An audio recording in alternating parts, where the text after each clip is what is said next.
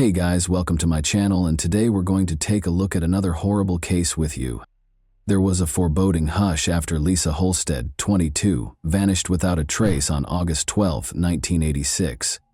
Authorities began a desperate search when her partner reported her missing, and an hour into the hunt, they discovered something gory.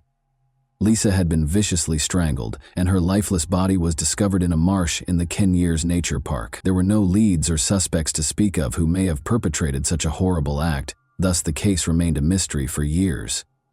Why would somebody choose to take the life of a woman who is so young and active? Today, we'll examine how the 34-year-old Green Bay cold case murder inquiry was resolved. So let's go right to the puzzle without further ado. The incident was committed in Green Bay, a city of around 104,000 residents, in the U.S. state of Wisconsin that is situated on the shore of Lake Michigan. It is renowned for its vibrant football culture and is the third largest city in the state. One of the National Football League's most successful teams, the Green Bay Packers, call Green Bay home. The city's economy is varied, encompassing sectors like industry, tourism, healthcare, and education. The historic downtown area, Bay Beach Amusement Park, and the National Railroad Museum are among the attractions available to visitors to Green Bay. In 1986, a terrible murder occurred here in Green Bay. A daughter with sparkling eyes was born on April 18, 1964. Lisa Holstead was raised by Judith Karen Peral Thompson, a tough and courageous single mother.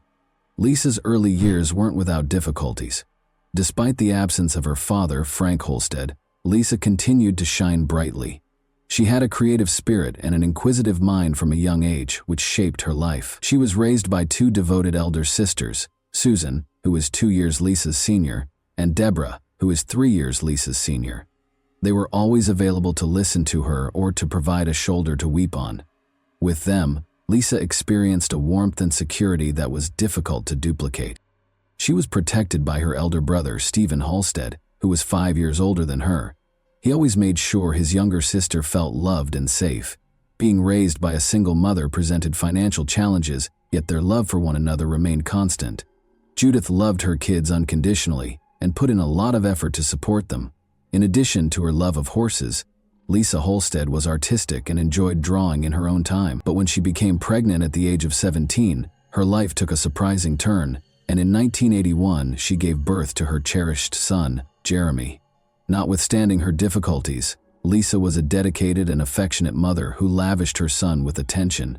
She put in a lot of effort to make sure Jeremy had the greatest life possible. As she raised Jeremy alone, much as her own mother had raised her and her siblings, her compassionate, gregarious, and imaginative nature was evident. Lisa Holstead was a strong, independent woman. She bravely decided to relocate across the country to Los Angeles in order to follow her ambitions since, although living with her family was comfortable, she longed for something more. After a while in 1981, she came to the realization that she and her son Jeremy needed a stable, tranquil life. In 1982, she discovered that in the Wisconsin town of Green Bay, where they established a house, Lisa was keen to further her education, even though she never went to college. From 1983 to 1984, she enrolled in a goal-oriented non-credit adult learning course at the Northeastern Wisconsin Technical Institute. Lisa was only 22 when she returned to Green Bay in 1986, but she had already achieved a great deal with her now 5-year-old kid at her side. In this new phase of their lives, she was prepared to face any obstacles that could arise. She even fell in love again, this time with John Sott, with whom she lived in a comfortable house in Green Bay. The pair had an oddball array of pets, including an eel and a bird named Herbie, and they relished simple pleasures like fishing and darts. Lisa adored every time she spent with her loved ones, and her passion for life and love for her family were clear in everything she did.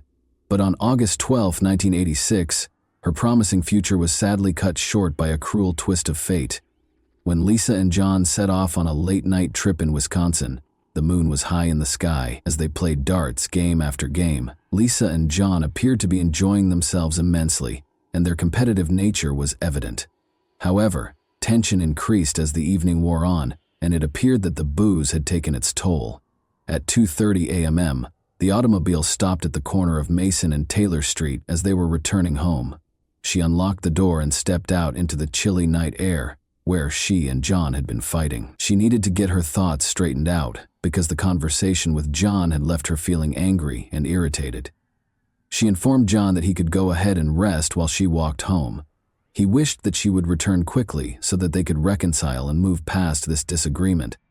John's concern turned into a bothersome feeling of dread as the hours went by and the sun rose above the sleepy town of Green Bay. He had the unshakable impression that something was seriously amiss, and Lisa had yet to return. Calling her name, he searched the streets and alleys but got no answer. Fear and uncertainty weighed heavily on his heart as he frantically went to the police station and reported her missing. 2 unwary employees in the Ken Years Nature Park made a horrifying discovery an hour after John reported her missing. On a typical day, the workers were walking along the riverside when they noticed a hand protruding from the water's surface. Curious, they halted their truck and walked to the water's edge. They would never be able to forget what they discovered there. A woman's lifeless body lying half-naked, as though she had been discarded like an unwanted item. They phoned the police right away, and when the Green Bay Police Department officers showed up on the scene a few minutes later, they saw a horrifying scene. Surrounded by towering reeds and murky water, the dead body of the unidentified woman lay in the marsh. In order to collect any evidence, the investigators made an effort to secure the area. The police discovered a tiny piece of cloth sticking out from beneath the murky waters as they searched the marsh for any hints that would help them identify the woman. They waded across the muck in haste to get the fabric, and when they looked more closely, they found an identity card in a pair of trousers' back pocket. At that point, they were able to identify Lisa Holstead as the victim. The case was declared a homicide once they came close to her body and noticed the telltale marks on her neck, sad proof that she had been strangled to death. Lisa's last moments were described in graphic detail in the autopsy report. Her blood alcohol content was discovered to be extremely high, measuring an astounding 0.25%, well beyond the legal limit. The autopsy at the time also showed that she had sustained numerous wounds that left her body covered in blood, a sight that could have troubled even the most courageous person. Even worse, the results of the medical examiner indicated that the main reason for her death was a horrific sexual assault. The alien DNA sample they had successfully taken from the victim's body was their only hope. For the police, finding the DNA was like locating a needle in a haystack. They didn't have a suspect to match it to, but they felt it was an important piece of evidence. Like a priceless diamond, the tiny sample was meticulously preserved. The investigators hoped that technology would eventually catch up with this evidence's potential and provide them with the answers they so urgently needed. Like wildfire, the news of Lisa's passing spread, leaving a path of sorrow in its wake. The loss of the lady he loved, the final quarrel, and the knowledge that he could have done more to protect her left her boyfriend John devastated. Her family was thrust into an agonizing and perplexing environment. Investigating quickly, the police spoke with everyone who might have had a reason to hurt Lisa. In the years that followed, investigators questioned every suspect, followed up on every lead, and made multiple trips back to the crime scene, but nothing seemed to reveal the whole truth. In order to piece together any lead or clue that would point to Lisa's killer, they even went back to the drawing board multiple times. However, they encountered dead ends in their endeavors. The situation just seemed to get more obscure with the passing of time. As the evidence eroded, possible suspects disappeared from view. After more than 30 years, the case was finally archived and sat collecting dust on a shelf. However, hope was rekindled in 2020 after the case had been unsolved for 34 years, when GBPD detective David Graff reopened the case and took the lead in the investigation with unwavering resolve. As he and his group went through the old case files, they saw a tiny vial that had been left at the back of the storage container. Inside was the culprit's DNA, which held the secret to solving the case. It was time to use the most recent forensic technologies to investigate her heinous murder. In an attempt to discover the identity of the murderer, he contacted Othram, a pioneer in the field that specializes in forensic genetic genealogy. In addition to revealing more about the suspect, this state-of-the-art technology would offer an intriguing look into the killer's family ties. The detective was finally able to unravel the complex web of this cold case with this new information. When the lab returned the results of the June 2020 study of the DNA, the Green Bay Police Department had a plethora of information about their suspect. The police were getting closer to the murderer with each new piece of information they learned from the DNA study. The police began meticulously tracking down the person's distant relatives' family trees, building a network of connections piece by piece, until they had 10 or 15 distinct family trees. They searched databases and websites as the investigation went on in an effort to identify groupings of people who might be connected to the victim. They discovered a group of people residing in other states after much research and excavation. They followed their trail and eventually discovered a link to Wisconsin, which brought them to Green Bay, the scene of the gruesome murder. In 1986, the year the crime was committed, the authorities discovered a family member who had been residing in Green Bay. They eventually located a suspect whose DNA might have matched the sample collected at the crime scene after several hours of labor. Finally, the long-awaited breakthrough had arrived. Investigators discovered that the man was Luke Griffin, who had previously been released on parole from the Green Bay Correctional Institution, where he had been serving time for the horrific crime of second-degree sexual assault and had a history of violence against women, including strangulation. The fact that Luke had been convicted of sexual assault in 1981, something that had been overlooked during the initial investigation, was what most startled them. The police appeared to have overlooked an important hint that had been in plain sight the entire time. But owing to Detective David Graff's and his team's unwavering efforts and the revolutionary science of forensic genetic genealogy, Luke's past eventually caught up with him. The investigators realized they needed to be very confident before making an arrest, since they had a suspect in their sights. Luke Griffin's DNA had to be compared to the crime scene profile. In order to find their main suspect, Luke Griffin, who had relocated to the city of Racine, the police set out on an exciting quest in September 2020. In an effort to find evidence against Griffin, the Green Bay detectives teamed up with the FBI, DCI, and Racine County officials to place him under surveillance. Luke was being pursued, and the authorities had no intention of letting him escape their grasp. They followed him to another Wisconsin town, keeping tabs on everything he did. They were observing him on September 18, 2020, when they noticed him sloppily throwing a cigarette butt on the ground and throwing some beer cans in a dumpster. He had no idea that these seemingly unimportant deeds would ultimately bring him to ruin. The cops swiftly gathered the abandoned objects and returned them to the lab for additional DNA testing. On September 29, 2020, the results were released, and the officials were overjoyed. The DNA matched exactly with that recovered from the crime scene more than 30 years ago. The sound of handcuffs snapping into place was heard as Luke was led from his house on October 28, 2020, at approximately 6 in the morning. As the police car drove away with Luke to Brown County Jail, neighbors whispered to each other and peered out from behind their curtains.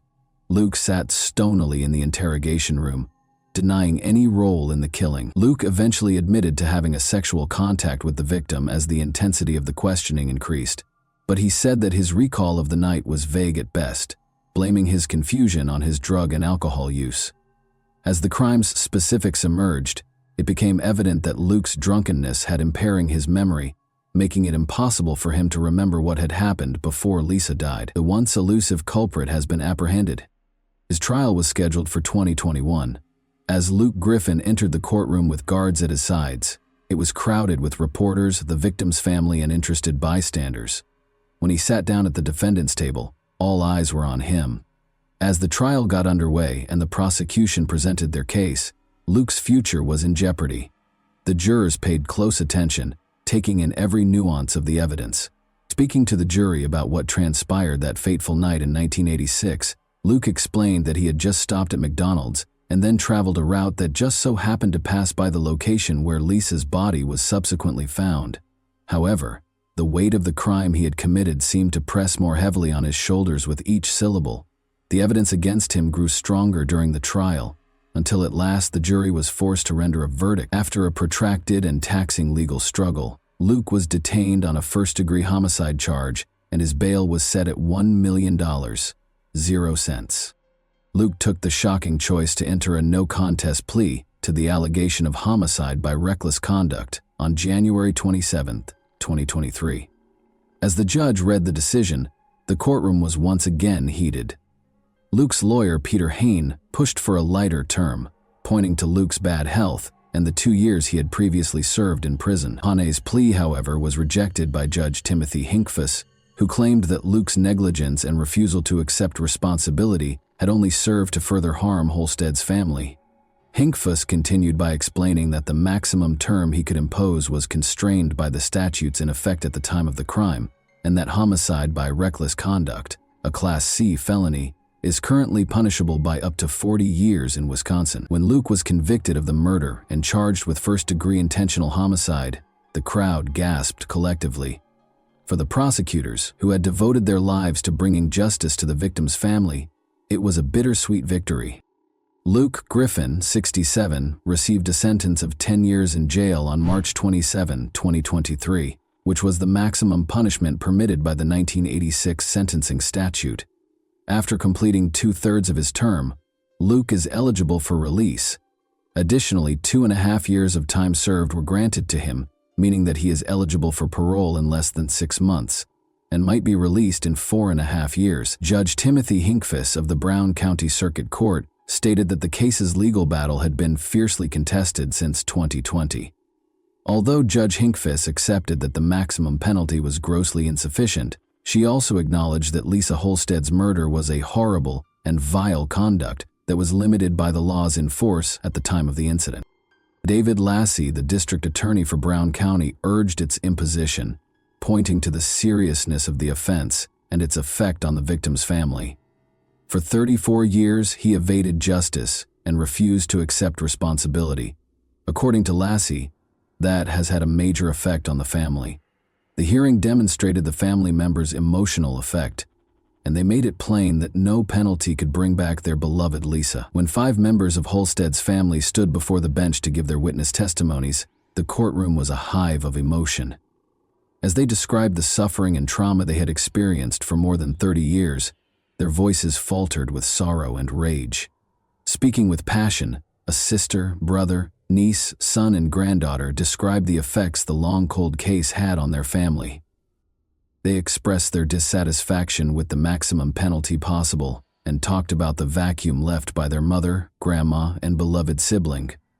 When Lisa's brother Stephen Holstead spoke to the man who had hurt his family so much, his voice was full of emotion.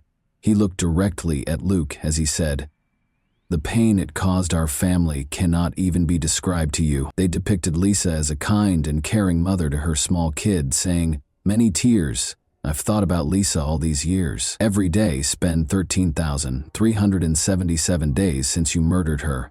The family talked of Lisa's trustworthy and gregarious personality, as well as her creative energy and love of music and art. Although they admitted that they didn't have many pictures or videos of Lisa, one family member brought a framed photo of her to the stage, and another played a clip of her singing when she was younger. The Lisa Holstead case serves as a monument to both the strength of tenacity and the astounding advancements in forensic science in recent years. Even though it may have appeared like an intractable enigma for decades, justice was eventually served thanks to the relentless efforts of law enforcement and the application of state-of-the-art forensic procedures. What punishment do you believe Luke should receive for his offense?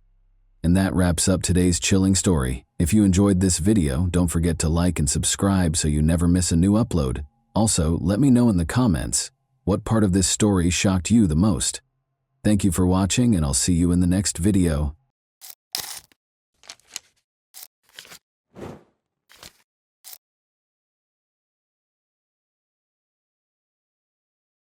This is exactly what Kaniong's story is about.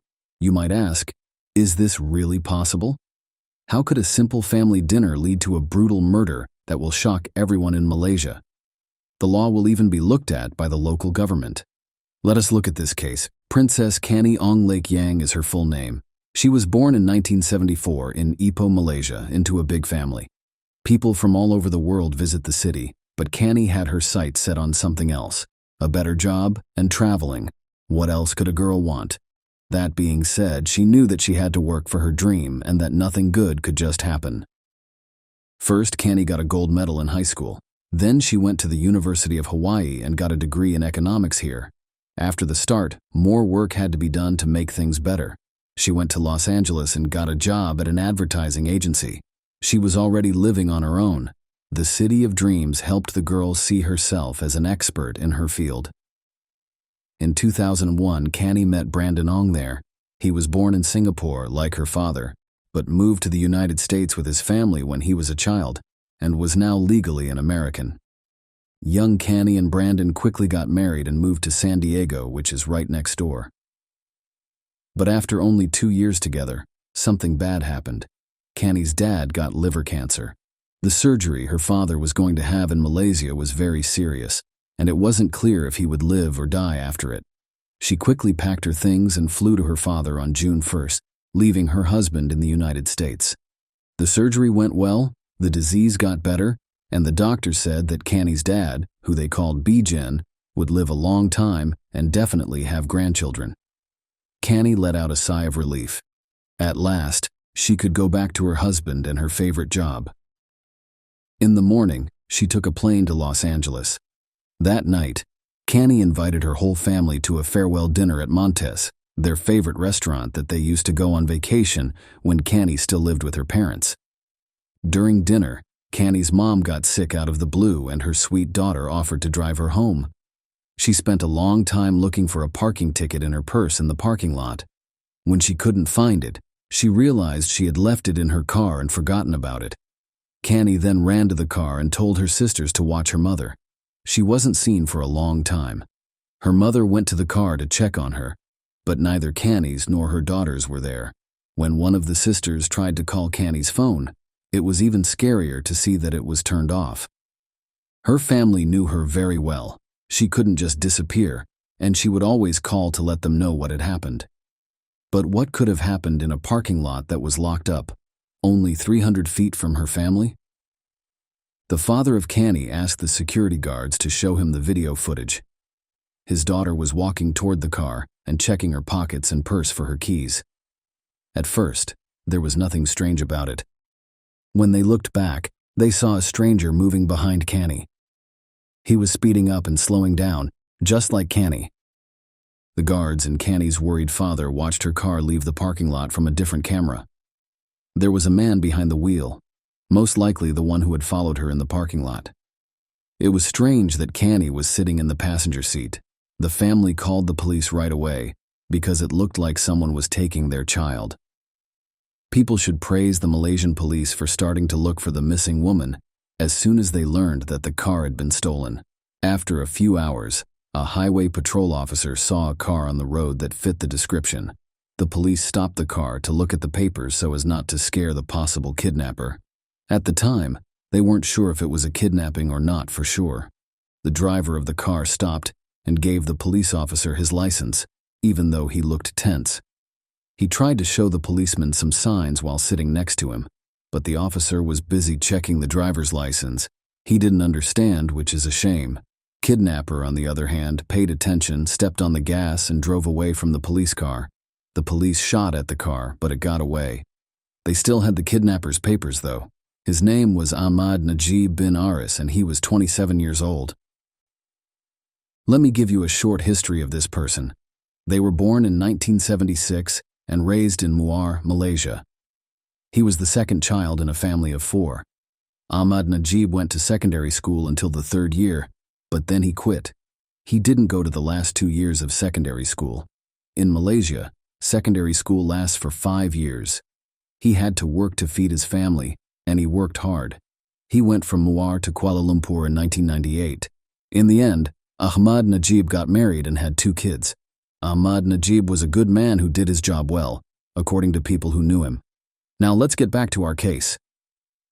After some time, it became clear that the shooting at the car had an effect. A young man went up to the police and told them a strange story. He told the story of a stranger who approached him at a roadside cafe while he was eating dinner. The stranger said that he was on vacation with his wife but had a flat tire on the way and could not go any further. The young man was happy to help the stranger. He got a jack from the trunk and gave it to the traveler when they got outside. But he saw bullet holes in the car, and in the front seat, he saw a scared woman who didn't look like a wife taking a carefree vacation with her husband. But the so-called husband didn't change the tire himself. He just played around with the jack for a while, complained, and then gave it back. The police knew right away that it was Canny, and that Ahmad was the one who took her. But that was the last time anyone saw Canny alive. Not long after, on the third day, Kanyong, or rather her body, was found in a sewer manhole near a construction site. It was almost completely burned to the ground. The autopsy will show that the woman was stabbed several times in the stomach and then choked to death. Another thing that was found nearby the construction site was Canny's car, which had a shot tire and blood on the back seat.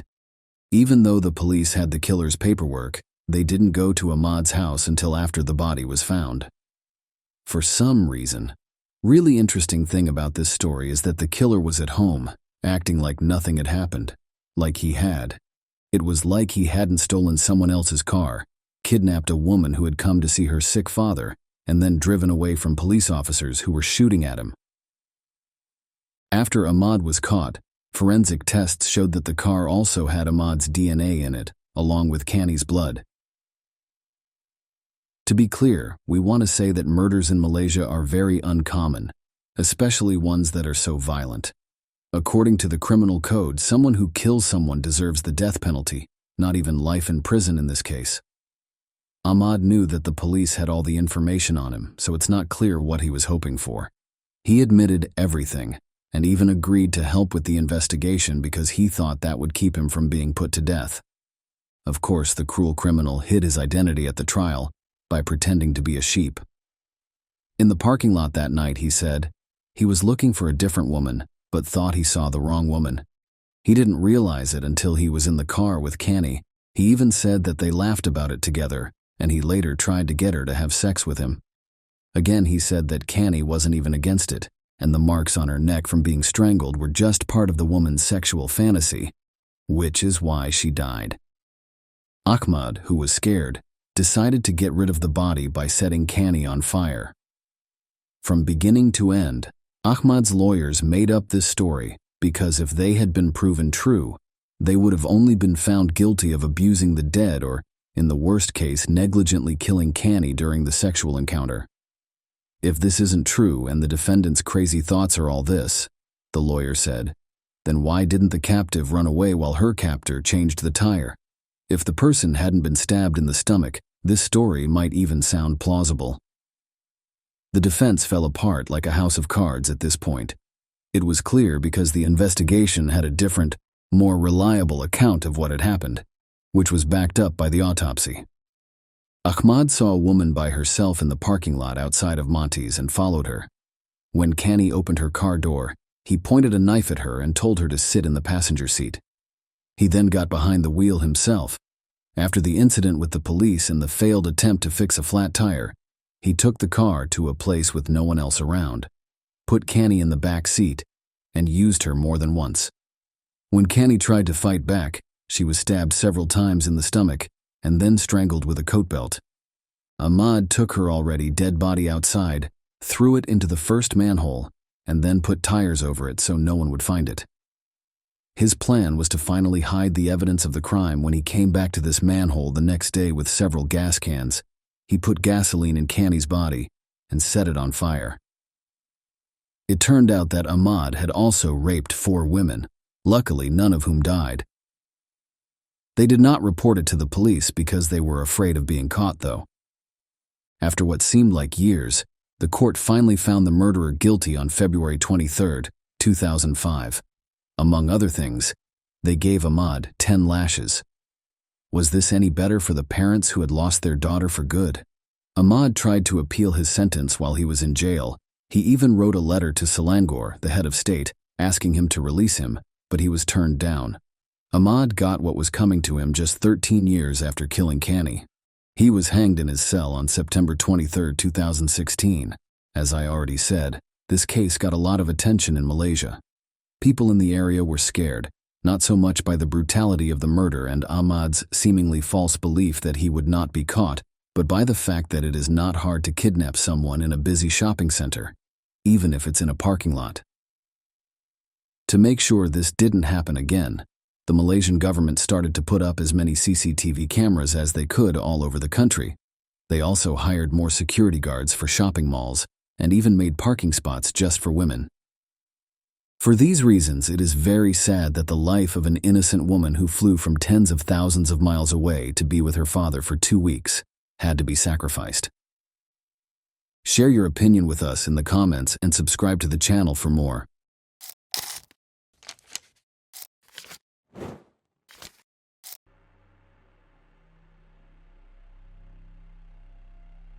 The Beverly Liggett case exemplifies madness by inheritance when a favorite son becomes an executioner. Unfortunately, genetics is inextricably linked to a wide range of inheritable diseases. These include some mental illnesses. However, an existing predisposition is only a risk and probability, not a guarantee that the child will inherit this or that disease. Naturally, every parent hopes that his children will inherit only the best, and that diseases will avoid offspring. Many experts believe that there are no specific genes for the transmission of mental illness, meaning that no single gene is necessary or sufficient to cause the disease. Nonetheless, mental illness is often passed down through families. This is precisely the issue confronting our heroine today, Beverly Liggett, who sincerely believed that her children would be unaffected by such a condition. And while Beverly, his daughter, grew up to be a perfectly healthy and balanced woman, the son appears to have suffered a double blow, which he blamed solely on his mother. It should be noted that this man's intelligence was unaffected by his mental disorder. On the contrary, Beverly Liggett was very clever and calculating, which makes his atrocities even more sickeningly creepy. Beverly Liggett was born on October 1, 1956, in Colorado's capital, the picturesque city of Denver. She was raised with her older brother Stephen and sister Martha in a typical family of Barbara and Edwin Liggett, who spent their entire lives in their hometown, rarely leaving its borders. Beverly attended a local college after graduating from high school, but was unable to attend university for a variety of reasons, including her health and drug use. The girl worked as a salesperson but married at the age of 26 and had 2 children. She devoted herself to her family for many years and was solely focused on raising heirs and building a home in 1988. Beverly gave birth to her long-awaited firstborn son Ra, followed by a daughter named Libby a few years later. The young woman genuinely didn't care about her heirs and lived for them. However, her marriage ended in the latter half of the 1990s. The husband abandoned the family and relocated to another state, no longer caring about his ex-wife's fate or participating in the lives of his children. Beverly was forced to work 2 jobs at once. However, thanks to her diligence and determination, the family of 3 did not require anything. She and her children relocated to the suburbs of Denver, a small and relatively new town founded in 2001 for the town's centennial, where they rented a cozy, spacious home. In the mid-2000s, Beverly met a man named Seth Miffy on one of the dating sites and began corresponding with him, which eventually led to a romantic relationship. He inspired her lover to finally pursue her dream of higher education. Liggett chose medical school because he'd had always wanted to help people and felt that helping others was her calling in life. At the time, she was over 50 years old, and she was twice the age of her classmates. However, she quickly found common ground with them and is remembered as a sociable, attentive, and responsible miniature brunette nicknamed Caring Angel. Beverly's incest romance lasted approximately 5 years before the couple decided to officially legalize their relationship. For the 2 of them, the step was serious, but they were prepared. Beverly was overjoyed because she finally had a college degree, a higher-paying job, and was about to marry the man she loved. Her children had reached the age where they could live independently. However, her son's area was a source of genuine concern and apprehension, and there were several good reasons for this. A hereditary disease. The Liggett family had a sensitive issue that they tried to keep hidden from others and never discussed with outsiders. Beverly and her sister Martha were diagnosed with bipolar affective disorder at a young age, which is characterized by frequent mood swings from manic to depressive states. The disorder occasionally worsened. However, Martha experienced minor discomfort associated with this disorder, and the prescribed medication quickly produced positive results. Beverly occasionally required hospitalization because she was on the verge of committing suicide. This was the reason she was unable to attend university at the time, and it was also the reason her marriage with her children's father ended. It's also worth noting that her mother, Barbara, suffered from long-term depression, but she had this problem in her 40s. After that, no one provided qualified assistance to the woman at the time. As a result, she spent almost her entire life fighting her illness alone. Beverly was certain that the mental disorder in their family was passed down exclusively through the female line, because the disease manifested itself in her mother, herself, and her sister, while her brother, Stephen, remained completely normal.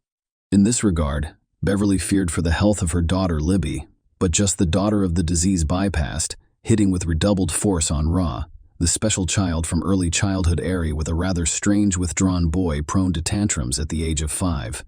He was diagnosed with autism, and later a whole host of other mental disorders and abnormalities were added. He could withdraw into himself and completely abstract from what was going on around him. But Sue, he was particularly fond of chemistry and physics. The boy solved complex problems quickly, performing the majority of his calculations mentally. His intelligence was above average, but his social and communication skills were virtually non-existent. Flatmates avoided or mocked the strange and unsociable Pierre. Ari had no friends, was uninterested in learning about the world around him, and was aggressive and violent, resulting in animal cruelty and attacks on other children. The boy was repeatedly hospitalized and given medication to treat his condition. However, at home, he frequently stopped taking the prescribed medication and quickly returned to his previous state. His parents attempted to persuade him to take the necessary medications, but as he grew older, it became more difficult for him to ask or speak calmly, and he always got his way with tantrums. The boy could isolate himself and not speak to anyone for weeks, but he could talk for hours to himself or to an imaginary interlocutor. When things get bad, he became dangerous to others, and his relatives occasionally insisted on his mandatory hospitalization as a dangerous teenager. As a teenager, I learned that his mother and grandmother also had mental health issues, and his mother had to be hospitalized on occasion. During that time, Barry despised his mother and blamed her for all of his problems. He believed she had given him a disease that was ruining his life. The young man grew increasingly uncontrollable. He threatened his loved ones with violence and was constantly perplexed as to why his own sister's family curse had been ignored. Being with him under the same roof became dangerous, and the first couldn't stand the head of the family. He filed for divorce and literally fled. Despite his diagnosis, Ra was able to enter university with a high passing score. However, he was expelled in his first year after bringing a homemade firearm to campus and threatening a fellow student with death. At the time, he was arrested for the first time, but was only sentenced to an educational talk, the confiscation of the weapon, and expulsion from the university. Beverly contacted the police about a year later and requested that they come to their home right away to apprehend her son, who was threatening to kill her and her daughter, and appeared to be very serious. However, the police handed over the violent young man to psychiatrists, who, after a brief hospitalization, released him home and prescribed medication. Ari, of course, did not accept the hateful stepfather. Ari was 18 years old when Beverly met and started dating Seth. The couple quickly decided to live together, but Ari immediately took his mother's new chosen one in the bayonet. He tried everything he could to get him out of the house, including threats, scandals, and even fights. The appearance of another man in the house, which his mother perceived as a personal insult and betrayal, prompted him to do his best to support his beloved. He looked for a specialist who could assist the young man in paying for his clinic treatments, but the more he tried, the longer he despised him. The thought of this man becoming his stepfather and a member of their family, combined with his fear and depression, makes him aggressive and dangerous. That Missy repeatedly told his wife that her son was old enough to live independently. He could study or work normally if he took his medication correctly. Beverly Leggett was well aware of this, but she loved her son and could not abandon or take him mount, so she continued to endanger her own life through her obsession with guns. The young man's hobbies evolved over time, becoming increasingly bizarre, sophisticated, and dangerous. He had a weakness for weapons, and more specifically, he was obsessed with them. In the basement of his own home, he gathered homemade firearms, literally from improvised materials, on his knees, demonstrating once more that the man was very smart, clever, and enterprising. However, Ari was not limited to a single weapon, and came up with the idea of creating an explosive device. He found all of the information he needed on the internet and purchased or ordered the components he required, as well as the substances he couldn't find. He made the decision to synthesize at home himself. Using his extensive knowledge of chemistry, Beverly was suspicious when she found her son in the backyard of the house, and because he refused to answer questions and behaved strangely, She immediately called the police. As it turned out, she did it just in time, because the police discovered an almost ready bomb in the house during their search. In addition, they discovered and seized a modified rifle, several pistols assembled from various model parts, a silencer, and a large number of spare weapon parts. Our computer search history from the previous few months was reviewed and studied. The FBI became seriously interested in the young man because they suspected he was planning a large-scale crime. In Ari's room, there were also numerous jars of poisonous substances on the shelves, such as arsenic and potassium cyanide. He could not explain why he bought them. The young man was arrested the same day, but he was only charged with misdemeanor possession of weapons and careless handling of dangerous chemicals that could result in death or serious injury. However, he pleaded guilty, cooperated with the investigation, and received only a 1-year suspended sentence, after which he returned to his home and resumed terrorizing his mother and sister, citing the threat of reprisal and the medical profession's indifference. Ari became enraged and hateful following his arrest and suspended sentence. Not a day went by without him threatening to kill his family in their sleep or burning down their home after locking everyone inside. He was then hospitalized again, this time for 3 months, in a psychiatric hospital. In addition to previous diagnoses, doctors found signs of schizophrenia and acute psychosis in the young man.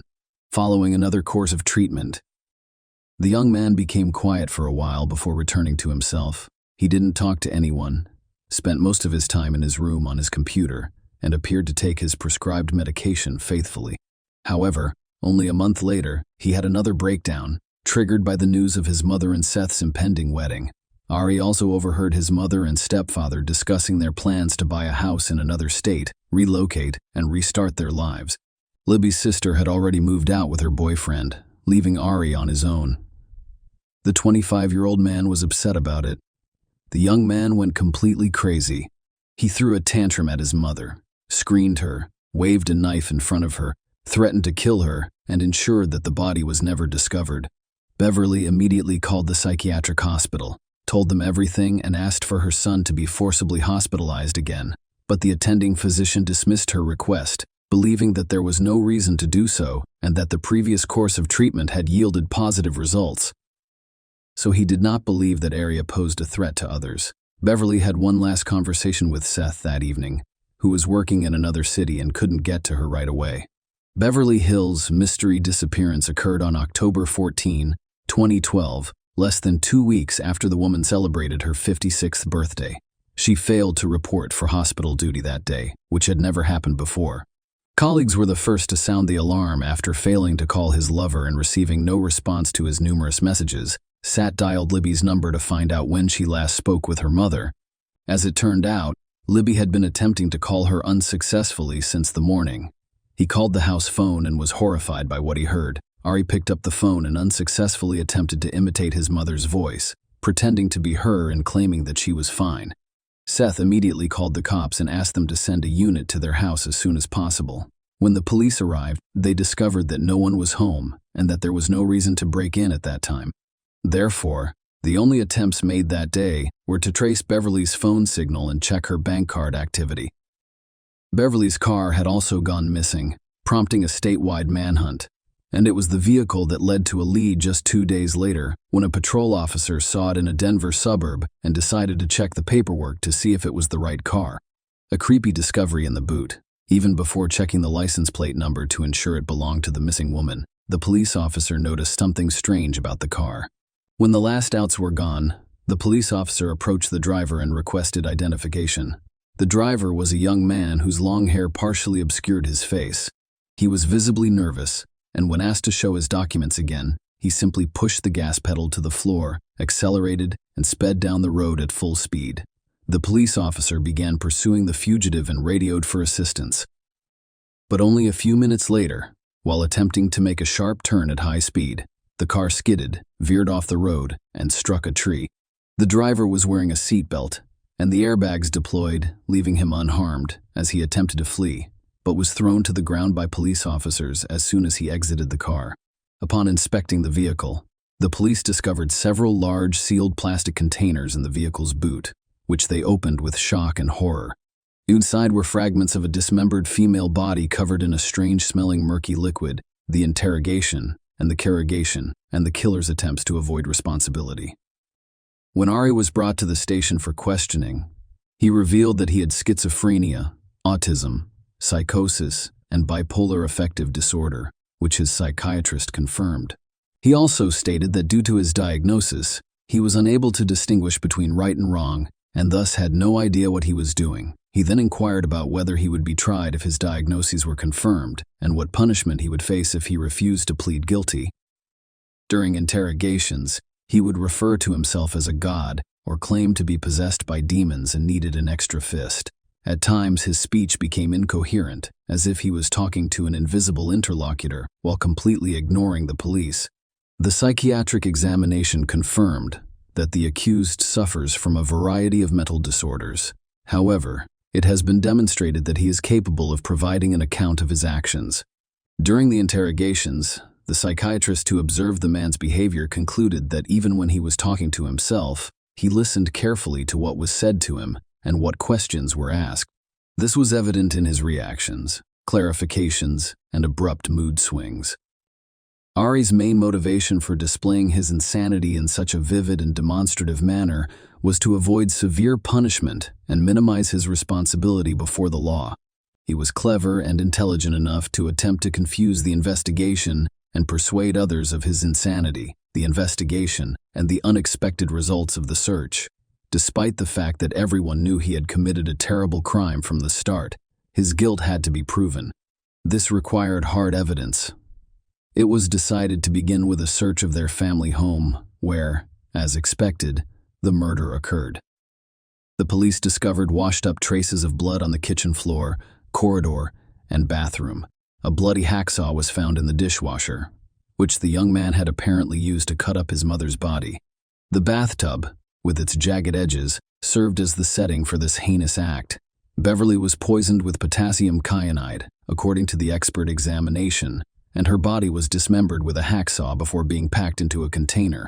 Vials containing the aforementioned poisonous substance were discovered in the kitchen of Ari's room, as well as in the basement of the house, where the man had a sort of chemical laboratory. In addition, under the bed in his bedroom was the corpse of Beverly's favorite cat, which had also been poisoned. This implied that the perpetrator had practiced on the animal before killing the mother. Remember the strange liquid in which the dismembered body's fragments were placed. As it turned out, it had a special chemical composition that can accelerate the process of tissue decomposition. The killers had already found the recipe on the internet and decided to literally dissolve the corpse and hide the bones in the mountains so that they would never be discovered. Based on all of the evidence found, the following picture of the massacre emerged. On the eve of the tragedy, Ari had a heated conversation with his mother, threatening to kill her again. He was so convincing, but Beverly, terrified for her life, called her son, the psychiatrist, with a request to immediately hospitalize him. However, the specialist ignored the request, believing that his patient posed no threat to others. In the evening, after testing the poison on a cat, the young man poisoned his mother, took her body to the bathroom, and began cutting it up with a hacksaw. It's still unclear how he got his mother to take potassium cyanide. It probably took me all night to finish the gruesome job because when Sass called the house phone in the morning, the perpetrator was still in the house. Aries and carelessly cleaned up the blood stuffed into the saw into the dishwasher and packed the body into several chemical-filled containers. He placed the containers in the boot of his mother's car, which he used to leave the house. The following events are already known to you. When this version was presented to the defendant backed up by hard evidence, he began to justify himself and change his testimony. He claimed that his mother committed suicide by voluntarily ingesting the poison and that he only discovered her lifeless body. According to the guy, he was terrified of being left without a source of income because he did not work and lived at her expense. He then decided to dispose of the body so that she could be considered missing. According to his plan, he would continue to live in the house and use the deceased's bank cards and accounts. The young man's story sounded crazy, and no one doubted that he was mentally ill, but it was also clear that he had meticulously planned the crime in advance. It was not a temporary insanity, a state of affect, or an outburst of rage. He had carefully planned each step and carried it out. Arias's possession of chemicals that accelerated the decomposition of the body, which he had purchased in advance, was one of the most compelling evidence that the crime was premeditated. Furthermore, according to his search history, he thoroughly researched them months before the crime, trial, and sentence. As I previously stated, the psychiatric examination confirmed our diagnoses. However, experts concluded unequivocally that he was aware of his actions and had carefully planned the massacre of his mother. He continued to insist on his insanity, despite realizing that it was pointless to pretend to be insane. The trial was held in November of that year, a month and a half after the crime that shocked the entire state.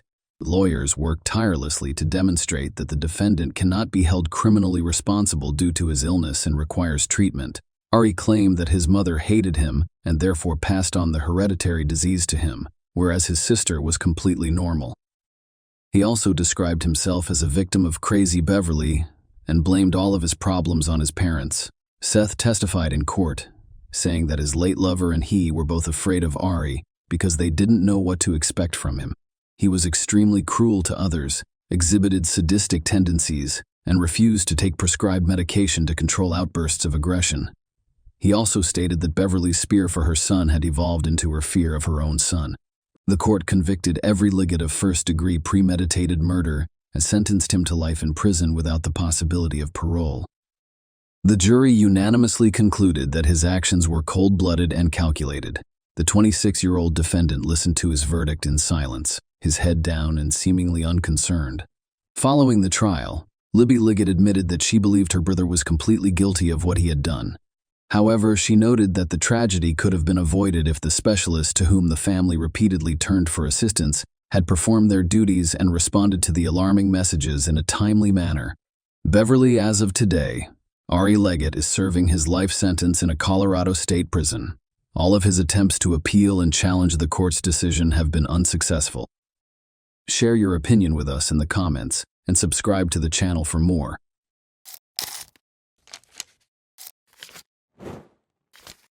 Hey guys, welcome to my channel, and today we're going to take a look at another horrible case with you. In the case of Jenna Burley, she was discovered in a plastic container outside of town while attending a friend's birthday celebration.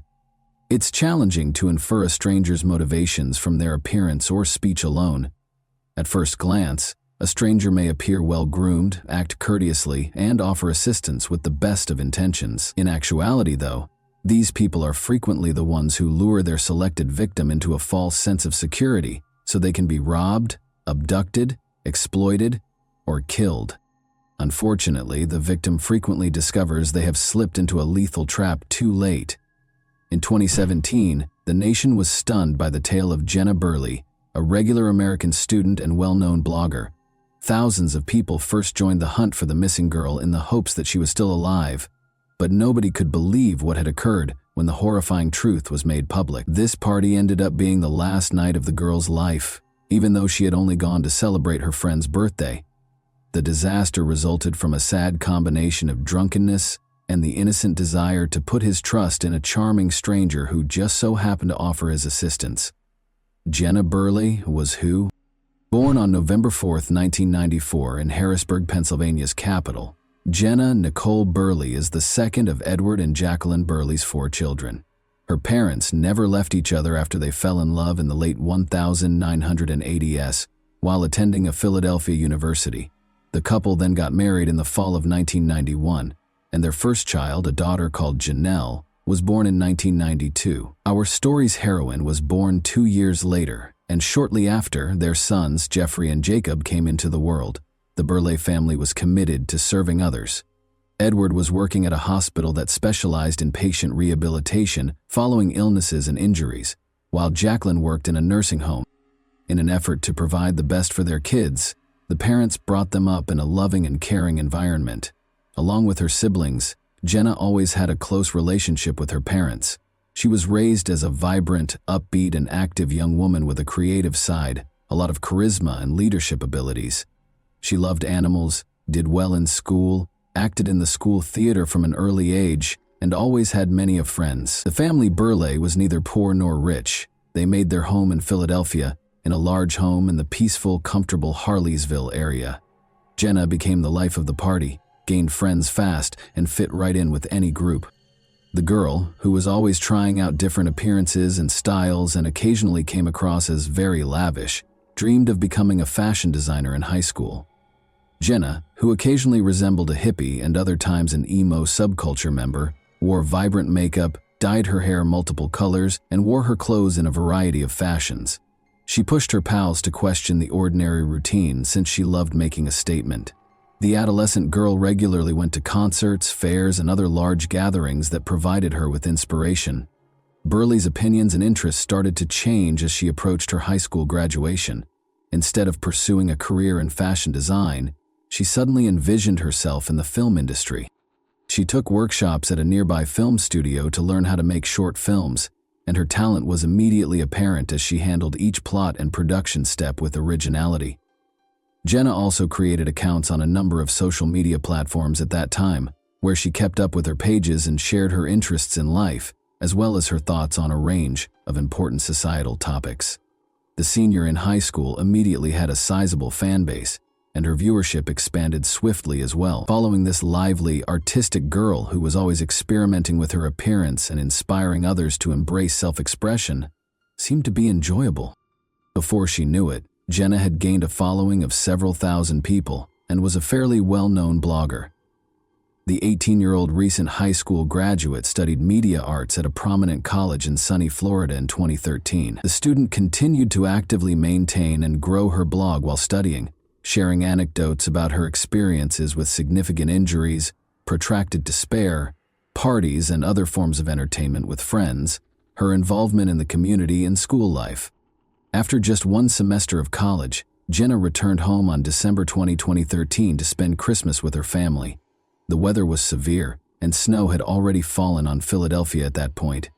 Jenna wore utterly improper shoes and failed to account for the stark contrast from Florida, which led to her slipping and falling and severely breaking her ankle before she ever made it to the house. A double fracture with displacement was discovered by X-ray, necessitating surgery and the installation of specific pins and plates.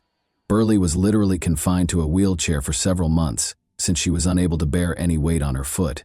She then had to go to regular physiotherapy sessions and relearn how to walk. In this time frame, additionally, she contracted pneumonia, which made her recuperation much more difficult and time-consuming. The girl was quite disappointed that she had to take a leave of absence from school in order to concentrate on getting better. She only found comfort in social media, where Jenna engaged in active communication with her followers, and in her personal blog, where she shared excerpts from her ideas and journal entries. Nearly every day, Jenna uploaded new videos in which she addressed a variety of subjects and answered questions. She was an outspoken opponent of zoos, dolphinariums, and other establishments that keep animals in captivity and use them for entertainment. She also raised awareness of the challenging situation of the homeless, pointing out that those in warm, temperate regions had it much easier than those in Pennsylvania, where those without a roof over their heads run the risk of freezing to death on the streets. Additionally, Jenna, who was already actively involved in charitable work on a regular basis, started planning fundraisers to provide necessities to homeless and animal shelters. Jenna started creating her own jewelry while she was recovering, selling it online and giving away all the money to help those in need. She emphasized that what may appear to be junk filling a closet to some could be a true treasure to someone less fortunate, and she actively urged her followers to donate unwanted stuff to charity. Jenna ended up staying at home for over a year rather than just a few months because the recuperation process took so long. She enjoyed the puppy she got from a local shelter during this period, and she wrote about it on her blog every day, sharing tales of their daily adventures. However, despite her outwardly positive attitude, Jenna experienced a severe depressive episode in the fall of 2014. She openly acknowledged that she needed professional assistance from a psychiatrist because she was unable to manage on her own any longer. Speaking candidly about her struggles with mental health, Burleigh shared her doctor's advice and talked about the support she received from her family and pet. During this time, the blogger's following increased many times as a result of the fact that many young people could identify with the difficulties she detailed and appreciated her candor. Jenna traveled to sunny California in the beginning of 2015 with her father and younger brother Jacob. In her social media posts, Jenna expressed how much better she felt, and the joyful pictures taken from the beach made it obvious how close she was to her family, the everlasting student. Jenna chose to transfer to a school in her hometown rather than go back to Florida when she recovered completely and traveled with her family. She enrolled in Montgomery County Community College, a Philadelphia suburb, and decided to live at her parents' house. Burley, meantime, kept up her blog and created quick films on a variety of subjects. After graduating with a bachelor's degree in the humanities, Jenna made the decision to attend college, enrolling at Temple University's School of Film in 2017. Jenna decided to remain at her family's house rather than move into a dorm. Because the campus was only a half-hour drive away, she no longer needed to rely on family members for transportation to class because she had upgraded her room and purchased her own vehicle by that point. Jenna was 4 to 5 years older than her peers when she started university, having already reached the age of 22. Still, they were in agreement, celebrating, going to concerts, hanging around, and having a good time. The birthdays of each other. It is important to note that Temple University, one of the biggest universities in the nation, is situated nearly in the heart of the city. There are a lot of stores, malls, eateries, bars, and other establishments all around the university. Thus, life is busy here. You could say that after lessons, students always have a place to unwind and rest. Jenna was involved in an automobile accident on her way to school a few days after classes started in late August. Her automobile was severely damaged, but luckily she was not hurt because she was wearing a seatbelt. From that point on, she was typically driven to school in the mornings by her father or one of her younger brothers. Sometimes, if Jenna stayed in the city late, she would spend the night at a friend's house, but she always told her parents in advance. Fatal mix-up on Wednesday, August 30, 2017. At the party, Davis, a close friend and classmate of Jenna's, was going to one of the bars to celebrate his birthday. Among those invited to the celebration was Jenna, who was expected to spend the night at the birthday boy's house in order to attend class with him on Thursday morning. To ease her parents' anxiety that night, she told them ahead of time. Taking pictures and sharing them on social media was a lot of fun for Jenna Davis and her 5 friends. As they went from bar to bar, they made new acquaintances who joined them, wishing the birthday boy a happy birthday and raising a glass to his good health. The gathering had altered considerably by 11 p.m., and everyone was in a rather inebriated state. It was around midnight when the buddies ended up in a crowded little sports pub. Because his buddies had planned a surprise for him, which involved kidnapping him and bringing him to another location, the birthday boy had moved aside. He told Burley about it and asked her to text him when she was going to be to his apartment so they could spend the night together. Jenna and the others remained in the pub. A couple students invited Jenna to stay at their house, and several sober drivers offered to drive her anywhere she wanted to go. However, Jenna said that she had previously arranged to visit Davis' home, but by 1 in the morning, friends started to depart, and Burley was unaware that everyone who had offered her a ride or a place to stay had already vanished. A mix-up happened, with disastrous results. Until the very last minute, Jenna thought she would go with someone from the bar, so she bid her pals farewell and promised to remain a little while longer. She was seated at the bar with a bunch of strangers when she finally realized what was going on, and they quickly departed as well. When Jenna realized she was alone and that the bar was shutting at 2 in the morning, she began messaging Davis to implore him to come get her. But the man didn't hear anything because he was asleep at home, and his phone was in a different room. Jenna attempted to call some additional pals, but they were either not able to hear their phones or were too inebriated to answer. It didn't seem safe to stroll around the city alone at night, and she didn't want to disturb her parents. The student's disappearance. Upon checking his phone in the morning, Davis got extremely worried after initially believing Jenna had spent the night somewhere else. Jenna had sent him multiple messages and made 2 attempts to call him, requesting that he pick her up from the bar. The final message she sent was simply, "Help me." Her phone went off when he attempted to call her back. Burley never showed up to the university, but he still thought his friend was all well and would attend class as normal. None of the friends who had joined them at the bar the previous evening had hosted the student in the afternoon, so Davis called and paid them a visit. To find out if Jenna had come home, one of her pals called her parents. She recounted what had transpired after they said no, and Edward and Jacqueline hurried to the college in less than 30 minutes. To discover out where and who had last seen their daughter, they talked to her pals. The Burleys went straight to the police to report their daughter missing after receiving no helpful information, requesting that a search be conducted right away. Jenna had sent numerous classmates notes requesting assistance, which added to the urgency of the situation. The academic buildings and dorms were the first locations examined, but the missing student was nowhere to be found. After that, the police called nearby hospitals, but no women who fit Jenna's description had been admitted in the previous 24 hours. The last time they saw the student was in the sports bar, according to everyone who had dealt with her the night before. She was dressed in blue pants and a motivational white t-shirt. She had a light blue hoodie knotted around her waist with a slogan on the front.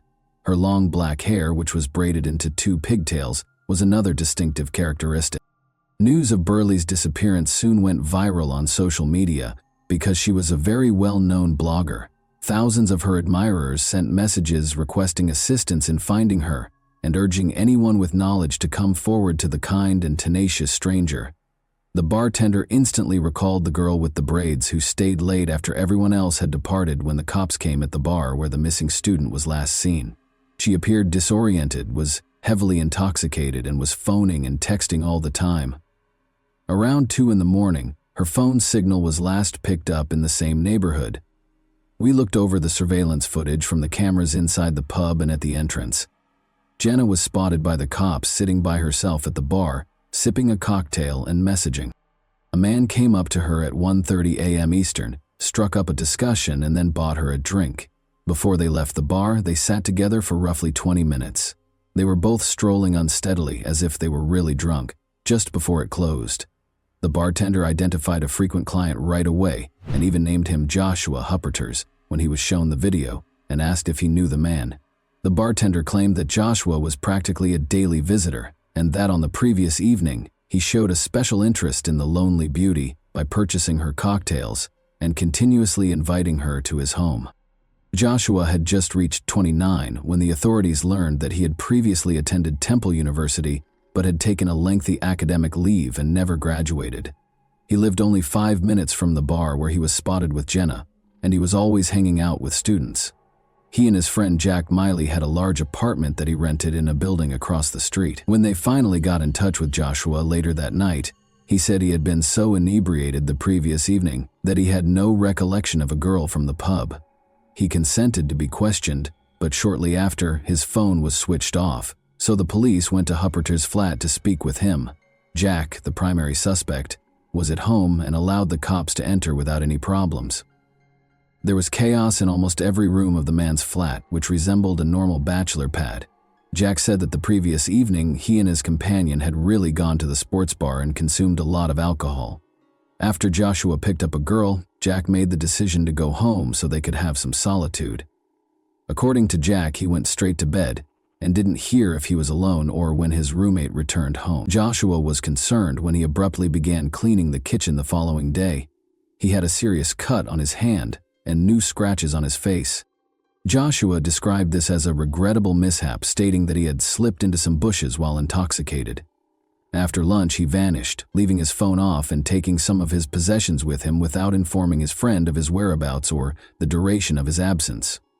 The guys resided in a big apartment with a second exit that led to the backyard, which was unguarded. There was a roll of paper towels on a dresser, smeared with what appeared to be blood, and a pair of men's sandals beside the entrance with odd brownish stains. Additionally, the kitchen smelled strongly of cleaning supplies, and there were multiple empty cleaning product bottles lying about the floor. All of this sparked serious suspicions, and Joshua was subsequently regarded as the primary suspect in the student's disappearance case. When the authorities looked into Upper Terrace's past more, they found that he was born and reared in Philadelphia and that he had experienced trauma from the early death of his father, who had been brutally murdered. Joshua attended Temple University until he was 29 years old, but he never received his degree. He has previously been involved in legal troubles for selling illegal narcotics to pupils. He had also been accused several times with assaults against women in an effort to force them into intimacy and had served several months for burglary. There was still no word on the whereabouts of the missing girl, and the search and initial questioning of the fugitive revealed that the suspect could be quite dangerous. After the FBI became involved in the inquiry, it was quickly established that Joshua's phone had last been in use in Wayne County, close to a lake approximately 230 miles north of Philadelphia. The fugitive may be hiding in the home of his grandmother, who was found to reside in the neighborhood. In fact, Hupperters was captured at the home of his maternal grandmother. He didn't resist and seemed at ease. He insisted that he was intoxicated on the night of August 31 and, when questioned about the new injuries on his body, he reiterated the tale he had told his roommate Jack about falling into bushes. He gave an explanation for his abrupt departure, saying he wanted to spend the final weekend before courses began with his family. He became silent and wanted a lawyer when the police brought up the fact that they knew he was not enrolled in any university. Experts visited the Philadelphia fugitive's flat, meanwhile, discovered blood traces in the garbage can, on the floor, and in the plumbing.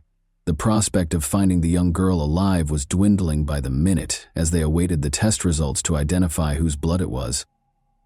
Along with over $20,000, 0 cents, in cash, many bags containing various illegal substances were discovered during the search of Joshua's room. The enigmatic container. Investigators kept searching Hupperter's house, including the garbage cans, which were fortunately still empty, and the backyard, which was reachable by the second door in the corner. A light blue hoodie, a slogan-emblazoned t-shirt, a sports bra, and a black hair tie with a few dark hairs were discovered inside a black bag. The clothes that were discovered in the trash were very similar to what Jenna was wearing on the day she vanished. Even worse, there were bloodstains on the objects, which made it look quite unlikely that the girl was still alive. Still, the suspect said nothing, and the hunt went on. Hupper Therez's stepfather suddenly called the police on September 2 to report that the man had visited his mother's Jenkintown home on August 31. He had arrived in a taxi with a heavy, large, opaque plastic container. Joshua clarified that it held his books as well as a few personal items. The following morning, he took another taxi and left the container at the garage. Given his stepson's criminal history, the stepfather thought this was suspicious because the container was abnormally weighty and had an odd smell. Without alerting his wife, the old man made the decision to call the police. Although he was unaware of Joshua's subsequent whereabouts, he overheard him requesting that the driver refrain from recording the journey on the app and pledging to pay with cash. By the time the stepfather, Hupperter's, had been caught and a search of his grandmother's home had turned up nothing untoward, the gruesome discovery in the shed had been discovered. Authorities believed the enigmatic plastic container may have been sunk in a lake, but the container's destiny was still unknown. They thought about using divers to help with the search, but things took a surprising turn. Joshua discovered that the spouse of Joshua's grandmother had a little shed far from the home, almost obscured by trees and plants. Although he hadn't used them in a while, the man kept fishing equipment and an old boat there. He chose to inspect the shed on September 3 and discovered that the door's lock was broken. He went in fearing robbers, but everything was in its proper place, aside from an odd container that had never been there before. He flinched in terror when he opened the container. There found a young woman's naked, badly disfigured body inside. He reported the gory discovery to the police right away. The authorities summoned Burleigh's parents for identification after rapidly determining whose remains the retiree had discovered in his shed.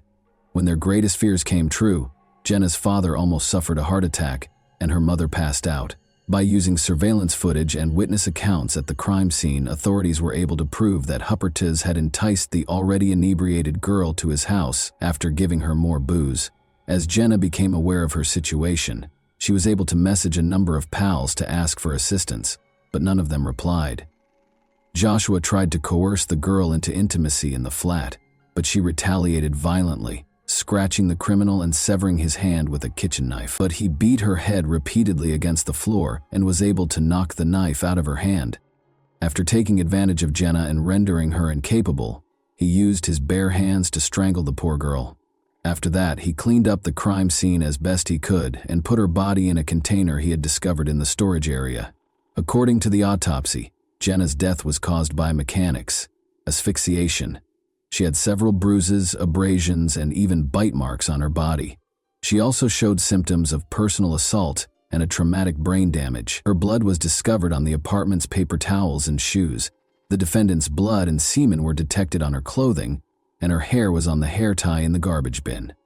Hupperter's guilt was never in question, but he refused to accept a plea bargain or acknowledge it during the trial and punishment. In addition, a backpack with his documents, money, and a few necessities was found during a search of his grandmother's home, suggesting that the offender had planned to escape but was apprehended just in time. Only a year and a half after the horrifying crime, in the spring of 2019, did the criminal and attacker's trial start. By asserting that the murdered girl had willingly entered Joshua's room and provoked him, the defense lawyers made a valiant attempt to place all the guilt on her. But everyone in the room was indignant at the defense's remarks. The defendant was found guilty on all counts following 9 days of hearings, and he was given a life sentence with the chance of release only after 60 years. And that wraps up today's chilling story. If you enjoyed this video, don't forget to like and subscribe so you never miss a new upload. Also, let me know in the comments, what part of this story shocked you the most? Thank you for watching, and I'll see you in the next video.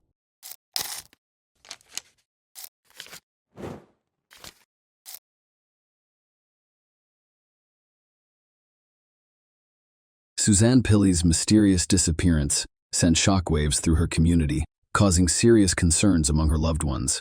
Suzanne, a 38-year-old bookkeeper, was scheduled to start work at 9 a.m. that fateful Tuesday morning at Infrastructure Management on Thistle Street, Edinburgh, Scotland. However, as the morning progressed and Suzanne failed to appear at her desk, her coworkers became increasingly concerned. It was completely out of character for her to arrive late or leave work without notice. Concerned about her unexplained absence, Suzanne's coworkers decided to contact her parents, Robert and Sylvia Pilley. Suzanne had last communicated with her parents at 8:30 a.m. when she texted them to say she was on her way to work. Given this text message, her parents became very concerned about her well-being when she did not arrive at work as expected. They suspected that something unusual had happened during her commute because they hadn't heard from her since the initial message. Suzanne's parents, who were growing increasingly concerned, immediately reported her disappearance to local police that afternoon. In the days that followed, law enforcement launched an investigation, making public requests for information and interviewing people who knew Suzanne. As the investigation progressed, several unsettling facts emerged. Suzanne's bank cards and phone had shown no activity since her disappearance. She hadn't used her bus pass and hadn't communicated with any of her friends or family members. Furthermore, Suzanne's family believed she would not have left without informing anyone because she had responsibilities at home, such as caring for her pets.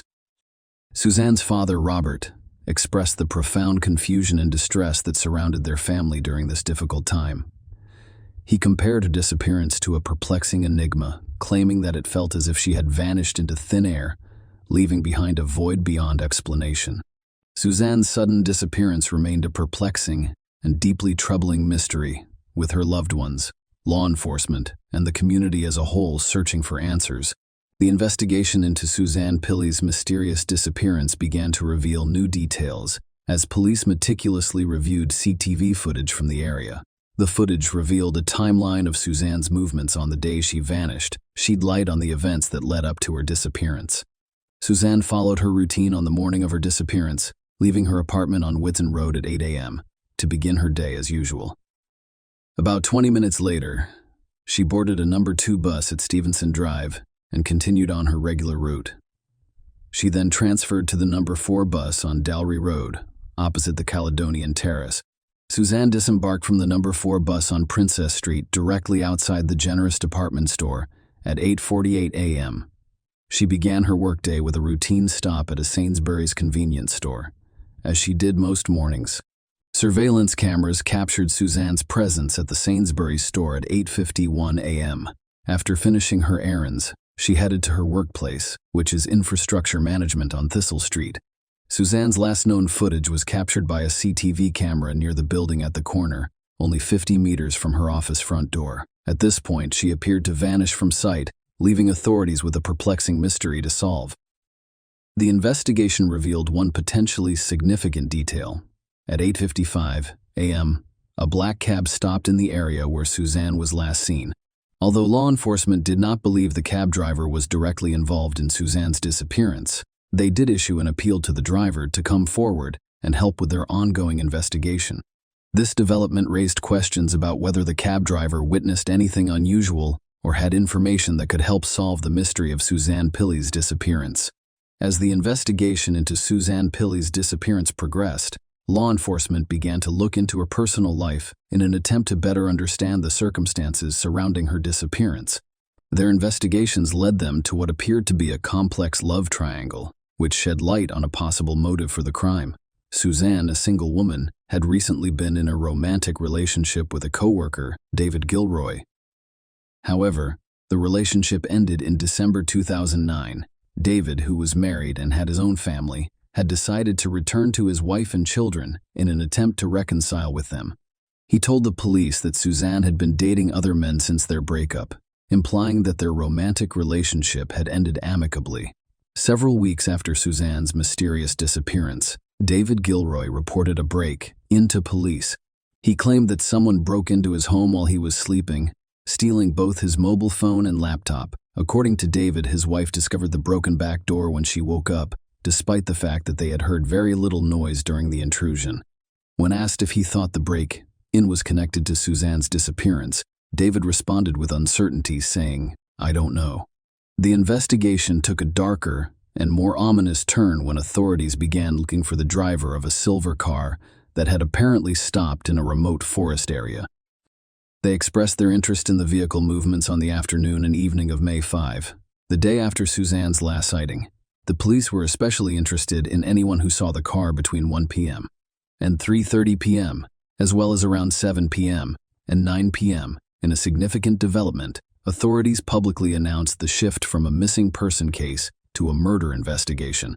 They revealed that they believe Suzanne was murdered and that her body was either disposed of or concealed about 90 miles from her last known location. The search was expanded to cover approximately 400 square miles of rural Gill and Butte. The investigation centered primarily on the Rest, Be Thankful, and Argo Forest regions. Despite extensive searches, no trace of Suzanne was found at this time. As the investigation progressed, police focused their search on a 5-square-mile area. They suspected Suzanne's remains could be hidden in Glen Crow, Argyll, and Butte. They continued their determined efforts to solve the mystery of her disappearance. Despite the absence of Suzanne's body, the authorities believed they had gathered sufficient evidence to charge David Gilroy with her murder. The investigation into this enigmatic case was meticulous and painstaking. Law enforcement is working tirelessly to bring justice. They interviewed nearly 1,500 potential witnesses and meticulously documented 1164 statements. The investigators diligently gathered 25 pieces of evidence, which included documents and various objects. Furthermore, they examined CCTV footage from 250 different locations and conducted thorough searches in 30 different areas throughout our mission. In court, the prosecution stood firm, presenting a compelling case. Their arguments revolved around the notion that, despite the absence of Suzanne's body, a wealth of evidence pointed to her being the victim of a heinous crime, with David as the primary suspect.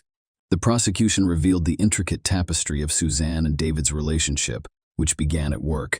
However, their turbulent love story had taken a dark turn when Suzanne chose to end the relationship shortly before her mysterious disappearance, a decision attributed to her newfound involvement with another person.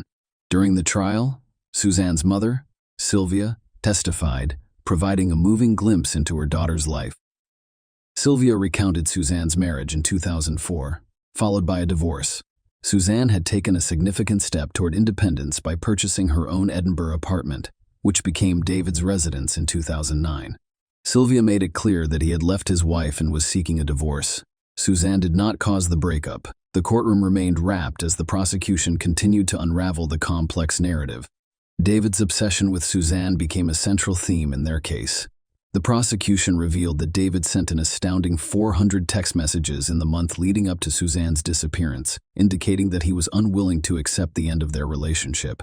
Phone records provide a vivid picture of David's persistent attempts to communicate with Suzanne. In the days leading up to her disappearance, he sent her over 50 texts per day. His final communication with Suzanne was on May 3, the day before she went missing, and consisted of 15 text messages and 1 voicemail. The prosecution's case took an unsettling turn when it painted a vivid and sinister picture of what happened on May 4. They claimed Suzanne had followed her usual daily routine, going to work as she had done countless times before. In a chilling scenario, the prosecution claimed that David waited for Suzanne to arrive at the office building and strangled her almost immediately, possibly luring her into the basement. According to their version of events, He then hid Suzanne's lifeless body in the basement of the office building, adding to the mystery surrounding her disappearance. David then went back home to retrieve his silver Vauxhall Vectra. That would quickly become an important piece of the puzzle in this haunting case. The prosecution claimed that Suzanne's lifeless remains were hidden in the car's trunk, away from prying eyes. As the courtroom listened intently, the prosecution painted a disturbing picture of David's immediate actions following the alleged crime. He bought air fresheners, most likely in an attempt to mask any odors associated with his unpleasant activities. Furthermore, he made numerous visits to the basement and garage areas of the infrastructure management offices, despite having no legitimate reason to be there. Following these ominous activities, David went about his day seemingly unaffected, attending a school presentation with his wife and sharing a meal at Victoria and Leith Walk, while immersed in the gripping courtroom drama surrounding Suzanne's disappearance and presumed murder. New details emerged that sent chills down the spines of everyone who followed the case. The night of May 4 was pivotal in the prosecution's narrative. David Gilroy had ostensibly made an appointment to visit a school the next day, May 5, in Logelfed, Argyll and Butte. The school in question was a client of his employer, but there appeared to be no legitimate reason for his attendance on that particular day. His interaction with a school cleaner who provided him with beanbags and cable ties added to his suspicions. This seemingly insignificant event would quickly become the focus of the investigation. The prosecution's case gained traction as they meticulously recreated David's journey to Argyll. They examined CCTV footage and his mobile phone records, revealing several-hour gaps on both legs of his journey from Lochsgilfhead to Inverarray. The journey took an incredible 2 hours longer each way than it should have. The prosecution claimed that the discrepancy concealed a sinister secret. Suzanne's body was hidden somewhere in that area. David was intimately familiar with this region. I've previously gone on walking holidays there with Suzanne. When investigators examined David's car, they made chilling discoveries. Vegetative matter was discovered on the vehicle, and 3 fractured coil springs suggested that it had been driven off-road. Things become even more complicated. The court learned that David had turned off his phone at some point during his journey, which added to the evidence against him. The court heard that cadaver dogs trained to detect the scent of human remains showed interest in both David's Vauxhall Vectra boot and specific areas of the office building's basement. As the trial progressed, the prosecution introduced a disturbing physical aspect to their case. When David went to the police station on May 6 to give a statement, authorities discovered alarming evidence. David had scratches on his hands, a cut on his forehead, bruises on his chest, and more scratches on his wrists and forearms. The prosecution claimed that David used makeup to conceal his injuries while speaking with the police, which raised additional suspicions. Gail Hawkins, Suzanne's friend, took the stand and made a shocking revelation. Suzanne had confided in her, concerned that David had hacked into her email account and gained unauthorized access to her emails. The prosecution claimed that David had accessed her emails between August 24, 2009 and April 30, 2010. The court also discovered that he had access to her account on an online dating site. Helen Liddell, a financial administrator at Infrastructure Management, testified that she discovered emails between David and Suzanne that clearly showed they were having an affair or relationship. This revelation surprised her because she was unaware of their relationship. The jury was shown CCTV footage of Suzanne and David just 2 days before she disappeared. On May 2, the two were seen shopping together at a convenience store. This contrasts sharply with David's claim to the police that their relationship ended in December 2009. Police efforts to find Suzanne's remains took a chilling turn when they narrowed the search area to only 5 square miles, based on David's phone records. These records showed that his phone had pinged off phone masts in the remote Glen Crow area on May 5, the day Suzanne went missing. Glen Crow, located in the Kerry Alps on the Cowell Peninsula in Argyll and Butte, boasted rugged mountains and a landscape riddled with formidable obstacles, including boulders, making the search for evidence particularly difficult. The defense responded with a concise case, claiming that there was insufficient evidence against their client and that the prosecution's case was based solely on circumstantial evidence. Suzanne's body had not been found, forcing the prosecution to speculate on her fate and cause of death. There were no witnesses to the alleged crime, no confession, and no DNA or blood evidence to connect David to the crime. The prosecution presented only circumstantial evidence, which left room for doubt. David declined to testify, but the defense summoned some of his co-workers to give testimony. They stated that nothing out of the ordinary occurred at the office on May 4. After 2.5 days of deliberation, the jury reached a split decision. The court accepted a majority verdict, and David was convicted of murder. He received a life sentence and was required to serve at least 18 years. David Gilroy maintains his innocence. On April 27, 2012, he filed notice of intent to appeal his conviction. However, on December 2012, the Court of Criminal Appeal in Edinburgh dismissed the appeal. In June 2017, the Scottish Criminal Cases Review Commission concluded its investigation of the case. Share your opinion with us in the comments and subscribe to the channel for more.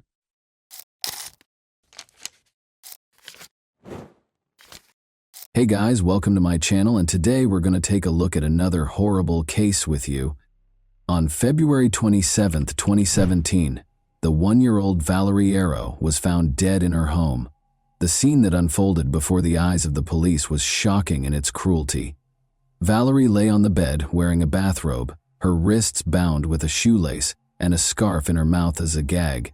It was soaked in blood that had flowed from her throat. The room's floor was covered with the torn underwear of the girl, ripped in half. One obvious injury on her body was a strangulation mark on her neck. The police had even more to ponder after the autopsy. The toxicological analysis revealed that Valerie had been under the influence of multiple substances, and 2 scarves were discovered deep in her throat. They were so numerous that they might have killed her on their own. In addition, Valerie's backpack was discovered in the trash a few days prior by a building worker where the girl resided. Her papers, an ashtray, cigarette butts, a glass, shoes, apartment keys, and a blood-stained bedside lamp were all found inside. After compiling this data, the investigators came to the conclusion that the girl had committed suicide on her own volition. The matter was resolved. Naturally, Valerie's family was not pleased with this conclusion and made vain attempts to convince the police to look into the case as a murder. A girl named Law Martin's wallet and documents were discovered by hikers on the Fenway Trail 11 months later. The same day, they found the dead body of a 19-year-old girl in Bon Roppers Roquette in a canal about 20 kilometers away. She had taken off her socks and was completely nude. Law, who had been absent for 2 days, was there. According to the autopsy, the girl was strangled to death, but before she passed away, she had been sexually assaulted both vaginally and anally, using what appeared to be a baseball bat.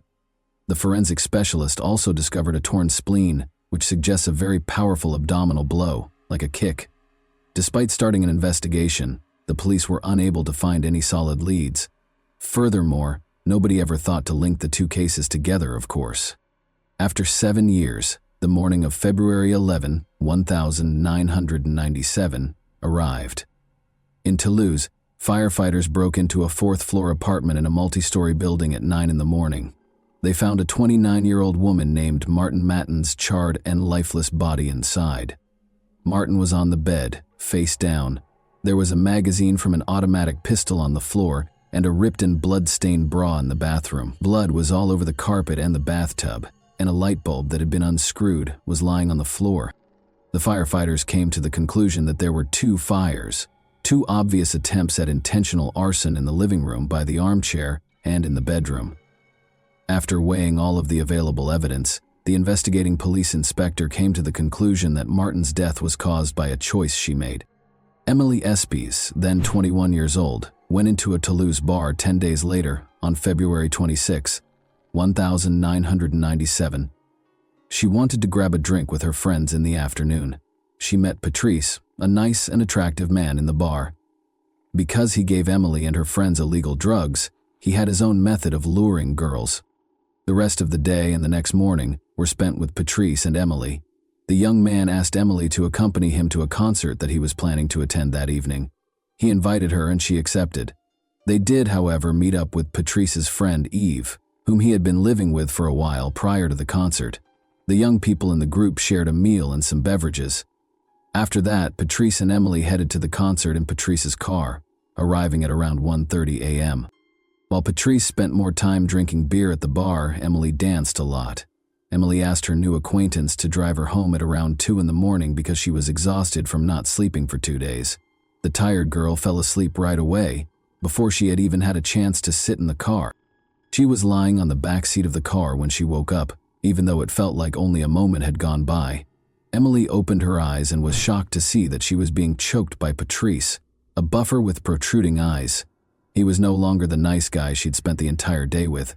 How someone could spend a whole day with such a nice guy and then, in just 1 minute, transform into a monster who was now strangling her was beyond Emily's comprehension.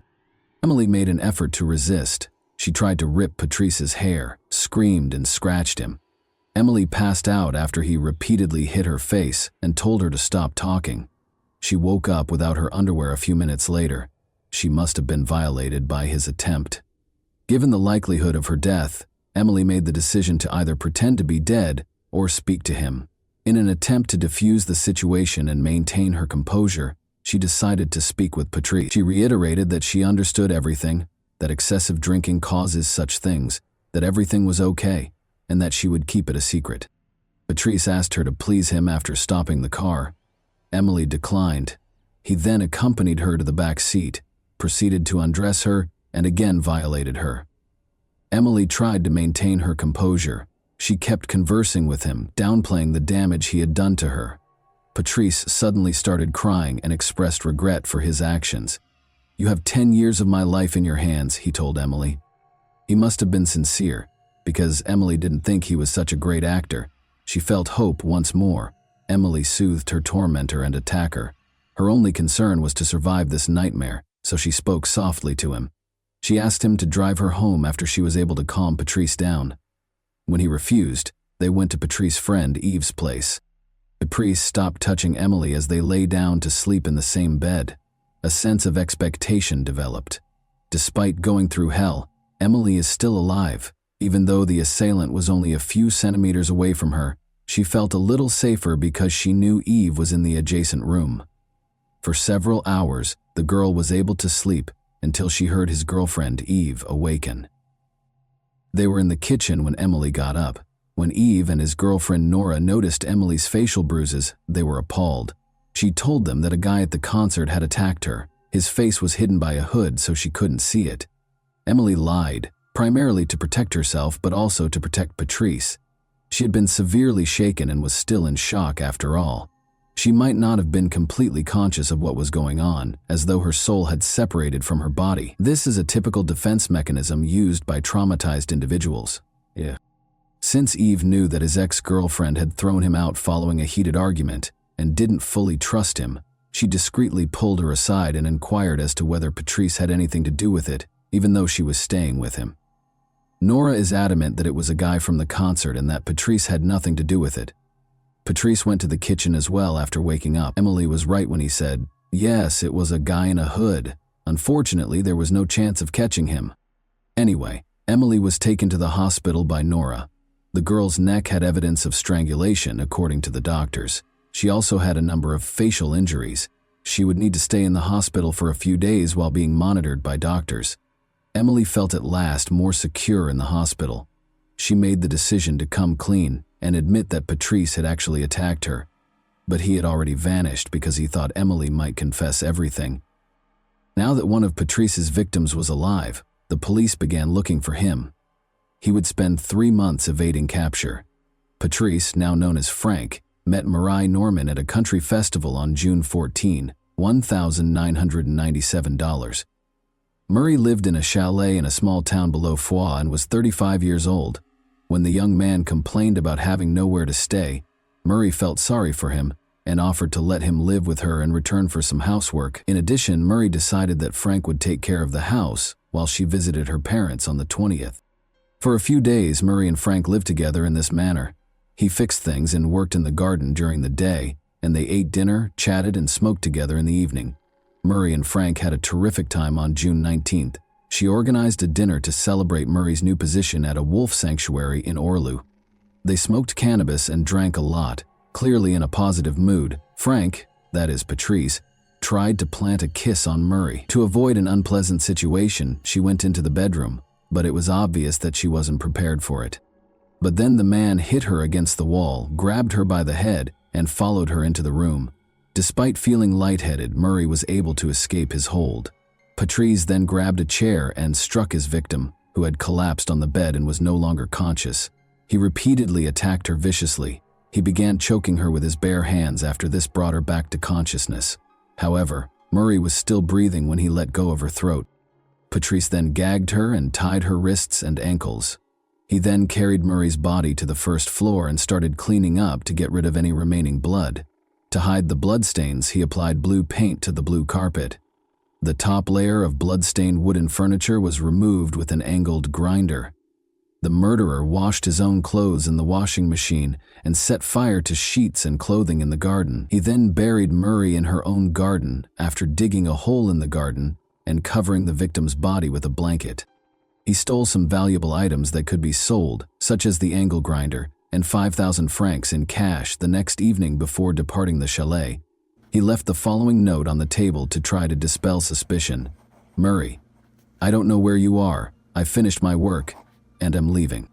Patrice was traveling to Spain in Murray's vehicle on June 20, 1997. In addition, it was his 29th birthday. Patrice arrived in the southern Spanish city of Alicante a few days later. He met Isabelle and Valerie, two French girls there. The young people soon became friends and spent days together, going for walks, eating meals, and tanning on the beach. The girls' holiday came to an end, and it was time for them to head back to Paris. They exchanged phone numbers and agreed to get together again in the future, if only they were aware.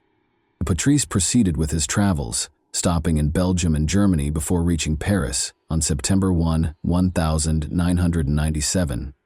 He called Isabelle and Valerie, of course, and they decided to go out to dinner that same evening. Patrice told the girls that his car and all of his money had been stolen, but they were still glad to see their new friend again. He was very good at making himself look like a victim. Before leaving, he asked one of the girls if he could spend 2 days with them. Valerie was unable to take him because she was going on a business trip the following day, but Isabelle let him sleep on her sofa as long as it didn't last longer than 4 days. A loud explosion woke up the residents of the apartment building where Isabelle Shuchari, then 31 years old, lived on September 4, 1997. As it happened, the girl's apartment had been the scene of a fire before the explosion. Her body was discovered on the bed, partially burned. The fire started close to the restroom after the kitchen's gas burners were turned on. Isabelle's death was clearly not a coincidence. 3 glasses, a bottle of pink wine, and champagne were on the table, and the front door was left open. The killer's extreme cruelty was demonstrated by the wounds on the victim's body. Blood was dripping from her mouth, nose, and anus, and there was blood in the toilet. Isabelle's body, however, showed no signs of semen. Rather, a carrot that was stained with blood was discovered close to the mattress. It would be confirmed by the autopsy that the girl was tortured by the perpetrator. In addition, she had been badly beaten. Her face was primarily struck, but other parts of her body were also hit. The cause of death was asphyxia. Because of the testimony of Emily Espy, who survived Patrice Allegre's attack at the end of February, investigators were immediately alerted to the fact that Isabelle had provided shelter to a man named Patrice. This was because the police had been looking for a particular Patrice for a while. Then, Mireille Norman's relatives, who were expecting her as a guest, started to worry after she vanished, but her body wasn't discovered until 3 weeks later, when it was bound and buried in the garden. However, even though he gave a false name, many witnesses had seen his face and recognized him from the investigators' photos. So after the body was found, gendarmes' suspicions were strongly connected to Patrice. He was already being actively sought when he returned to Paris in early September. His search warrant made the rounds of France. The police reached out to his friends and family and offered a reward for helping to apprehend him. Patrice then got in touch with a friend and asked him if he could spend the night in Paris. At that point, the investigators saw a chance to capture him. They requested that this man give Patrice a call back and point him in the direction of a prime capture site in Châtenay-Malabry. At 5:10 p.m. on September 5, 1997, Patrice went inside the house where the police were already concealed. He didn't fight being arrested. He even appeared relieved to be arrested, as if he were sick of hiding, according to some witnesses. Unexpectedly, The public paid little attention to the serial killer's arrest. Since the investigators were initially unable to connect the various cases, it could be that the media failed to report that a serial killer was on the loose. However, it was also because the car accident and Princess Diana's death in Paris on August 31, 1997, took center stage in the news. Consequently, there was little media coverage of Patrice's arrest. It didn't garner much media attention. Patrice voluntarily cooperated when he was being questioned. He gave a detailed account of his crimes and admitted to them. He described them in the present tense as though reliving them, but with a totally detached expression, which made it terrifying. Patrice was taken into custody in connection with the assault on Emily S.B. and the killings of Isabelle Ciccari and Mireille Norman. But he used a different name when Patrice mentioned Mireille Norman, the girl who let him stay in her chalet in return for helping out in the garden. The investigators wondered why he had given her the name Martine. They gradually came to understand that he was mistakenly thinking she was another of his victims. Investigators offered Patrice champagne, oysters, foie gras, and more outdoor walks in exchange for disclosing information about his other victims, because they knew he had a penchant for luxuries. In fact, Patrice later admitted to the murders of Valerie Thériault, Martine Mathias, and Laure Martin, only after the pieces of the puzzle began to fit together as evidence that the detectives were already aware of. As is already well known, investigators came to the conclusion that Valerie Thériault and Martin Mathias had committed suicide, but as it happened, Patrice knew each of the women personally. He was co-workers with Valerie Thériault, who was a waiter at the same Toulouse cafe. She recognized Laure Martin, who lived with him in the same area of Toulouse, and got into his car. She was Patrice's neighbor, Martin Mathias. They shared apartments across from one another. To put it another way, investigators were unaware of numerous hints that suggested Patrice Allegre was a potential suspect for a long time. For a serial killer, that was unusual. Even if they were only acquainted for a few days, as was the case with Emily, Patrice knew each of his victims by name. However, his approach was always the same. We hang out, spend time together, make friends, and then the attack happens. Investigators and later psychiatrists observed that Patrice found it much more difficult to explain the murders when they discussed them, even though he readily confessed to the killings and helped the investigation during interrogations. Every time, he described the incident as follows. He attempted to kiss the victim, but she refused, so he got angry and strangled her. The man claimed that he did everything by himself, but in certain instances he assaulted the victims with objects. This suggests that his account of the killings and assaults is not accurate. Does he have a bad memory of what happened, or is it a lie? It's difficult to say, but it calls into question his confession anyhow. Let's take Martin Mathias's case as an example. Patrice remembers that in early February 1997, he met her at McDonald's. After he asked to sit at her table, they struck up a conversation and discovered that boxing was a common interest. Patrice had previously trained under French boxing champion Martin Mathias. Patrice claims that Martin invited him to join her for a drink a few days later and agreed to meet with him again, and this meeting was when everything went wrong. This version isn't entirely supported by the autopsy, though. Despite not drinking, toxicological analysis showed that she had alcohol and chloroform in her system. Additionally, the intimate area of her body bore the scars of an electric shock. As you may remember, the electrical wiring in the apartment was altered, and a light bulb was unscrewed. This raises the possibility that Patrice stalked the girl because he lived across the street, even though the girl did not invite him to her home. Then, because Martin Mathias was stronger than him in normal conditions, he rendered her incapable of moving. It is crucial to recognize that there are differences between the killer's account and the available evidence, even though there are no facts that can be used to prove this. Furthermore, this suggests that he is not making an effort to be totally truthful with the inquiry. He also talked excitedly and in detail about his early years. On June 20, Patrice was born in Toulouse. At the age of 17, his mother, Michelle, a hairdresser, became pregnant with him. Roland, his father, was a police officer and 4 years her senior. He was always an unwanted child, and Patrice knew it. The second son, a desired child, was born to Michelle and Roland 7 years later. One could not say that Patrice had a happy childhood. His father would physically abuse his mother, and his parents would frequently quarrel. When Patrice attempted to step in, he was beaten instead.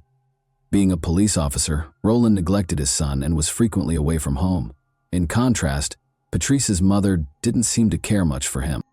But when Patrice was young, she collapsed into an alcoholic coma in front of him in her beauty salon because she was an alcoholic. She also consistently cheated on her husband and was unfaithful to him.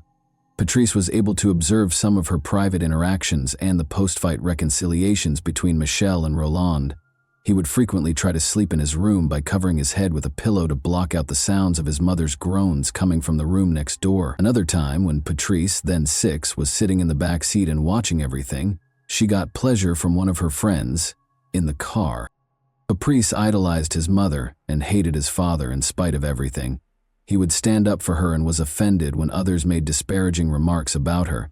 He had to repeat a year multiple times because he struggled to learn in school. Because his mother permitted it, he would skip classes. He started stealing, selling drugs, and committing crimes during this time. But each time he was taken into custody, his father would save him. For instance, Roland once compensated the victims of Patrice's thefts with 300 francs. His actions may have stemmed from a traumatic incident that happened to him when he was 13 years old. 2 boys kidnapped him after he fled his home. He was abused in a car and drugged with strong illegal substances before being abandoned on the side of a distant road. For a boy who was not yet 14, this could not have failed to leave scars. This gives us a chance to learn more about him, but it doesn't excuse what he did later. He began abusing drugs and drinking excessively when he was 14 years old. The issue was that under the influence of drugs, Patrice, who was characterized as charming when sober, underwent a radical transformation. He became so genuinely aggressive that his friends, who were aware of it, were terrified of him. Patrice once became furious when someone made a negative comment about his younger brother while he was intoxicated at a bar. After leaving, he came back to the bar brandishing a weapon, held it to the victim's head, and squeezed the trigger. The gun miraculously failed to discharge, and Patrice was captured. His first and last murder might have been this one. At the age of 17, Patrice Allegre attacked a girl for the first time. Everything was going well when he first met the girl at a party. They went to a park, where the girl pushed Patrice away when he tried to approach her. It should be clear to you by now that rejections made him furious. He apologized, took the girl home, and immediately stopped choking her. But his strategy was already starting to take shape. It's interesting that Patrice never had issues with girls. Rather, the issue was that he had 2 sides. He was charming as long as the girl agreed, but if she didn't, he had to coerce her into giving him what he wanted. Patrice had 2 committed romantic relationships in his life. Cécile was the subject of the first. Their first real love story began in 1986, when Patrice was 18 years old. After 7 years of dating, the young couple had a daughter. But their relationship ended in 1989, just months after he committed his first murder. Their bond was similar to Patrice's parents. Patrice would physically assault Cécile during their heated arguments, but Patrice could control himself to some extent with Cécile. He tried to strangle her, for instance, but stopped when he said, "No, not you, not you." Cécile ended up in the hospital in 1994 with a broken jaw. After she lodged a complaint, Patrice was placed under arrest for a number of weeks. Cécile ultimately made the decision to end her relationship with Patrice in 1995. He met Sylvie the following year, and the two would live together until February 1997, when Sylvie also left Patrice because of his violent behavior. At that exact moment, Patrice attacked Émilie after moving into his friend Yves' home. On February 11, 2002, Patrice's trial got underway in Toulouse. He was charged with 5 murders, 1 attempted murder, and 6 violent crimes. Numerous errors made by the police during Valérie Thériault and Martin Mathias's investigation, which led them to conclude it was a suicide, were brought up during the trial. Given that his father was one of them, there were even rumors that the police were shielding Patrice. It was only a conspiracy theory, though. Psychiatrists examined Patrice's case, which was uncommon for criminal cases in France. His divergent views on his father and mother were among the most intriguing features. He vilified his father while exalting his mother. He even told his mother that they ought to murder his father when he was 13 years old. In spite of this, Patrice's father, Roland Allegre, showed up in court, took the witness stand and looked his son in the eyes while declaring his love for him, in spite of everything he had done. He compared his crimes to those of his father, and Patrice's response was, "Well, I don't love you, I hate you. I should have killed you, as I told Mom. Then I wouldn't have caused so much harm." But he never once put the blame for anything on his mother. Psychiatrists think that the trauma from his mother's private adventures had a big impact on him. As a child, he was terrified by his mother's groans, but as an adult, he developed into a powerful man who tormented women by stifling their groans, the very essence of these women. It's interesting to note that he never attacked while his victims were unconscious. Emily, who was fortunate enough to wake up and speak to him, was the first victim to calm him down and persuade him not to kill her. Emily regained her human face when she woke up, but it seemed as though he could render girls unconscious and do whatever he wanted with them. He himself stated, "I have a memory lapse. I remember choking her, then she came to and I apologized. It brought me to my senses. I'm ashamed of what I did. I don't know what to say." It's also intriguing why, despite the apparent attraction between the young people, girls abruptly turned him down. The psychologist believes that he unintentionally caused the women to reject him. As is typical of killers who have personally experienced violence as children, he desired control over the victim. It was his strange method of taking charge of the circumstance again. Given that he violated each and every one of his victims, it would appear that the motive is simple to determine. It's not that easy, though. He acknowledged that he did not enjoy the attacks, despite the fact that this explanation seems the most obvious. For someone who occasionally has normal relationships and at other times commits horrible murders, he is more than just a sexual maniac. According to a U.S. psychiatrist who examined him, it was far more important to have control over the situation. Essentially, rather than humiliation leading to violence, violence led to humiliation. He was never able to explain why he killed. He spoke enthusiastically with psychiatrists during the trial, hoping they would answer this question for him. Another crucial query was whether Patrice had any additional victims, particularly during the period between 1990 and 1997. That is quite possible, because some of his known victims were not properly investigated. Even though Patrice says he didn't kill anyone else, is he reliable? At first, he only admitted to one violent act and 2 murders. To find out if he might be accountable for any other unsolved crimes, the police assembled a team of experts. They were able to get a clue from Patrice regarding the unresolved murder case of Lynn Gabaldi by promising her champagne and oysters, along with another walk. After looking into 191 unresolved cases since 1984, they were able to locate 2 witnesses who had previously worked as prostitutes in Lynn Gabaldi's case, Crystal Berg, also known to the public as Patricia, and Florencia Caliafi, who was known to the media as Fanny. They all accused Patrice of killing Lynn, but in addition to him, they also accused Marc Barrage, the Toulouse prosecutor, of committing crimes. He allegedly hosted sadomasochistic parties where judges and politicians would have a good time. According to Fanny, the girls were abused, tortured, and occasionally killed because they did not voluntarily attend the parties. The orgies prostitutes were supplied by Lynn Gabaldi. Marc Barrage ordered Patrice to kill her because she threatened to tell the police everything. The name of Dominique Baudis was mentioned once. He was the former mayor of Toulouse and is said to have been with Barrage when Lynn was murdered. As the tension around his case increased, Patrice wrote a letter to a popular program claiming that Barrage and Baudis were in fact a part of a criminal organization. Fanny was interviewed by the same show 2 weeks later, during which she described the children she witnessed shackled in a torture chamber on the ground floor of a home close to Toulouse. However, Patrice withdrew his confession to the murder of Lynn Gabaldi only 15 days later. Later, it came to light that Patrice and Fanny had received generous compensation from the show's producers for their stories. It also turned out that Marc Barrage didn't even know Patrice, and Dominique Baudis couldn't have been at Lynn's murder because he was in Paris. Patrice and Fanny were accused of giving false testimony, and the politicians were exonerated of the charges. For providing false testimony, Fanny and Patrice received sentences of 18 months and 3 years in prison, respectively. In July 2005, Patrice Allegre was given a life sentence on February 21, 2002, with the possibility of release after 22 years. He has already completed the required 22 years of service and is currently 54 years old.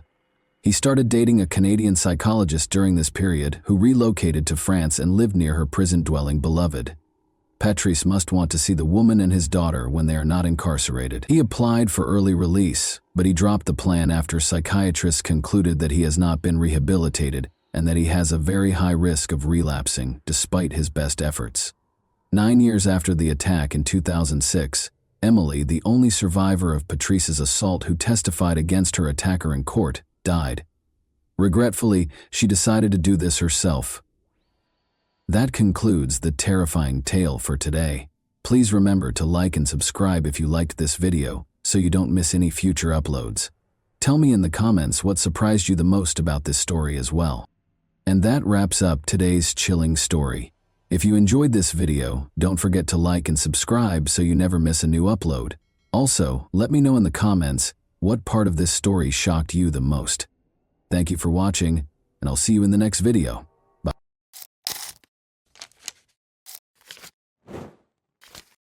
Hey guys, welcome to my channel, and today we're going to take a look at another horrible case with you. Overconfidence, gullibility, and naivete are harmful qualities that can sometimes result in death. However, there are times when we all want to believe in miracles and that childhood fantasies can still come true.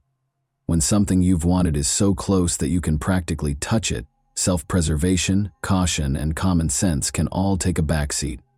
This vulnerability is precisely what crooks take advantage of. The cruelty and inhumanity of the 2005 case of Elodie Morel, a young French woman, stunned the nation. The icy disregard of common people who were aware of her detention and imminent death, but chose to remain silent in order to make a quick profit, only served to heighten the horror. This story illustrates why not all dreams come true, and why you shouldn't blindly believe someone who claims to be able to bring a fairy tale to life. Elodie Morel was who? On February 18, 1976, Elodie Morel was born in Marseille. She was beautiful, even heavenly, from an early age. Elodie flowered into a breathtaking beauty as she grew older, and many people thought she would look great on TV or the cover of high-end magazines. She developed an obsession with modeling as a teenager, but because she hailed from a lowly background, no one took her goal seriously. Elodie often submitted her pictures to different modeling agencies in the 1990s, but she never received a response. She attended college after high school, married Sylvain, a classmate, at age 22, and had a son by the time she was 25. She appeared to have permanently given up on her goal of becoming a model. Elodie was employed as a sales clerk at a hip clothes store in Marseille's downtown by 2005. She saw the adoring or jealous glances directed at her and was often complimented. She could easily pass for someone in her early 20s, aged 29, because to her flawless figure and lovely facial features. Elodie never completely gave up on her desire of being a model, but she stopped discussing it because she believed her time had come. However, she submitted an online application in April 2005, included her finest images, and stated that she was still interested in being a model. It didn't take long to respond, but the fashion photographer's alluring offer ended up being an invitation to a protracted, painful death, a snare for the credulous. Elodie got a flattering and alluring offer about 2 weeks after she put up her profile online. She might be the new face of the well-known English luxury vehicle manufacturer, Rolls-Royce. In order to complete the contract, she had to meet with the photographer and conduct a test shoot. The contract offered a payout of €1,000 per day for a picture session. The meeting was scheduled to take place at a pub in Aigues-Mortes on May 2. Excited, Elodie told her husband the news, and he didn't protest despite his skepticism. The young mother left her son with her parents early that morning, got into her car, and drove to the prearranged spot. She had already reserved a hotel room for her 3-day stay in Aigues-Mortes. Sylvain wished Elodie well and urged her to call as soon as she could. When she called her husband that evening to let him know she was apprehensive and on her way to the meeting, it would be his final conversation with his wife. On the last meeting, Elodie showed up at the pub as scheduled and waited to meet the female photographer she had allegedly been corresponding with via email at a table on the terrace. However, a man in his mid-40s joined her at the table approximately 10 minutes later. He identified himself as the assistant to the photographer and said he had been assigned to meet her and choose settings for the shoot that was to take place the next day. Elodie, who had no actual modeling experience, didn't think anything was wrong and believed him.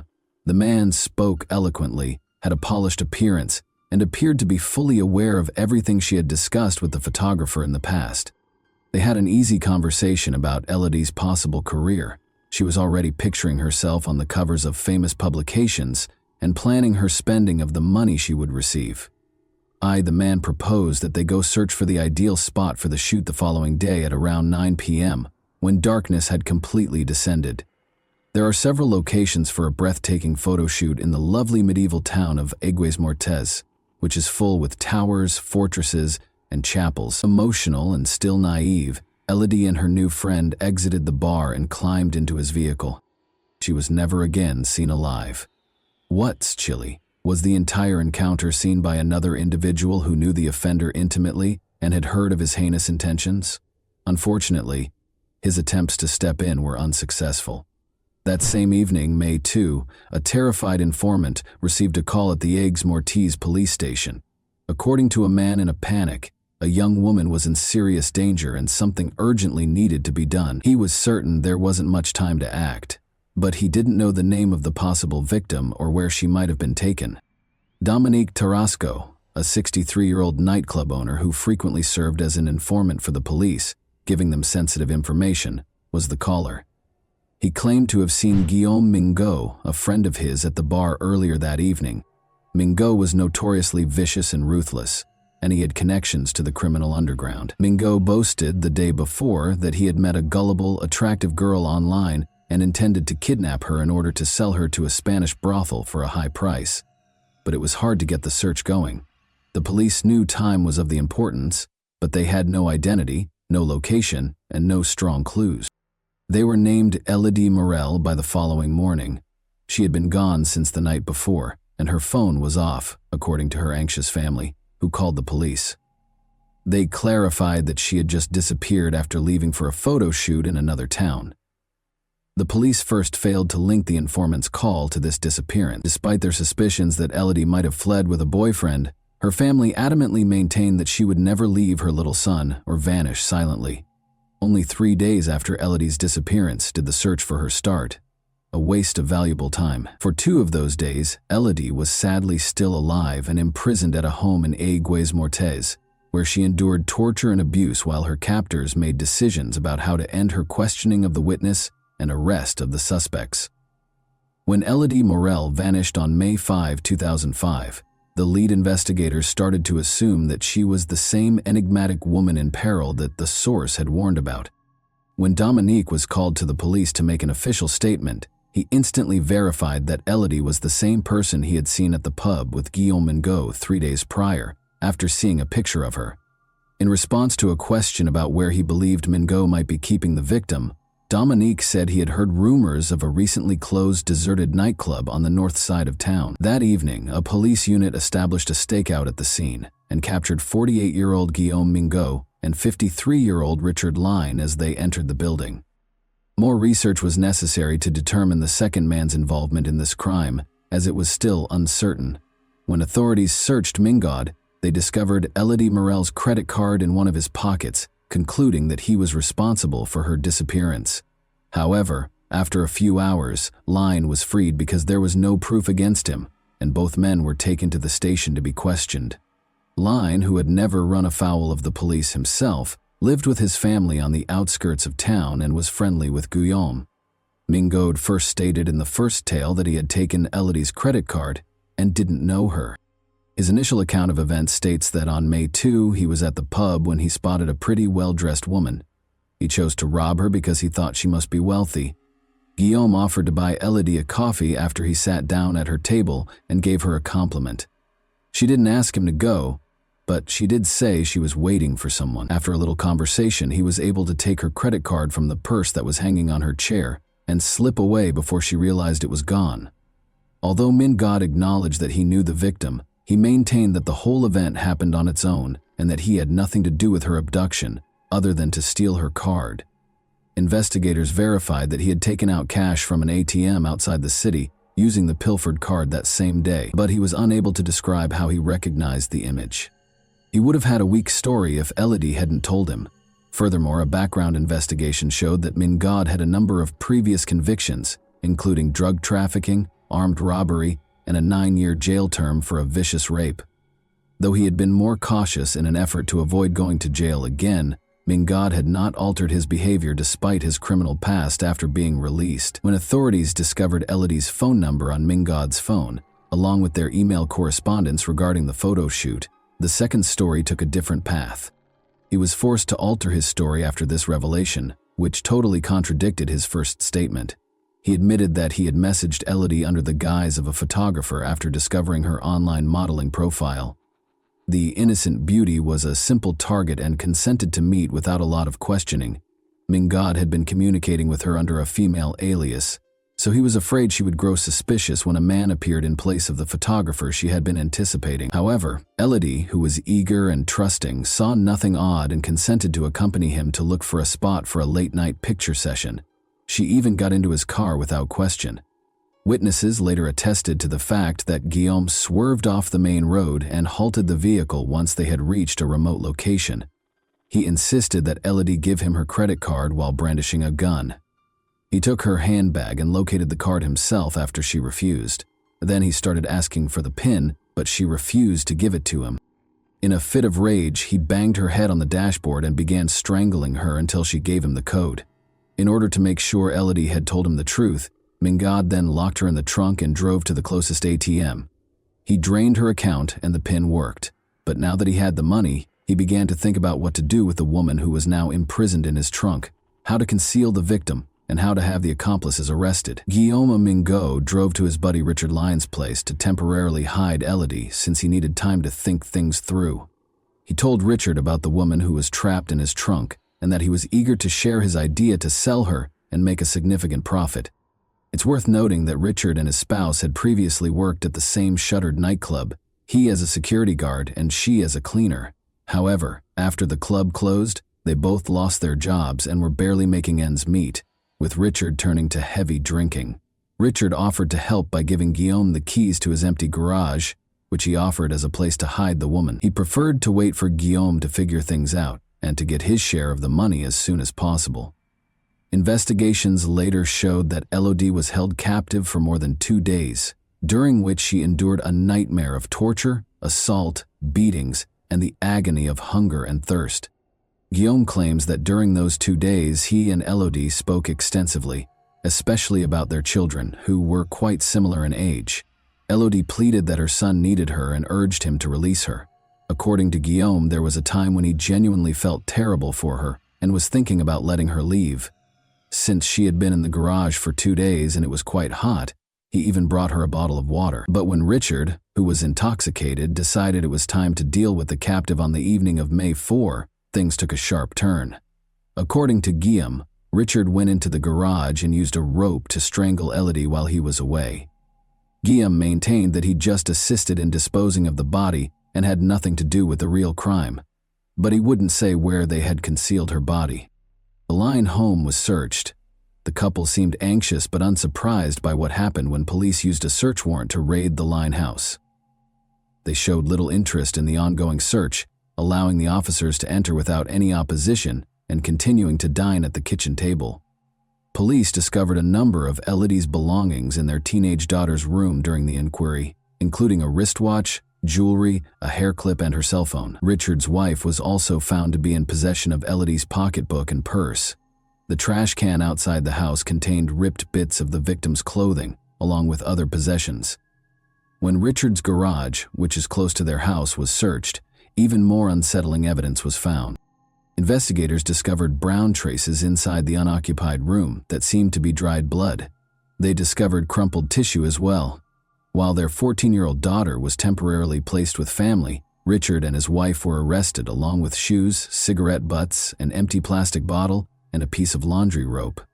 The couple stated that Guillaume had brought everything in return for permission to use their garage when asked how Elodie's possessions got inside their house. Since Guillaume had promised to compensate them, they acknowledged that they knew he was detaining a woman there but decided not to intervene. They also admitted to providing him with a piece of rope and a bottle of water at his request without questioning why. Even more incriminating was the third-story forensics confirmation that Elodie's blood was responsible for the brown spots on the garage floor. Saliva on the cigarette butts was both the victim's and the kidnapper's, and semen on the crumpled tissues matched Guillaume's DNA. Since Elodie had asthma and cigarette smoke caused terrible coughing and choking episodes, her family swore that she had never smoked in her life. This made the horrific picture evident. For 2 days, Guillaume had held Elodie in the garage, hitting her repeatedly, torturing her, and making her smoke as part of his abuse, all while fabricating evidence and claims. Guillaume Mingot again altered his narrative once detectives showed him the forensic findings. This time, he asserted that it was completely voluntary for him and Elodie to have had sex in the garage. He claimed that after much conversation and smoking together, he had made the decision to let her leave, but he persisted in claiming that Richard Line had murdered her while he was away, allegedly out of concern that Richard would report Elodie to the police once Guillaume had freed her. The main contradiction in this account of events was that Richard had no justification for killing Elodie. She hadn't seen him or any of his family, and he hadn't even seen the captive. Second, she had been taken to the garage in a car's trunk, so she couldn't have led the police there because she didn't know where she was. Finally, Richard was just a regular drunk who couldn't hurt anyone. He was happy to accept payment in the form of Elodie's possessions and the assurance that his friend would give him money after everything was over. As previously noted, investigators discovered an empty plastic water bottle in the garage on the 4th story. Guillaume had said that he had brought Elodie some water out of sympathy. Tests, however, revealed that a significant amount of potent medications was present in the bottle's remaining liquid droplets. Elodie would probably have been comatose or barely awake after drinking such a concoction, enabling her kidnapper to do what he pleased. Guillaume once again lied when questioned about why he had drugged her. He now asserted that they had even decided she wouldn't approach the police and that he had been prepared to let her leave. As if it had been a bad dream, he said, Elodie simply wanted to return home to her family and forget about everything. He allegedly beat her during a struggle as she attempted to flee, which is why the garage floor was covered in bloodstains. He then locked her inside and departed. Guillaume claimed that in order to calm Elodie down and stop her from trying to flee again, he had given her the medications. After dissolving some tablets in water and crushing them, he left the garage and came back 12 hours later. Elodie was nearly collapsing from thirst by that point. Unaware of the odd flavor, she drank the water rapidly and dropped asleep a few minutes later. Guillaume said he hadn't thought of the possibility that she might have overdosed and died because her body wasn't strong enough to manage the medications. He put her body in the trunk of her own car, which had been left in the parking lot close to the bar where they had first met, as soon as he noticed she was no longer breathing. Using the keys he had stolen from Elodie, he drove the automobile to Richard's house a few hours later. There were further contradictions in Guillaume's tale, even though he still wouldn't reveal where he had transported the automobile with the body. Guillaume most certainly strangled Elodie, as evidenced by the sweat and skin residue on the rope discovered in the garage. The suspect was aware that all the evidence was against him. Guillaume made an agreement with investigators in the hopes of lowering his sentence, and he disclosed that he had left the automobile outside the old cemetery at Aigues-Mortes. On May 7, the car was located precisely where he had promised. The body in the trunk had already started to deteriorate after 3 days of exposure to the blazing sun. The autopsy revealed obvious evidence of strangulation, beatings, and torture. The victim had been sexually assaulted, drugged, and restrained. Ultimately, they were strangled to death with a rope. The trial and sentencing. Almost 3 years after the horrifying events, in February 2008, the trial of the 3 criminals started. Guillaume Mingot was given a life sentence with the chance of release after 22 years. Richard Line and his spouse made a valiant effort to persuade the jurors that they were unaware of the hostage in their garage. They said they hadn't asked any questions, just let an old buddy stay with them for a few days. However, this was disproved when Elodie's possessions were found in their house. In 2010, the pair was found guilty of aiding and abetting and received 6-year prison sentences apiece. In an attempt to place some of the blame for the crime on the line, Guillaume Mingot and his attorney filed an appeal of the ruling. This was their sole chance to cut the minimum amount of time he would have to spend and reduce his life sentence. The new trial started on May 4, 2010, precisely 5 years after the murder of Elodie Morel. It was established during the hearings that Richard and his spouse were aware of Elodie's imprisonment and the potentially fatal situation she was in. But they took no action. They gave Guillaume everything he requested, including water, rope, and other items, without questioning his motives or taking the repercussions into account. They also kept her possessions, even giving some to their daughter. Guillaume Mingo's life sentence was lowered by the court to 30 years, with the condition that he complete 2/3 of it before he may be released on parole. Each received a 9-year prison sentence without the prospect of early release for their complicity and inaction. And that wraps up today's chilling story. If you enjoyed this video, don't forget to like and subscribe so you never miss a new upload. Also, let me know in the comments what part of this story shocked you the most. Thank you for watching, and I'll see you in the next video.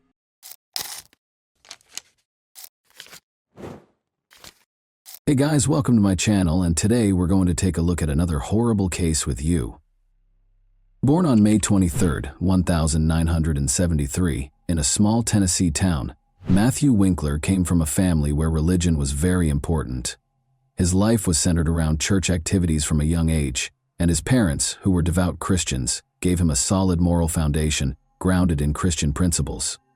Matthew was taught the value and strength of faith at a young age, and it seems that his relationship with God served as his beacon. He was the youngest of 4 children, and despite their lack of wealth, the family was content, despite their financial struggles. Although Matthew enjoyed his studies, it wasn't until he was in his teens that he realized his true calling when he started participating in church ministries and assisting with youth events. He exuded confidence, charm, and a unique ability to connect with others. He made the decision to become a pastor at the age of 18, having already completed his education. Following his high school graduation, Matthew enrolled at Henderson, Tennessee's Freed-Hardeman College. Students from all over the nation who were looking for a theological education were drawn to this university because of its strong Christian tradition. Despite his concentration on his studies, Matthew remembered to engage in extracurricular activities. He served as the soccer team's captain. He frequently planned events for students and took an active part in campus life. He immediately made a name for himself as a leader among his peers thanks to his enthusiasm and drive. He met Mary, his future wife, at the same college. Despite attending the same college, Mary's personality was very different from Matthew's. She was quiet and unassuming, and even though their paths crossed at different occasions, she did not receive the same level of attention as he did. Born in Tennessee, Mary came from a traditional family. Her family always upheld modest values, and she had a mild upbringing. She was more concerned with building a family hearth than she was with ambition, unlike Matthew. However, they were united by their shared religious convictions and a desire to serve God.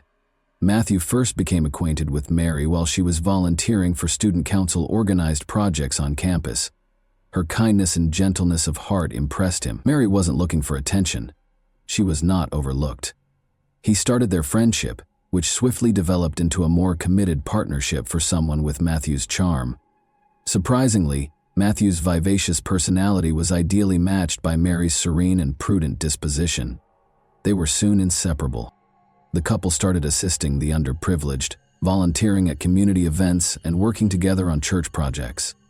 In addition to being his wife, Matthew viewed Mary as a ministry partner who shared his philosophy of life. Mary, however, believed she had found a man who shared her beliefs and was supportive. After graduating from college, they got married and relocated to Selmer, where Matthew accepted a position as a pastor at the nearby Church of Christ. There was more to the Church of Christ in Selmer than just worship. It served as the town's most significant hub for activity. It was situated on a hill with a lovely garden all around, and the congregation always congregated there. The entire town seemed to have assembled for prayer. Matthew immediately won over the locals with his innate charm and talent for communication. He planned a lot of charity concerts, youth classes, and events to aid the underprivileged. Everyone was talking about him, and he rose to prominence in the community. Mary actively assisted him in this ministry in spite of her modesty.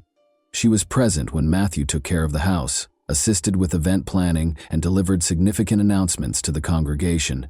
She stayed in the background, unlike her husband, but everyone could always see how much she loved and cared for her family. The Winklers seemed to be the ideal family.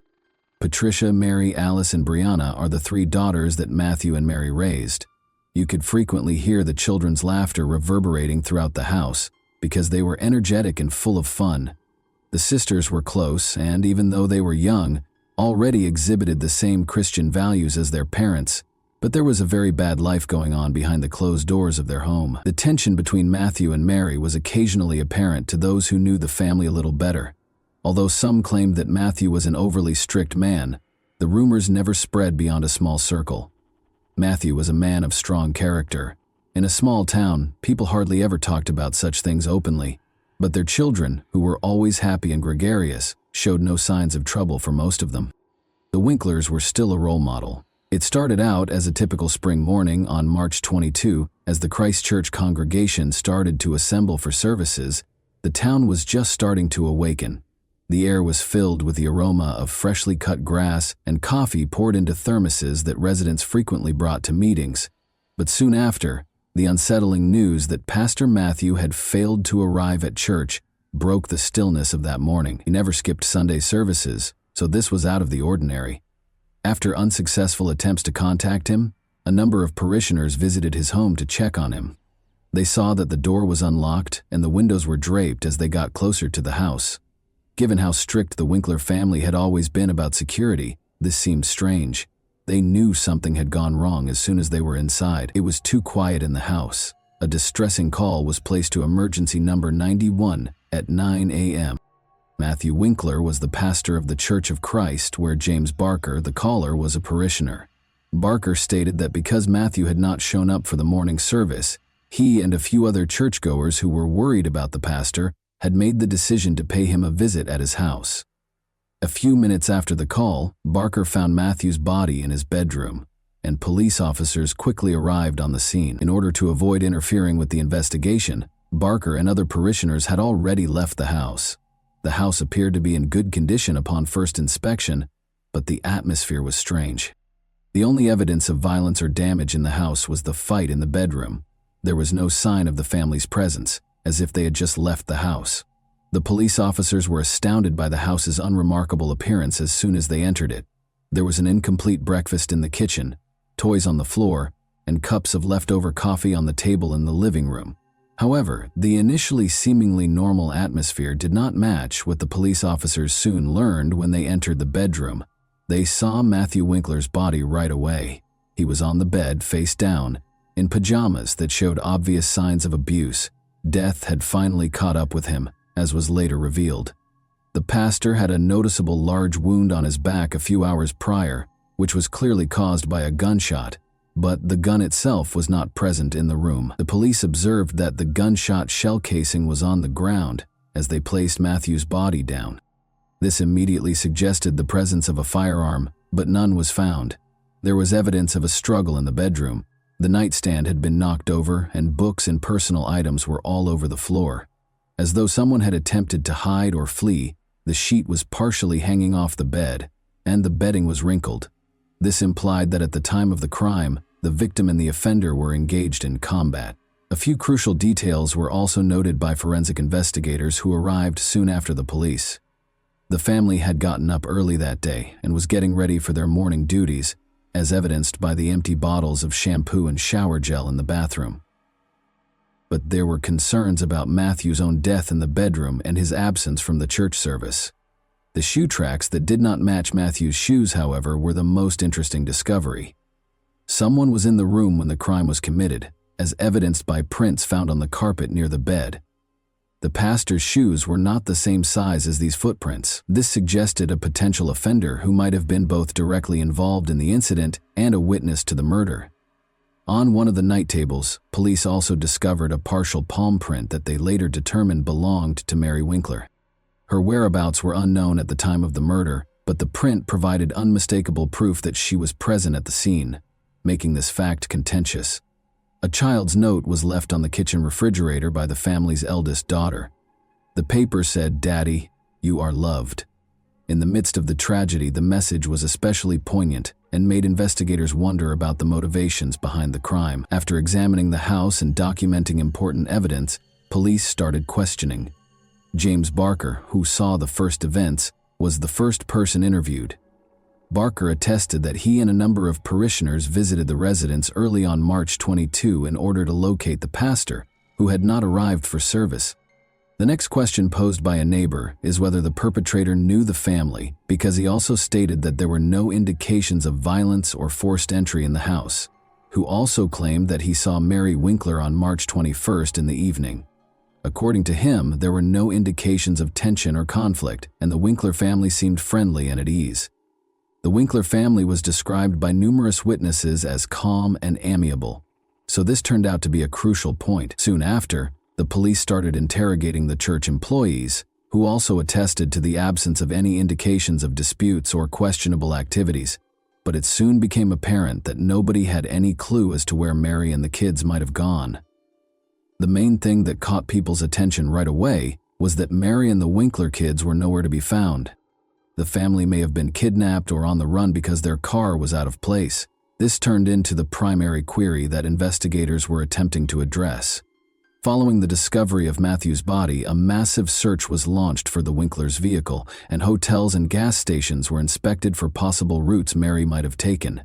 When police learned that the Nissan Quest minivan had vanished, they immediately began a manhunt for it. Every patrol team within a few hundred kilometers was told to keep an eye out for vehicles that fit the description. Investigators also asked for surveillance footage from gas stations and major highways. Because Selmer is a small town, there were few options for escape routes, which gave police hope that the missing men would be found soon. The car was seen on a surveillance camera at a gas station in northern Alabama, roughly 200 kilometers from the crime scene, a few hours after the search started. 3 kids were in the backseat of the car, and the driver was a woman, according to the video.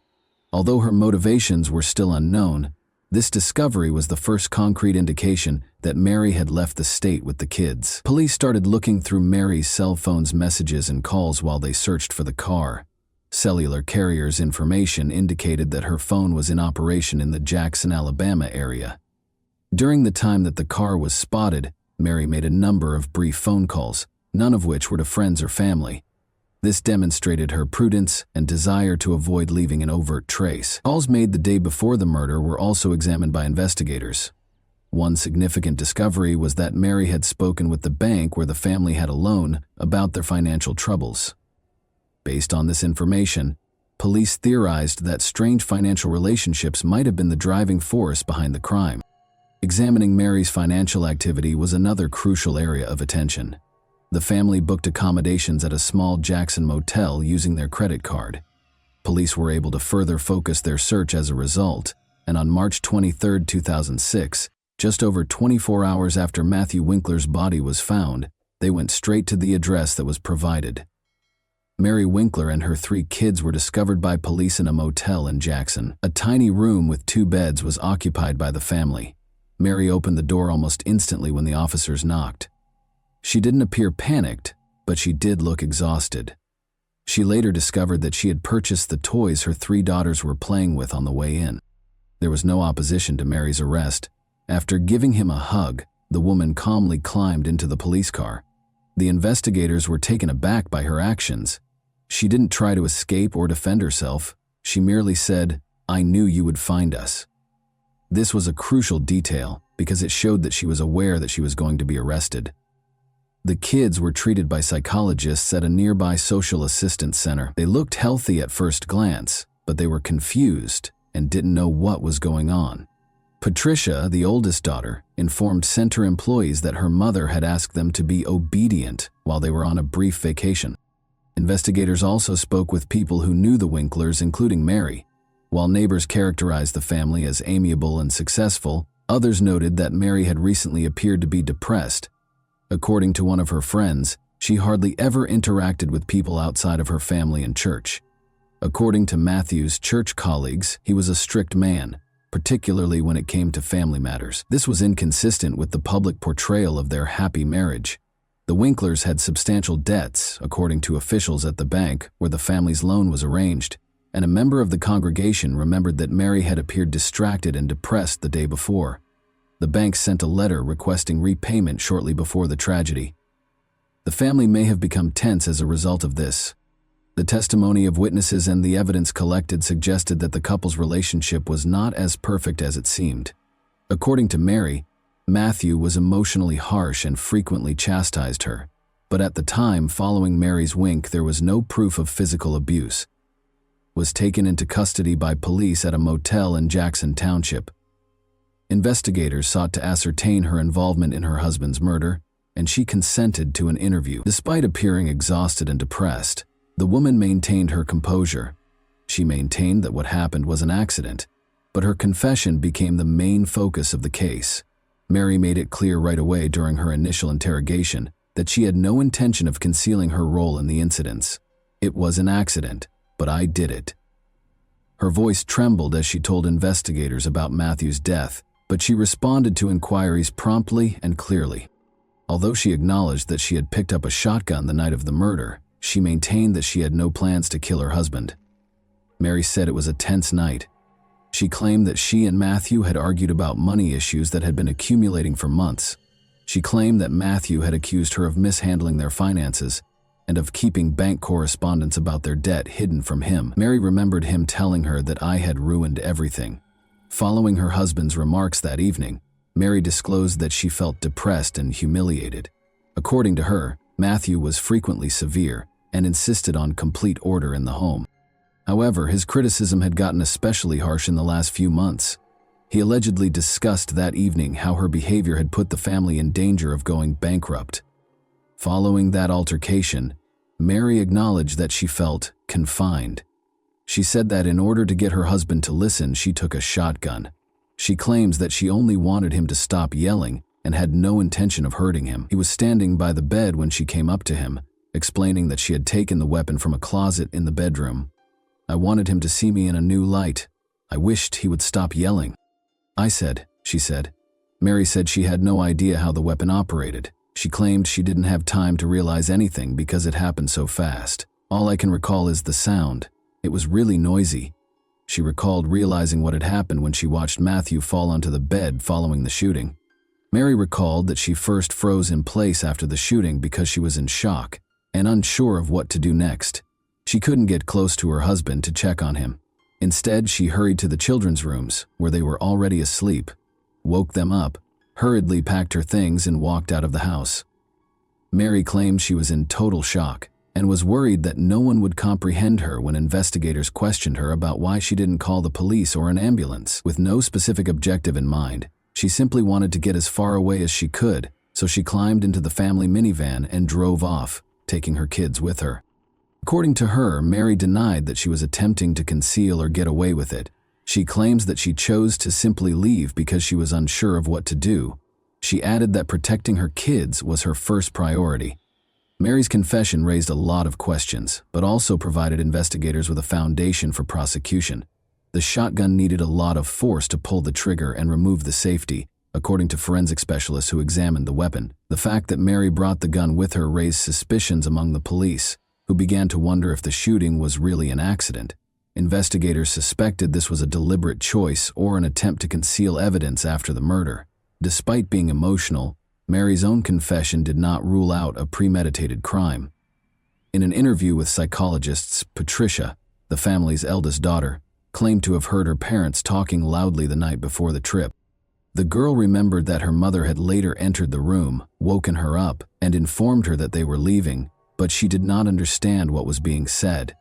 Mary's claim that she left the house right away after the murder was supported by this testimony. To prevent traumatizing the children, the investigation used their testimony with caution. They did, however, support the idea that Mary acted emotionally, even though her actions following the shooting continued to be unpredictable. Investigators concluded that Mary's confession contained enough evidence to bring charges of second-degree murder. Her acknowledgement that she fired the shot herself, the fingerprints found at the scene, and the fact that the gun was found in the car's trunk were the primary contributing factors. After conducting interviews and compiling evidence, investigators also explained her attempts to escape to another state and her escape with her children, which they viewed as avoidance behavior. Prosecutors intended to present the case in a way that would demonstrate Mary's actions went beyond chance, so she was moved to the county jail to await trial. What was ahead was a trial that would spark extensive public outrage and become a national conversation point, not just in Tennessee. The trial had a national impact. In the spring of 2007, Mary Winkler's trial got underway in the Tennessee District Court. The case immediately sparked widespread public interest. Journalists from across the nation attended the hearings, in addition to Selmer residents. On the one hand, Mary was portrayed by the prosecution as a cold-blooded killer. The defense, however, contended that Mary suffered from years of emotional suppression and domestic abuse, which ultimately caused the tragic result. From the outset of the trial, the prosecution adopted a tough posture. Using evidence from forensic experts, prosecutors contended that Mary Winkler killed her husband voluntarily. They presented evidence that Mary's behavior the night of the murder was motivated and purposeful. The necessity of removing the safety and purposefully pulling the trigger on the weapon that fired the shot was one of the main points of contention. According to experts, the shotgun was operational and difficult to fire, so this was not an accident. Prosecutors also emphasized Mary's actions following the murder, including her running from the scene, disappearing with her kids, and trying to escape to another state, all of which suggested that she knew what she had done. In order to demonstrate that Mary's actions were intentional, the prosecution presented surveillance footage of her filling up her car and using a bank card as proof. Prosecutors contended that she fled in an effort to escape accountability rather than phoning the police or an ambulance. According to the prosecution, the couple's relationship tensions stemming from financial difficulties were the driving force behind the crime. The family's significant debts were disclosed by the bank in court documents. The prosecution claims that Mary concealed letters from creditors, which sparked a dispute the night of the murder. Prosecutors tried to show that the woman's decision to divorce her husband was ultimately prompted by this circumstance because they felt he controlled her and put psychological pressure on her. Mary's choice to hide the weapon in the car trunk following the murder caught the attention of the prosecution. Prosecutors emphasized throughout the trial that a person who unintentionally fired a shot would not have taken such actions, and that this was not only an attempt to conceal evidence, but also another sign that her actions were conscious. In contrast, Mary's defense centered on her emotional state and the aspects of her family life that might have contributed to the tragedy. Mary acted rashly under intense stress and fear, according to the defense lawyers. They attempted to demonstrate that the flight was the product of shock and panic, and that the shooting was an accident. The assertion that Mary had been experiencing emotional and psychological distress served as the primary defense. She told the court for years that her husband dominated every part of her life, frequently criticized her, and made decisions for the whole family. Mary's lawyers claimed that these situations made her feel scared and powerless, which ultimately caused her to lose it during her testimony. Mary stated that she took the shotgun that evening to persuade her husband to listen to her and cease the abuse, not to murder him. She maintained that the shooting was unintentional. Mary could have acted under the influence of stress and emotional distress, according to a psychologist the defense brought to the trial. The expert pointed out that people frequently do things they wouldn't normally do when they're depressed and afraid. Her actions following the murder were another area of focus for the attorneys. They maintained that she did not intentionally try to hide the crime when she fled. Mary's instinctive defense was to leave the scene of the tragedy with her children because she was afraid that no one would understand her. Mary appeared depressed long before the tragedy, according to defense witnesses, some of whom were close friends of Mary. They recalled that she seldom expressed her emotions, but occasionally brought up the fact that her husband could be too strict. These testimonies enhanced the overall picture of the family's relationship, even though they were insufficient to prove abuse. The jury deliberated for several hours before rendering a decision. Mary Winkler's manslaughter conviction was upheld. Although her behavior following the shooting suggested responsibility for what transpired, the court believed there was not enough evidence to consider her actions fully conscious. Due to a scheduling conflict with one of the attorneys on June 8, 2007, the sentencing phase was postponed from its original start date of May 18, 2007. A judge in Tennessee sent a yease on the manslaughter charge. Mary Winkler received a sentence of 210 days in prison. According to her record, she had already completed 5 months of that time. and the judge permitted her to spend up to 60 days in a Tennessee mental health facility. And that wraps up today's chilling story. If you enjoyed this video, don't forget to like and subscribe so you never miss a new upload. Also, let me know in the comments what part of this story shocked you the most. Thank you for watching, and I'll see you in the next video.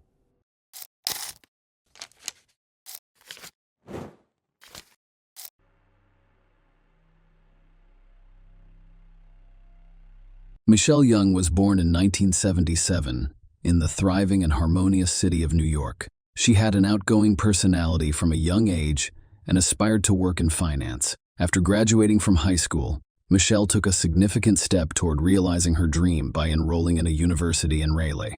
By 2001, she had achieved financial success and met a man who had a significant impact on her personal life. Michelle met Jason Young on her 24th birthday, while out celebrating with friends. Jason, who graduated from the same university, had a similar academic background and interests as Michelle. This connection led to a romantic relationship, which culminated in their marriage. On Friday, November 3, 2006, Jason Young requested that his sister-in-law Meredith Fisher visit his home and retrieve some eBay printouts. The goal was to keep his 29-year-old wife, Michelle Young, from discovering them. Jason informed Meredith that he had printed materials about Coach bags and planned to purchase one for Michelle as an anniversary gift. However, he forgot to put them away and was concerned that Michelle would come across them. At the time, Jason was on a business trip. Meredith agreed to pick up the printouts, which she was told were in the home office upstairs. Jason, Michelle, and their 2-year-old daughter Cassidy lived together on a Birchleaf Drive in Raleigh, North Carolina, where Michelle is 5 months pregnant with their second child, a baby boy. Meredith arrived at the house around 1 p.m. and went through the broken garage door before entering the unlocked kitchen door. When she entered the house, she noticed how cold it was. Michelle's car was in the garage, and Meredith discovered Michelle's purse and keys on the kitchen counter. Concerned, she called Michelle's name but received no response.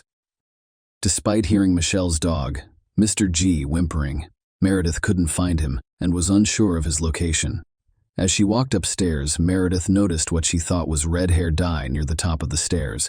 When she reached the top, she discovered her sister lying face down on the floor. Contrary to her initial assumption, the red substance was blood, not hair dye. Meredith discovered Michelle's body in a pool of blood after she had been brutally beaten to death. After calling 911, Meredith discovered Cassidy, Michelle's 2-year-old daughter, hiding under the bed covers, physically unharmed. Cassidy requested bandages, mentioning that her mother had boo-boos all over. Meredith mentioned Cassidy's claim that there might be someone else in the house to the operator. When asked about Michelle's issues, Meredith mentioned occasional fights between Michelle and her husband, Jason, but clarified that they were not overly severe. She also informed the operator that there were blood footprints throughout the house, including those left by Michelle's daughter. When paramedics arrived, Michelle was confirmed dead, and it was clear that she had been dead for some time. Cassidy, Michelle's daughter, was examined and found to have dried blood on her toes and the bottom of her pajama pants. Fortunately, she had received no physical injuries. Meredith promptly informed her mother, Linda Fisher, of Michelle's tragic death. Linda, in turn, contacted Jason's mother, Pat Young, to deliver the devastating news. Meanwhile, Jason was traveling from Virginia to Pat's house in Brevard. When he arrived, his stepfather told him about Michelle. Meredith then called Jason, revealing that Michelle's death had been ruled a homicide. When Jason learned of his wife's death, he hurriedly drove to Raleigh with some family members. During the journey, friends informed him that the police had inquired about any marital problems Michelle may have had, and he chose to remain silent until he obtained legal representation. Jason declined to answer police questions when he arrived in Raleigh. Citing his counsel's advice, the police discovered traces of blood on the doorknob connecting the kitchen to the garage, which was later confirmed to be Michelle's. Despite a broken garage door that had been in that condition for some time, there was no sign of forced entry. Notably, Michelle's jewelry box had 2 drawers removed, and several valuable items, including her wedding and engagement rings, were missing. However, the house was not otherwise damaged or ransacked. Michael's lifeless body was found dressed in sweatpants and a zip-up sweatshirt. Her body showed signs of discoloration, coldness, and stiffness. The scene revealed a large amount of her blood, with stains on the bedroom walls and inside the closet. Michelle was found next to a closet labeled his closet, and a small doll was discovered beside her head. The police wanted to question Jason about his whereabouts on the night of November 2 and early November 3. Despite Jason's reluctance and refusal to cooperate, investigators discovered that on November 2, he left the rally and headed to Virginia for a sales call scheduled for 10 a.m. on November 3rd. In Clintwood, Michelle planned to spend the evening of November 2 with her friend Shelley. Shelley said she arrived at Michelle's house around 6:30 p.m. and found Jason still there when he offered to join them for dinner. Jason declined, mentioning that he planned to eat at Cracker Barrel on his way to Galax, Virginia. Jason had reserved a room in Galax for the night, intending to drive to Clintwoods the following morning for the sales call. Shelley told the police that after Jason left, Michelle bathed Cassidy and put her to bed, after which they watched Grey's Anatomy. During their time together, Michelle told Shelley about recent disagreements with Jason, particularly about holiday plans. Michelle wanted her mother Linda to stay with them from Thanksgiving to Christmas, which Jason was not thrilled about. According to investigations, Jason called Michelle 7 times that night. Shelley, Michelle's friend, told the police about her unsettling feeling of being watched that night, prompting her to ask Michelle to accompany her to her car when she left around 10 p.m. and 10:30 p.m. on November 3 between 3:30 and 4 a.m. A resident delivered newspapers in the area. They reported seeing a light-colored SUV parked in Michelle's yard or on the street in front of her house. Another resident passed by around 6:15 a.m. I noticed an empty SUV parked at the edge of the driveway. Police investigated Jason's movements and discovered that he left his Raleigh residence on November 2 to travel to Virginia. Around 7:30 p.m., Jason stopped at a gas station in Raleigh and called his mother, Pat Young, to let her know he was going to check with Michelle about staying at Pat's house on Friday night. Pat lived in Brevard when Jason returned from his business trip, and Jason planned to pick up some furniture she'd had offered him after calling his mother. Jason continued his journey to Virginia, stopping for food at a Cracker Barrel restaurant in Greensboro at 9:25 p.m. He later checked into a Hampton Inn at 10:54 p.m. and entered his room with a key card at 10:56 p.m. Although he used express checkout the following morning, his exact departure time from the hotel remained unknown. Jason made a call to his mother at 7:40 a.m. On November 3, he arrived in Virginia via a cell tower near Wytheville. He arrived at the sales call, and Clint would be 30 minutes late, despite surveillance footage on the keycard showing that Jason did not leave his hotel room after midnight. The police were skeptical. Further examination of the footage led them to suspect tampering, believing Jason may have driven back to Raleigh after midnight to commit the crime against Michelle before returning to Virginia. Investigators discovered internet searches on Young's computer for the anatomy of a knockout, head trauma blackout, head blown knockout, and head trauma, though the exact timing of the searches was unknown. 2 years after Michelle's body was discovered, Jason was charged with first-degree murder and pleaded not guilty. The prosecution based its case on the claim that Jason and Michelle had marital and financial difficulties, with Jason allegedly wanting to end the marriage. Several affairs were revealed during the trial, as well as evidence of strained relationships. The prosecution claims that after checking into the Hampton Inn in Hillsville, Virginia, Jason left the hotel during the night's return to Raleigh and committed the murder.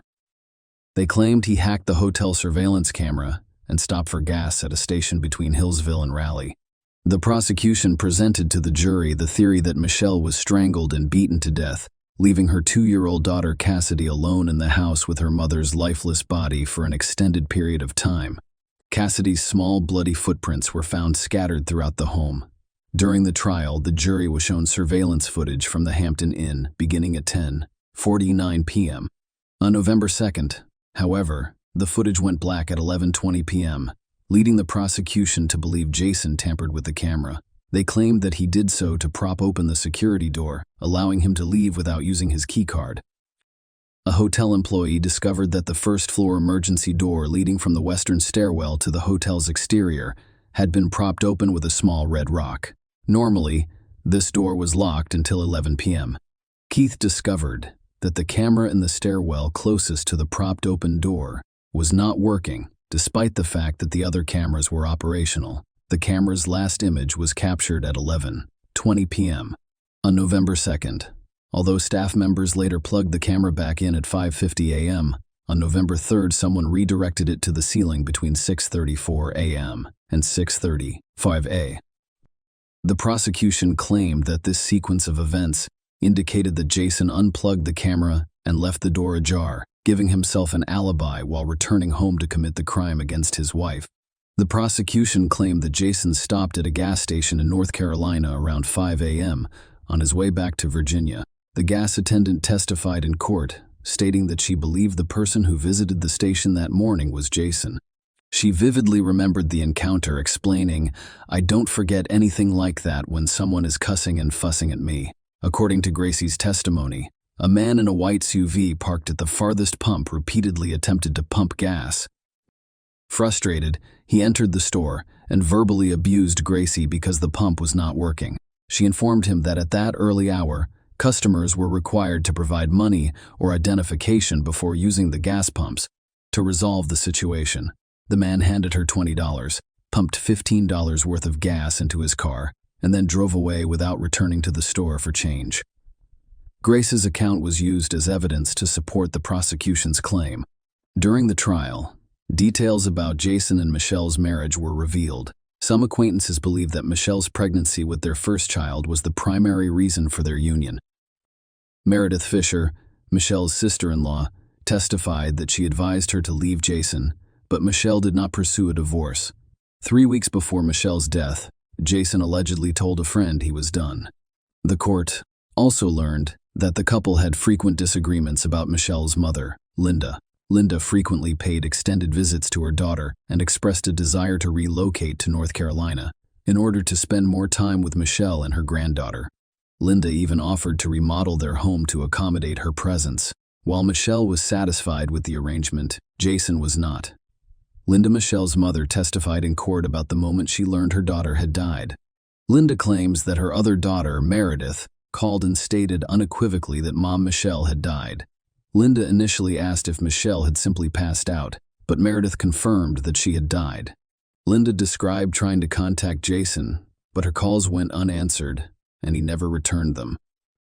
Linda's testimony revealed a volatile relationship between Jason and Michelle, with Linda witnessing numerous fights and Jason allegedly belittling Michelle.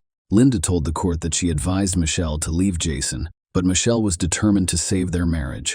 According to Linda, Michelle told her that Jason did not make love to her and had a perverted approach to intimacy.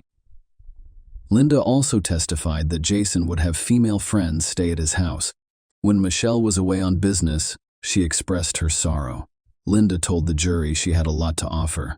There was so much about Michelle other than the fact that she lived in North Carolina. Stay a cheerleader.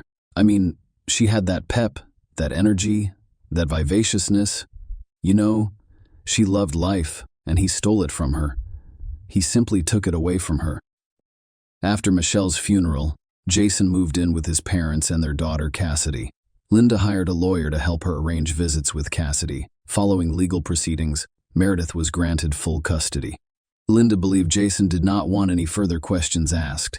During the trial, one of Jason's female friends, Carolyn Sauer B., testified that she had known him since they were teenagers. She went to see him in the fall of 2006, just 10 days before Michelle died, and confessed to having sexual relations with Jason on the living room couch one night while Michelle was out of town. Carol also claimed that Jason took her wedding ring, pretended to swallow it, and then returned it the next day. Michelle Money, another female friend and Michelle Young's college sorority sister, testified in court as well. Michelle Money believed her husband was unfaithful, and she revealed that she met Jason at his wedding. Their contact increased near the end of September 2006. Jason also visited Michelle Money in Orlando in October of that year, during which time they had a sexual relationship. Jason reportedly told a friend that he loved Michelle Money. They remained in constant communication throughout October, exchanging messages 980 times in 1 month. The day before Michelle was murdered, they communicated 51 times in 1 day.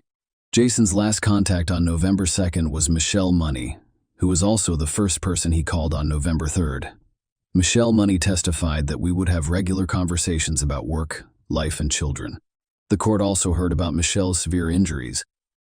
Dr. Thomas Clark, who conducted the autopsy, testified that Michelle died from blunt force trauma to her head, having received at least 30 blows, the most serious of which was inflicted by a heavy blunt object with a rounded surface, resulting in crescent-shaped skull fractures.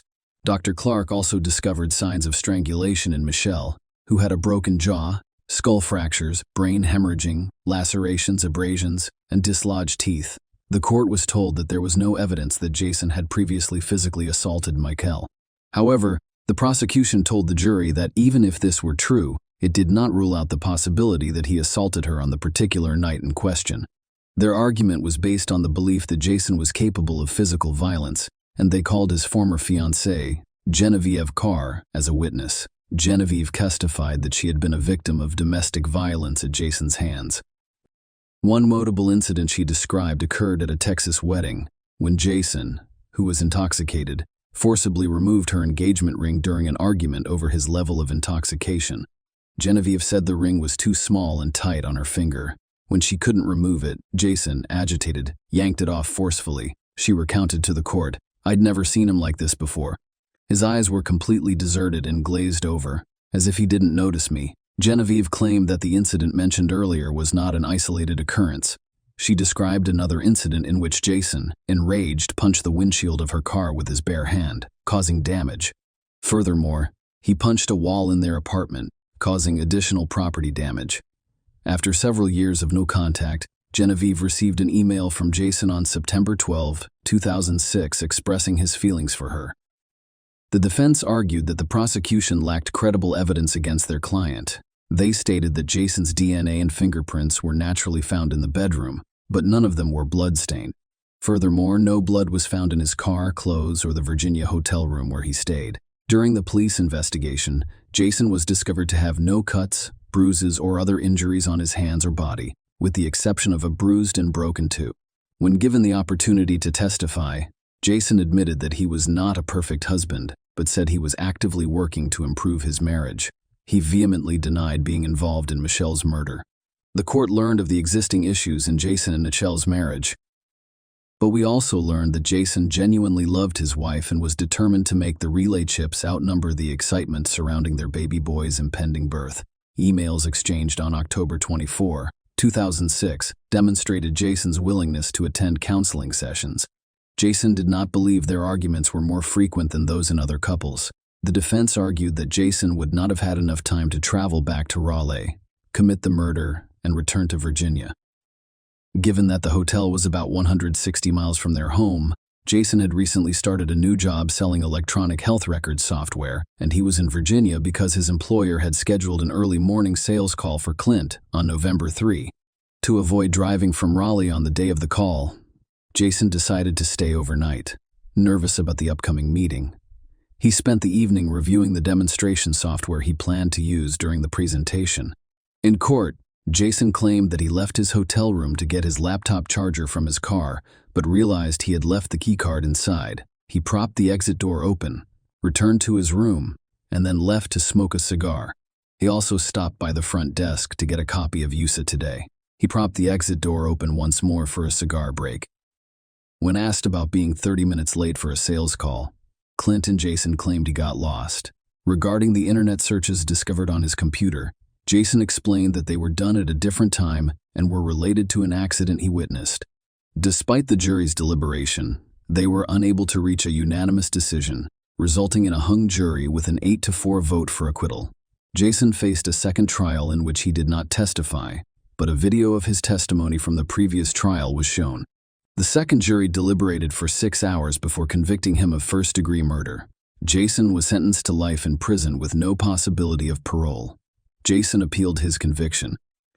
During the appeal hearing, his new legal team argued that his trial attorney should have objected more strongly when the judge allowed jurors to hear about Jason's failure to respond to a civil wrongful death lawsuit in which he was found responsible for his wife's murder. Between the two criminal trials, Michelle's family filed a civil lawsuit against Jason, in which he was found to be responsible for Michelle's death. Jason's attorney argued that the jury should not have been informed of this information. They also claimed that the same judge, Superior Court Judge Donald Stevens, presided over both the civil case and the second criminal trial, possibly biasing the jury against Jason. The appellate court agreed with Jason's arguments. A unanimous panel of the Court of Appeals reversed his conviction and ordered a new trial, which would have been his third. However, before the third trial could begin, a state Court of Appeals panel overturned the Court of Appeals decision. As a result, Jason did not face a third trial, and his conviction for first-degree murder was upheld in the civil wrongful death suit. Michelle's family received $15.05 million in damages. Share your opinion with us in the comments and subscribe to the channel for more.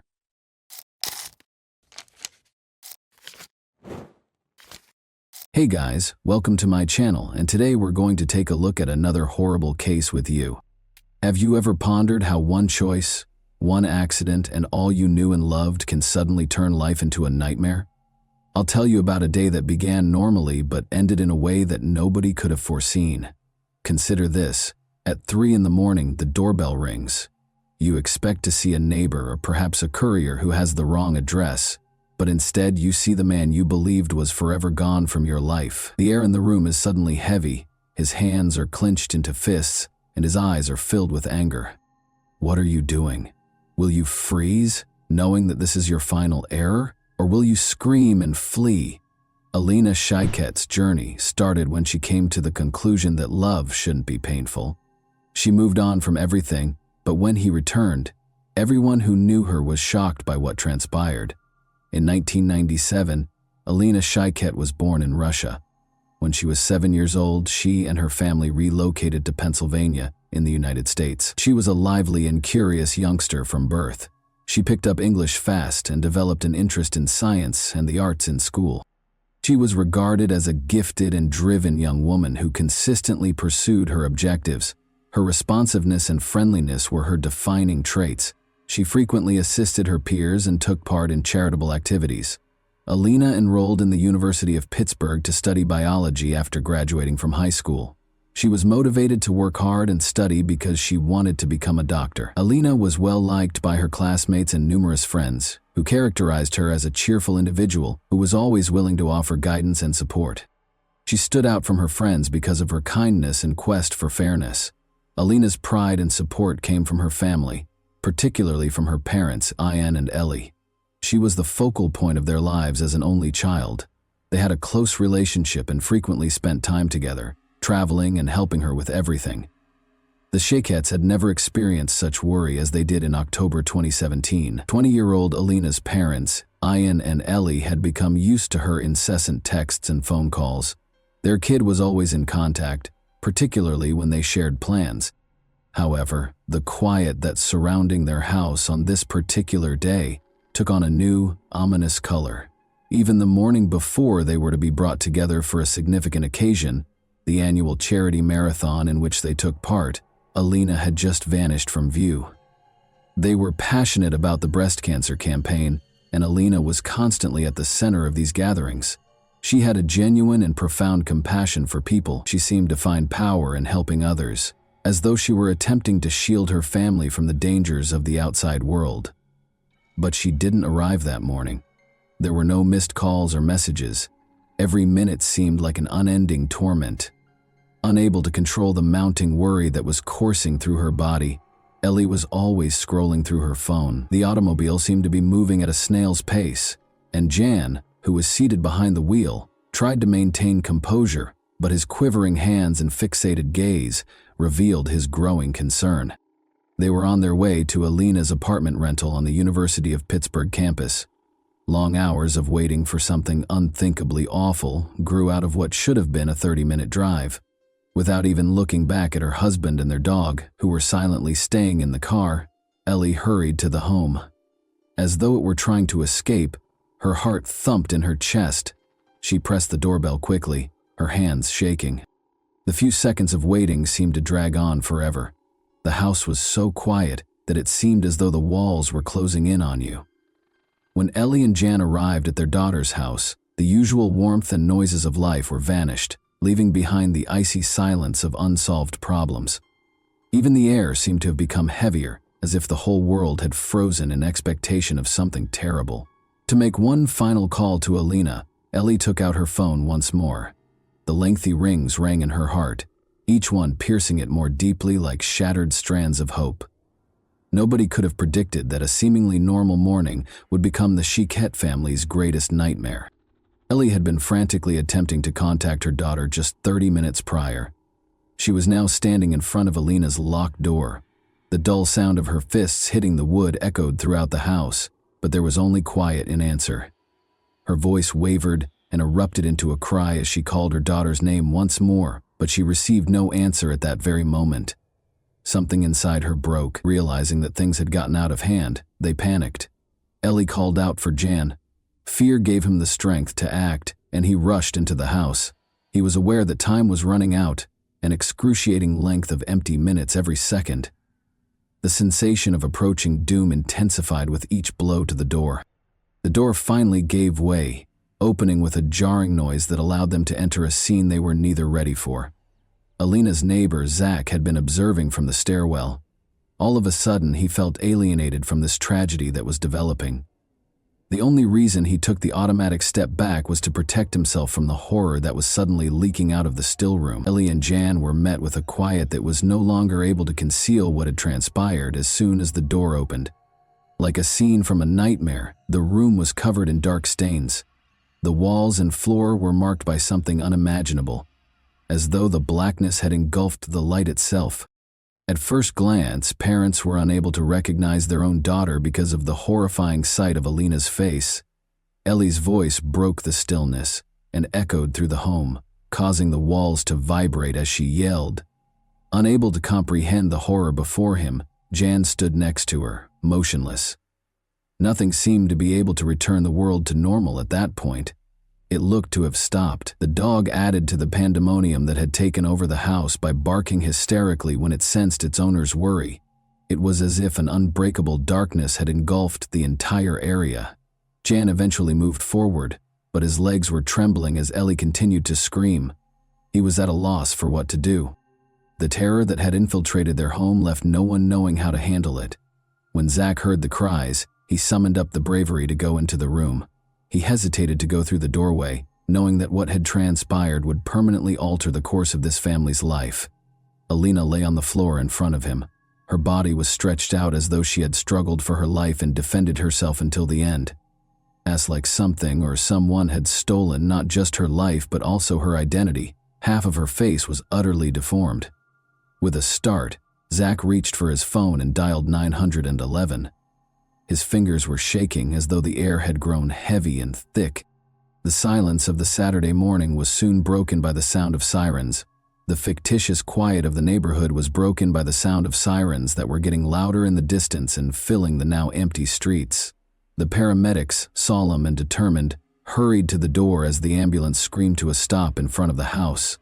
Every second felt hostile as their footsteps reverberated through the strange and chilly house. Ellie, who was still motionless at the entrance, welcomed the paramedics with a face that immediately made them realize that this woman would never be the same. She could hardly guide her trembling hands toward the room. As they passed the paramedics entering the darkened room, Jan, still mute and overcome, watched from the door. The gloomy scene is made even more intense by the draperies, which hardly let any light in. They dropped to their knees next to Elena's body. Everything moved swiftly, almost robotically, as they looked at each other and checked for a pulse. Time seemed to slow down for Jan and Ellie, even if it only took a few seconds. Their entire world fell apart as one of the paramedics shook his head. Ellie lost it, as though attempting to go back in time and bring her daughter back. She collapsed to her knees and let out a scream. Shock nearly paralyzed Jan. He did what he could. Even though he no longer felt like he had a firm foundation beneath him, he tried to keep his wife on the ground by embracing her. For a little while longer, the paramedics stayed in the room, getting ready to declare the death formally. However, that revelation felt like a sentence to Ellie and Jan, a blow from which they would never fully recover. Neighbors turned to watch as the roadway was illuminated by blue and red police lights. A group of people started to assemble, some of them muttering, some looking around anxiously, and some taking out their phones to take pictures. Alina Chiquette's home was already surrounded by barriers and cop cars, and curious bystanders gazed at it, as if to protect the world from the terrible reality that awaited them inside the doors of that house. Officers with gloomy expressions were erecting barricades and gradually separating the crime scene from the rest of the city. The investigation was personally led by Police Chief Scott Schubert. He and a group of investigators carefully inspected the scene, taking pictures of me, a broken mirror, an overturned table, and every inch of the room. The haphazardly dispersed victims on the floor all indicated a frantic struggle. Alina died from multiple hits from a blunt object, the medical examiner's report stated. Every detail of this heinous act of aggression shouted rage, terror, and despair. It was not a calm crime of passion. Outside, rumors were circulating quickly. The throng was still expanding and the conversation was getting louder. While some had heard about her lover and others were aware of the tumultuous nature of their relationship, nobody could have foreseen how horribly it would end. A crime that would soon dominate conversations around the area had upended the customary tranquility of this suburban neighborhood. Matthew Darby, a young and talented basketball player and Alina's ex-boyfriend, was already a prime suspect in the police's eyes. Matthew's attractiveness with women was as well known as his performances on the collegiate court. He was always surrounded by prosperous, self-assured, and charming people, but beyond that polished facade, particularly with regard to Alina, were deeper, harmful impulses. Beginning at a Greensburg University, their friendship swiftly developed into a passionate romance, but jealousy and control gradually replaced the pleasure. After she moved to a different university, things began to shift. Alina made an effort to put her education first, make a fresh start, and break free from the toxic attachment. She ended the relationship, but Matthew was unable to cope.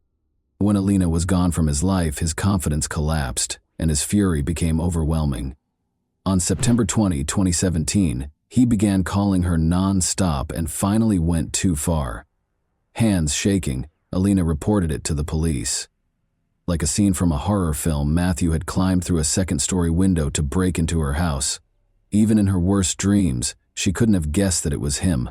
Yet she had heard someone scaling the drainpipe. With rage in his eyes, he stormed into her room and accused her of betraying him, ignoring his calls and leaving him. Roughly pushing her into the bed, his hands clamped down on her shoulders and squeezed her wrists until the bruises lasted for days. Feeling both relieved and afraid, she submitted the report, thinking she could finally stop him and that justice was on her side. She went to court with Jan and Ellie. Although the restraining order against Matthew seemed like a positive move, the courtroom tranquility was all too short. As the judge ordered his arrest, Jan and Ellie clutched her hands tightly. Alina's family believed that the horror that had plagued their daughter in recent months would come to an end when he was arrested for unlawful entry, but their dreams were quickly dashed. Alina was forced to confront her anxieties alone after Darby was released on $10,000 0 bail, a negligible amount in the legal system. Ellie and Jen were unaware that this would be the sign of impending doom. The house where they had sought solace became the scene of a tragedy a few days later. The oppressive feeling of dread that had pervaded the atmosphere for so long came to pass in the most terrible manner. Every action the detectives performed that day was tinged with the knowledge that crucial opportunities had been lost, and that Alina had not received the proper protection. Ellie had stopped crying as she stood behind the police tape. A mask of shock and disbelief froze her face. Jan held her hand as he stood by her. Alina's world never really left Matthew Darby. Every step she took was obscured by his shadow, which seemed to follow her. Zach, Alina's neighbor, subsequently acknowledged that he frequently witnessed Darby loitering outside her home. He felt like he belonged there. Zach recalled that he had been watching the catastrophe unfold without comprehending it, but he realized it too late. As if stalking Alina, he had witnessed Darby lurking in the shadows for hours on end, silently observing through the windows, never letting her leave his gaze. She blocked his number and changed passwords in an attempt to get away from him, but he always managed to get into her life. Once more, Matthew's jealousy was unquenchable, tearing apart anything that didn't comply with his demands like a ferocious animal. Zach once saw Darby yelling at Alina outside her windows in the middle of the night. There was mad jealousy and anger in his words. Every altercation seemed planned, and he became more vicious with each blow. Darby had taken over Alina's virtual world a month before to the catastrophe, hacking her accounts and removing likes she had given to other guys. The virtual world had to be exclusively his. Alina made an effort to establish limits with virtue, but it wasn't enough, Matthew. Nobody was aware of what was going on behind closed doors on the evening of September 20. A weird sound, as if something had snapped, reached Zach's ears. He didn't give it much thought. In old houses, things break all the time. But then, there was a scream and a smashing bang. It was a terrified, despairing cry that broke through the night's silence. Zach was unsure of what to do. Hoping for a response, he posted a message to the house's group chat, but nothing came up. It felt as though time had stopped. Zach wouldn't find out until much later that Matthew Darby had already broken into the house and started attacking Alina while the neighbors were asleep. Alina's phone records, which had vanished from her residence following the crime, were being examined by police. The data showed that she had been frantically attempting to save herself by phoning for assistance between 4:15 and 4:55 a.m. Alina's phone was traced to Route 76 close to the village of Irwin, and the most recent contact was placed from Darby's number. It was an unanswered last call for assistance. Police received a statement from a cab driver who became involved in this gruesome case. Around 4:21 a.m., he claimed to have driven Darby to Oakland's Seal Street and Ward Street crossroads. Darby begged him to wait for a few minutes, but that quickly increased to 10, and then 10 more. The driver started to feel nervous, and he continued to experience fear. He eventually departed without his travel companion. Something was horribly off. The police kept reviewing the security footage in the meantime. They discovered video from a camera close to Alina's house that showed a man who looked like Matthew Darby strolling down the street while toting big black suitcases. Like a predator, he looked around warily, looking for a place to cover his tracks. The moment he came to a stop at a manhole cover was caught on camera. As though attempting to get rid of not only the evidence but also a piece of himself, his harshness and guilt, Darby carefully lowered the bags inside after lifting the lid. The case's main detective, Edward Fair, sent his team to the scene right away. There was no room for error on the part of the forensic investigator. After gently removing the manhole cover, they discovered a hammer and 2 knives within, all of which were smeared with dried blood. There were fragments of skin and hair on the hammer. Everyone working on the investigation was profoundly impacted by this revelation, which served as a silent testimonial to the ruthless and untamed aggression. The identification of the material would confirm the worst, and now everything depended on the forensic analysis. The system, which ought to have shielded Alina, failed her with every new fact. Only a trail of agony and misery remained after Matthew Darby had disappeared, as if vanishing into thin air. The police had enough proof to take action, even though they knew they wouldn't have much time to apprehend him. It was impossible to dispute the evidence gathered at the crime scene.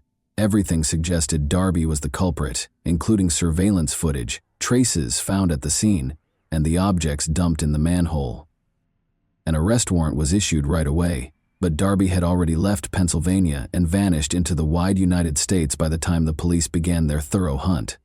The search for Darby became a national manhunt. Although the search was conducted with unwavering resolve, the sense of urgency increased with every hour that went by. In the small South Carolina town of Myrtle Beach, Darby's luck finally ran out after a few days. A bystander alerted the police right away after spotting a suspicious individual trying to enter a property through a window. A man whose look matched the description given by witnesses was discovered by officers as soon as they got on the scene. Darby attempted to flee, his fear showing in every step, but the officers outran him. He provided false identification after being caught, which only made matters worse. His identification was verified by security footage and witness statements after his attempt to pose as a fugitive failed. Darby was charged with giving false information to the police, which added another charge in South Carolina and further compounded his case. He tried to persuade the judge of his innocence, but his request for bail was turned down. Fearing that he would try to escape again, the judge decided to keep him in detention and delayed his request for extradition so that he could speak with his lawyer. Another drama involving Alina's memory and the suffering of her loved ones was taking place in Pennsylvania while Darby was still being held. In Pittsburgh, Alina's friends and classmates organized a protest. To show support for her parents and to promote awareness, hundreds of people gathered outside the courthouse, knowledge of an issue that had been neglected for too long. Signs with the words, "Say no to domestic aggression," and "Love shouldn't kill," in strong letters, were held by people. Many participants donned purple shirts, which are symbolic of the fight against domestic abuse, and the words, "Our Russian Princess," which Alina's friends had given her, were printed on the back. This was a painful and unifying gesture that conveyed their rage at a system that had let their friend get hurt. Along with the demonstration, campaigners and Alina's family worked to have a new bill passed. Domestic abusers would be subject to electronic monitoring under Alina's law. In addition to paying tribute to their daughter, they did this in an effort to stop future tragedies of this kind. Already on the table for consideration, the bill became a symbol of hope that no one else would have to deal with such a harsh reality. Prosecutors were now providing more thorough evidence in the courtroom, all of which pointed to Darby's deliberate acts. Duquesne University security camera footage from the night before the crime was one of the most important pieces of evidence. It was evident from the video that Darby was trembling as he walked across campus and looked over his shoulder. According to a policeman on patrol that evening, Darby appeared anxious, probably even a little drunk. Using the excuse that he needed to charge his phone, he tried to enter the student union building. However, there was something concerning about his actions. The officer had a strong suspicion that Darby was hiding something, since he kept looking around as though he was frightened someone was following him. With each new piece of evidence and every videotaped moment, the court was getting closer to its inevitable conclusion. The name Matthew Darby had come to represent suffering, unfairness, and the pursuit of truth. The time a picture of him in a beer-lagered striped shirt on the campus elevator was revealed in court. His doom was all but certain. When he was arrested, the same clothing was discovered with him. There was not much space for doubt because of the prosecutors. Around 4 in the morning, Darby got a cab and left the university campus to go to Alina's neighborhood. The evidence left at the crime scene, the spooky traces of a fight, and the late-night break-in all made sense. The defenders, however, refused to give up. David Sri, Darby's attorney, attempted to refute every piece of evidence.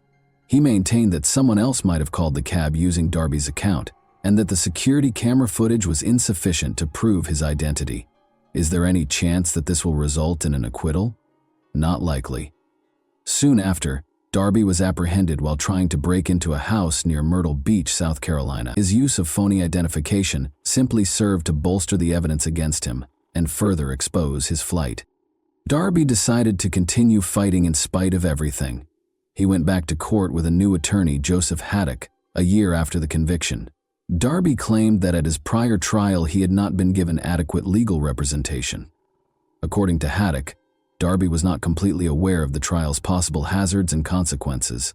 This was a new attempt to overturn the conviction on the grounds that Darby was not given a fair trial because of the lawyer's mistakes. In a prompt response to Darby's appeal, the Allegheny District Attorney's Office asserted that all of Darby's rights had been completely upheld. The concept of coordinating jurisdiction, which basically states that judges from one district shouldn't reverse the rulings of another without good reason, was debated. Nevertheless, the matter might still be reopened for a new hearing in the courtroom. The process might be slowed down but not completely stopped by this procedure. Despite the fact that his life sentence already appeared certain, Darby persisted in fighting for his freedom. His attorney put forth a lot of effort, gathering fresh information and looking for any way to overturn the verdict. Like a dying man clutching at straws, Darby clung to each attempt as if it were another lifeline. The problem is that this story isn't over yet, even though you're undoubtedly eager for the conclusion. Matthew Darby received a life sentence without the chance of release. Although it seemed that justice had been done, a new chapter had begun. He appealed, saying his last attorney had not done everything he could to protect him. Years after the initial sentence, Darby is currently battling for his freedom once more. Any chance to contest the case is being seized by his legal team.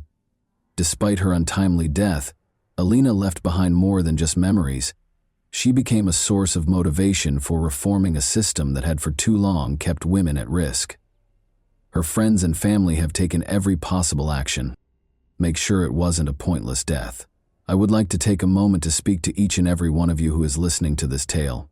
How do we stop disasters like this from happening again?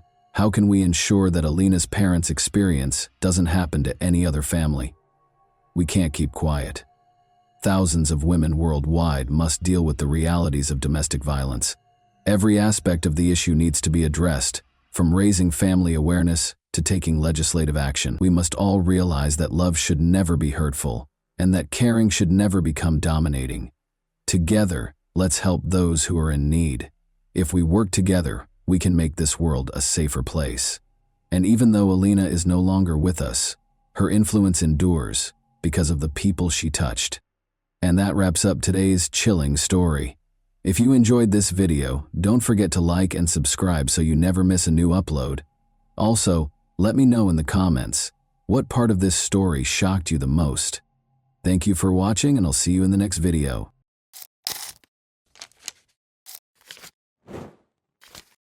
Hey guys, welcome to my channel, and today we're going to take a look at another horrible case with you. No case, no body.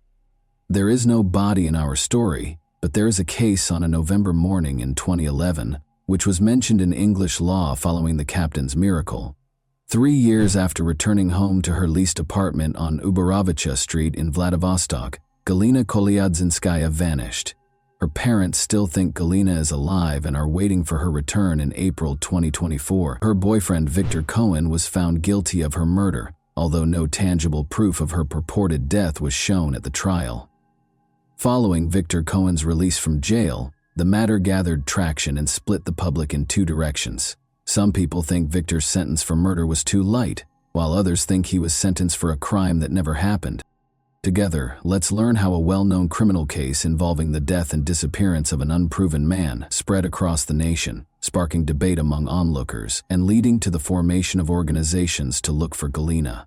Viktor Polov was born in Vladivostok on July 9, 1988. He adopted Cohen as his last name. When the youngster was very little, his parents split in 2012, leaving his mother and grandma to raise him entirely on their own. He graduated from Far Eastern State University's high school gymnasium in 2005.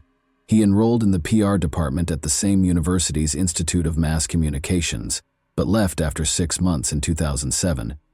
Ilona, who had COVID, presented her sister Galina, who was 3.5 years older than Victor, to her classmate. Galina Kolyadzinskaya was born in Rostov-on April 22, 1985. Her parents relocated to Vladivostok when she was 13 years old. The girl stood out, had a theatricalized way of dress, and was characterized by her brightness. She was slim, intelligent, and highly creative.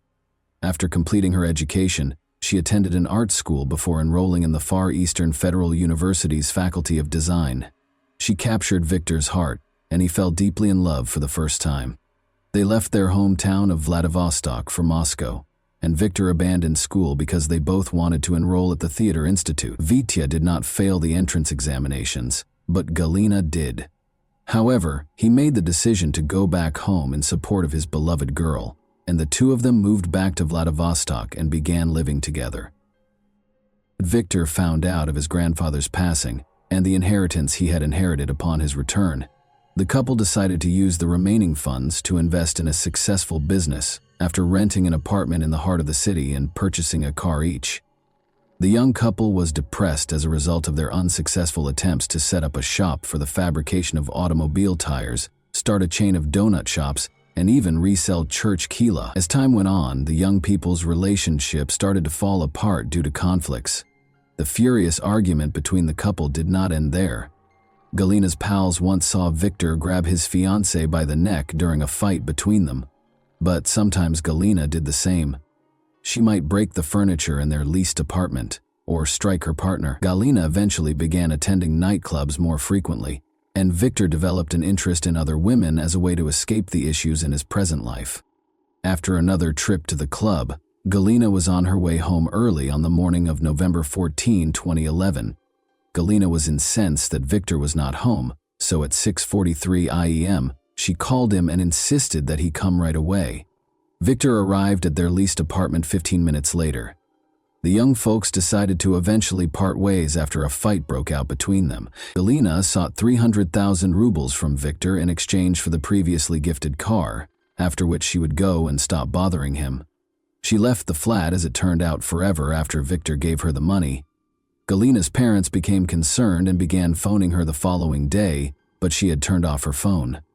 Victor also did not return their calls. He didn't call the girl's mother to inform her of the argument until the second day following Galina's departure. After extorting a substantial amount of money from him, she packed up her belongings and departed. "I'll never be seen by you again. Don't try to find me. Inform my mother that I'm doing well." Victor also told Galina's mother that he repeated what Galina had said in her final words. Galina's parents and friends were not shocked by her abrupt absence, because she was known for her flighty behavior and might go absent for days. He called her after she left, but the girl did not return his calls either, because the phone was initially only switched off.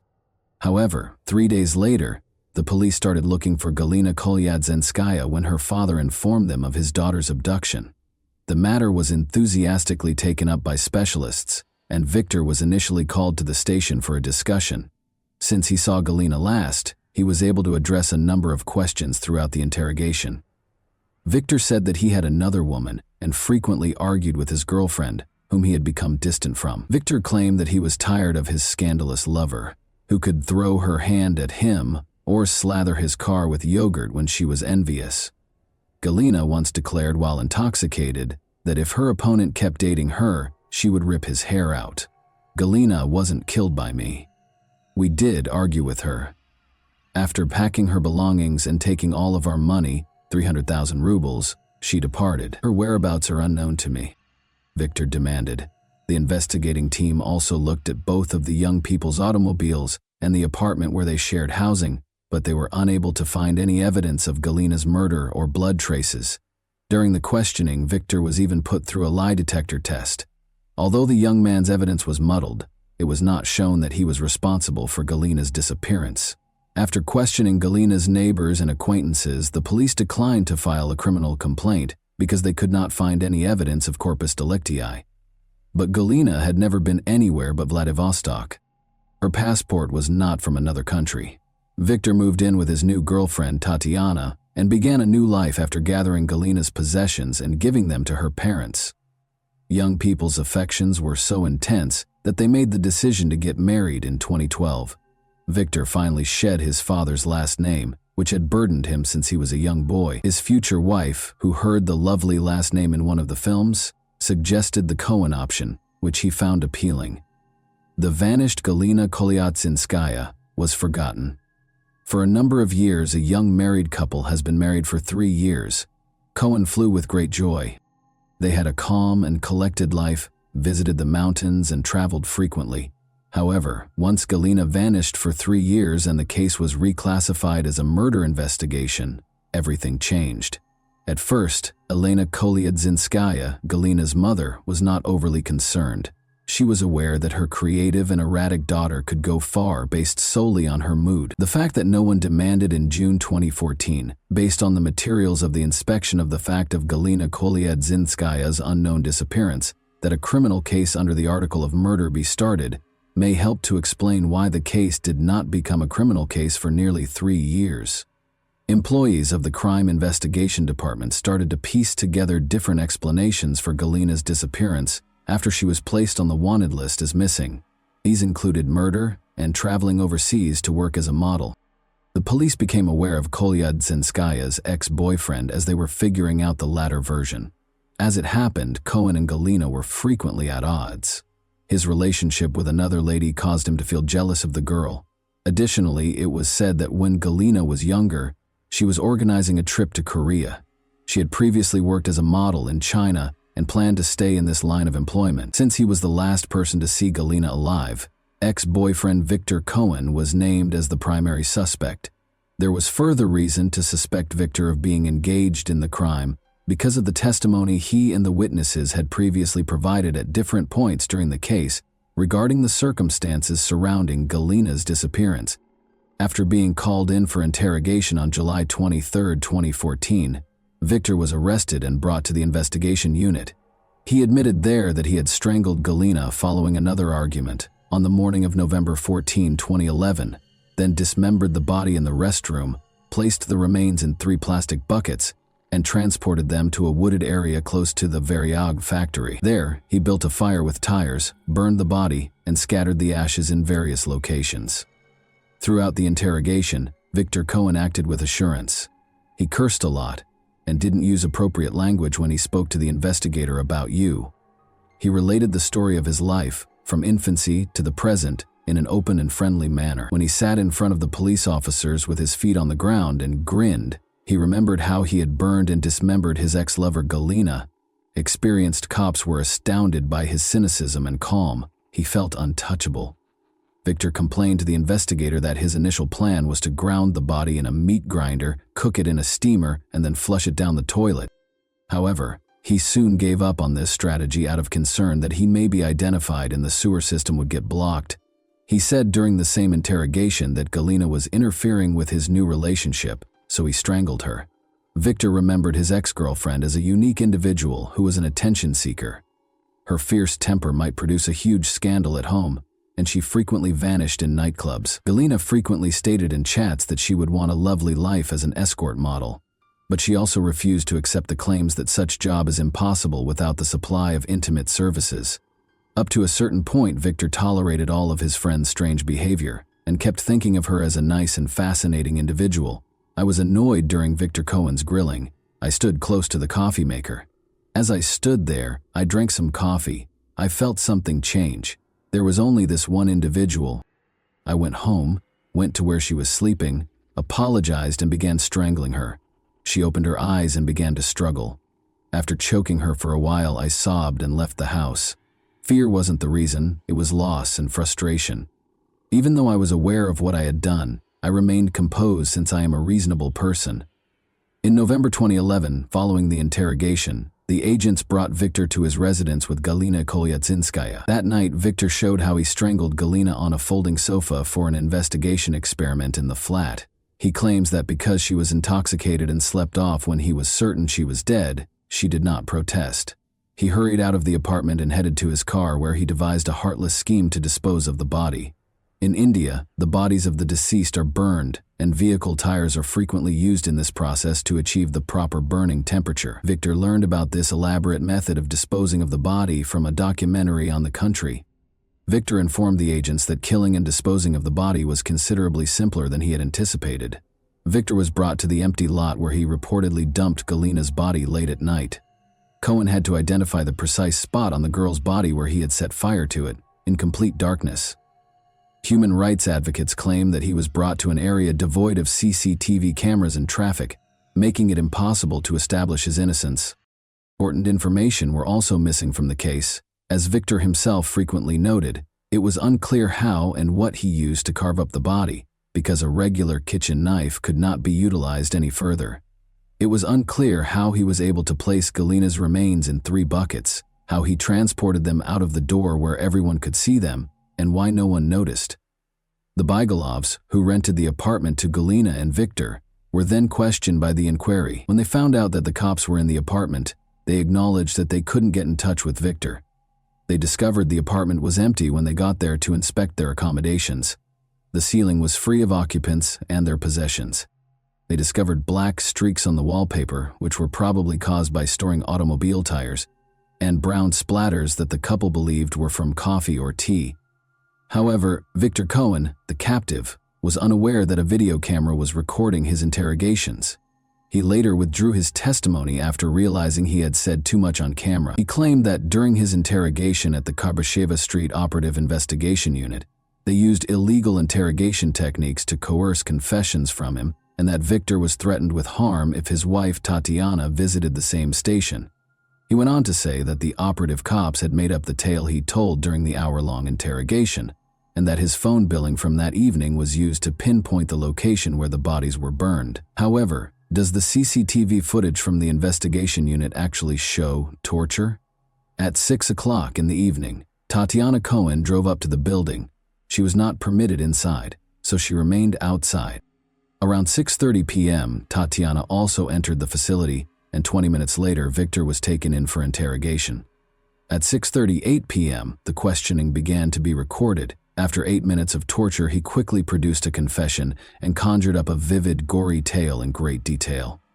Following the initial court hearing on August 11, 2015, Victor Cohen was found guilty of Galina Kolyatsinskaya's murder. According to the court's August 11, 2015 verdict, he was given a sentence of 9 years and 10 months in prison, which he was to serve in a strict regime penal colony. Tatiana, Victor Cohen's wife, became his most devoted defense attorney after he was accused of murder because she believed he was innocent. Every inhabitant of Vladivostok kept up with the news and even attended Victor Cohen rallies. People separated into accusers and defense. Even after hearing the heartbreaking news that her husband would have to serve nearly 10 years in prison, Victor's wife remained steadfast in her defense and refused to back down. During the court session, the revealing footage that was retained in the criminal case was revealed. Victor claimed that interrogators used torture and threats to get confessions out of him during court procedures, which led to the case becoming well known. Victor was discharged from the hospital with a diagnosis of ear barotrauma and concussion. His lover had been burned, dismembered, and strangled in cold blood by a young, attractive man with large brown eyes. Nobody was able to accept it. A man with charisma could pursue a career in acting. In fact, he was admitted to the Theater Institute of Moscow. Victor refused to study, as we already know, and he was characterized favorably by friends, classmates, and even casual acquaintances. Attorneys based their case on the fact that no human DNA was detected at the location where he burnt the body or in the flat where the crime was allegedly committed, according to the inquiry. Witnesses even claimed to have seen Galina in the city after she vanished. The public was stoked by Elena Kolyatsinskaya, Galina's mother, who genuinely thought her daughter was still alive. She stated in every interview that Victor was innocent and that Galina would return shortly to explain her disappearance and where she had gone for so long. Victor Cohen argued that the circumstances surrounding the murder that were submitted to the investigators were wholly made up after the guilty verdict. Ultimately, no biological evidence was discovered at the purported location where the victim's remains were burned. Additionally, the forensic analysis of Cohen's residence and vehicle produced unconvincing findings. Additionally, the defendant supported Galina's parents, who believed their daughter was still alive.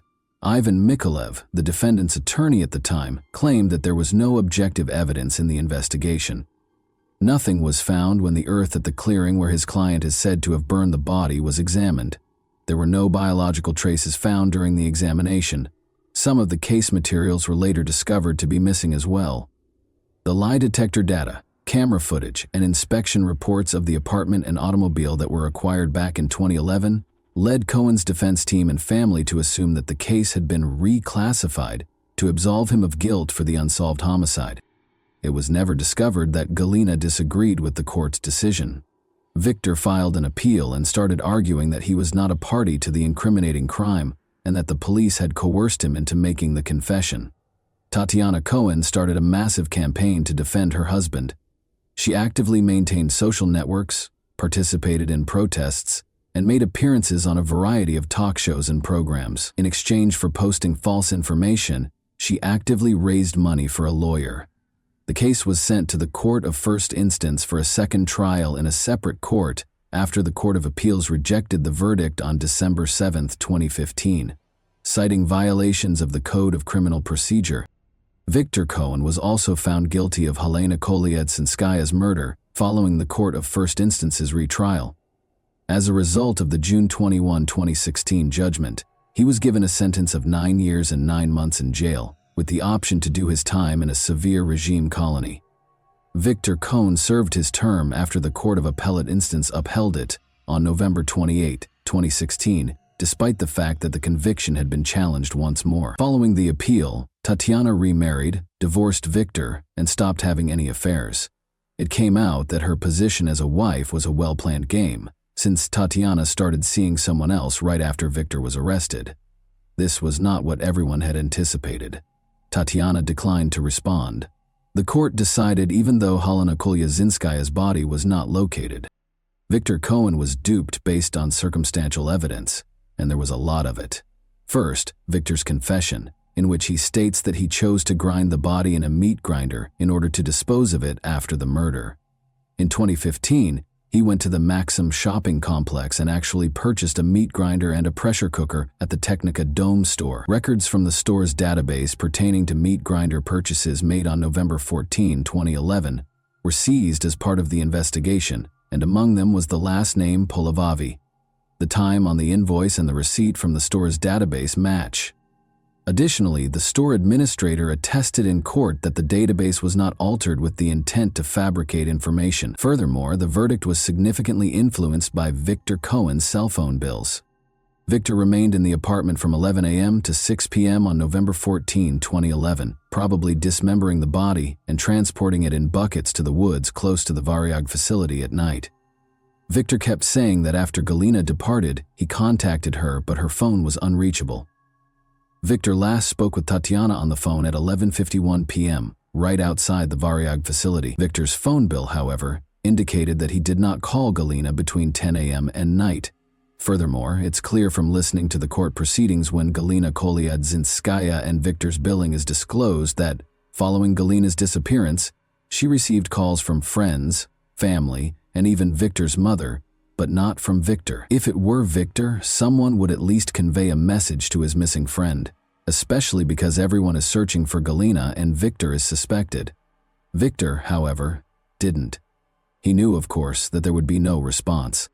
Sales receipts for 320-liter plastic buckets with locks and lids that were purchased on the same day as the meat grinder were also included in the case. Sadly, the receipts don't include a last name, so it can't be confirmed that Victor Cohen purchased them. However, how could Galina fit into buckets that held 320 liters? The enamel found in the bathroom was another piece of circumstantial evidence. Galina was dismembered in the bathtub by Victor, who then used a metal brush to scrub the tub so hard that he obliterated the enamel after covering everything with foil to conceal the bloodstains. Victor claimed in the confession video that Galina had damaged the bathtub's enamel by frequently using acidic or alkaline cleaning solutions. Following her disappearance, witnesses who said they saw Galina at Sheremetyevo Airport in Moscow and at a shop in Vladivostok were later proven to be untrue. CCTV footage from the airport shows that no such girl was discovered. One of the witnesses was the subject of a criminal case under the article on giving false testimony. My only and primary concern when researching this case was why no additional clues were discovered. Even the slightest details are impossible to foresee and conceal. After all, there must be some evidence left if Victor killed Galina. The response was straightforward. Victor refused to allow the police to enter his apartment over the first few days. He moved in with Tatiana right away, and the apartment's owners were unaware of the situation. It wasn't until December 8 that he finally took his possessions. When the policemen arrived to see how he was doing, nobody opened the door. It took 12 days for the cops to enter the residence. Instead of using luminol, they just made things right. The apartment's owners began remodeling on December 10. Only on December 27th were the two vehicles examined. Remind yourself that on November 14, Galina vanished. Victor thus had a month and a half to clean the car's interior and roughly 3 weeks to clean the flat and hide his tracks. Therefore, why were neither Galina's remains nor DNA traces discovered? Experts have concluded that, under artisanal conditions, it is still conceivable to completely burn the person, which is precisely what occurred in this instance. Wild animals may have scattered the black fragments Victor claimed to have scattered in the forest close to the burning site, depriving the inquiry of the final piece of evidence. Galina was dismembered and placed on tires, where Victor set the fire at the proper temperature to burn the bones. Black pieces of burnt bone were all that remained of her. Citing the length of time that had passed, he did not mention the precise site of the campfire. He had simply forgotten.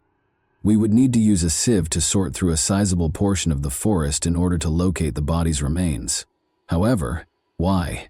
Nothing is known about Helena Kolyadzinskaya if the murderer is not apprehended for almost 13 years. The statements of the man found guilty of her murder recount the final day of her life. Where may Galina have gone if Victor Cohen hadn't killed her in the first place?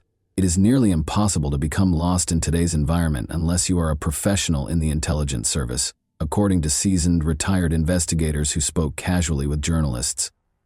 Galina had to be located in 13 years. She could not avoid leaving traces, even if she lived abroad under a phony identity. She would have been identified as she would have needed to be fingerprinted, even to replace her documents. Victor Cohen claims to have been tortured and married someone else, but he never once says that Galina will return, that he is waiting for her, or that she will prove his innocence. He is fully aware that the primary witness is not present and cannot be. Victor never once claimed that he was innocently imprisoned, that 10 years of his life had been taken from him, or that his cherished wife, Tatiana, had left him because she didn't want to wait for him there. He has no resentment of the system, no desire to defend his honor, and no intention of suing to establish his innocence. He is aware that no one will ever find the body. He destroyed it with fire. No proof exists. He acts as though he has done time for his crime, and this allows him to fabricate all these tales of the disappearance. He's clean now. What are the possible claims? He served time after being found guilty. Everything has been redeemed by him. Even in such detail, an innocent individual would not be so heartless as to implicate himself. Many people nationwide are still in shock at what transpired. Even though the case has now been concluded, they are continuing searching independently for Galina. Because Galina's parents are still hoping for daughter to return home, they utilize forums to advertise and occasionally share pictures of girls who look a lot like her. And that wraps up today's chilling story. If you enjoyed this video, don't forget to like and subscribe so you never miss a new upload. Also, let me know in the comments, what part of this story shocked you the most? Thank you for watching, and I'll see you in the next video.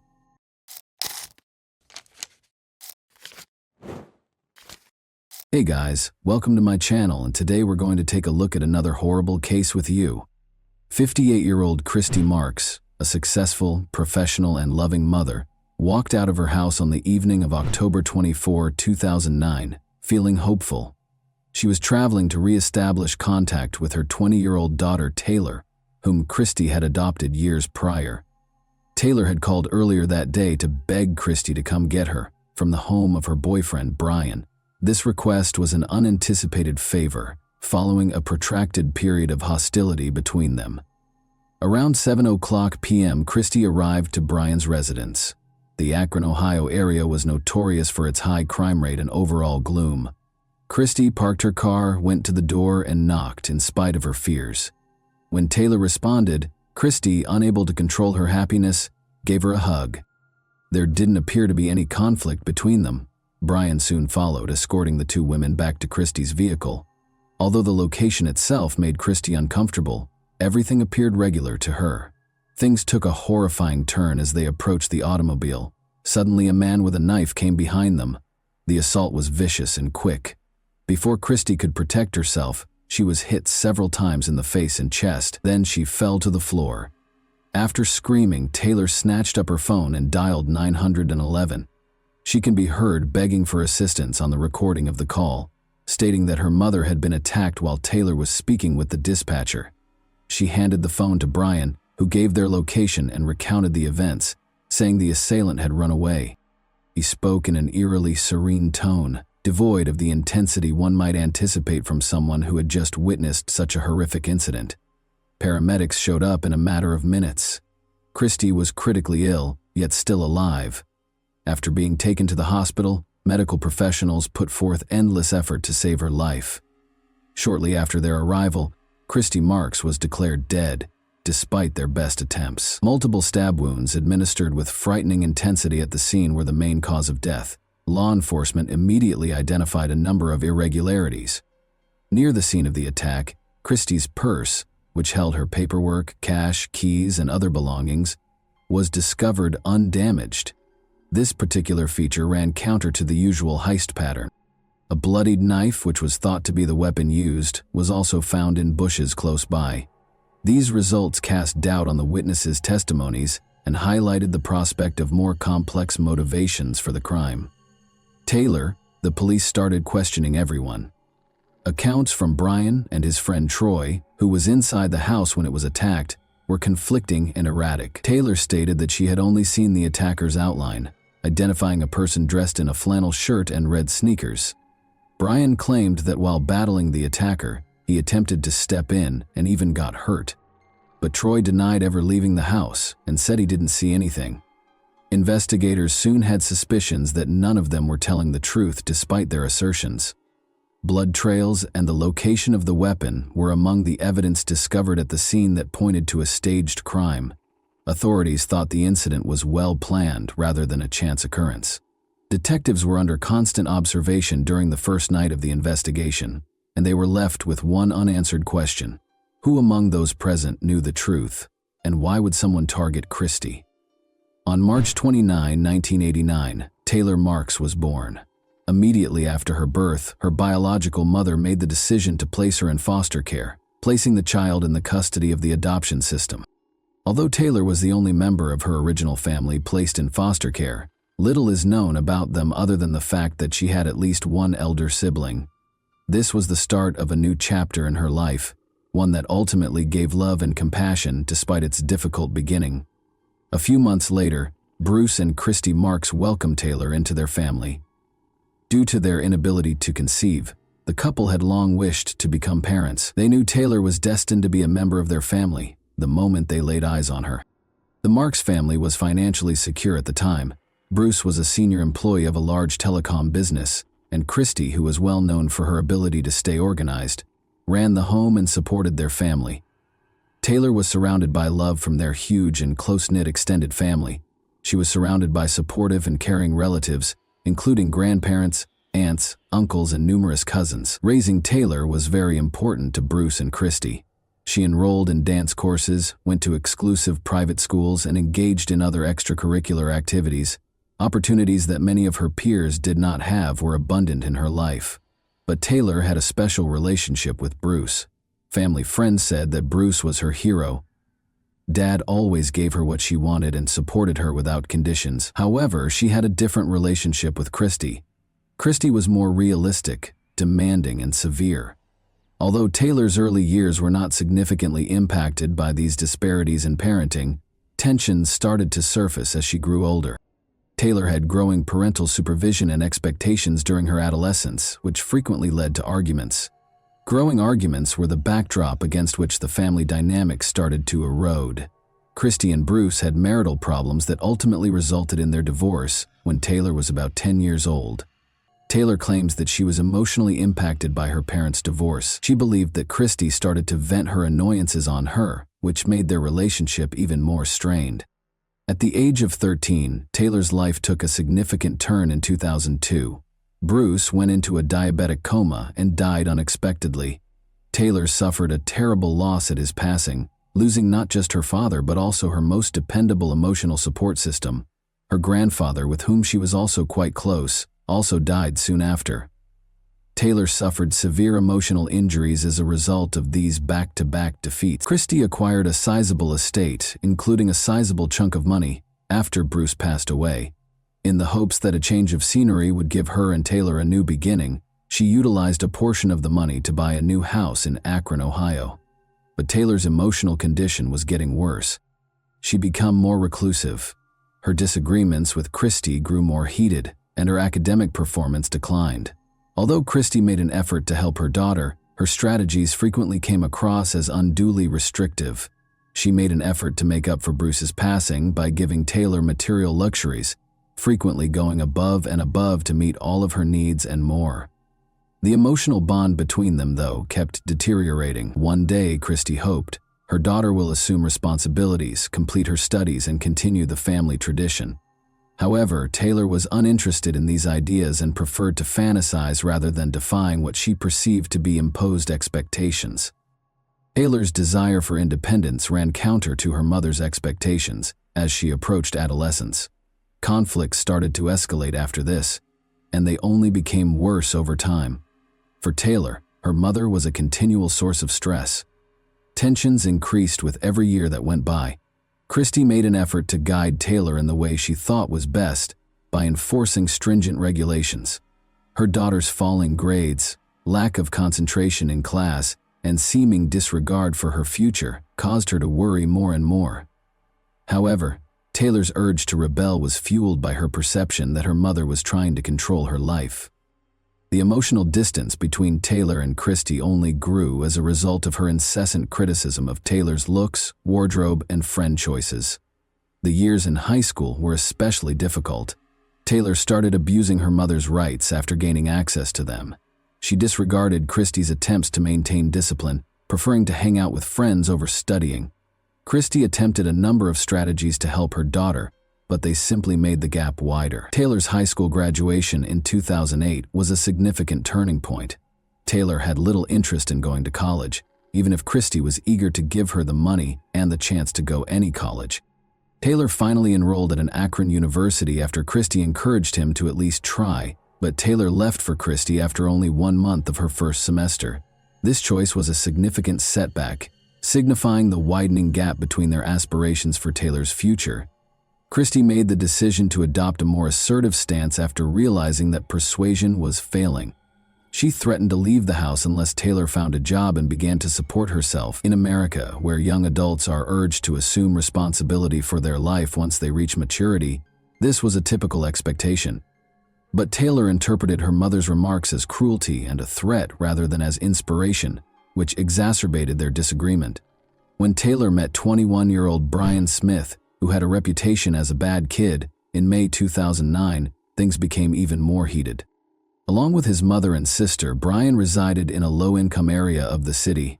Taylor was immediately attracted to him because she saw in Brian an opportunity to break free from her mother's authority. However, some who knew Brian said he had a fiery temper and a need to control others in relationships. "Stop, Taylor." Christy was adamantly against the partnership. In addition to Brian's actions, she was worried about the impact he would have on her kid. Christy tried to keep Taylor away from Brian, even preventing him from visiting their house. But these acts just strengthened Taylor's determination. Soon after, Taylor left her mother's house, packed her things, and moved in with Brian. At first, their relationship appeared promising, but it didn't take long for Brian to start acting aggressively and controllingly. Thus, life with Brian was far from the perfect picture Taylor had envisioned. Taylor experienced control, envy, and angry outbursts frequently. Despite this, she refused to go back home because she believed that doing so would be an admission of failure. Christy was worried about her daughter and kept helping, in the hopes that her daughter would learn from her mistakes. She kept in touch and bought necessities for Taylor. When Christy offered Taylor a lifeline, their tension reached a breaking point. She was allowed to return home as long as she found employment or went back to school. Christy went so far as to offer her more assistance, including a job at her company, an apartment, and a car. However, Taylor didn't seem really interested in these chances. She and Brian's turbulent relationship persisted, in spite of the growing difficulties. Christy clung to the hope that Taylor would eventually realize her mistakes. One day, she thought, her daughter would come home and be more responsible. Regretfully, this dream would never materialize, and the actions that would ultimately result in a fatal outcome were put in motion by the widening gap in their relationship, which was exacerbated over time. Taylor felt that her long-awaited liberation began when she moved into Brian's house, but that liberty soon gave way to a number of limitations. She had no idea what life with Brian would be like. He kept a close eye on every part of her life and enforced stringent standards. Taylor, who was used to a certain amount of ease and autonomy, was thrust into a situation where she was expected to do anything Brian asked of her. Brian quickly had complete control over Taylor. He kept a close eye on her whereabouts, checked her phone, and read her messages. Even her conversations with Christy became contentious. Taylor was persuaded by Brian that her mother was only attempting to control her and keep her from living her life as she saw fit. Christy kept reaching out, but his remarks widened the already widening gap between them. Taylor was in total seclusion in Brian's house, but she was determined to maintain communication. By presenting himself as the only one who genuinely understood her, Brian not only limited her social circle but also played with her emotions. He acted aggressively during arguments, threatening people and smashing things. Demands for complete fealty and continual reminders of her reliance on him frequently followed his tantrums. The fact that Brian's mother, Tammy, decided not to step in and essentially encouraged his actions made matters more problematic. By serving as a watcher while Brian wasn't present, his younger sister also contributed to keeping Taylor under control. Because of this, Taylor's every action was constantly watched. Another important element in Taylor's relationship with Brian was her financial connections to her mother. Brian was determined to keep things under control because he was aware of Christy's riches and Taylor's possible inheritance. He further strained their relationship by often reinforcing the notion that her mother was the cause of all her issues. Taylor started avoiding her mother as a result of Brian's influence, and even when Christy came to assist her daughter, Brian continued to act contemptuously and distantly. He insisted that they could manage things independently and dissuaded Taylor from accepting her mother's help. Christy persisted in providing for Taylor in spite of Brian's efforts, purchasing her essentials and pressing her to return home. The conflict between Taylor, Brian, and Christy had escalated to a breaking point by the summer of 2009. Taylor had lived with Brian for months and was now totally reliant on his influence. In the midst of growing aggressiveness and control, a concept emerged that at first glance appeared unrealistic, but quickly developed into a detailed strategy. Financial incentives, mutual discontent, and growing pressure all contributed to this notion. In order to obtain access to Christy's assets, it was intended to permanently remove her. For Taylor, this appeared to be a means of becoming financially independent and cutting the final links that bound her to her mother. It gave Brian the chance to firmly establish his dominance over Taylor and take advantage of her wealth to better his own situation.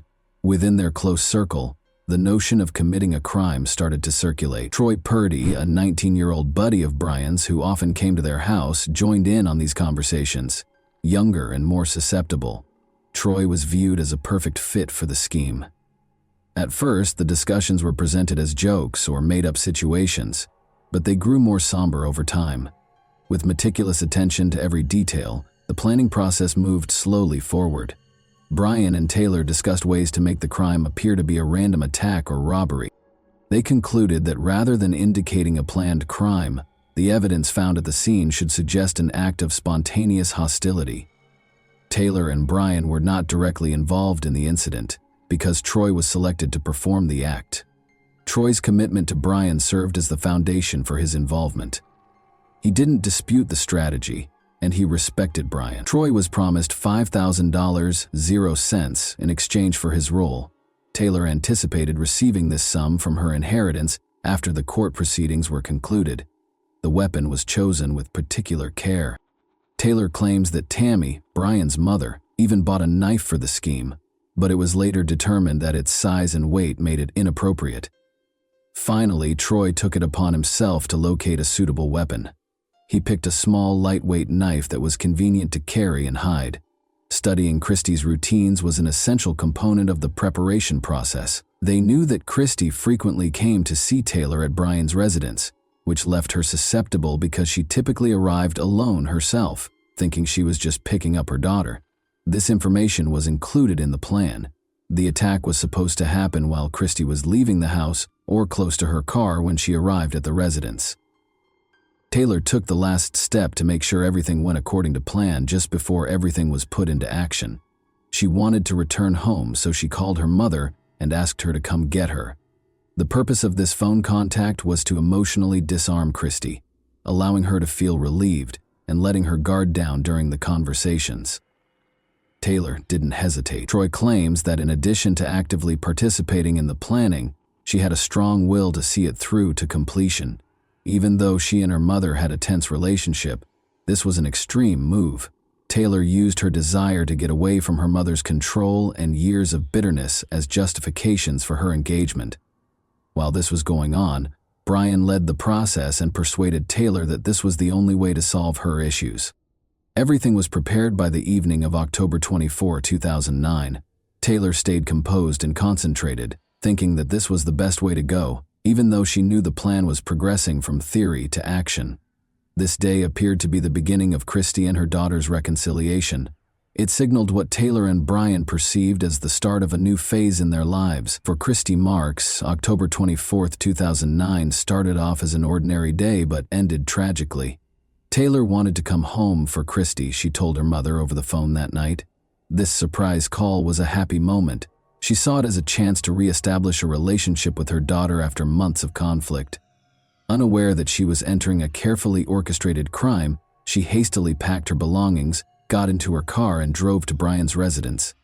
Christy showed up at about 7:00 p.m. After parking close to the house, she made her way to the front door. It seemed as if this was the first step toward reconciliation as Taylor smiled and gave her a hug. Brian watched the event from behind as they left the house. Troy remained inside as intended, to avoid raising any red flags. Brian followed a little behind, as if escorting Christy and Taylor as they started toward the car. Everything changed in a second, even though it seemed like a typical interaction. The incident started abruptly and without warning when Troy came out of the home with the knife as the two women got closer to the car. Christy didn't have time to respond. Troy repeatedly hit her in the face and chest. She had little time to defend herself because the attack was so quick and vicious. After being stabbed more than 10 times, Christy collapsed to the ground. There was no robbery here. It was a deliberate act of violence with the goal of killing her. Taylor was standing close by, observing the assault. She later said that her fear of Troy was the reason she did nothing. Surveillance film that was later found, however, revealed no indications of panic or concern on her behalf. Brian likewise did nothing to stop Troy, claiming that his only responsibility was to safeguard the women. After the incident was ended, Taylor grabbed her phone and dialed 911. She pleaded for an ambulance to be sent right away, and her voice sounded stressed, but Brian quickly took over the phone and took on the coordinator's position, giving the dispatcher information about the location and the kind of help that was required. Law enforcement officials who subsequently analyzed the call were suspicious of his emotionless and composed voice. Troy left the knife in a nearby bush after finishing the attack and ran away. He later stated that his actions were motivated by mental turmoil, but the evidence indicated otherwise. After meticulous planning, Christy was taken to the hospital, but the medical staff was unable to rescue her. She died from several stab wounds that were clearly caused in a fit of rage after Christy Marks' untimely death. The inquiry got underway right away. Only a few minutes after the emergency services call, police showed up on the site. Doubt was quickly aroused by the evidence they discovered, which included a knife in the bushes, Christy's purse with everything she owned still in it, and the lack of any indications of robbery. The specifics did not fit the premise of a random attack. Questioning Taylor, Brian, and Troy was the first thing the detectives did. To exclude any possibility of collaboration, each were interviewed independently, but their explanations were erratic and unpersuasive. Inconsistencies in their statements were promptly discovered by the police. Surveillance footage taken close to the crime scene provided the crucial piece of evidence. Taylor and Brian were seen on camera standing close by when Troy assaulted Christy. Neither of them attempted to step in. These recordings turned out to be a pivotal moment. Equipped with this proof, investigators went back to question the suspects. Troy was the first to confess under the weight of the evidence. He said Taylor was the mastermind behind the plan and acknowledged that the attack had been planned. Troy claims that she had presented the concept to him and Brian, offering a monetary incentive from the estate she would inherit upon her mother's passing. Troy disclosed that he was in charge of carrying out the attack, while Brian was in charge of fabricating an alibi by making it seem like a robbery. Additionally, Troy said that he had purposefully caused minor injuries to Brian in order to add credibility to the fictitious situation. His admission totally refuted Taylor's earlier assertion that the attack was an isolated incident. Brian also changed his story after hearing Troy's confession. He confirmed Troy's claim that Taylor had started the scheme. Brian, however, denied taking part in the attack, saying that although he disapproved of it, he felt helpless to stop Taylor and Troy. Additionally, he maintained that he didn't know the entire strategy until the very last minute. However, this appeared to be an effort to minimize his role. Taylor first denied her involvement, despite growing evidence and accusations, but her account of what happened got more and more erratic. According to investigators, she started contradicting herself, and her actions indicated that she was trying to conceal the truth.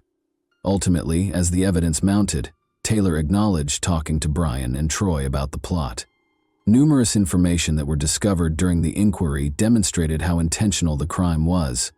Everything was carefully planned by the players, including the weapon selection and the fabrication of injuries. Both Troy and Brian's stated money motivation turned into a key element of the prosecution's case. Taylor said that one of the main reasons behind her choice was her continuous disagreement with her mother.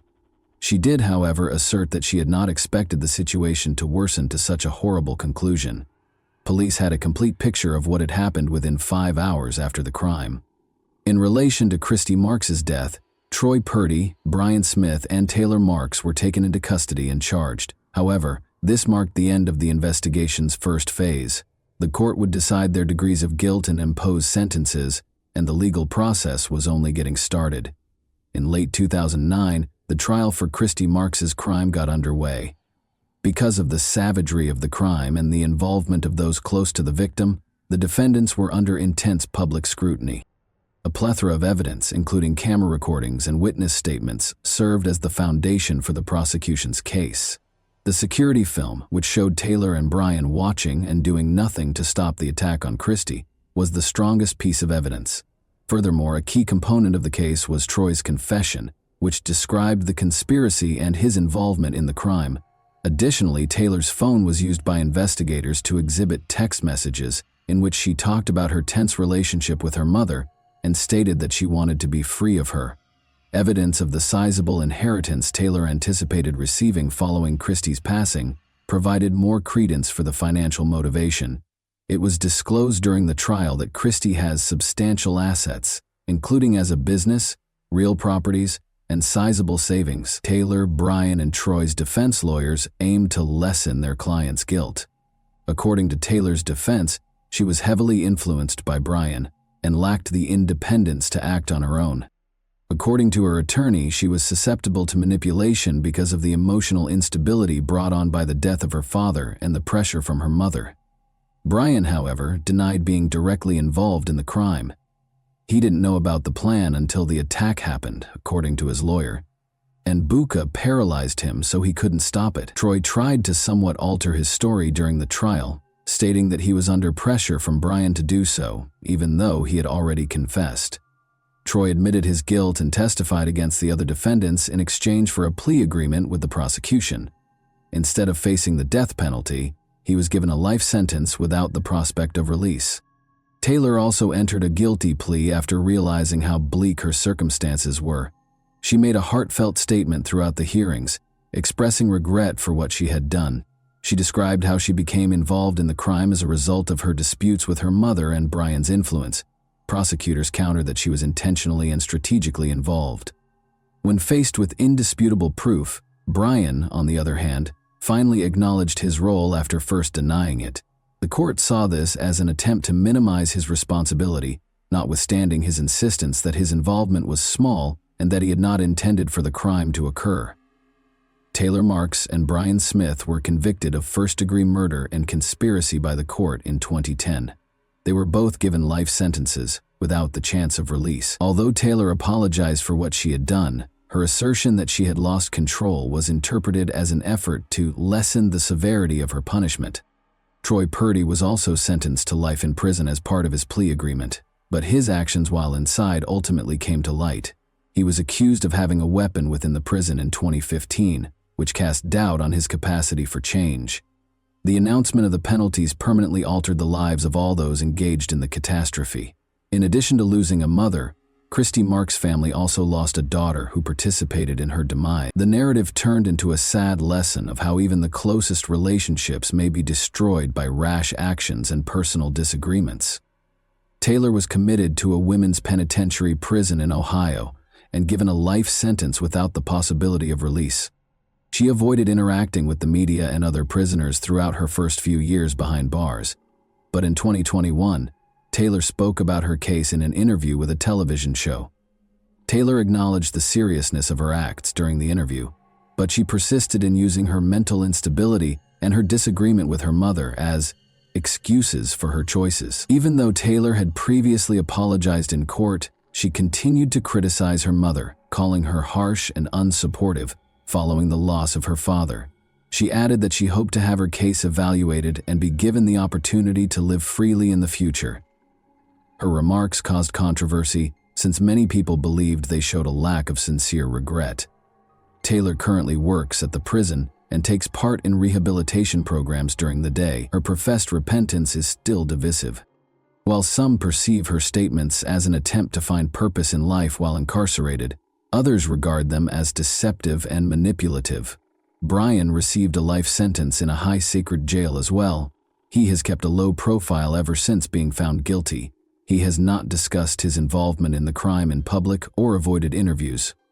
Brian is known to be a challenging prisoner who frequently gets into arguments and acts aggressively, according to the staff. When it was revealed that he had gotten into a brawl with another prisoner in 2017, his name came up again. The event demonstrated that, despite his sentencing, his propensity for violent conduct had not changed. Brian, like Taylor, continues to serve as a reminder of the terrible consequences of not accepting responsibility and the destructive power one may wield over others. Despite his plea agreement, Troy, who was directly involved in the crime, was likewise sent to a high secretary prison, since his actions while incarcerated showed no signs of improvement.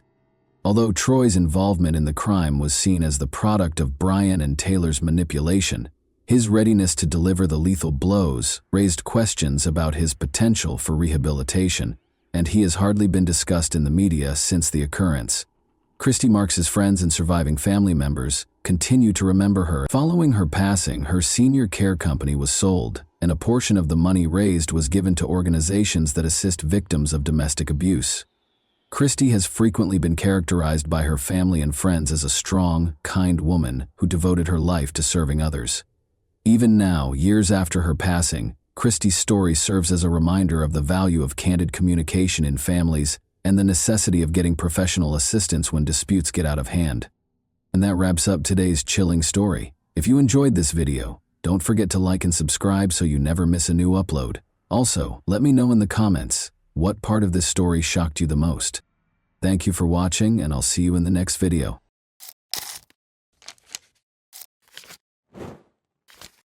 Hey guys, welcome to my channel, and today we're going to take a look at another horrible case with you. Despite the busy city streets and crowded malls, Lois Pearson always favored the quiet solitude of her childhood home, a modest wooden house tucked away among verdant hills. Lois rarely left her ancestral home, where her family had resided since her birth in 1949. Leasing her land to a man who used it to graze his cattle allowed her to live on a meager income. Lois became more dependent on her own resources following the death of her mother. She chose to use water from a well instead of running water when her pipes froze a few years ago. She carried a single lamp from room to room on a long cord for her everyday activities. Lois went to church every Sunday, and once a month went to Mineral Wells, the closest town, to do her laundry at a self-service laundromat and buy groceries. She always felt more at ease around animals and in the outdoors, frequently going for days at a time without speaking to anyone. Lois never had a romantic partner. Not even a doctor had ever seen her undressed in front of a man. In 2001, Lois met Jeffrey Maxwell soon after he purchased land west of her property in Weatherford, Texas. Lois was a little over 50 at the time, and Maxwell was just under 50. Sometimes they spoke to each other, and he would wave to her when he went by her house. Maxwell once asked her to join him for lunch. Lois was taken aback by the invitation and politely declined, as she always does. Another time, he arrived at her house, hopped out of his car, and abruptly requested a kiss. In particular, the expectant smirk on his face offended Lois. She insisted that he never return to her home. He moved away in 2005, but to her utter amazement, they reconnected just before he left. They had a quick, unhurried conversation. He came by to say goodbye and to show her photos of a modular house he was constructing in Corsicana. Lois had no idea that she would see Jeffrey Maxwell again after this farewell visit. Lois was getting ready for her usual grocery run in the afternoon of March 1, 2011. A silver Chevy Trailblazer pulled up behind her, 1970 Nova, as she was about to leave. He would have missed her if he had come 5 minutes later. Maxwell grinned and gave Lois a warm greeting. He got out of his car and started talking to her about the church. He moved slowly toward her as she responded, and she began to move away. They soon found themselves in the rear of her house. Lois tried to nudge Maxwell back toward the driveway, feeling a little ashamed of the well water containers nearby. She saw an odd change in his expression all of a sudden. It was so obvious that they both fell silent. Maxwell pulled a strange-looking container out of his coat pocket and held it up to Lois's face. He tried to hit both of her eyes with a stream of pepper spray before she could say anything, but the spray did not work. Lois sprinted in the direction of the barbed wire fence close to her vehicle. When he caught up to her, Lois had just made it to the fence and placed her hands on the top wire. He caught her and pulled her to her feet, but she clung to the wire despite the spikes digging into her fingers and the blood dripping from her hands. He was able to throw her to the ground in front of his SUV, though, because he was too strong. Lois tried to scream as loudly as she could, but nobody was around and her house was remote. Maxwell picked Lois up once more, placed her in what appeared to be handcuffs, and opened his car's rear door. He shoved her into the car and she fought to get out. He took her mother's wooden rolling pin off the kitchen table and hit Lois in the left side of the head. He struck her more forcefully on the right side when she failed to fall. The blow knocked her to the ground this time. Almost immediately, Lois's eyelids began to swell, but she persisted in trying to get away until he reached for a big kitchen knife. Silently, she sat down and felt the lightheadedness and blood. Maxwell inquired about her duct tape storage. She said nothing. He asked again, but received no answer.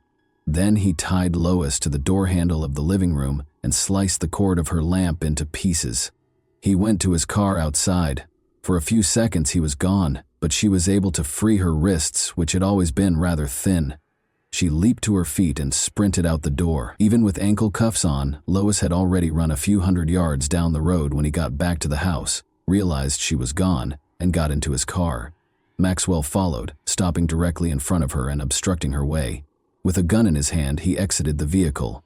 He stated, "Now we're moving on to Plan B," with a chilly look on his face.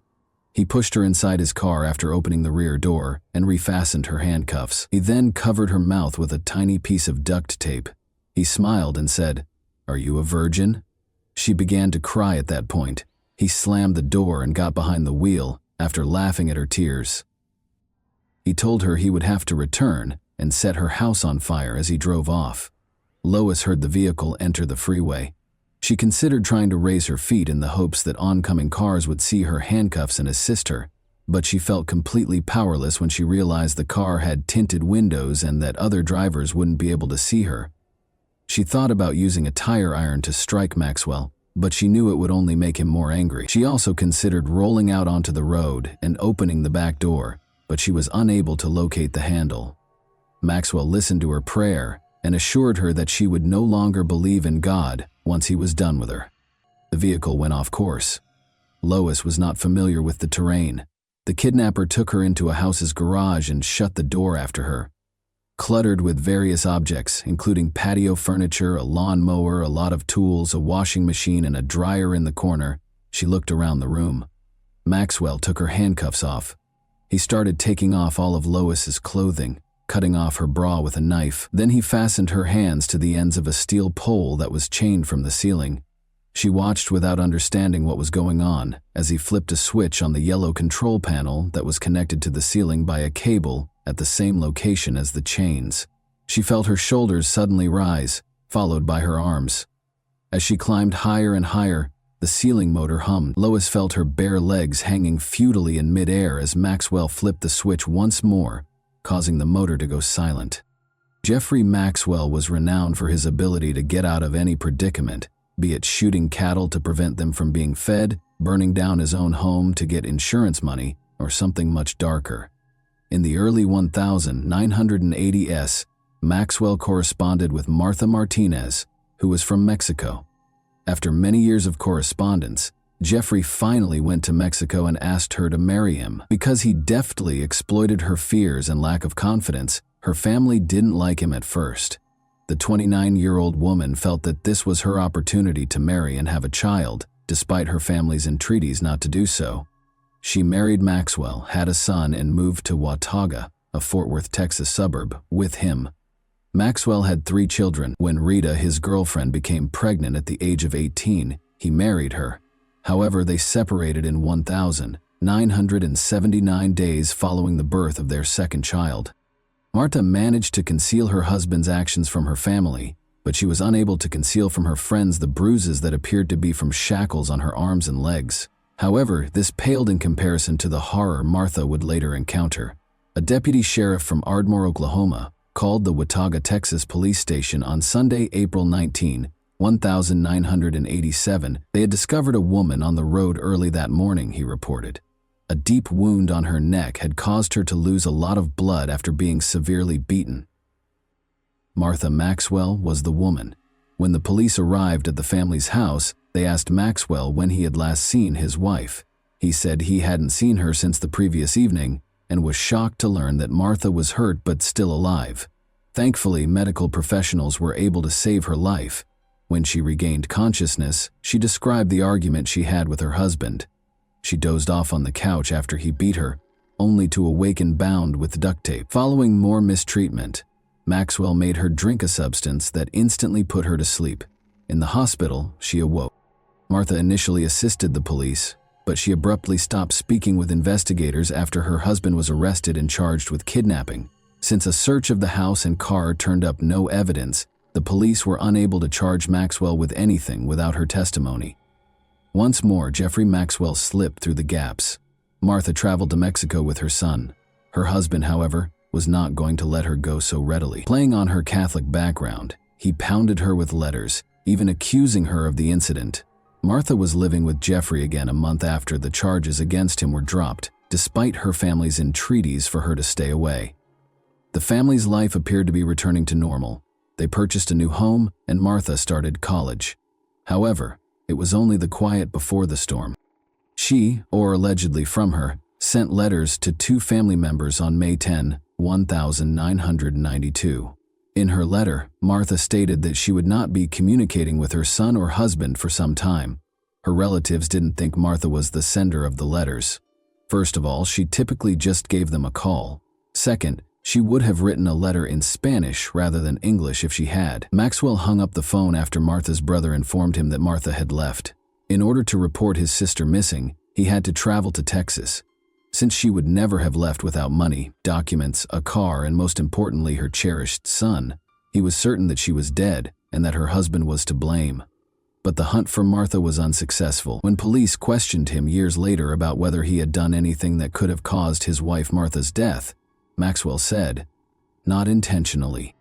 Jeffrey filed for divorce a few years after she vanished.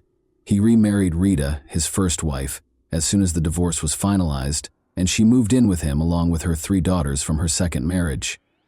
The girls soon started griping about their stepfather's advances at school, and Rita's best friend disclosed that Maxwell had beaten her 2 days prior to their wedding. But Rita didn't take the kids, leave the state, change her name, and flee, until the police came to the family's house after her youngest daughter complained about her stepfather's actions.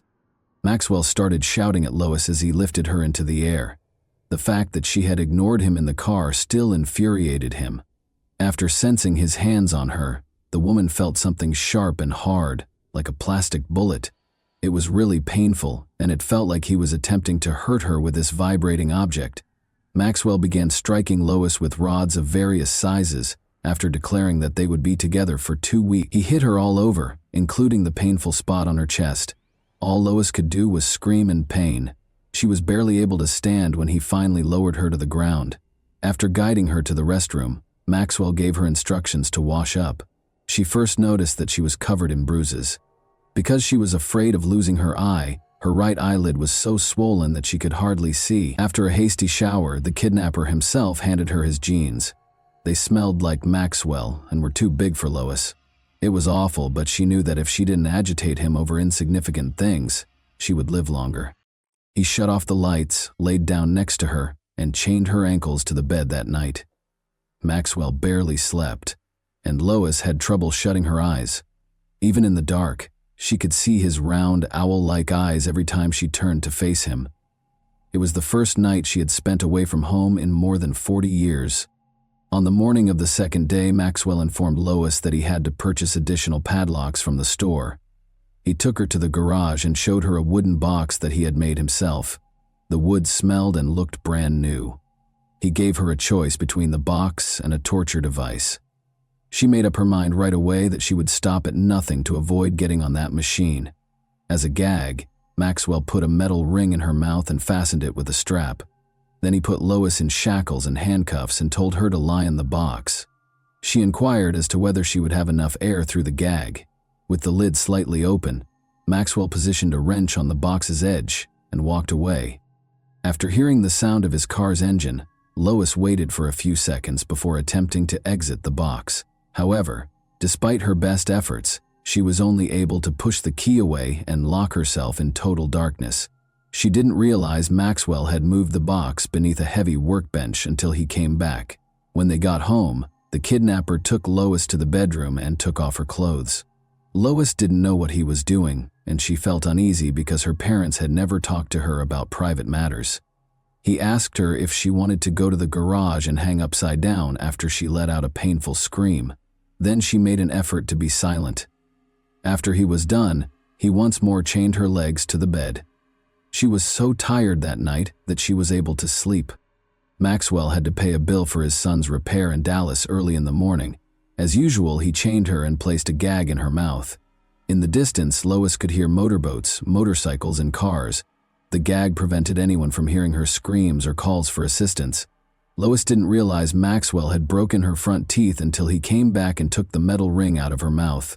However, she lost something far more significant that day. Maxwell let her watch the news after they displayed a picture of her driver's license on the TV.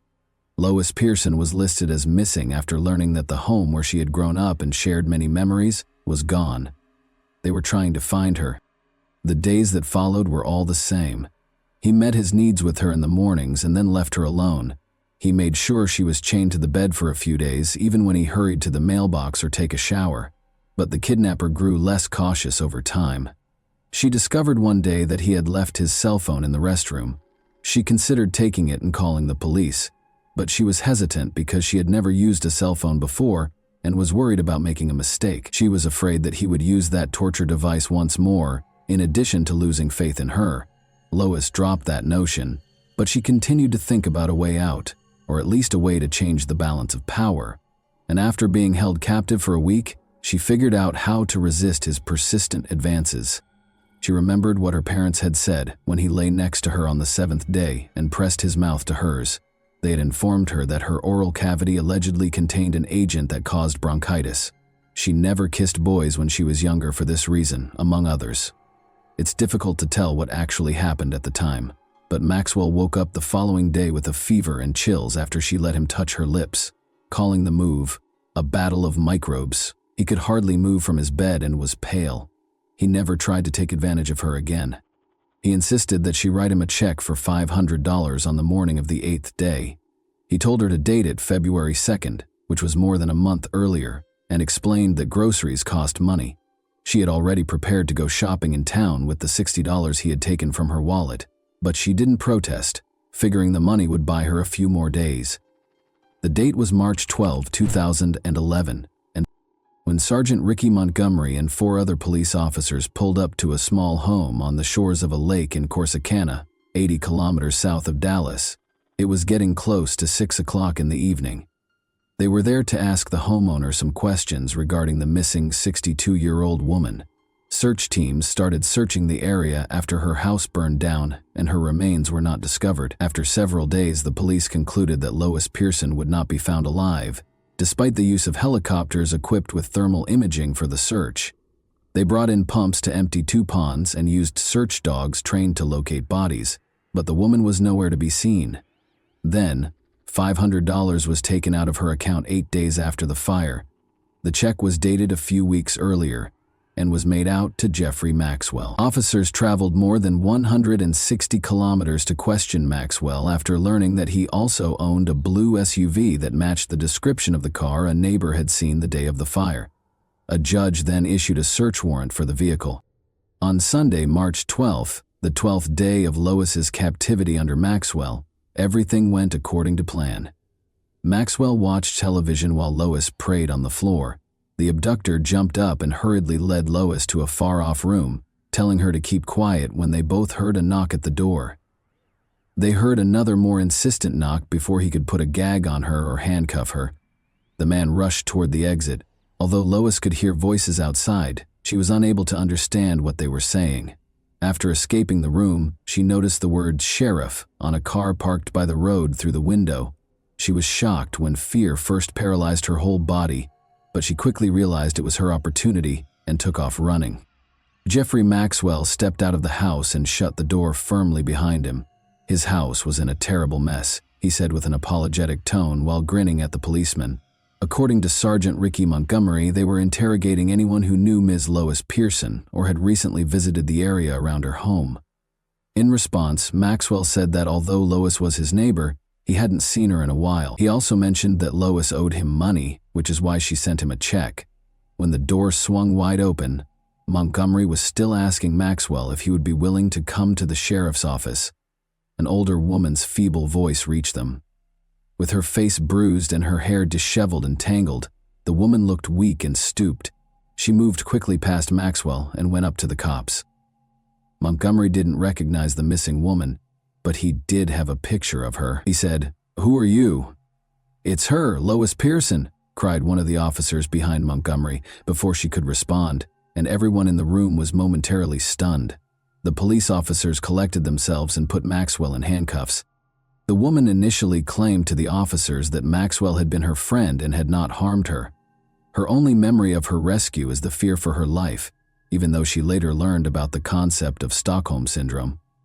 Lois told the officers that Maxwell had abducted her, beaten her, and done things to her that she didn't want when he was removed a few minutes later. When she mentioned the machine, the officers were initially perplexed, but as soon as they searched the house, they discovered the machine she had described, along with a yellow control device that was covered in blood. In addition, they discovered 4 different-sized adult toys, a lot of adhesive tape, whips, handcuffs, and weapons all over the house. Blood was found on several articles of clothing in the house, on the floor in front of the car, and on the bedding. Additionally, a large collection of adult films was found by the police.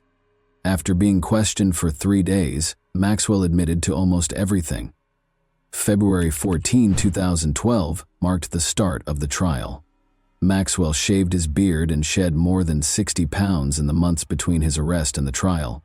He was a lanky, ghostly figure now, wearing a suit that didn't fit him well.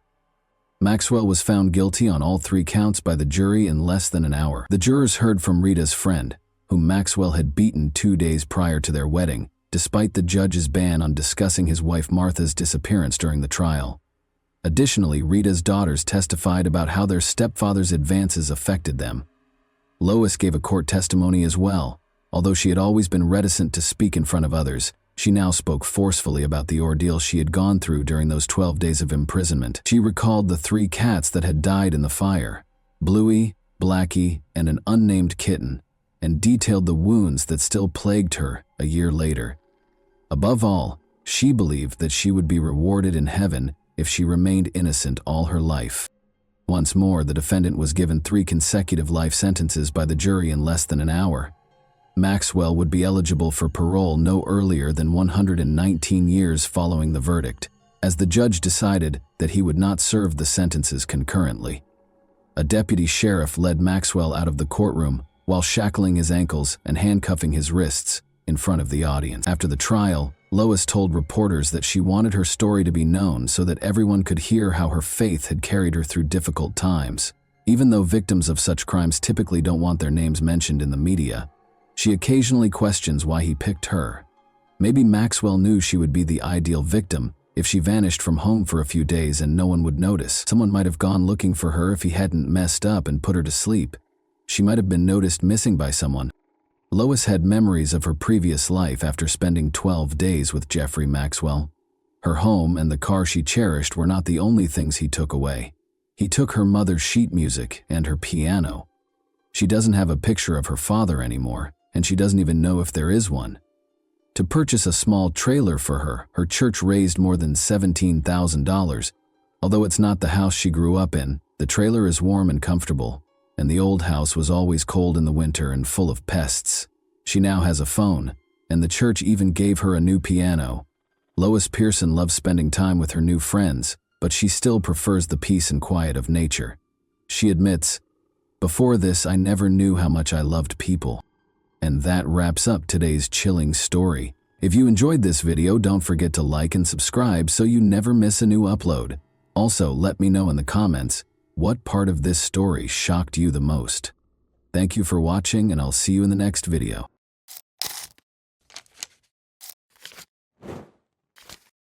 Hey guys, welcome to my channel, and today we're going to take a look at another horrible case with you. When 16-year-old Carol Sue Klaber was discovered strangled to death on June 5, 1976, her family and the entire northern Kentucky community were left in shock and desperation. The case remained unresolved for decades with no leads or suspects until the advent of new technology, which was essential in resolving this mystery.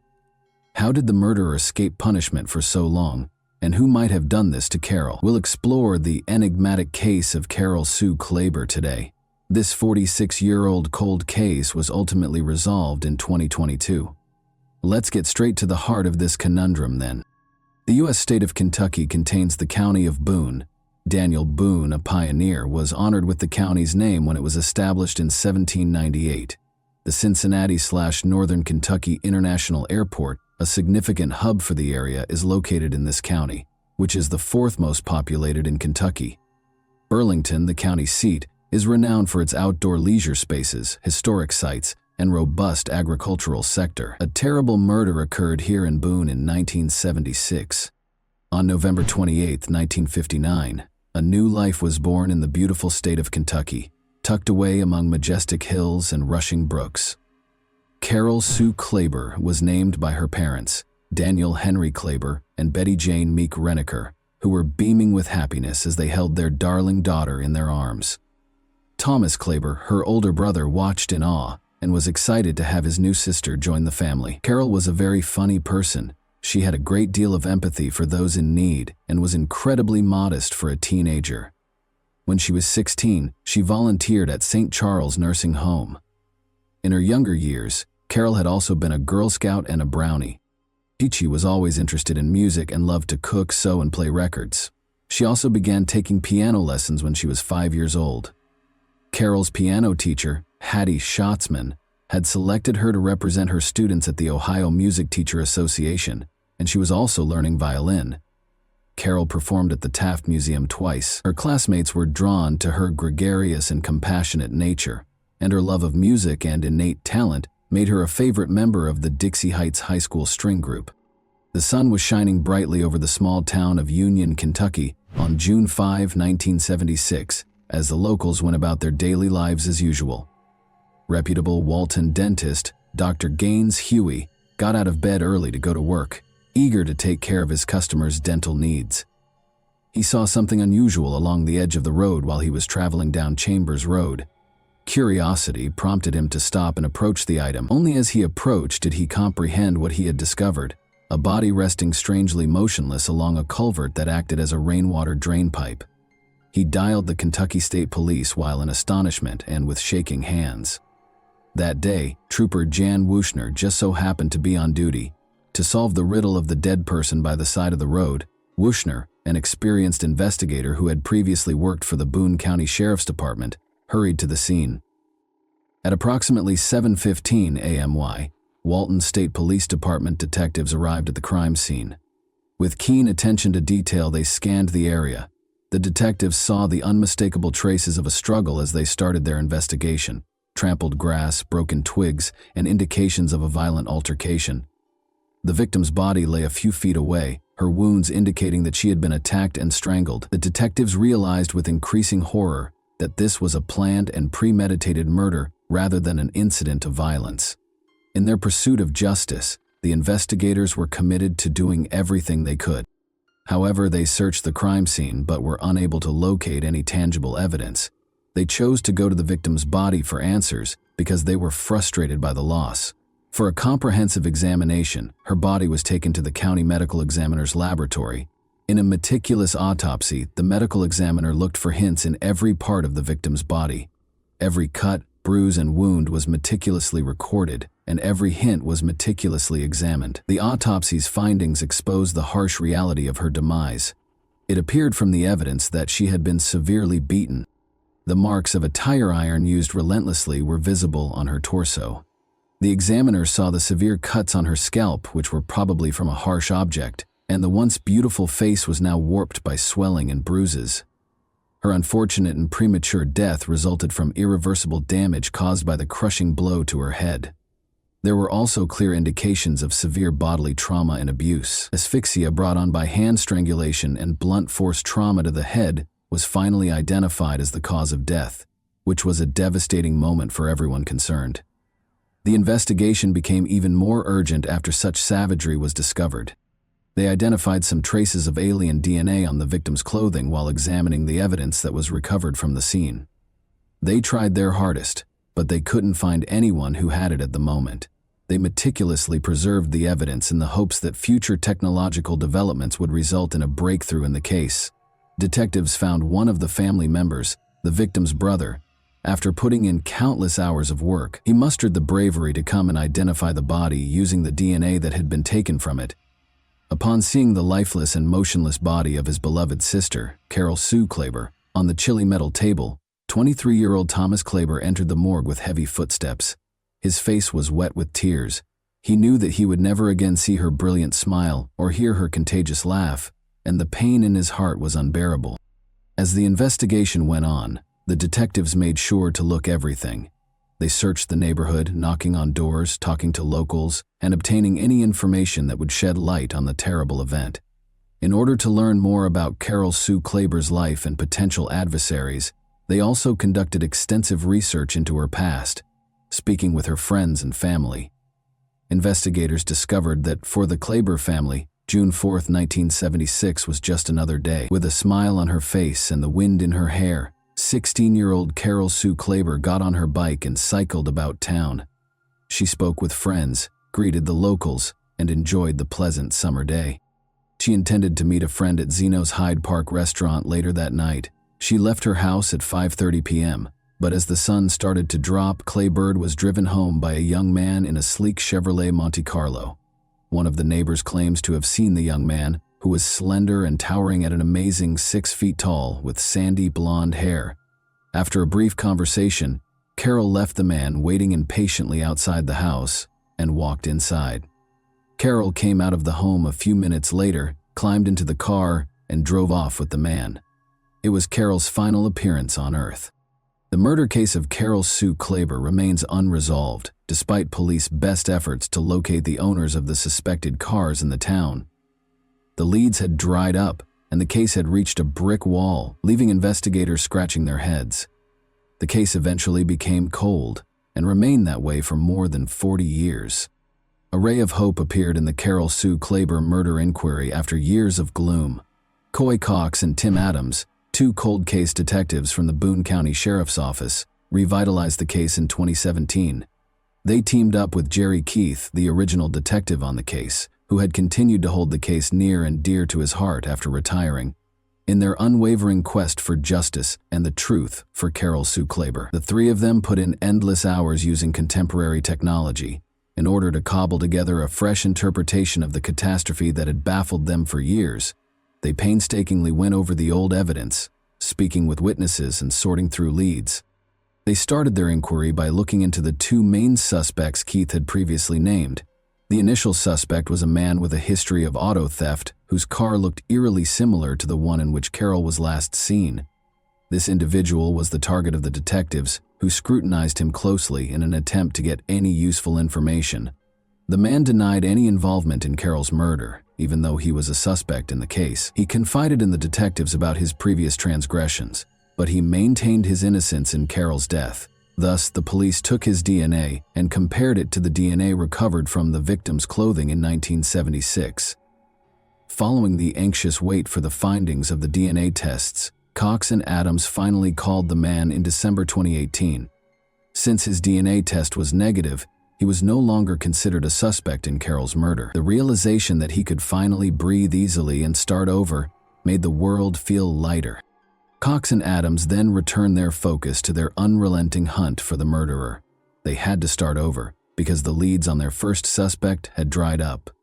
However, in 2020, they made the decision to pursue their second suspect, who had been found guilty of a violent sexual assault in the same neighborhood just 2 years prior to Carol's 1978 murder. He was now 77 years old and went as Michael Dean Tate. In order to strengthen their case against Michael Dean Tate, Cox and Adams contacted the victim of the 1978 assault in 2020 to get her version of what happened. Her name would not be revealed, but she remembered the night clearly, when she was viciously attacked in her own garage at around 2 a.m. on October 1, 1978. She remembered the eerie darkness of the Park Hills night. The victim remembered how, despite her best efforts to fight and scream, her attacker appeared to take a sadistic pleasure in causing her pain. But the attacker left her injured and broken alive after 2 hours of suffering. The emotional and physical wounds that Tate had inflicted on her on that fateful and gloomy night took years to heal. When Tate's involvement in the 1978 case was revealed, Cox and Adams were unable to rule out the possibility that he was responsible for Carol's death. Tate was a prime suspect in the case, since he frequently traveled to the region for work in the 1970s and 1980s, which coincided with Carol's murder. Tate, however, insisted on his innocence and denied any role in Carol's death, despite the growing evidence against him. It had been the investigators' hope that they would eventually find the offender. Their hopes were quickly crushed, though, as the DNA study did not match Tate's, and court records showed that Tate had been in Cincinnati in 1976, precluding him from committing the crime. The investigators questioned whether they would ever solve this long-standing enigma. The case remained mysterious for almost 50 years, as it once again fell into obscurity. However, the Boone County Sheriff's Office contacted the Othram Lab experts on September 17, 2022. The Season of Justice offered financing for the Othram team to work on this case because of their proficiency in genetic genealogy. A DNA sample taken from the crime scene in 1976 was delivered to Othram Labs by the Kentucky State Police Central Forensic Center. Othram's highly qualified experts were able to create a comprehensive DNA profile for the elusive suspect by using sophisticated forensic-grade genome sequencing. They were able to uncover important genetic data that had been concealed for decades, thanks to their state-of-the-art technique. Based on the thorough DNA profile they had created, the genealogy specialists at Othram Labs produced investigation leads using forensic genetic genealogy. After receiving the DNA samples on November 25, 2022, Othram Labs produced an answer in less than 2 months, which was a surprising turn of events. They found a link to a man called Thomas W. Dunaway, who died in 1990 at the age of 33, by examining the genetic evidence left by the murderer. The fact that Dunaway had a son who had never known his father was disclosed. In order to get DNA samples for comparison, the detectives traveled to meet with Thomas Dunaway's son, whose name was kept secret. The answer to the conundrum that had long eluded law enforcement would lie in the outcomes of these vital laboratory tests. They meticulously gathered the required samples with an unwavering dedication to justice and a will to find the truth. On December 12, 2022, the protracted investigation into the matter was finally concluded. After nearly 46 years, Carol Sue Klaber and her family had finally received justice, because to the investigators' unrelenting commitment and the deployment of cutting-edge technology, the process was difficult, but the perseverance of those involved paid off, leading to a breakthrough that would provide closure to everyone impacted by the tragic events of 1976, when Dunaway's son's DNA partially matched the DNA traces they had discovered on Carol's body all those many years ago.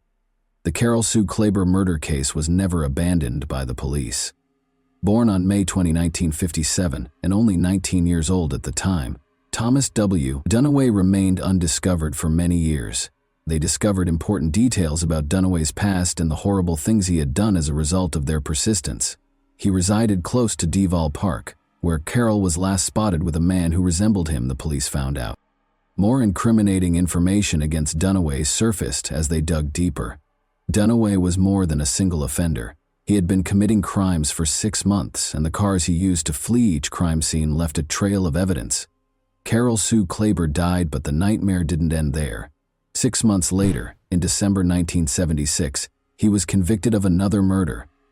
The 19-year-old Ronald Townsend was discovered dead and covered in bullet wounds on the ground. The town was grieved by the loss, but when Thomas Dunaway, the murderer of Townsend, was apprehended and confessed to his crimes, their spirits were raised. Dunaway was given a life sentence, but regrettably, he was only imprisoned for 7.5 years before being freed in 1984. It is still unclear if justice was done, or if it was only a passing illusion. The disturbing pattern of violence and gloom that pervaded Dunaway's life was discovered by Detective Coy Cox. Even though Carol's murder may not have been solved, the police were able to reveal the full scope of Dunaway's lethal and frightening reign of terror. There was an unsettling similarity between Ronald Townsend's murder and Carol Sue Klaber's murder. As though the murderer wished to make a statement, both bodies were left in plain sight, only a few inches from the road. As the inquiry went forward, investigators discovered a concerning detail regarding Dunaway. He was not in the Army on leave at the time of Townsend's death. Just 9 days after Carroll's passing, Dunaway joined the military and was assigned to Fort Knox before being moved to Fort Carson in Colorado. Even after joining the military, Thomas Dunaway was unable to avoid problems. Although Dunaway's love of vehicles was unrivaled, it ultimately proved to be his undoing. He exchanged his beloved 1973 Chevrolet Monte Carlo for a striking orange Chevrolet Vega, since he had a strong eye for a good price. But he had no idea that detectives looking into the murder of Ronald Townsend would be drawn to this ostentatious vehicle. The detectives issued an all-points bulletin for Dunaway and his orange Vega as they pursued him furiously. When Dunaway was arrested in South Carolina on suspicion of Townsend's murder and unlawful firearm possession on a gloomy Christmas Eve in 1976, the game of cat and mouse came to an end. The connection between Carol Sue Klaber and Thomas Dunaway left investigators baffled as they dug deeper into the mysterious murder case. It was unknown how they linked later in life, even though they might have met while still in the Erlanger-Ellesmere Schools District. But in the middle of the chaos, Detective Coy Cox gave a crucial hint that might help solve the case. Carol had a particular place in her heart for Val Park, this green haven, and it's likely that her love of the park brought her and Dunaway together by happenstance. Perhaps she met him because she was known to be gregarious. Maybe they happened to cross paths at the park, where they laughed and told stories to each other in a serene environment. Given that Dunaway lived a short distance from the location where Carol used to ride her bike, there is no doubt that the park plays a significant role in their relationship. There was a mixture of relief and sadness when Thomas Dunaway was identified as the murderer of Carol Sue Klaber. Although the authorities considered the case closed, the family was left feeling torn after learning that Dunaway had died on December 28, 1990, at the young age of 33. The Klaber family still feels that justice is unattainable, even after learning the truth. As Thomas Klaber moaned, he wished he had the opportunity to speak with Dunaway before to his tragic passing, and wondered what justice meant now. Her brother has been haunted by the memories of Carol's murder. He has been carrying that burden for nearly 50 years. He was never completely able to get rid of the worry that his family would experience another tragedy. He calls his 28-year-old son Daniel late at night to check on Since. He is constantly concerned about his safety. In the same way that he lost his sister, he fears losing everyone else he cares about. He is reminded of the value of each moment and the significance of cherishing people we love by this terror, which holds him fast like a vice. The thought of disrupting his sister's last resting place was intolerable to Thomas Klaber. His heart ached at the idea of upsetting her sound sleep in order to find her killer. Fortunately, investigators discovered an alternative. They were able to exhume Carol Sue's killer's body rather than her remains. Thomas has found some small comfort in the knowledge that his sister's grave has not been disturbed, even though it may not be the justice he had hoped for. For Thomas, the knowledge that his sister can now finally rest in peace and the little triumphs are what matter. Detective Cox's recent court order to exhume Dunaway's body for DNA testing demonstrates his unwavering commitment to pursuing justice. Entering the DNA into CODIS might mark the start of a new chapter in the fight for justice, and Cox is prepared to face any obstacles that may come up. Carol Sue Klaber's killer cannot be convicted in a court of law, but justice was ultimately served for her after nearly 50 years. Lewis Kelly, the Commonwealth Attorney for Boone County, has declared the matter concluded. Detective Cox revealed the bittersweet experience of telling Carol's brother that the culprit had been found after all these years, and the news made him cry. The closure that comes with knowing the truth provides a tiny comfort in the face of such a tragedy, even though the past cannot be changed. By identifying the killer, Thomas W. Dunaway, Detective Coy Cox and his team were able to finally solve the 46-year-old murder mystery of Carol Sue Klaber. This case demonstrates how committed law enforcement is to seeking justice for victims and their families, regardless of the length of time required. And that wraps up today's chilling story. If you enjoyed this video, don't forget to like and subscribe so you never miss a new upload.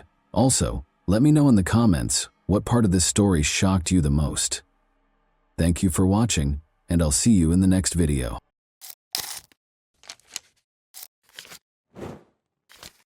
Hey guys, today we're diving into another truly horrifying case. If you want to support my channel, make sure to subscribe and stay active. It really helps me out. I'd be super grateful for that. Let's get started. The second biggest city in Washington, Spokane, is the setting for this tale. The city may be just as dangerous for its citizens as it is for visitors, despite its seeming beauty and allure.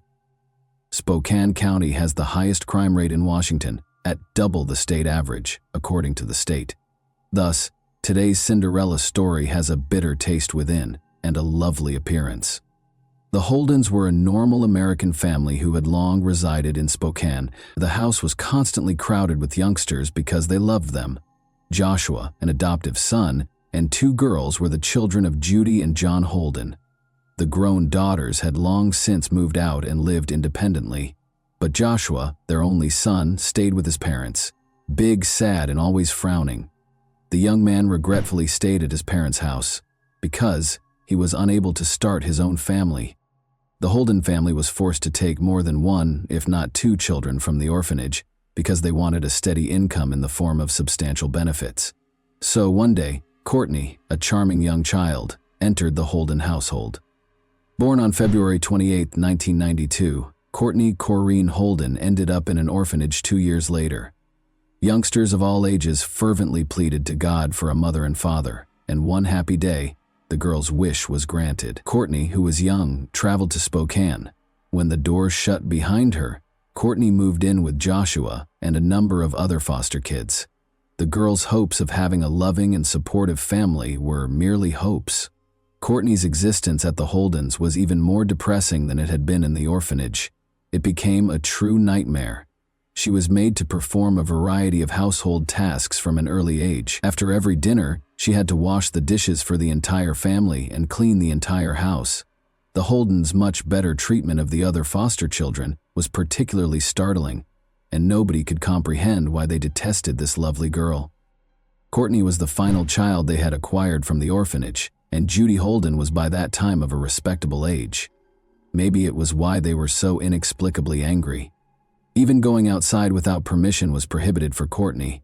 Visitors to their house frequently overheard Judy and Joshua abusing Courtney, referring to her as Cinderella, as though she were a fictional heroine who was actually a prisoner to her evil sisters and stepmother. Courtney was in a similar situation.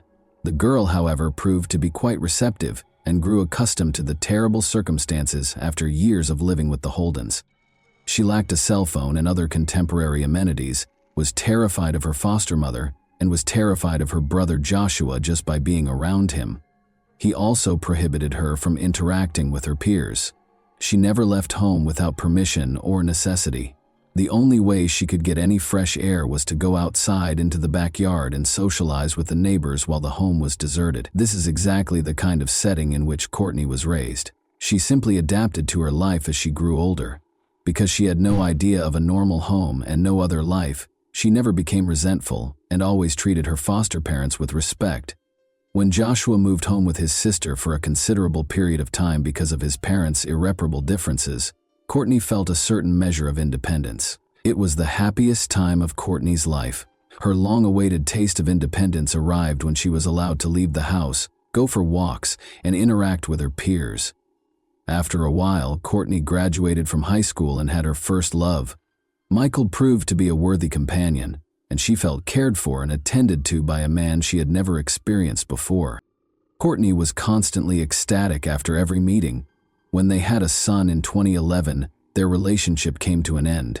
In desperation, Michael pleaded with his lover to come live with him and be a part of the family. However, for some reason, the young mother refused to move and kept living in the house with Holden, ending all romantic ties with Michael. The Holden house was deserted by that point. The foster kids had moved out and grown up. Since John Holden, Courtney's foster father, had died, she spent a considerable amount of time living only with her foster mother, Judy Michael, and was only permitted to see his son when Courtney's brother Joshua was away. With Judy's consent, they had a quiet existence with their kid, until Joshua came back after his father passed away in 2014, and started to exert strict control over the family home. In northeast Spokane, on Hero Avenue, a block from Rogers Middle School, he set up several security cameras around their house. The yard was littered with posters that said, "Smile, you're being videotaped," and there were multiple cameras pointing in various directions. Courtney became nervous once more when she saw the security cameras, since she knew that walking outdoors could result in her being reprimanded by Joshua for escaping. Once more, Courtney's life became intolerable. Courtney admitted to a neighbor in 2015 that she was once more prohibited from owning a cell phone, maintaining social media profiles, interacting with people outside of the family drive, and even leaving the house without Joshua's consent. Joshua Holden was so upset about Courtney's son's birth that he had her stop communicating with Michael altogether. Courtney obeyed in silence. When neighbors inquired about the cause of the bruises on Courtney's arms and face, she candidly acknowledged, "Joshua beats me." Concerned neighbors attempted to assist Courtney in any way they could, wondering why she put up with such cruelty. Since the victim never publicly acknowledged that she was being controlled by her brother, the Holdens were able to keep the matter quiet each time they called the police to call attention to Courtney's anguish, since she was not permitted to leave the house during the day. Courtney was eventually deprived of the opportunity to socialize with her neighbors, who have since only seen her outside in the evenings. Once more, Courtney complied in silence. Joshua was a tall, fat man that no one knew, unlike Courtney. He was incredibly strong and never held back while insulting others. According to his pals, Joshua was an aggressive, erratic man with paranoid tendencies. He once boasted in public that he could quickly end a life and dispose of a body with ease. His criminal past was noteworthy. He was accused of assault and harassment in 2005, but he was freed because there was insufficient evidence and the victim refused to assist the authorities. He was also suspected of misbehavior and attacking a woman in 2003, but in 2006 the culprit was unidentified. Joshua was taken into custody for both burglary and abusing his mother. He was compelled to leave his parents' house for a number of years as a result of these experiences. Joshua grew even more irate after his return. In an attempt to exert total control, he put cameras both inside and outside the house. Courtney, the young mother, nearly ceased interacting with friends, claiming she was scared to go anywhere for fear that Joshua would learn and things would worsen. Until Joshua discovered that Courtney had a Facebook account, one person spoke with her every day. "I must go. I must go. Josh is on his way." Nearly 2 years have passed since her previous message. Her account was then disabled indefinitely. According to acquaintances, the Holden family's dynamics are strange. In August 2018, following another argument, Courtney hurriedly packed her belongings into a suitcase and ran outside. An enraged Judy yelled after her, "Come home!" To which Courtney responded, "I'm not staying here anymore." Those familiar with the family have been baffled as to why Courtney's son calls Judy Mom, and Joshua is called only by his first name, while his biological mother is referred to as Dad. Some have even speculated that Joshua may be the boy's father. Shortly after, a furious Joshua, who was more than 6 feet tall and weighed 300 pounds, dragged Courtney back inside the house. Judy slammed the door. The neighbor said she couldn't help herself. Courtney was a young woman who had led an invisible existence, and that was the last time this neighbor, and perhaps the rest of the family, saw her. She remained. Before neighbors and acquaintances started to worry about her disappearance, it had been almost 2 years. Michael and his current girlfriend voiced concerns regarding Courtney Holden's location in October 2019, 1.5 years after she vanished. After nearly 2 years of not seeing Courtney, the father, who is Courtney's son's father, filed a missing persons complaint with the police on October 24 because he was desperate to see his son. When police arrived at the Holden's house with a search warrant in hand, they were shocked to discover that Courtney was indeed not there. Judy and Joshua had no desire to assist the authorities. After letting the investigators inspect Courtney's room, Courtney's stepmother ordered them to leave the house right away. They even brought in search dogs, but to no effect. According to the Holdens, Courtney fled after leaving her son behind. They couldn't say who was utilizing electronic food stamps or who might have kept cashing Social Security funds into her account. But Judy and Joshua took the remaining $600, 0 cents, out of Courtney's bank account when the Holden's house was searched that same day. Interestingly, an unnamed lady calling the National Crime Information Center of America the following day claimed to be Courtney, saying she was safe and didn't want to be located. The woman was identified by police as one of Courtney's half-sisters after they tracked down the call. Joshua and Judy thereafter shared a variety of contradictory accounts regarding Courtney's disappearance. In one account, they stated she had fled with a truck driver, but in another, they alleged she was hiding a boyfriend from everyone. The Holdens were suspicious because of Courtney's disappearance and the inconsistent statements of her roommates, who obviously had something to conceal. In late October 2019, Joshua and Judy Holden fled Spokane in a hurry, which only led investigators to believe they were responsible for Courtney's abduction. Judy's adopted daughter's house in Texas is where the Holdens were located. They were arrested and placed in a Texas jail in early October after authorities were able to charge them with identity theft and cashing benefits meant for Courtney. The investigation into Courtney's whereabouts by the Spokane Police Department swiftly devolved into a missing persons case, which was then handed over to Major Crimes Detective Randy Lesser. After the search warrants he filed in Spokane County Superior Court were made public, Lesser provided an update on the investigation. Court documents and police interviews serve as the foundation for this story of Courtney's disappearance and the investigation. Officially, Courtney was listed as missing. All states received alerts, and the case was covered by a number of news outlets. When patrol officers and detectives visited the house for different reasons, an aggressive search was initiated. Judy and Joshua Holden declined to assist with the inquiry. Unusual actions in cases of missing persons and welfare inspections. A lady who identified herself contacted Crime Check on the day Courtney was reported missing and said she was fine. The police dispatcher also spoke with the woman who was pretending to be Courtney. As it turned out, it was Courtney's sister who refused to explain to Lester why she was pretending to be her, most likely in an effort to dispel Judy's suspicions and put an end to the hunt. The possibility that she is deceased disturbs me. In an interview, Lester stated that he was especially worried about Joshua's history. Joshua had previously faced assault charges, but the case was dismissed just before the trial because the victims refused to cooperate with the prosecution. In addition to court documents indicating that Holden was a suspect in another assault in 2003, investigators were now gathering DNA evidence. Joshua was diagnosed with paranoid schizophrenia and was reported by family members and neighbors as angry and erratic. According to the neighbors, Judy was terrified of Joshua because he was unemployed. Joshua had also been found guilty of burglary and arrested on counts of unlawful imprisonment. According to family members, Joshua and Judy boasted to them about their knowledge of how to evade authorities, and Joshua discussed how simple it would be to kill someone and conceal their body. Individuals don't simply vanish, particularly if they have a son. According to court documents with fewer notations, Courtney was a devoted mother who would never leave her son alone for a year and a half. After telling neighbors and family that she was traveling with her lover, an unidentified truck driver whom no one knew, Courtney was not spotted outside her house with Joshua and Judy. Rumors occasionally circulated that she and her fiancé had eloped. She was allegedly only at the residence at other times and wasn't available for visits. When Lesser arrived on their house in early October, Judy informed him that Courtney had only been home for a few days.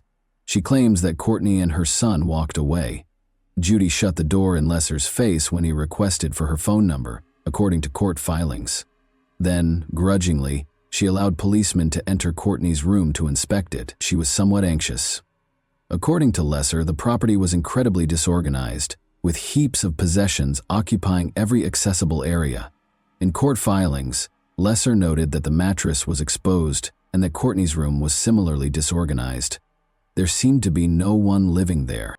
Lesser observed that Judy became frightened and lost sight of one of the investigators behind the closed door at one point. When Lester instructed the detectives to look around the remainder of the house for Courtney's son, she told them to get out. Lesser was informed later that day by neighbors that they seen Joshua, Judy, and one of Courtney's sisters departing with the boy in a van. Additionally, Detective Lesser thought it was unusual that Courtney, who had a chronic illness, hadn't seen a doctor since October 2017. Despite the gaps in her medical records, she had been taking medication every month before going missing, and her final prescription was written in July 2018. Courtney's card was used for groceries, and monthly withdrawals from her bank account persisted. The fact that Joshua and Judy were shopping with the youngster was verified by surveillance footage. On the day that Courtney was reported missing in early October, The cameras also saw the pair taking the last of the money out of her bank account. Joshua and Judy had departed their house by October 24. According to Lesser, when police arrived to carry out a search warrant, the family's 6 pets were gone and the DVR from the home security system had been taken out. In mid-November, Joshua and Judy's cell phone numbers were canceled, but on the same day, 2 new numbers with Texas area codes were activated. A neighbor reported activities at the house to the police around a month after the Holdens had left. Judy's husband and one of her daughters had traveled down from Texas to see how things were doing at the house. Judy had retired, they said, and they hadn't seen Courtney in 2 years. Judy's daughter claimed the boy was Courtney's son, despite the man telling authorities that Joshua and Judy had a child together. Lesser went to Texas in the middle of December to look for Judy and Joshua. They were discovered by police at the residence of Judy's daughter and Courtney's son, Joshua. Judy Holden was arrested on suspicion of exploiting Courtney's bank accounts, hiding her son, interfering with custody, and identity theft. The boy was successfully restored to his father after being discovered safe and sound. Other members of the family were not charged. Police used search dogs to look through Judy's Spokane house, but they were unable to locate Courtney. Additionally, a search of a Texas residence turned up no information on Courtney's location. Judy's vehicle and trailer, which were parked in an Oklahoma RV facility, were also searched by officers. Judy, 74, and Joshua, 40, refused to be interrogated by authorities while they were detained in Texas. Police were waiting for the governor to issue a warrant for their return, since they refused to be extradited to Spokane. They were probably released as authorities were unable to establish their involvement in Courtney's disappearance. In addition to the months-long investigation, this is perhaps one of the most comprehensive missing person investigations. I have a variety of information in 4 notebooks. Police think Courtney is probably dead, and Judy and Joshua continued to deny any involvement in her disappearance, but regrettably there is no method to demonstrate it. However, Judy and Joshua have not been charged with anything, in spite of the aforementioned accusations. The belief that they knew what happened to Courtney is still prevalent. Joshua has a reputation for being violent, but he has also claimed that he could kill someone and successfully conceal the body from the authorities. Although they have not yet made any arrests in connection with Courtney's case, they believe she is dead. In summary, Courtney was unfortunate enough to be a member of the Holden family, and this little girl who yearned for love and family lacked the bravery to defend herself. She genuinely thought that these individuals who had screamed at her, humiliated her, and made her labor for them were her family. However, is it really important to protect oneself against one's own relatives? Since Courtney was never seen again after that fateful evening when he forcibly took her into the house, it is extremely regrettable that Joshua Holden's audacious public statements about taking his own life and concealing his body cannot be used as evidence of his involvement in her disappearance. No one knows what she endured during those horrific moments, or the atrocities these monsters who claim to be family were committing behind closed doors. There are innumerable ways to covertly dispose of a body, with different substances that are undetectable to police dogs or professionals. This shows that even although Courtney suffered that night, her soul is still at Holden Manor, where she sought out family but ultimately met her demise. Her boy was removed from the Holden household and given to his father, who still looks after him now. In action, Courtney Holden is still missing. Please get in touch with the Spokane Police Department if you have any information that could help with the investigation. Thanks for watching, everyone. Your support means a lot to me, and you can help my channel grow by hitting that like button, dropping a comment, and sharing this video. Your engagement really makes a difference. See you soon.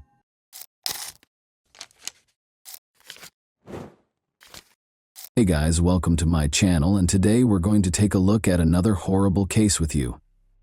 Till death do us part doesn't often last that long.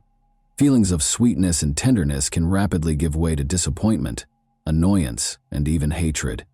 The most sensible course of action in certain situations is to break up, if not as friends, then at least not as enemies. However, when big quantities of money and the opportunity to become wealthy quickly come into play at the expense of an ex-lover's life, an innocent person's destiny may be decided. The example of Gary Bentley is hardly unusual. Although people have been slain for much less, the murderer in this case wanted to keep $1 million and live a comfortable and easy life. Did Gary foresee what would occur? According to his parents, he did. They were trying to protect him since they felt uneasy and worried about him. However, Gary found it hard to accept that his child's mother, the love of his life, was truly capable of murder. Even though his mother was still alive, he battled valiantly to keep his failing marriage intact for the sake of his kid. But ultimately he died and the youngster was left an orphan. What is known about Gary Bentley's early life then? On August 31, 1984, Gary Lewis Bentley was born in Louisville, a small rural hamlet in Jefferson County, Kentucky. He was the youngest of Gerald and Lisa Bentley's 2 children. From a young age, Gary and his older sister Amy had a tight and trustworthy relationship. The Bentleys owned their own farm and put a lot of effort into providing their children with a quality education and other necessities. The children helped out as well and weren't afraid to take on the physical and labor-intensive tasks involved in farm management. The family was close-knit, supportive, and always looking out for one another. Gary spent a lot of time with his father, Gerald, from an early age. They frequently went hunting, fishing, and camping together and were quite close. His father showed him where to collect edible mushrooms and berries, taught him how to handle a pistol, and gave him survival tips, including how to survive in the bush. Gary became quite interested in guns as a teenager. He eventually began collecting firearms and understood how to use them. He was best friends with his father and they went fishing or hunting almost every weekend. Gary was a true handyman who could make or mend almost anything, making him the epitome of a small-town gentleman. He was described by many around him as gentle, laid-back, and always ready to provide a helping hand to those in need. Gary had no bad habits, avoided negative influences, excelled in school, and never ran afoul of the law. He was a calm, introspective child who prioritized his family. Gary majored in engineering in Frankfurt, the state capital, where he attended college after high school. He returned to his hometown of Louisville after graduation, where he began his career as a basic electrician before swiftly rising to the position of his one and only love. Gary fell in love with Tasha, a girl he met while attending college. They didn't mind the slight age difference between them, even though she was about a year and a half older than he was. They moved in together in 2006, not far from Gary's parents' house, after dating for a while. Tasha was pursuing a nursing degree when she was hired by one of the city's hospitals, where she immediately gained the respect and admiration of her colleagues. But she didn't stop there. In order to further her profession, she continued to work and pursue further studies. Gary and Tasha ultimately made it official in 2012 by inviting all of their family and friends to their lavish wedding. The couple was ecstatic when Tasha became pregnant shortly after. They welcomed a child, whom they named Connor, in the spring of 2013. Both Gary and Tasha had successful jobs by the time their first kid was born. They were able to travel, purchase 2 automobiles, move into a larger, more comfortable house, and essentially live worry-free because they were earning a solid living. A few years later, Gary's plans to have a large family and at least 2 more children with Tasha began to fall apart. What did Tasha conceal? Their marriage was ideal for the first 4 years. They were viewed as a model pair. They held well-respected, lucrative careers. We are excellent guests, wonderful parents, and close friends. The couple frequently invited close friends and family to gatherings they hosted at their house. When someone needed assistance or support, they were always the first to offer it. Gerald and Lisa, Gary's parents, are ecstatic with their daughter-in-law and grandchild. However, things began to drastically shift in 2016. After going through a difficult period, the Bentleys' marriage started to suffer. It all began when Tasha started experiencing issues at work, which had never happened to her before. She was often griping about the terrible working conditions, her supervisor and her co-workers. Gary tried his best to help her, but he cautioned her against quitting too soon because it would be difficult to find another position that paid well. The couple made the decision to take a trip in the fall of 2016 in an attempt to decompress and release some stress. They flew to a vacation, leaving their son with Gary's parents, along with their long-standing friends Annie and Kevin Day, with whom they had been close for years. They traveled to Jamaica. The initial days of the journey were ideal. They all enjoyed one another's company, explored the island, and unwinded on the beach, but Tasha appeared preoccupied, as if her thoughts were elsewhere. She was often texting someone, and if someone asked her who she was speaking to, she became quite protective. Gary and Tasha began to quarrel more and more the longer they were on the island. Their pals claimed that Annie and Kevin felt uneasy since the disagreements seemed to start out of nowhere and swiftly turned into heated disputes. When Gary and Tasha got into a heated dispute one day while on a yacht, Kevin attempted to lighten the mood by cracking a joke. Gary splattered beer on his face in retaliation.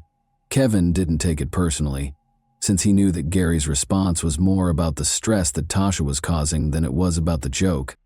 After feeling ashamed, Gary repeatedly apologized and said he had no idea what had happened to him with the new job.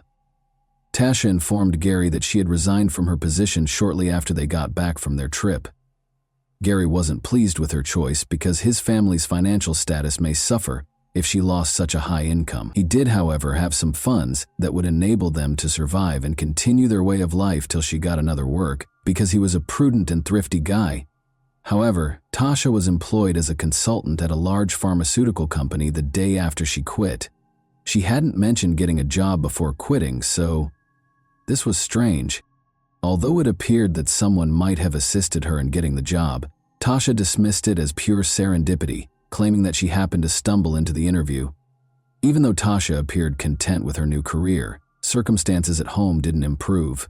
She stopped cooking, was rarely there, neglected the house, and showed no concern in Gary's situation. She even neglected their son, letting his grandparents handle the most of the child rearing. Mrs. Bentley began to leave town on the weekends, claiming to be on work travels. She was always talking on the phone, always finding a quiet place where no one could listen in. She claimed that it was work and that she needed to talk to her supervisors or coworkers about it when questioned. In order to prevent anyone from checking her phone, she also set a password, something she had never done before. She'd become aloof and secretive. Gary, however, was the one who was caring for his son and giving him all of his love and attention. Spending all of his free time with the youngster and doing everything he could to ensure he didn't feel abandoned, he nearly lived for him. Gary still loved his wife and wanted to keep their marriage intact, if only for the sake of their child, despite their frequent arguments and her lack of interest. Mexico excursion with the family. Seeing the strain in their son's family, Gary's parents made the decision to take him, Tasha, and their grandchild to one of Mexico's most stunning resorts as a surprise, in the hopes that it would provide a tranquil setting for them to re-establish contact and spend quality time together. They selected a comfortable hotel in a remote location. The internet was spotty and frequently interrupted, and cell coverage was scarce.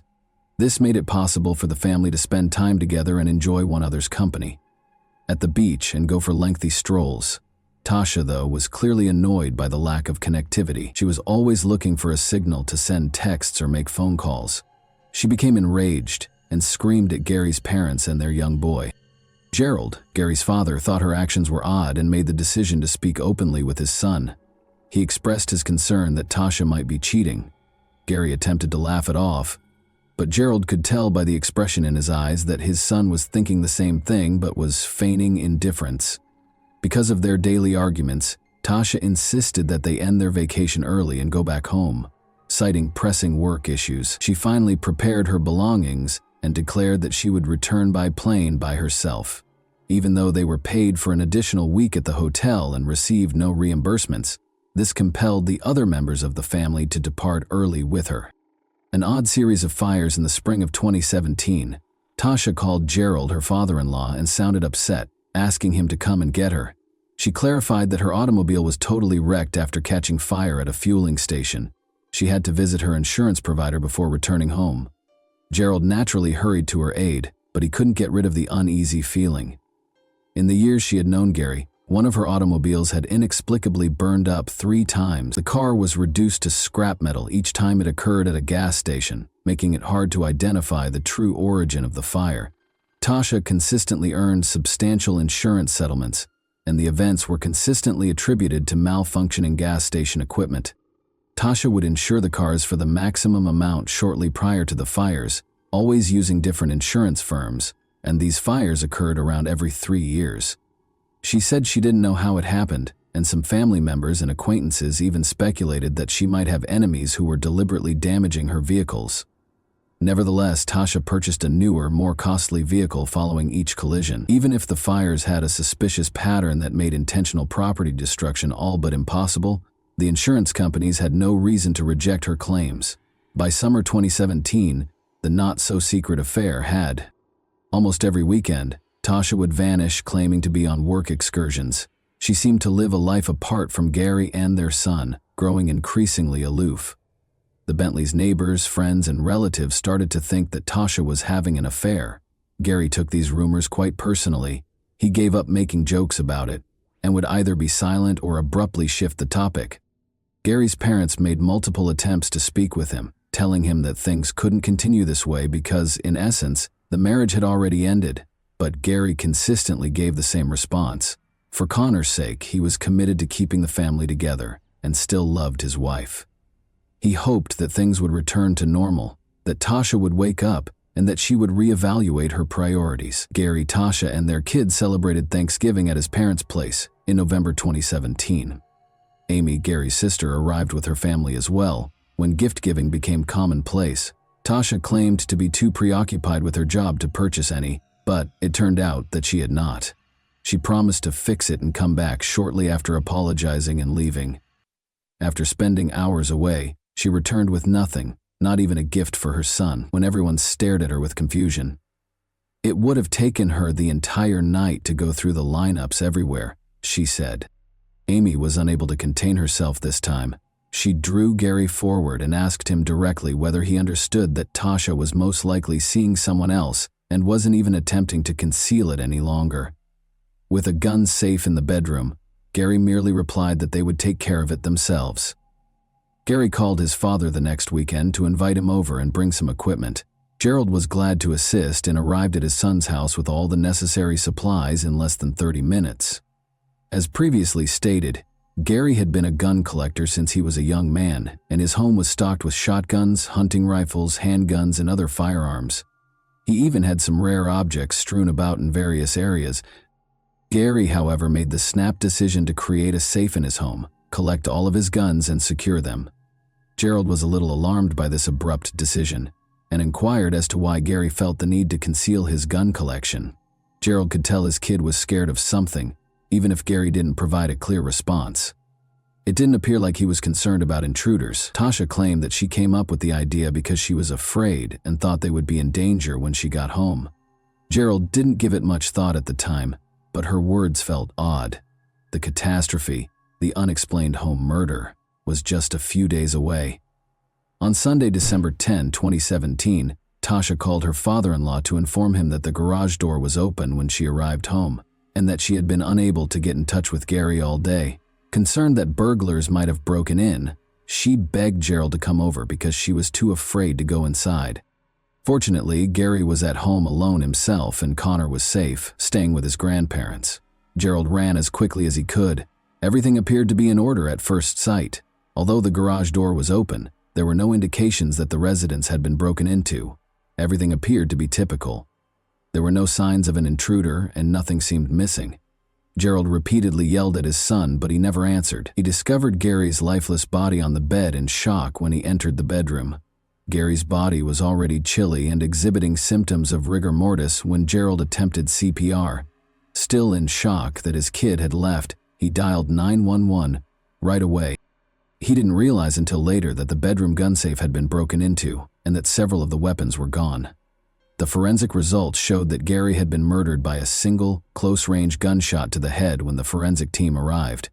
It was possible that he was asleep and didn't even hear the killer approach because he was in a sleeping position on his side in bed and had no other injuries or indications of a struggle. Valuables, a jewelry box, and even cash left in plain sight remained unharmed, making the incident appear to be more than a normal heist. This suggested that the gun safe was the primary goal. Only a small number of guns, none of which were very valuable, were stolen nevertheless. These were not the murder weapon, nor were the remaining firearms. Tasha, Gary's wife, was the leading suspect from the beginning of the investigation, since she didn't appear to be a grieving widow.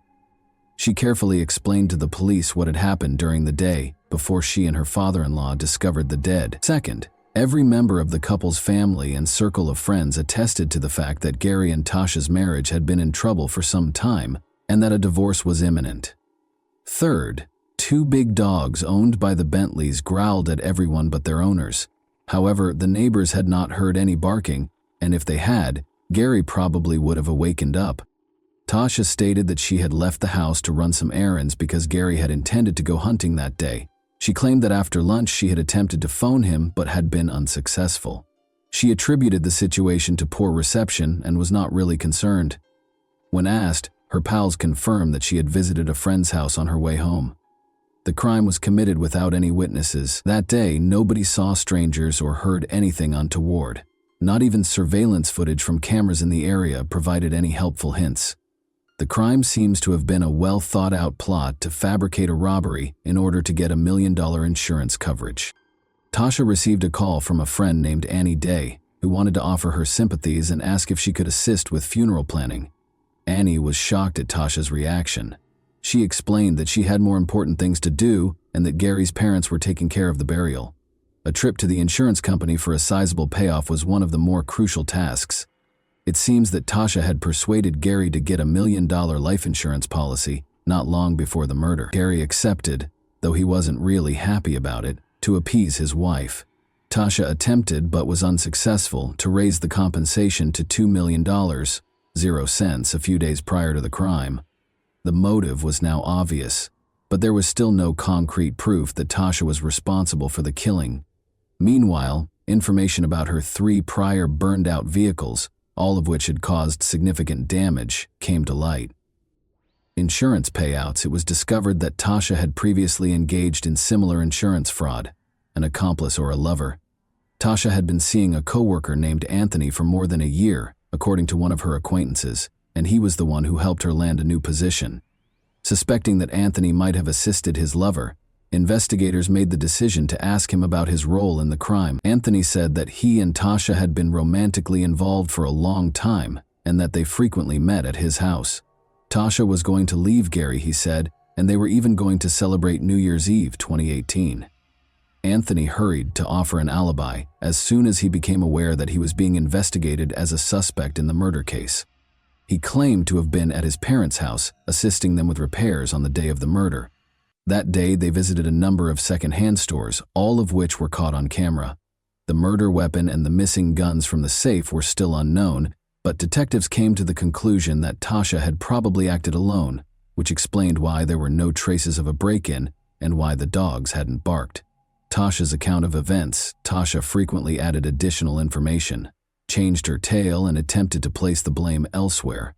She even brought up Gary and Kevin Day's argument when Gary flung beer in his friend's face when they were on vacation. Tasha believes that Kevin may have harbored resentment and seized the chance to exact retribution. But after being questioned for a few hours, Tasha eventually gave up and admitted, although she acknowledged killing her husband, she held Gary responsible for the incident. According to Tasha, Gary was violent toward her and their kid, and on the day of the murder, he struck their child once more. She claimed that was the final straw, and she retrieved a rifle after waiting for Gary to go to sleep. But there was no evidence to support any of Tasha's assertions. Tasha's assertions were not substantiated by any of her relatives or friends. In actuality, everyone supported Gary, praising him as the most loving parent they had ever known, and a loyal, loving husband. They maintained that he would never touch his wife, much less their beloved young boy.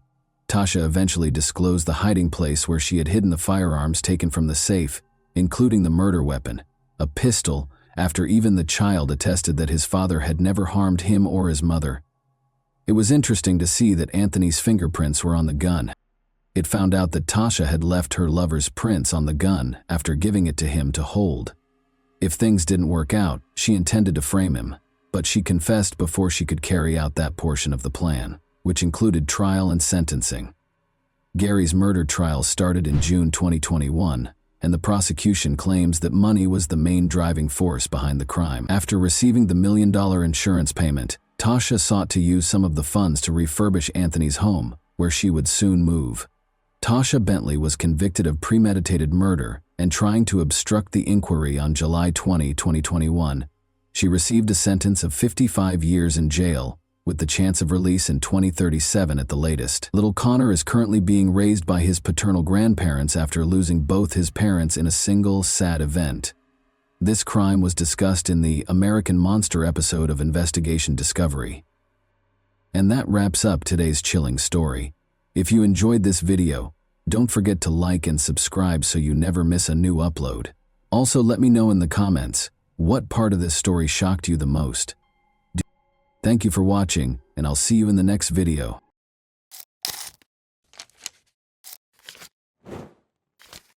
Hey guys, welcome to my channel, and today we're going to take a look at another horrible case with you. We're going to go over another terrible instance with you today. Statistics show that the number of crimes perpetrated by young people has been rising globally. Violence among school children has increased recently, typically targeting their friends. As a result of these attacks, victims are frequently hospitalized, handicapped, or even killed.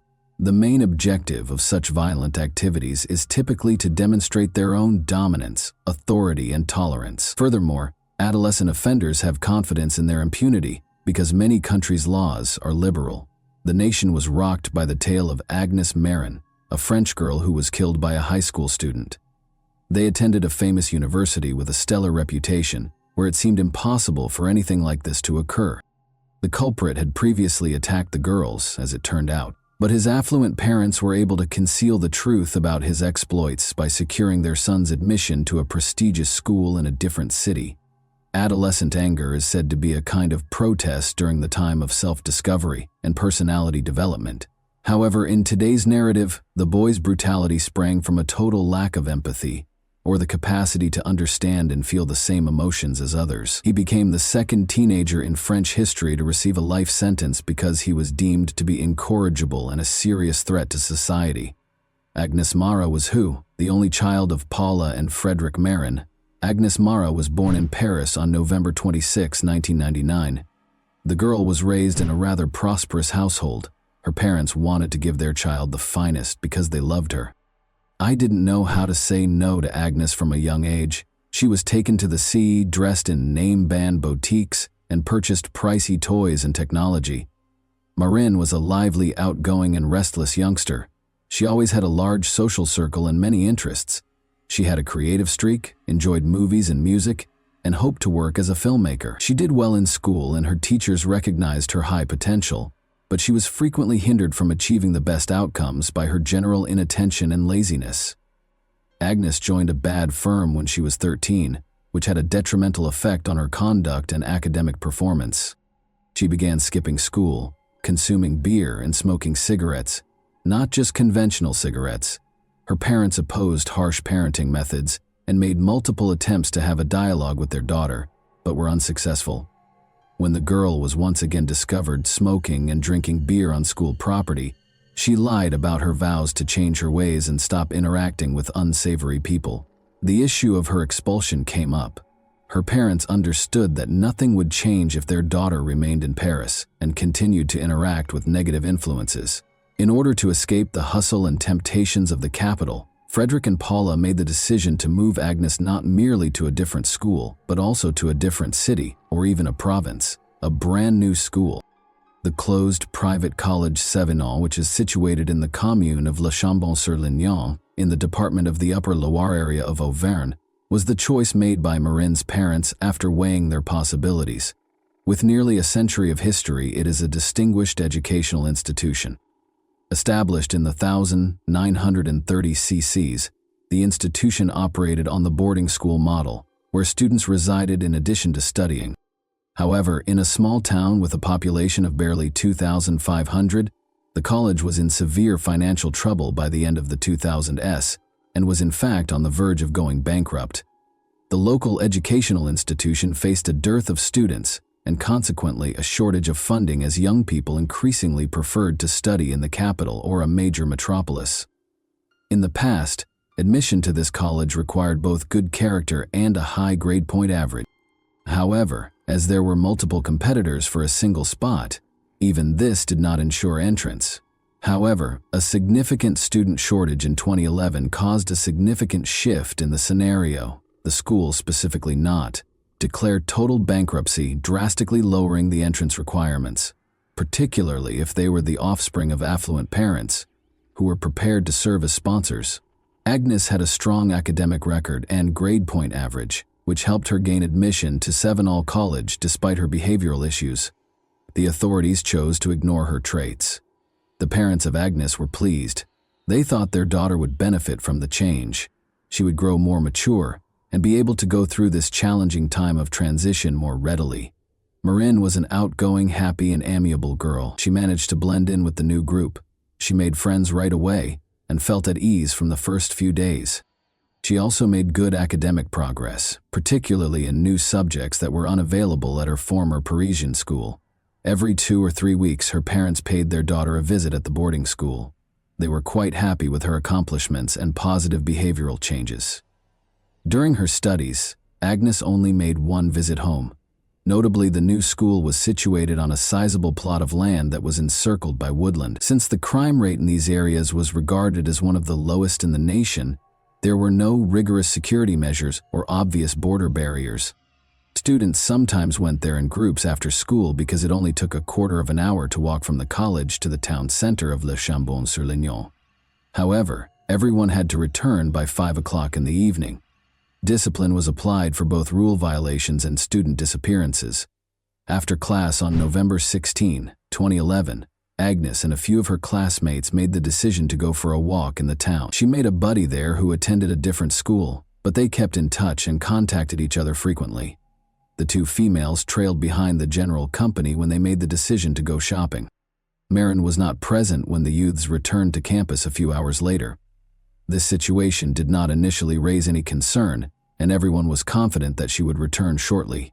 However, as time went on and darkness descended, the teachers became quite concerned about the student's absence. The school administration reported the event to the police without hesitation because she was nowhere to be seen on campus and her phone was off. Students, instructors, and law enforcement officers performed the search, which started that evening. They separated into groups and searched different areas, but they were unable to locate the missing girl. Everyone hoped she would return alive and unhurt, but no one had seen her and no one knew where she may be. Almost instantly, Marin's parents were informed and inquired as to whether their daughter had come home.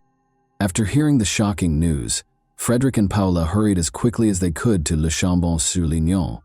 They reassured them that Agnes could not have fled because she had nowhere to go and no incentive to do so. They said their daughter was really happy at her new school. Here, she had made lots of pals. She had no problems with anyone, and she didn't feel uncomfortable. The hunt was actively aided by the involvement of Agnes's mother and father. In an attempt to locate their daughter, they displayed images of her throughout the city, spoke with her friends, and looked for any leads or clues. What is the friend of Agnes concealing? The first thing the police did was search for those who may have known about Agnes's future plans and were the last to see her. According to the girls in her class, Marin went shopping with a buddy she made in the city. Although no one was able to provide her identity, Estelle, the same buddy from a different school, was soon located by law enforcement. Agnes had indeed been in contact with the girl for the last time. She was therefore seen as an extremely valuable witness. She did not, however, offer any helpful details. She said in the initial interview that Agnes had assisted her in selecting a birthday gift for her father. After saying their goodbyes, they each enjoyed a milkshake. Agnes had to go back to school, and Estelle went home. The girl's behavior seemed a little strange, but her narrative sounded reasonable. She appeared to be holding something back and was clearly nervous. When they made the decision to speak with her once more, the account she had previously recounted abruptly started to include some details that she wanted to keep private. Estelle admitted that Agnes had supposedly scheduled a meeting with a young man that day, but she had not disclosed his name to her. The boys were going to do something wicked, apparently using illegal substances, even though it wasn't intended to be a date. When Estelle tried to call Agnes a few hours later, she didn't pick up, and by the evening her phone was off. During the initial interview, the girl acknowledged lying, because she promised Marin that she wouldn't tell anyone about the encounter with the enigmatic man. But when word spread that Agnes had vanished, Estelle made the decision to come clean, since she thought this young man might be connected to the abrupt disappearance. Some have speculated that Agnes might have just fled from college. It's possible that the girl has fallen in love and is currently hanging out with her hidden beau. The day she vanished, her phone was the last one on campus, but it was switched off thereafter, making it impossible to find. However, all of the information about Agnes's calls and communications was readily available to police officers. At that point, the authorities initially identified 17-year-old Matthew Molanas, a high school student at the same institution as the missing Marin, as the primary suspect. What may have connected the missing woman to a 17-year-old young man? It turned out that she had been corresponding with Matthew Milanis for the past few days. What could they possibly have in common? Regardless, the youngster needed to be questioned since he might have important information that could help solve the crime. They were indeed scheduled to meet on campus and go on a walk together on the day of Agnes's disappearance, but there was nothing specific or concerning in their correspondence. Matthew said he would show her something, but he didn't say what. On November 17, Marin was initially asked to speak with the police. He was quite composed, but his hands and face had odd, seemingly new scrapes on them. The young man acknowledged, however, that he was experimenting with illegal substances, and yesterday he went overboard, losing consciousness and lying for several hours in a thorny bush. Teachers and fellow students attested to the fact that this student did have issues. In January 2011, Mathieu was accepted to Sivanal College, where his parents allegedly moved him to shield him from trouble and bad company. Even so, the young guy used alcohol and other illegal substances, which made his expulsion a possibility. Nevertheless, he felt sorry for him and was given time to change. Milanis appeared to be a normal, troubled adolescent rebel. His demeanor and appearance seemed to challenge people around him. He liked hot beverages, smoked, and dressed in gothic fashion on campus. He boasted to his peers about his pranks, saying he would not face consequences. Mathieu vanished for several hours on the day Agnes vanished. In the evening, he emerged from the woods wearing filthy clothes and with scratches on his hands and face. He responded to any inquiries by saying that he had consumed too much alcohol and had passed out on his own. Although everything about him seemed and sounded suspicious, the investigators chose to check into him more further because there was yet no concrete proof against him. The wealthy parents' pampered son, the eldest of 3 children born to Sophia and Dominique Milanis, Mathieu Milanis was born in December 1993 in the Garda municipality of Negi-Solorg. He was raised in a reasonably well-to-do household with his 2 younger sisters and was accustomed to having all of his wishes met right away. He was noticed acting strangely from a young age. The boy attempted to avoid being around other kids since he was a very hostile, irascible, and difficult to communicate with. The condition deteriorated during adolescence. Matthew experienced angry outbursts. He started drinking alcohol on a regular basis, tried with other illegal substances, and frequently caused fights. However, the young man's stunning features helped him gain popularity with the opposite sex, despite his aggressive and antisocial behavior. He had a girlfriend at the time of the events in his hometown, whom he visited on the weekends and whose parents were aware of. Matthew had several police records, including one for stealing prescription medications from a pharmacy with a companion. However, the matter was kept quiet, most likely because the teenager's parents paid for it. During interrogations, his father also volunteered to sponsor the school while it was in trouble, which allowed him to get into a prestigious private school despite having a low GPA and legal issues. Despite his stubborn and haughty demeanor, Milanis maintained his composure to the point where the authorities questioned whether he was involved in Agnes's disappearance. He never left his favorite toy, a yo-yo, in his hands, which he was twirling all the time. He first denied knowing Agnes during the initial interrogation, but after seeing a printout of their correspondence, he started to modify his evidence and attempt to make up a lie on the spot. But he soon found himself unsure of what he was saying. The man claims that he promised to show Agnes a mushroom-growing area in the forest. They allegedly utilized them in tandem. Following his illness, Mathieu collapsed under a prickly shrub, where he remained until dusk. He also saw that Marin was gone when he woke up. Since it was growing late, he returned to the campus without searching for her. During all of the interrogations, a lawyer who had been retained by the Milanis' parents suggested that his young ward indicate the location where he had last seen Agnes and where they allegedly consumed mushroom. However, Mathieu claimed that he would not be able to locate that clearing because they had accidentally discovered it. He left the area on autopilot, without really comprehending his surroundings or where he was. However, specialists quickly disproved Mathieu's claims after discovering no evidence of mushroom consumption in his blood. Furthermore, it was determined that the wounds on his body were the result of a battle. That is, he was scratched with nails by someone who was presumably a girl, a gory finding in the thicket. The school children who had witnessed Mathieu emerge from the forest that night indicated the direction from which he had come, and it was determined to conduct a comprehensive, extensive search in that area of the forest. There was still a slim chance that Maren would be found alive at that point. On November 18, however, searchers awaited the horrifying discovery of the missing Agnes's severely disfigured and partially burned remains in a tiny space tucked away in a thicket. Her clothing was ripped. There was no sign of her underwear. In addition to evidence of deep knife wounds, there were all the telltale symptoms of violence. Don't believe Moulins was responsible for this horrible crime. There was no question, but it was important to wait for the forensic specialist's conclusions and to get the killer to confess. The strangler admitted in Confessions of a Ruthless Killer that he purposefully lured Agnes into the woods to abuse her but allegedly had no plans to kill her. In fact, Matthew did not particularly deny the horrific discovery when he was informed about it and started to testify, explaining how everything was. She, however, resisted vehemently. He had to use the rope from his favorite toy, the yo-yo, which he always carried with him, to tie up the victim after he scratched him. The man was upset about going to jail when Agnes yelled and threatened to turn him in to the police. He chose to kill the unlucky and dispose of the body since he did not want to. Agnes suffered 17 knife wounds, the majority of which were to the neck, face, and chest, after Matthew viciously beat her, fracturing her arm, nose, multiple ribs, and shin. He doused the victim with a combustible concoction from a canister and lit her on fire when she ceased exhibiting any signs of life in the hopes that the flames would totally destroy the body. Then, as night fell, he hastily left, failing to see that the fire had been put out. He removed his toy from the corpse and carried it away. As though relishing each word and seeing the investigator's response, the high school girl described the incident calmly and in great detail. He had neither regret nor sympathy for the victim.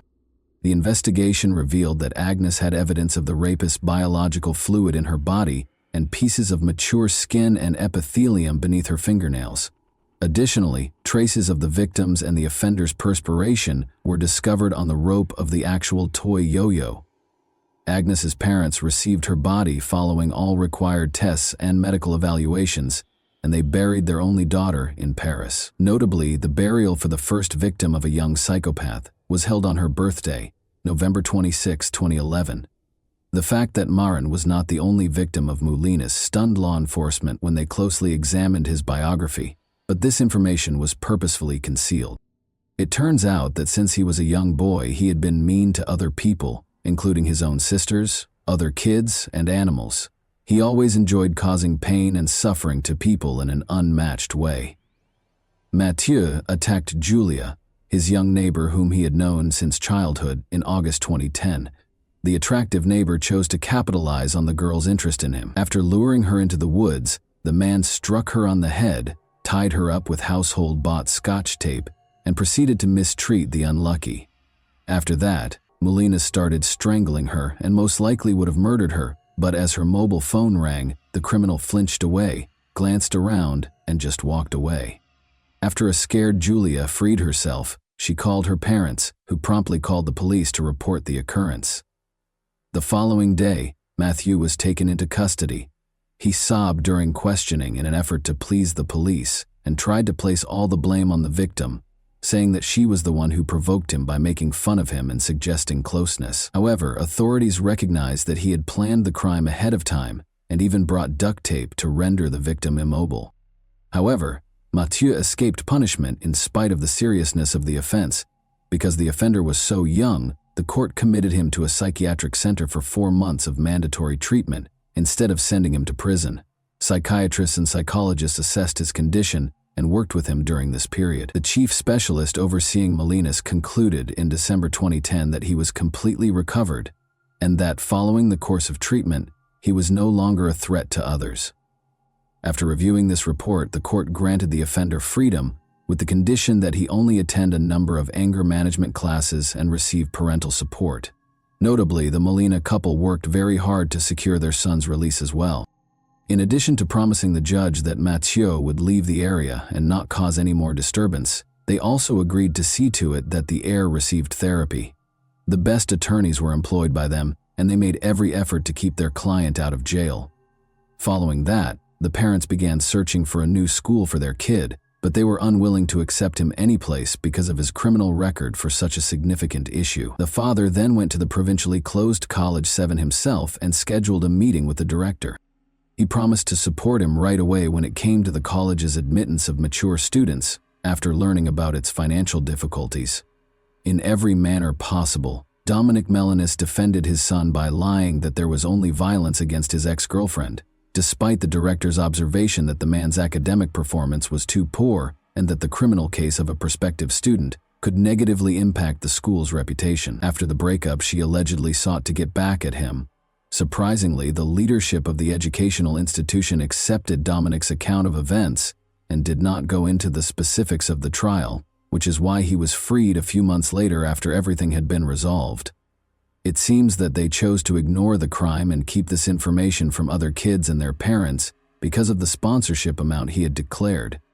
Just 1 month before his 18th birthday, Mathieu had accepted the verdict in the trial, but because he was a kid when the violent and terrible crime was committed, the law gave such offenders a lower sentence, and the trial itself had to take place in private. Agnes's parents demanded that the sessions be made public, at least in part, and that journalists who would be covering the case in the media be included. The Marin couple, however, were turned away, and the trial took place in private.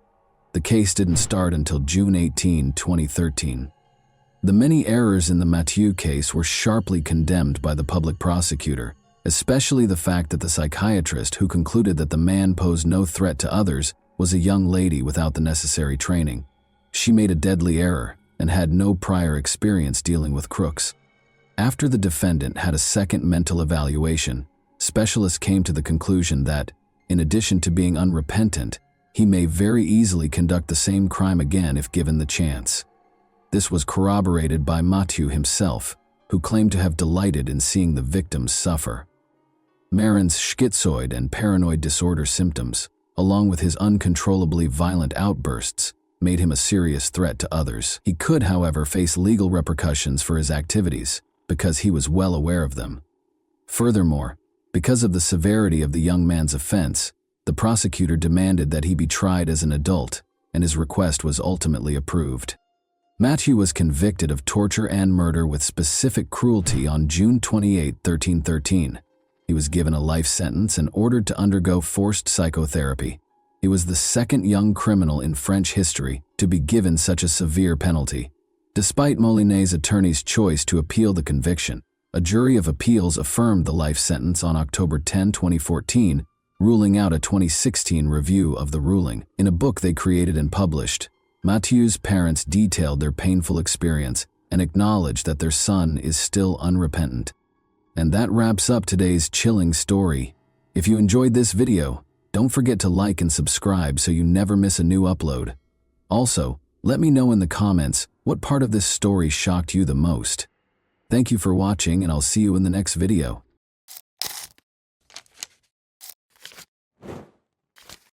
Hey guys, today we're diving into another truly horrifying case. If you want to support my channel, make sure to subscribe and stay active. It really helps me out. I'd be super grateful for that. Let's get started. A young woman's lifeless body was found in the state of Morelos on the side of an abandoned road. When they discovered her, the onlookers called the police right away. The body was still. She had obvious bruising and abrasions on her skin, and her clothes were wrinkled and discolored. Authorities were unable to locate any personal possessions or documentation that would have helped identify her in the area. This signaled the start of an inquiry to clarify the events and determine the causes of this catastrophe. Born in one of Mexico City's impoverished districts on July 5, 1995, Ariadna Fernanda Lopez Diaz, despite having few finances, her early years were filled with love and affection. Her mother and her older brother Omar made up her family. Mutual support kept the small family together in spite of the lack of a father figure who was uninterested in his kids. Omar gave Ariadna constant support and became into a protector and role model for her. Because of their strong relationship, Ariadna felt secure knowing that she could always count on someone. Ariadna was well liked by her peers because of her friendly and affable demeanor. She stood out for her genuineness and willingness to assist people, and she had a natural aptitude to make friends. She spent a lot of her school years with close companions, with whom she frequently discussed her future aspirations. But in 2018, When Ariadna was only 23, her mother was afflicted with cancer, leaving her youth tainted by a devastating loss. The family eventually had to confront the inevitable as the sickness advanced quickly. For both Ariadna and Omar, losing her mother was a heartbreaking blow. In addition to deepening their relationship, this catastrophe made Ariadna grow up fast and accept responsibility for her own life. She made sure her mother's presence was always with her by getting her name permanently inked as an homage to her mother. Ariadne had met a young man and quickly started seeing him before to the death of her mother. Ariadne soon found out she was expecting a kid, as their romance progressed swiftly. The young couple quickly recognized their paths were separating though, since the arrival of her kid did not provide the stability she had hoped for. Following their separation, they continued to have a cordial relationship while sharing custody of their son. Having a child presented new difficulties. In order to support herself and her son, Ariadna had to juggle the responsibilities of parenthood with her job search. Getting a job at a well-known bar in Mexico City was the first step on this adventure. This place, which was frequented by wealthy customers, had high standards for its employees. Ariadne developed her capacity to communicate with a diverse range of people here. She thrived in her position in spite of the problems, overcoming them with her charm and tenacious work ethic. Her life was drastically altered by the pandemic. Despite losing her job because the company where she worked closed, Ariadne resisted giving up. Instead, she opened her own beauty salon during this time to fulfill a lifelong dream. This endeavor came to represent her will and ambition to create a life free from other influences. Using her vast network and skills, she was able to start a business that gave her a reliable source of income. A new connection came into her life at this period. She clicked with a man she met right away. She found security and happiness in her relationship. Between her spouse, her job, and her son, Ariadna managed her time well. Despite having a busy schedule, she managed to find joy in every new chance. By the time Ariadne was 27, her life had taken on the appearance of a finished puzzle, with each obstacle and accomplishment adding to a picture of tenacity and accomplishment. She had experienced loss, started over, taken care of her son's future, and become independent. But what appeared to be the beginning of a happy chapter was actually the beginning of a tragedy. Vanessa was introduced to Ariadne by mutual connections. Ariadne and her pals went to an event where they first interacted. Ariadne was immediately drawn to Vanessa because she was youthful, lively, and captivating. Vanessa was able to establish a connection with people quite fast. Those who knew her well, however, felt conflicted about her. Her acts frequently shocked people with their unpredictable nature, and beneath her seeming openness were jagged edges. A common figure in Vanessa's social circle was the middle-aged businessman Rautel. Rumors surrounded his reputation. Prominent for his wealth, power, and extravagant way of living, he was frequently spotted with young women who wanted to be a part of his world. Rumors of his ties to influential people and even criminal organizations helped to elevate his stature, but no one in his inner circle could verify these claims. Although Rautel shied away from discussing his background and business operations directly, his manner evoked both admiration and discomfort. Despite her intelligence and independence, Ariadne was not immediately aware of the differences between her new acquaintances and her regular group of friends. Eager to make an impression, Vanessa frequently spoke about her relationships with Rautel and other powerful individuals. She portrayed him as having the ability to resolve any issue. Ariadne gradually started to spend more time with them. Vanessa made an effort to earn Ariadne's trust and appeared to be truly enthralled with her. After hearing about Ariadne from Vanessa, Rautel became interested in her right away. His attentiveness and conversational skills surprised her at their first meeting. His charm and confidence were irresistible, and Ariadne was no exception to his appeal. However, a more nuanced personality lay beneath this appeal. Rautel's manipulative tendencies were observed by anyone who interacted with him. However, Ariadne thought he was a decent and kind man. Vanessa remained essential in reinforcing the bond between Rautel and Ariadne. She created an environment of openness and trust by often inviting Ariadne to events where Rautel was present. But as time went on, strange information emerged. For example, Ariadne was cautioned by some of her friends to exercise caution when interacting with these individuals. Some were aware of Vanessa's erratic behavior and Rautel's dubious reputation. They suggested that these interactions might have unspoken dangers. Ariadne saw no threat in her new social group, even in spite of the warnings.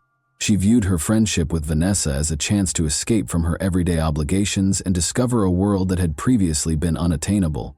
Rautel, however, made an effort to gain her favor by being kind and generous. She found his invitations to parties and dinners intriguing and innocuous. As we know, Ariadne was seeing a young man. Nevertheless, based on the information at hand, she continued to cultivate acquaintances and occasionally accepted invitations to social gatherings. Her boyfriend didn't show displeasure with her social contacts and was a trustworthy individual. Ariadne gradually realized that her life was beginning to be impacted by her new relationships. Vanessa contacted her often, offering to arrange get-togethers and leisure activities. Rautel, on the other hand, made a greater effort to establish himself in Ariadne's life and frequently provided assistance and support in a variety of circumstances. Unaware of the possible repercussions, Ariadne was slowly but surely losing herself in their world. Ariadne accepted Vanessa's invitation to get out with friends on October 30, 2022. The event was scheduled to start at Fisher's, a well-known eatery in Mexico City's downtown. Vanessa reassured her that the evening would be pleasant, with a leisurely meal and pleasant companionship. Ariadne felt a little uneasy because Rautel was also supposed to join. She was beginning to have doubts about him, but she chose not to turn him down since she didn't want to jeopardize her friendship with Vanessa. Later that night, the group gathered at the restaurant, which was well known for its fashionable patrons and elegant interiors. It served as a vibrant background for the event. An assortment of canapés and wine cocktails contributed to the lively and joyous ambiance at the table. Rautel made himself the focus of attention as usual, toasting and telling stories. He went out of his way to demonstrate his power and engaged with the waitstaff with assurance. Vanessa encouraged him by interjecting remarks and jokes to keep the discussion going. Following their example, the other guests attempted to match the host's enthusiasm for the evening. Amidst the boisterous atmosphere, Ariadne's actions were particularly noticeable, frequently checking her phone, reading texts, and sending out comments. She didn't seem quite comfortable. She frequently kept her eyes on Rautel, as though she were trying to find some deeper significance in his words or deeds. In an attempt to divert her attention, Vanessa drew her into discussions and urged her to take another cocktail. Ariadne, however, stayed taciturn. Something was bothering her more than the surroundings based on her look. Ariadne shared a mysterious message on social media in the middle of the evening. "Would you miss me if I vanished?" Although many in her wider network thought it was a joke, this post caused anxiety among her close friends and family.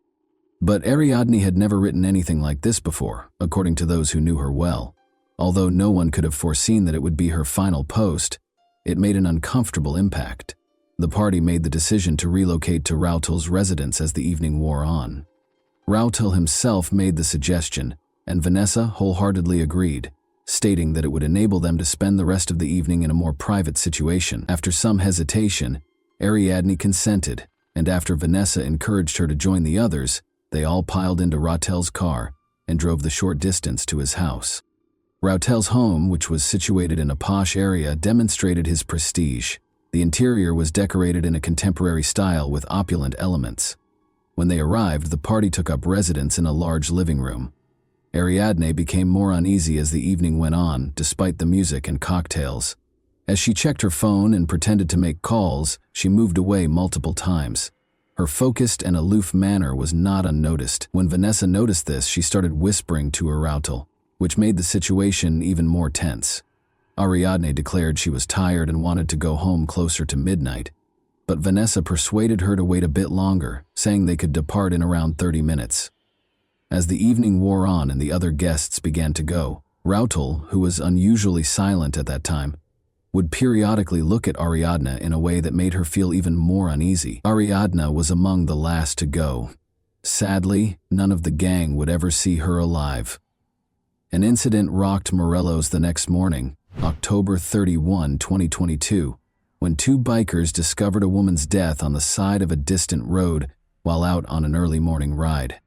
Locals hardly ever visited the area, which was remote from any major roadways, The bleak landscape, scant vegetation, and eerie quiet of the surrounding area all served to highlight the tragedy.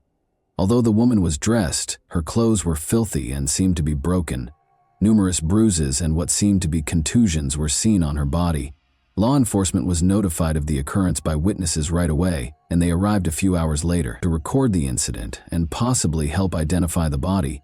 The cyclists snapped pictures of the area in the interim. As soon as the police showed up, they roped off the area and started gathering evidence. Mark suggested that the body had been moved, and tire traces were discovered in the ground. Although there were obvious indications of a struggle, forensic experts were unable to determine the cause of death. Since there were no obvious injuries from a weapon, it was challenging to pinpoint the precise circumstances of the tragedy. Since no personal belongings or paperwork were discovered with the woman, her identity was unknown at the time. Pictures of the body started making the rounds on social media a few hours later, and people who saw them started talking about them. They were Ariadna's friends and relatives, who had been missing since going to a party at Rautel's house. They were able to identify the victim's distinguishing characteristics, such as tattoos. Omar, her brother, feared the worst and reported the woman missing to the police, speculating that she might be his sister.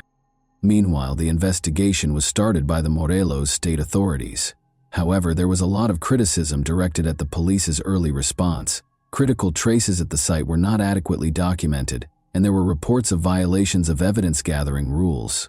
This cast suspicion on the professionalism and moral character of the local police force.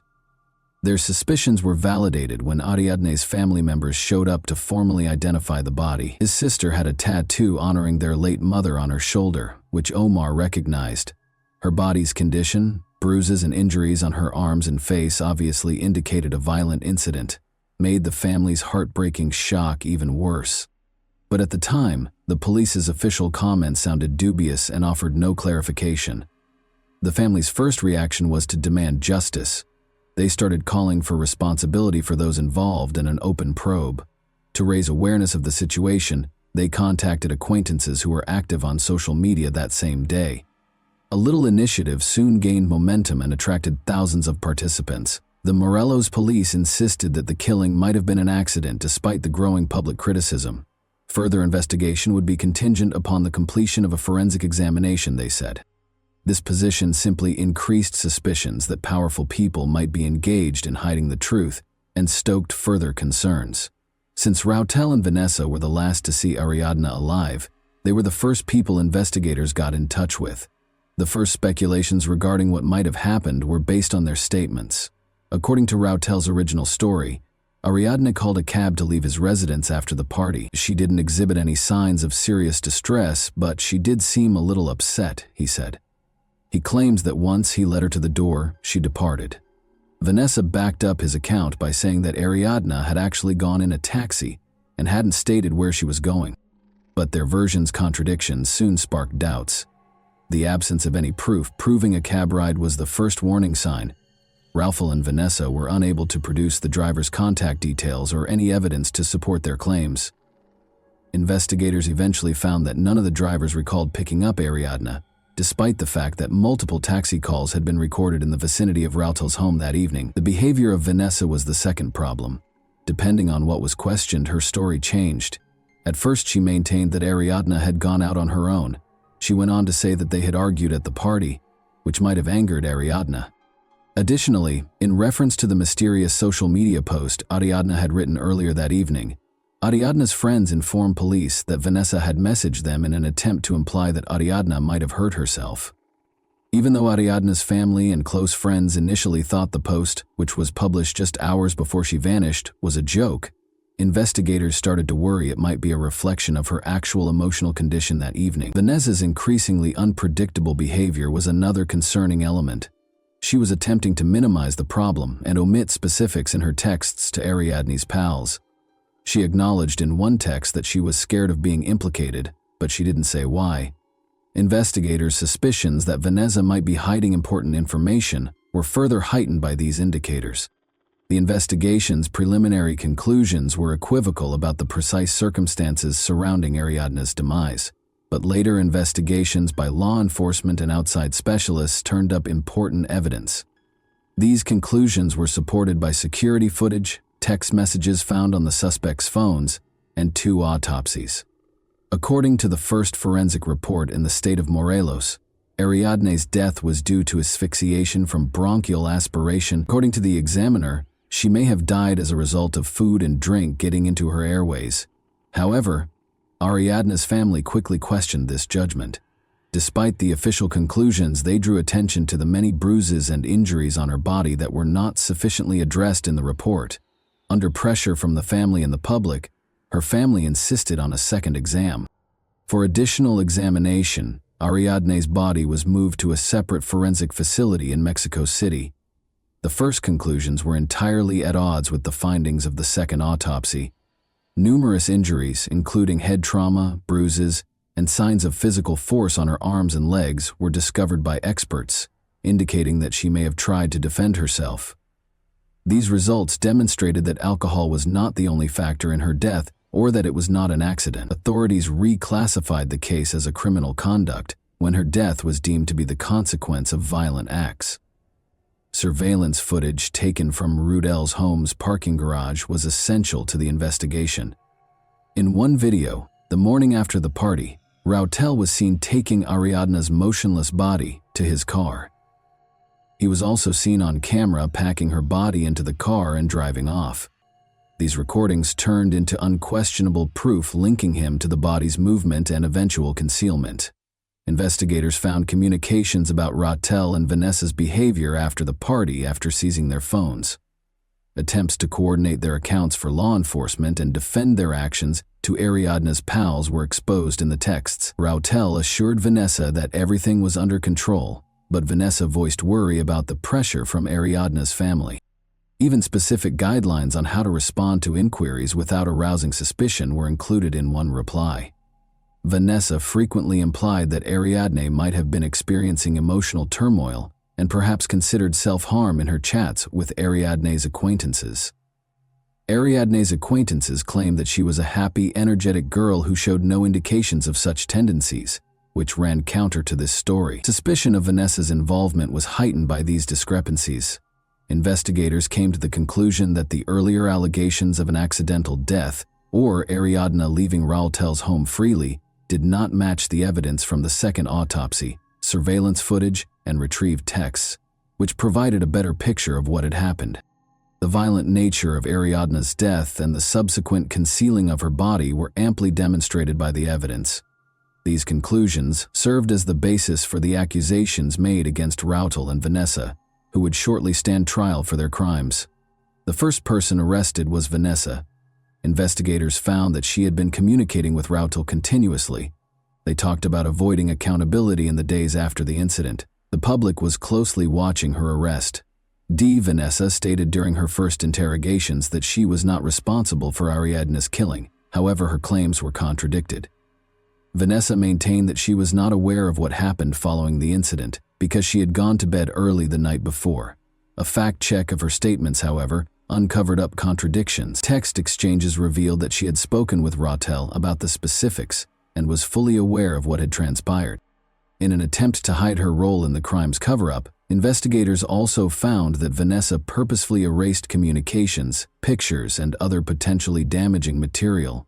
Rautel decided to turn himself in to the police after realizing the growing evidence against him. He declared his innocence while accompanied by his attorneys, claiming that he did not hurt Ariadne but rather panicked and tried to conceal her body out of concern for the repercussions. He claims that the morning after the party, he discovered Ariadne unconscious in his house and, thinking she was dead, chose to dispose of the body to allay suspicions. But there were significant questions about his account of what happened. First, the second autopsy's findings refuted his allegations by confirming a violent cause of death. Second, instead of calling for assistance, he was seen on security camera carrying the body while making obvious attempts to conceal his conduct. Furthermore, as the investigation went on, his text exchanges with Vanessa showed a concerted attempt to agree on fabricated accounts of what had transpired. Concerning information emerged regarding possible corruption between Rautel and the Morelos prosecutor's office. The state's first autopsy report had purposefully left out mentions of injuries that were obviously signs of violence. The prosecutor was accused by activists and Ariadne's family of absolving Rotel of responsibility by leveraging their position. Public indignation was sparked by these accusations. An internal affairs division commenced an investigation into potential misconduct, and Mexico City officials began reviewing the Morelos prosecutor's activities. According to some witnesses, Rotel had ties to criminal organizations, which may account for his seeming assurance in evading punishment. The case received a lot of attention and came to represent structural problems in the legal system as well as the need of public pressure in seeking justice. At least one of the suspects knew more about what happened that night than they were ready to acknowledge, according to additional interrogations and evidence gathered.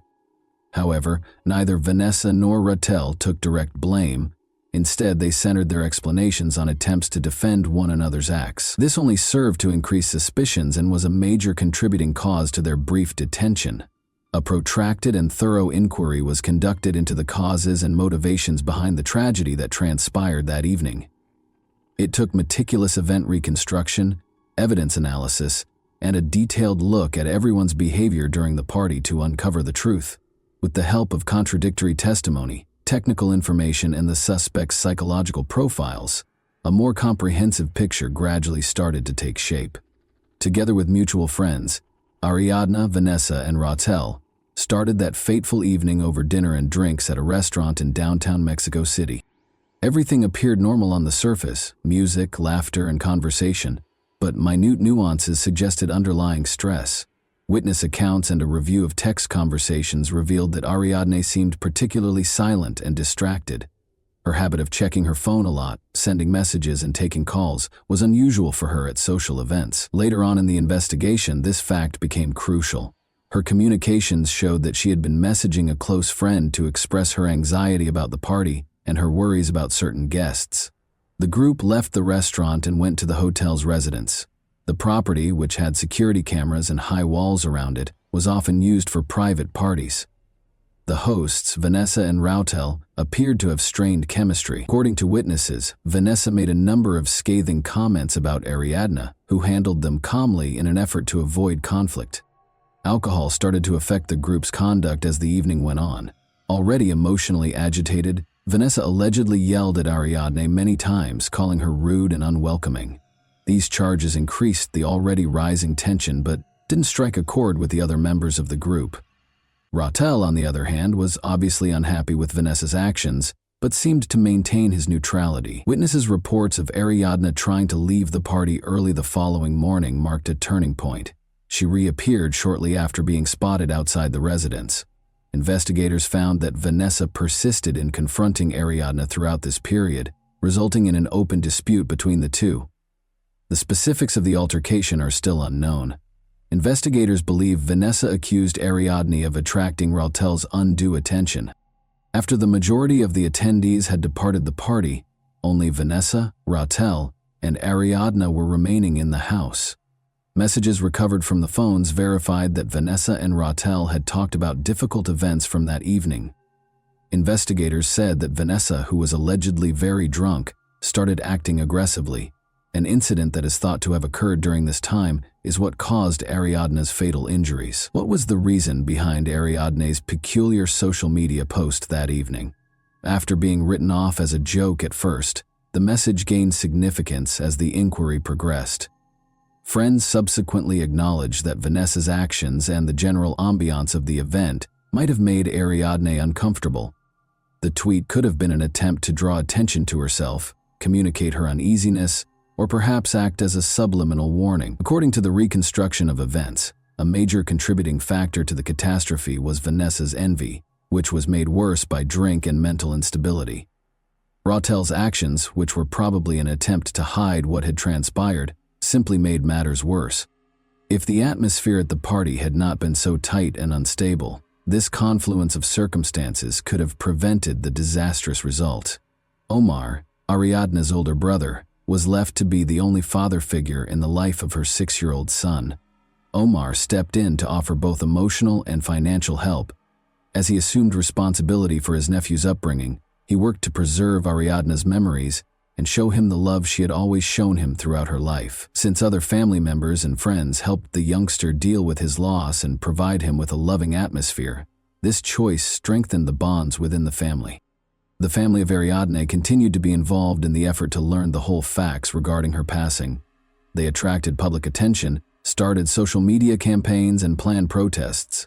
One noteworthy accomplishment was attracting the attention of foreign media, which contributed to a rise in pressure on the Mexican legal system. The initial judicial proceedings concerning Ariadne's demise turned out to be a crucial point in the fight for justice. The family and their legal team made sure that the case was handled openly and honestly, taking into account all pertinent facts, even in the face of opposition from some authorities. The public and media kept a watchful eye on every stage of the inquiry and trial, making it difficult for any facts to be concealed or misrepresented. Rautel and Vanessa's positions in court proceedings were the main topic of discussion at the start of the trial. Key evidence offered by the prosecution included text message data, phone call logs, and security footage. These documents showed the defendants' possible involvement in the violent acts that resulted in Ariadne's death, in addition to their involvement in hiding the body. By claiming that the tragedy was an unfortunate accident, the defense tried to refute the facts, although a number of testimony and forensic analyses seriously put doubt on that account. Determining the motivations behind the crime was one of the trial's main goals. According to witnesses who knew Vanessa well, she was impulsive and prone to aggressive conduct, which was frequently made worse by drink. However, Rautel's portrayal as having a dubious past and purported connections to criminal organizations raised further questions over his role in that night's events. However, the defendants denied any involvement in Ariadne's demise. Suspicions were heightened by the fact that their claims contradicted the evidence. The investigation and judicial proceedings in Ariadne's case are still ongoing, so a verdict has not yet been rendered. Prosecutors have charged her with femicide, a felony including gender-based violence that is thought to be an aggravating factor under Mexican law, based on the evidence they have acquired. Both suspects may spend up to 70 years behind bars if found guilty. Thanks for watching, everyone. Your support means a lot to me, and you can help my channel grow by hitting that like button, dropping a comment, and sharing this video. Your engagement really makes a difference. See you soon.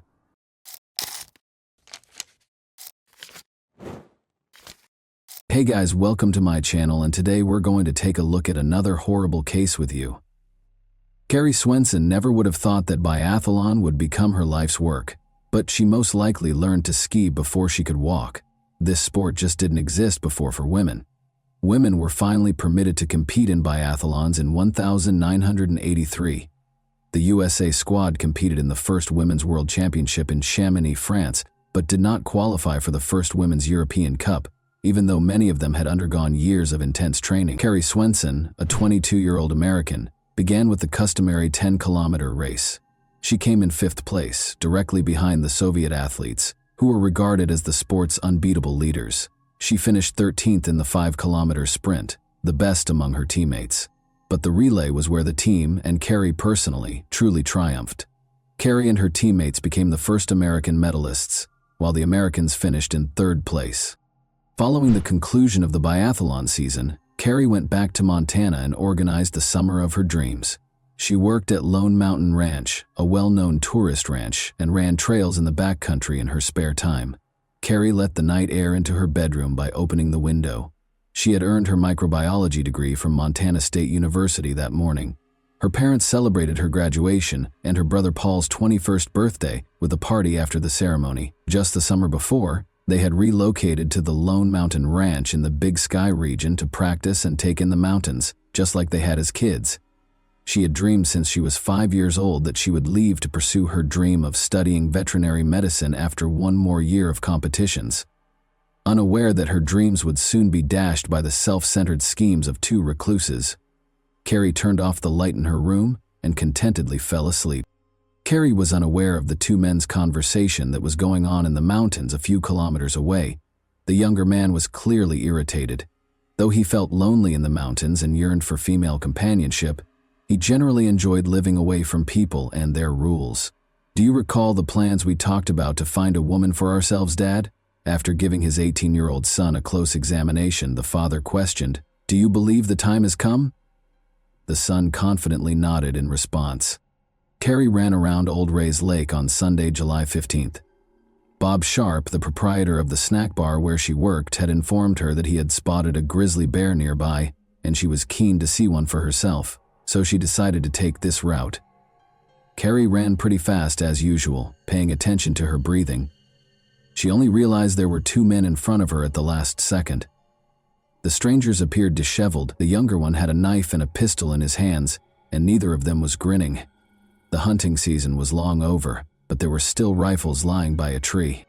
The men made it clear to Carrie that they had no good intentions without taking their eyes off her. Regretfully, she saw them too late to turn around and flee. An adrenaline rush brought on by fear caused Carrie to run even faster, attempting to get past the strangers as fast as she could. But her plan didn't work.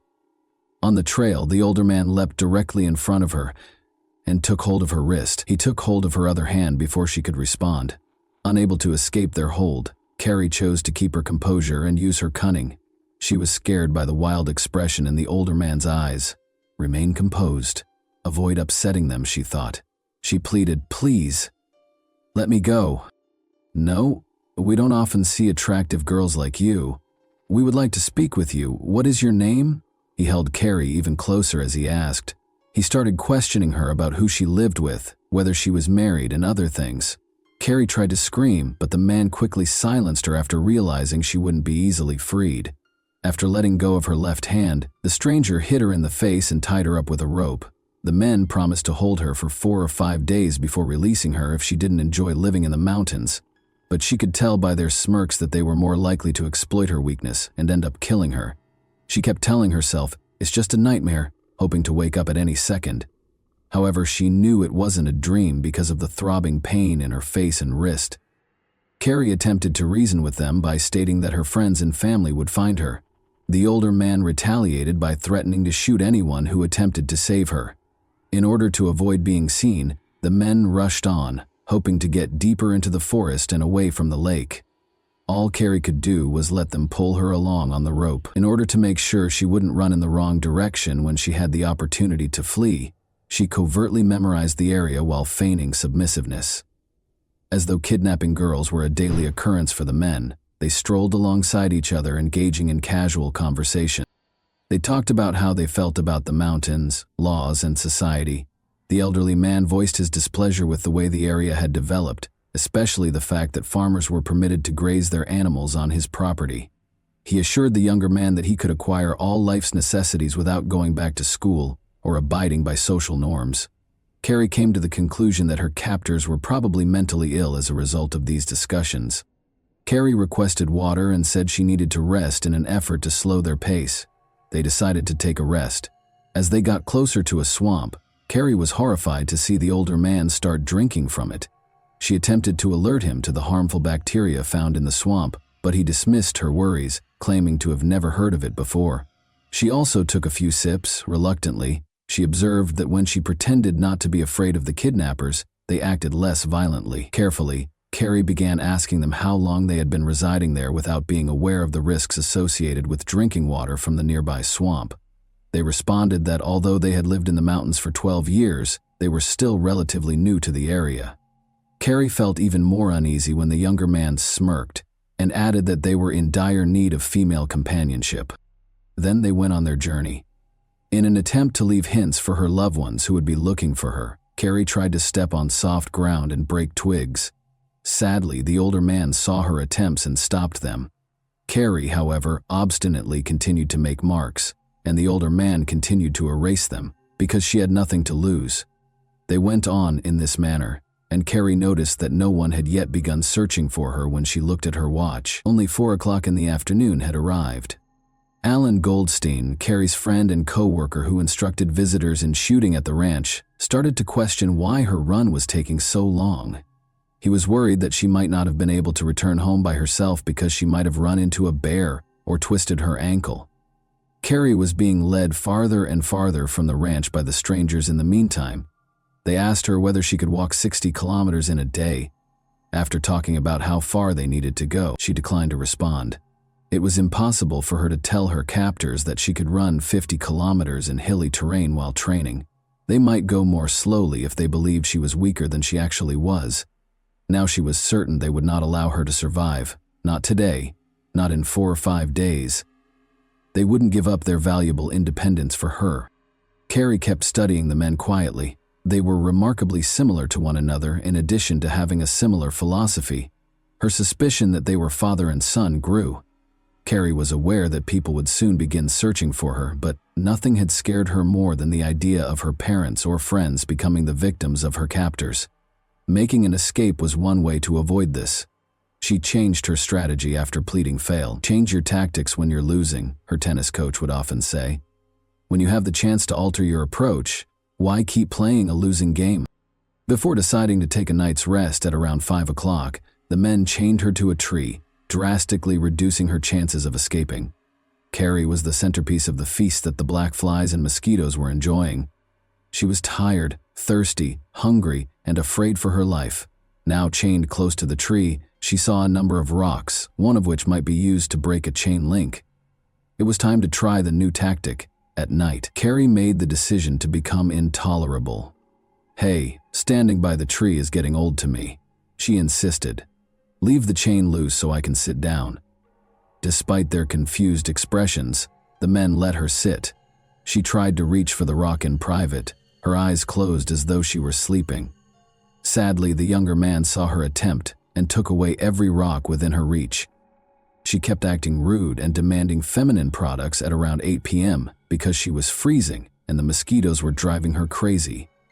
The older man began discussing how they had many of his ex-wife's belongings in the underground cave where they lived after the younger man, whom the older one called Dan, gave her a shirt and socks. He continued by saying that those caves were very comfortable and that they would never be discovered there. In the distance, Carrie heard a voice. Regretfully, her captors also heard it. A plane appeared in the sky at the same time. Carrie was unaware that the plane was looking for her, but the men were startled and put out the campfire right away. It is obvious that they were surprised that someone would look for the hostage so quickly. The plane circled the forest for about an hour before taking off. Carrie waited anxiously for the night to come and to see what they would do to her. But as they sat quietly by the smoldering fire, they left her alone. When night fell, they lay in one sleeping bag and gave her the other.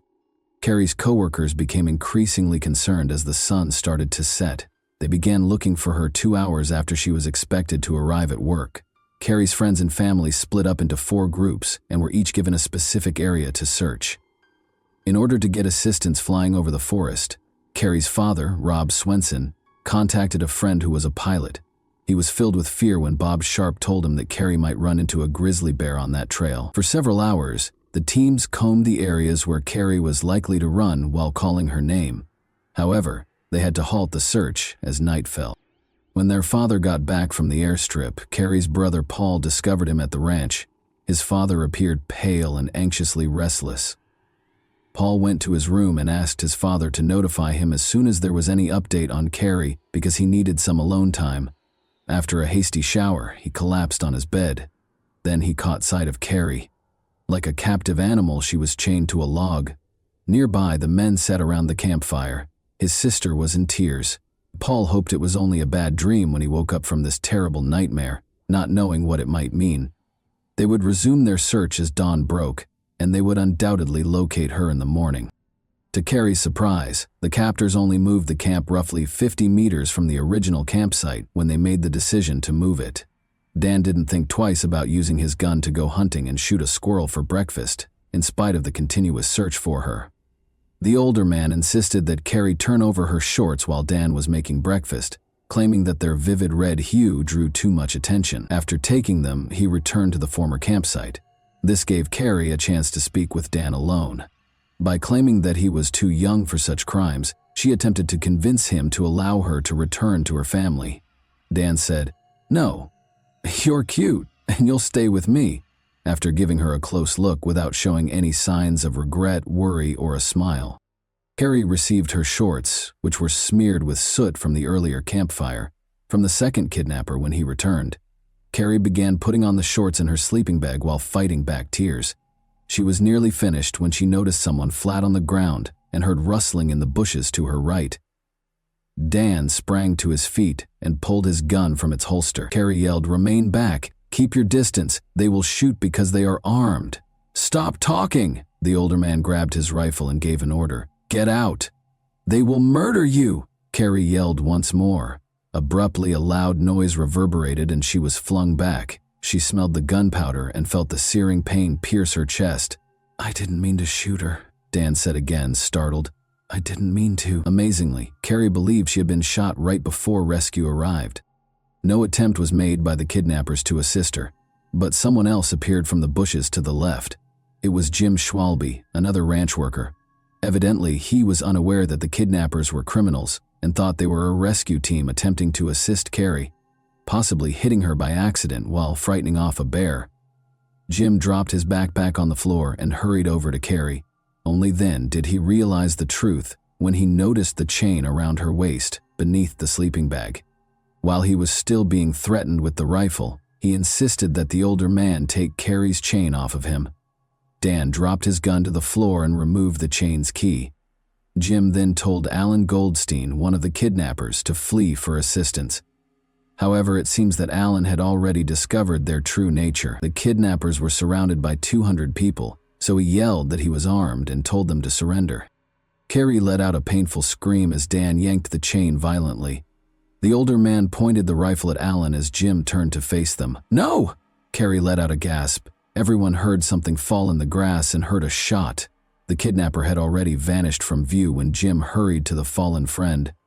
Jim was already too far away when the older man reloaded the rifle and pointed it in his direction. With haste, the abductors stuffed their things into their backpacks, removed the chain, and even threw Carrie out of her sleeping bag, claiming she would no longer require it. Carrie and Alan lay on the cold ground, and they did nothing to help them.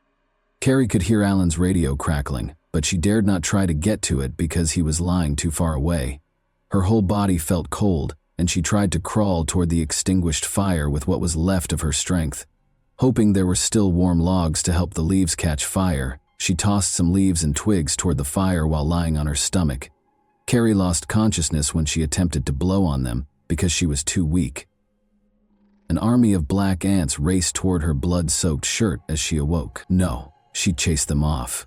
She was reminded of her desire for life by these ravenous insects. Alan had fallen too far away for her to help him find the radio, but then she saw Jim's backpack close by.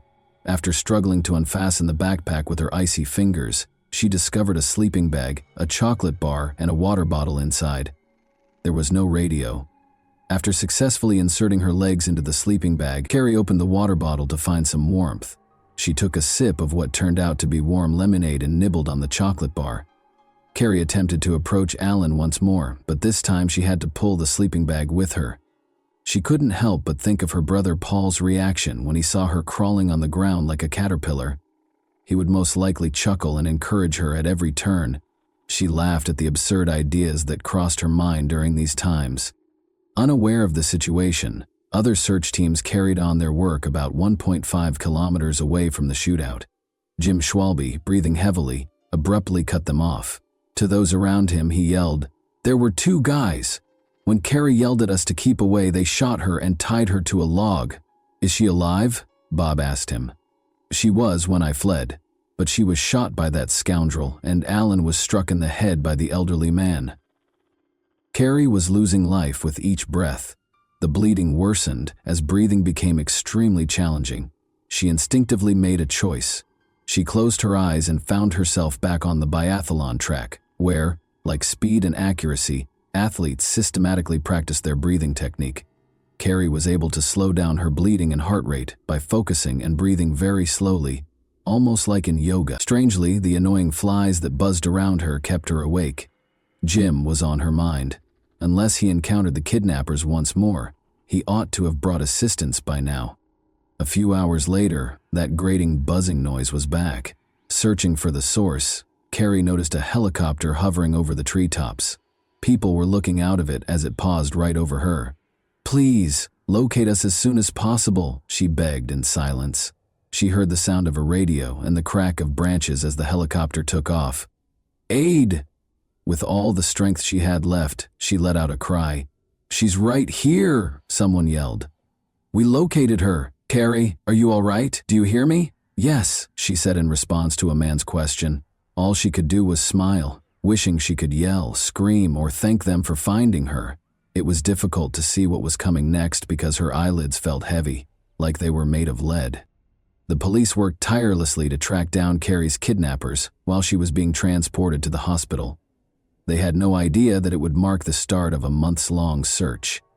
The two fugitives are the only ones who are familiar with the hundreds of kilometers of local mountains and forests. For 5.5 months, the kidnappers were able to successfully elude the police, and the media romanticized their image, portraying Dan as a handsome prince and the other man as a strict and affectionate father.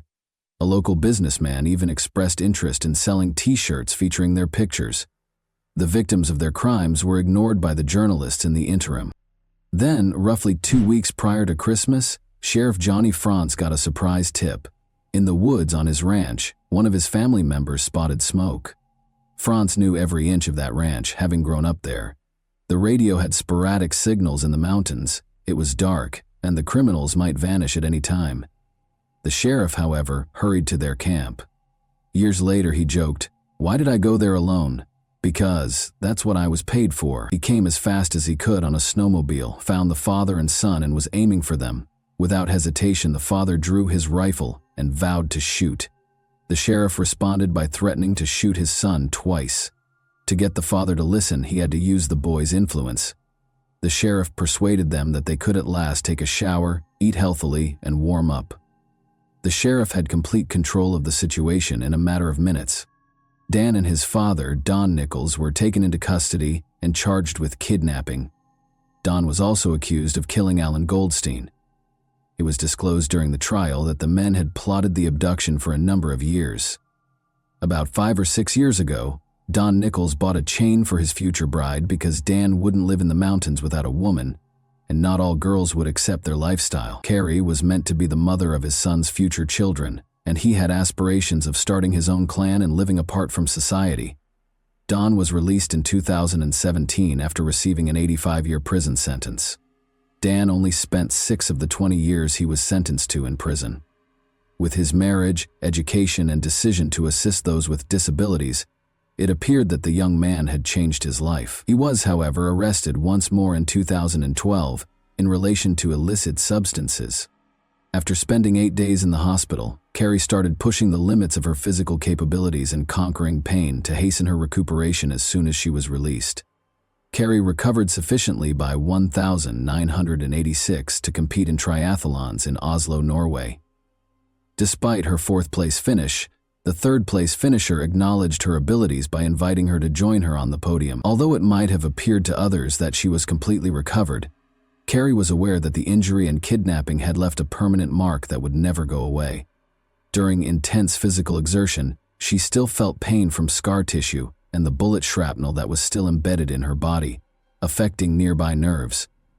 She therefore made the decision to give up competitive sports and concentrate on becoming a veterinarian, moving to Colorado to pursue her studies.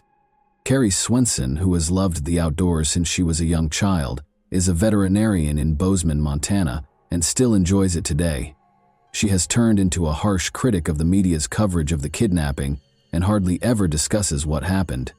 She felt that the romanticization of the murderers and kidnappers as rugged mountain men skilled in wilderness survival was particularly inappropriate. Additionally, she thought that the media greatly minimized the emotional trauma of the kidnapping by making it seem more romantic than it actually was in the hands of the mountain people. The Nicholses may have lived in the mountains at times, but they couldn't survive there. At least, not without theft and robbery. Often leaving the woods for months and buying modern equipment, in the end they were so easy to catch because they froze, starved, and grew tired of mountain life. "They are no true mountain men," Carrie wrote in a 2012 article for the local newspaper after Dan was arrested once more. And that wraps up today's chilling story. If you enjoyed this video, don't forget to like and subscribe so you never miss a new upload. Also, let me know in the comments, what part of this story shocked you the most? Thank you for watching, and I'll see you in the next video.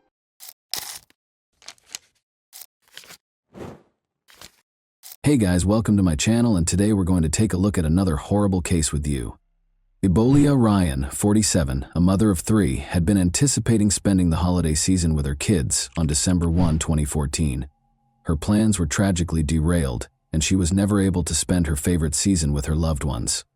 On December 4, 2014, 3 days after her murder, the Abu Dhabi Police Department made an arrest in the city, ending their ceaseless investigation into the ruthless killing. After the arrest, it became clear that this case wasn't as straightforward as it first appeared, and an unexpected motivation was discovered, which put the authorities on high alert once more.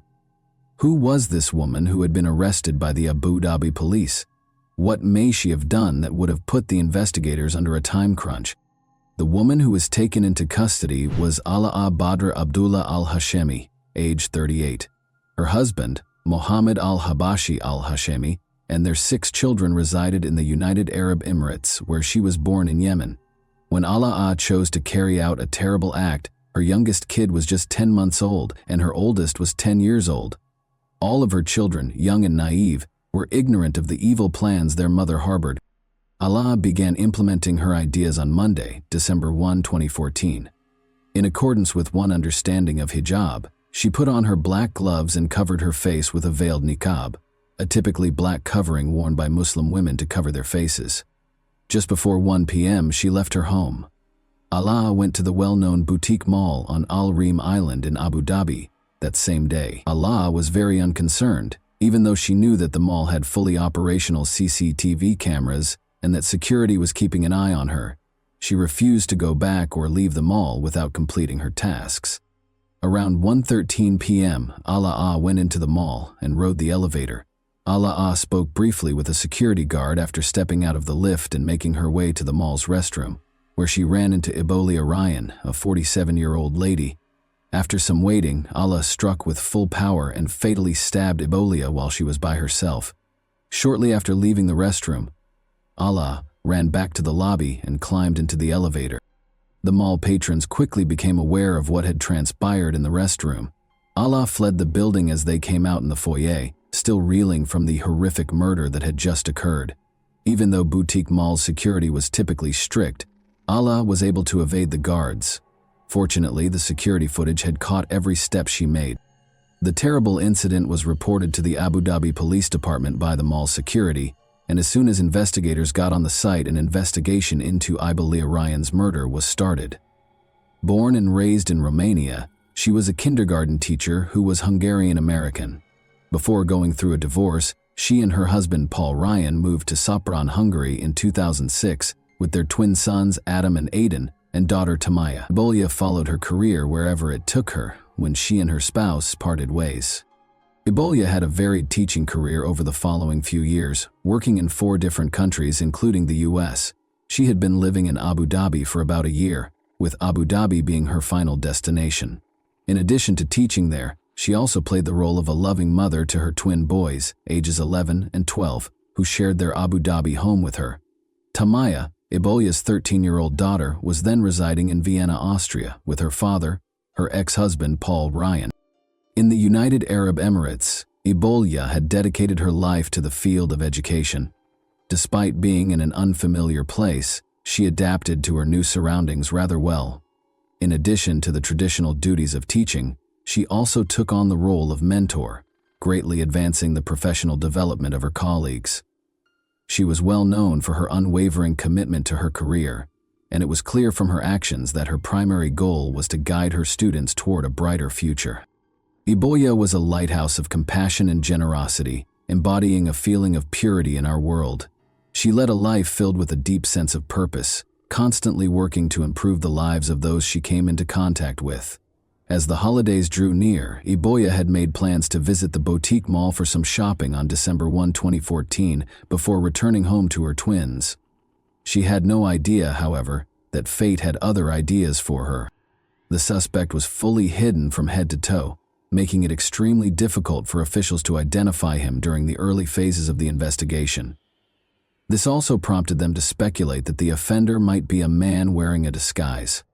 Abu Dhabi police released a public statement on December 3, 2014, a few days after the terrible death of Ebolia, stating that they were still working to identify the suspect's gender. Due to the totally enveloping clothing, which included a black abaya, black gloves, and a face cover, none of the several witnesses to the murderer were able to provide any distinguishing characteristics, such as facial features or build, regarding the suspect. In order to disseminate additional information, the Abu Dhabi Security Media Department posted a video on its official YouTube channel. This film, which included CCTV footage, showed the murderer known as the Reem Island Ghost. It also showed the responses of those who were on the scene when the horrific event took place. Notably, a lady with a small child was seen hurriedly removing the child as security guards rushed into the hallway to respond to the situation. The video demonstrated that spectators were more alert, paying close attention to activity in the toilet area. An important piece of evidence was the surveillance film, which also showed the shrouded suspect picking up a newspaper, likely to hide the weapon, and walking toward the bathroom. About 90 minutes later, the suspect in the assault rushed back into the lobby, causing chaos among the customers who quickly scattered. As a security guard headed for the bathrooms, the accused assailant ignored a woman's attempts to obstruct her in the middle of the tumultuous event. After racing into the elevator, the suspect eventually ran away. A disturbing image of bloody footprints coming from one of the restroom stalls was shown on the film as it ended, providing a sense of the violent and gory nature of the murder. Ebola, the unfortunate victim, was fatally stabbed, according to law enforcement sources. At the crime site, detectives also found a kitchen knife, which they verified was the murder weapon. When the detectives questioned the witnesses, they discovered that the two ladies had also argued violently before the murder. However, none of the detectives could tell if the attack on Ebola was premeditated or the product of an argument gone too far. Both the official police reports and the CCTV film gave a thorough description of the culprit after the initial offense was committed. The suspect, wearing a niqab, was observed going back to her car before leaving the area. Detectives were shocked to discover that the suspect had then moved on to a residence in the Abu Dhabi Corniche, where another disturbing series of events took place. The suspect entered the premises with a tiny black luggage, as seen by the surveillance cameras at this position. She continued on to the apartment of a 46-year-old Egyptian-American physician living with his wife and 3 children, who was only known as MH. She dropped the suitcase outside their house and hurried out of the building. Additional information about the suspect was disclosed by the police footage. Detectives could see blood on the suspect's driving wheel and the black suitcase, which was the same one she allegedly brought to the doctor's apartment in the video. This terrifying visual evidence underscored the seriousness of the suspect's conduct as she moved from one murder site to another, adding still another level of intricacy to the story as it developed. Luckily, the bag was discovered by the doctor's son on his way to the mosque for prayer in the evening. He informed his family that he had noticed something odd in front of the house. They requested assistance from a security guard, who then called the police. It was a bomb, and the cops were able to identify it and disarm it before it exploded. A woman wearing gloves had entered the house minutes prior to the event, according to the security guard. She had a black luggage in tow. She went to the floor where the doctor's family resided, he said, and a few minutes later she hurried out of the building. Detectives claim that the improvised device was constructed from readily available basic materials. The bomb's components, a tiny gas cylinder, adhesive, nails, and a lighter, were designed to cause serious harm when detonated. The detectives continued their investigation to find the murderer, but they did not disclose many specifics regarding their progress or actions. The perpetrator was apprehended by Abu Dhabi police early on Thursday, December 4, 2014. The murderer was found to be Ala Badr Abdullah al-Hashemi, 38. General Sheikh Saif bin Zayed Al Nahyan, the UAE's Deputy Prime Minister and Interior Minister, announced that the suspected niqab killer had been taken into custody by security and law enforcement for the savage murder of American teacher Ebola Ryan. He emphasized that the perpetrator was apprehended within 48 hours after being identified in less than 24 hours, but the investigators wouldn't reveal how they were able to identify Allah. It was clear from looking through Allah's search history that she had developed radical views as a result of the things she viewed online and the individuals she followed. She wanted to harm someone from another nation at random, but she had no explicit plot to harm any American. Allah didn't try to conceal any information and was very direct when stating the cause of the attacks. Allah acknowledged that the only reason she picked Ebola and the doctor was that they were Americans. In addition, Allah informed the case's detectives that she had done such heinous crimes because her husband, Mohammed al-Habashi al-Hashemi, had been arrested and detained by the police for interrogation on suspicion of having ties to terrorist organizations. She intended to avenge the police for stealing her spouse and instilling fear of danger in outsiders, particularly Americans, British, and French residents. These horrific events followed earlier assaults on Saudi Arabian citizens from Western nations. These attacks were widely publicized, which caused concern in the commercial and international security groups. Furthermore, U.S. embassies in the region had issued warnings just weeks prior to Ebola's stabbing because certain websites were inciting attacks, particularly against American teachers. Due to its extremely rigorous anti-terrorism security, Abu Dhabi was mostly seen as a safe area for foreigners to work. However, as a result of these incidents, foreign residents of Abu Dhabi started to get concerned about the rising crime rate against foreign nationals. According to the Emirates authorities, Ebola's death was the result of a terrorist attack carried out by a single individual who was swayed by extremist ideologies found online. Allah didn't know either of her victims, the police stated. She didn't have any personal issues, she just carried out those acts because of the victims' nationalities. Since terrorist strikes are rare in the United Arab Emirates, this caused anxiety among Abu Dhabi residents, both locals and visitors from other nations. When investigators discovered a statement from Abu Muhammad al-Adani in September 2014, speaking on behalf of the organization identifying itself as the Islamic State of Iraq and the Levant, they discovered even more concerning detail regarding Ebola's murder. Abu Muhammad al-Adani called on the Muslim community to target Westerners and those from any other nation who were responsible for the attacks on their group. Specifically, he said, "Hurt them in any way you can." Instead of being a clear directive from militant organizations, the attacks that followed this menacing speech were viewed as a part of a trend of violent acts motivated by ideas.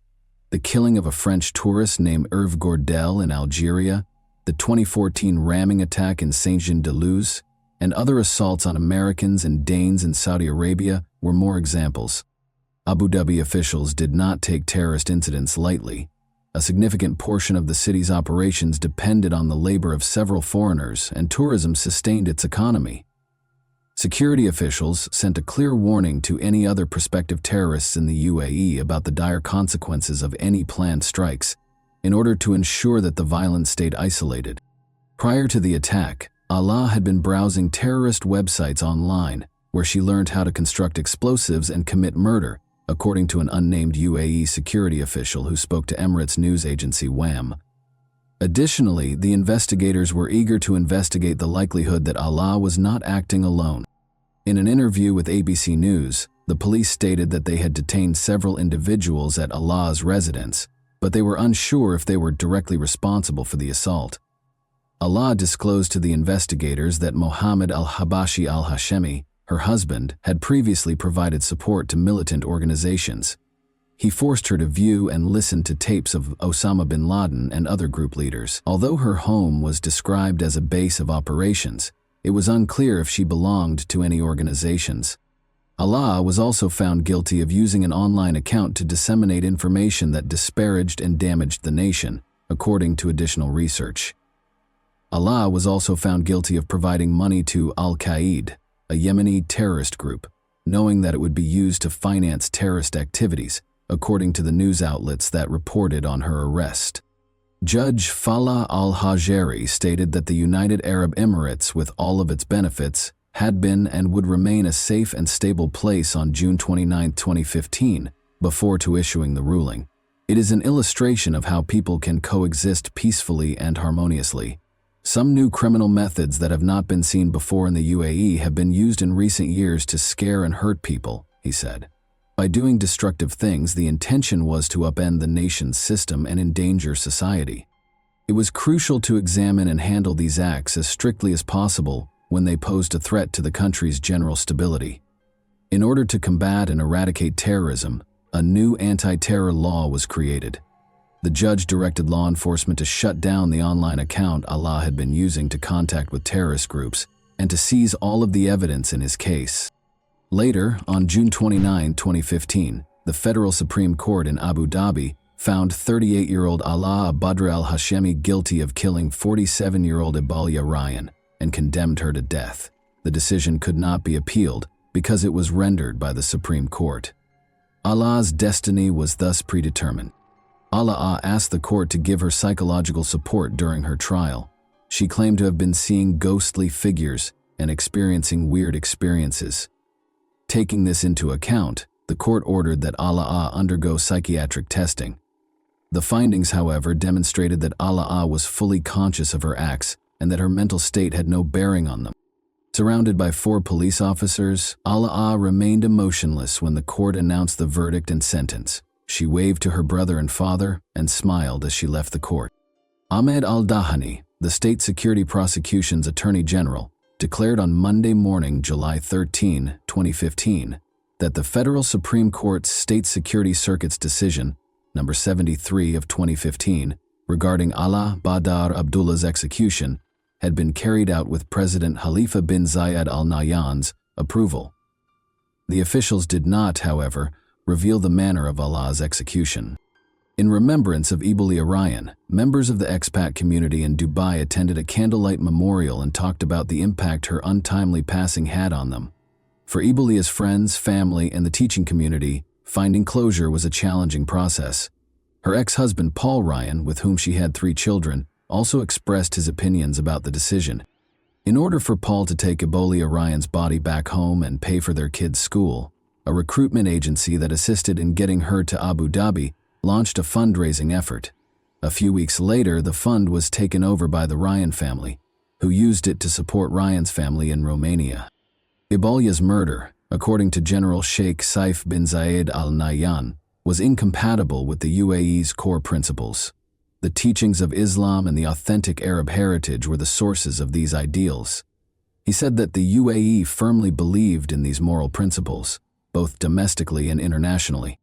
He also expressed his sadness at witnessing such acts in a nation that is renowned for its safety and security. Mohammed al-Habashi al-Hashemi, Ala's husband, was later charged with major crimes in 2015 for allegedly plotting to bomb tourist destinations and assassinate a local politician. During a hearing at the Federal Supreme Court in December of that year, the identity of the leader Mohammed intended to kill was kept a secret. Mohammed adamantly maintained his innocence and denied any involvement in the charges against him. 2 attorneys, one selected by the government and the other by Mohammed's family, were representing him. When asked to comment on Mohammed's circumstances, both attorneys sidestepped reporters. Mohammed faced 7 charges, one of which was plotting to destroy the capital's Yas Marina Formula One racetrack and an IKEA close. He allegedly had plans to assault an American military base and tourists. Additionally, police discovered information that connected Mohammed to the terrorist groups ISIS and Al-Qaeda. Although his case was postponed until January 18, 2016, the public was unable to learn the outcome of the court proceedings or the verdict, since it did not receive adequate media attention. Do you believe that Ala would have carried out even more terrorist attacks if it weren't for the investigators' prompt measures that resulted in his timely arrest? Ala showed neither sorrow or guilt for her crimes during her trial. Do you believe that she was brainwashed by terrorist organizations as a result of this? And that wraps up today's chilling story. If you enjoyed this video, don't forget to like and subscribe so you never miss a new upload. Also, let me know in the comments, what part of this story shocked you the most? Thank you for watching, and I'll see you in the next video.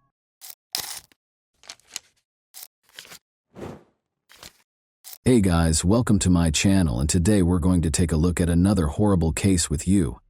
Roger Kemp died in his Livewood home on March 5, 2022 at the age of 77. He took care of his family right up until the last minute and was the ideal father and husband. But until his passing, Roger was plagued by a single recollection from 20 years ago. Since tragedy had radically altered his life, he had to spend 2 arduous years becoming a careful detective in order to identify the culprit behind the premature death of his only daughter. Since the police were essentially helpless, the case might not have been solved if Roger hadn't gotten involved.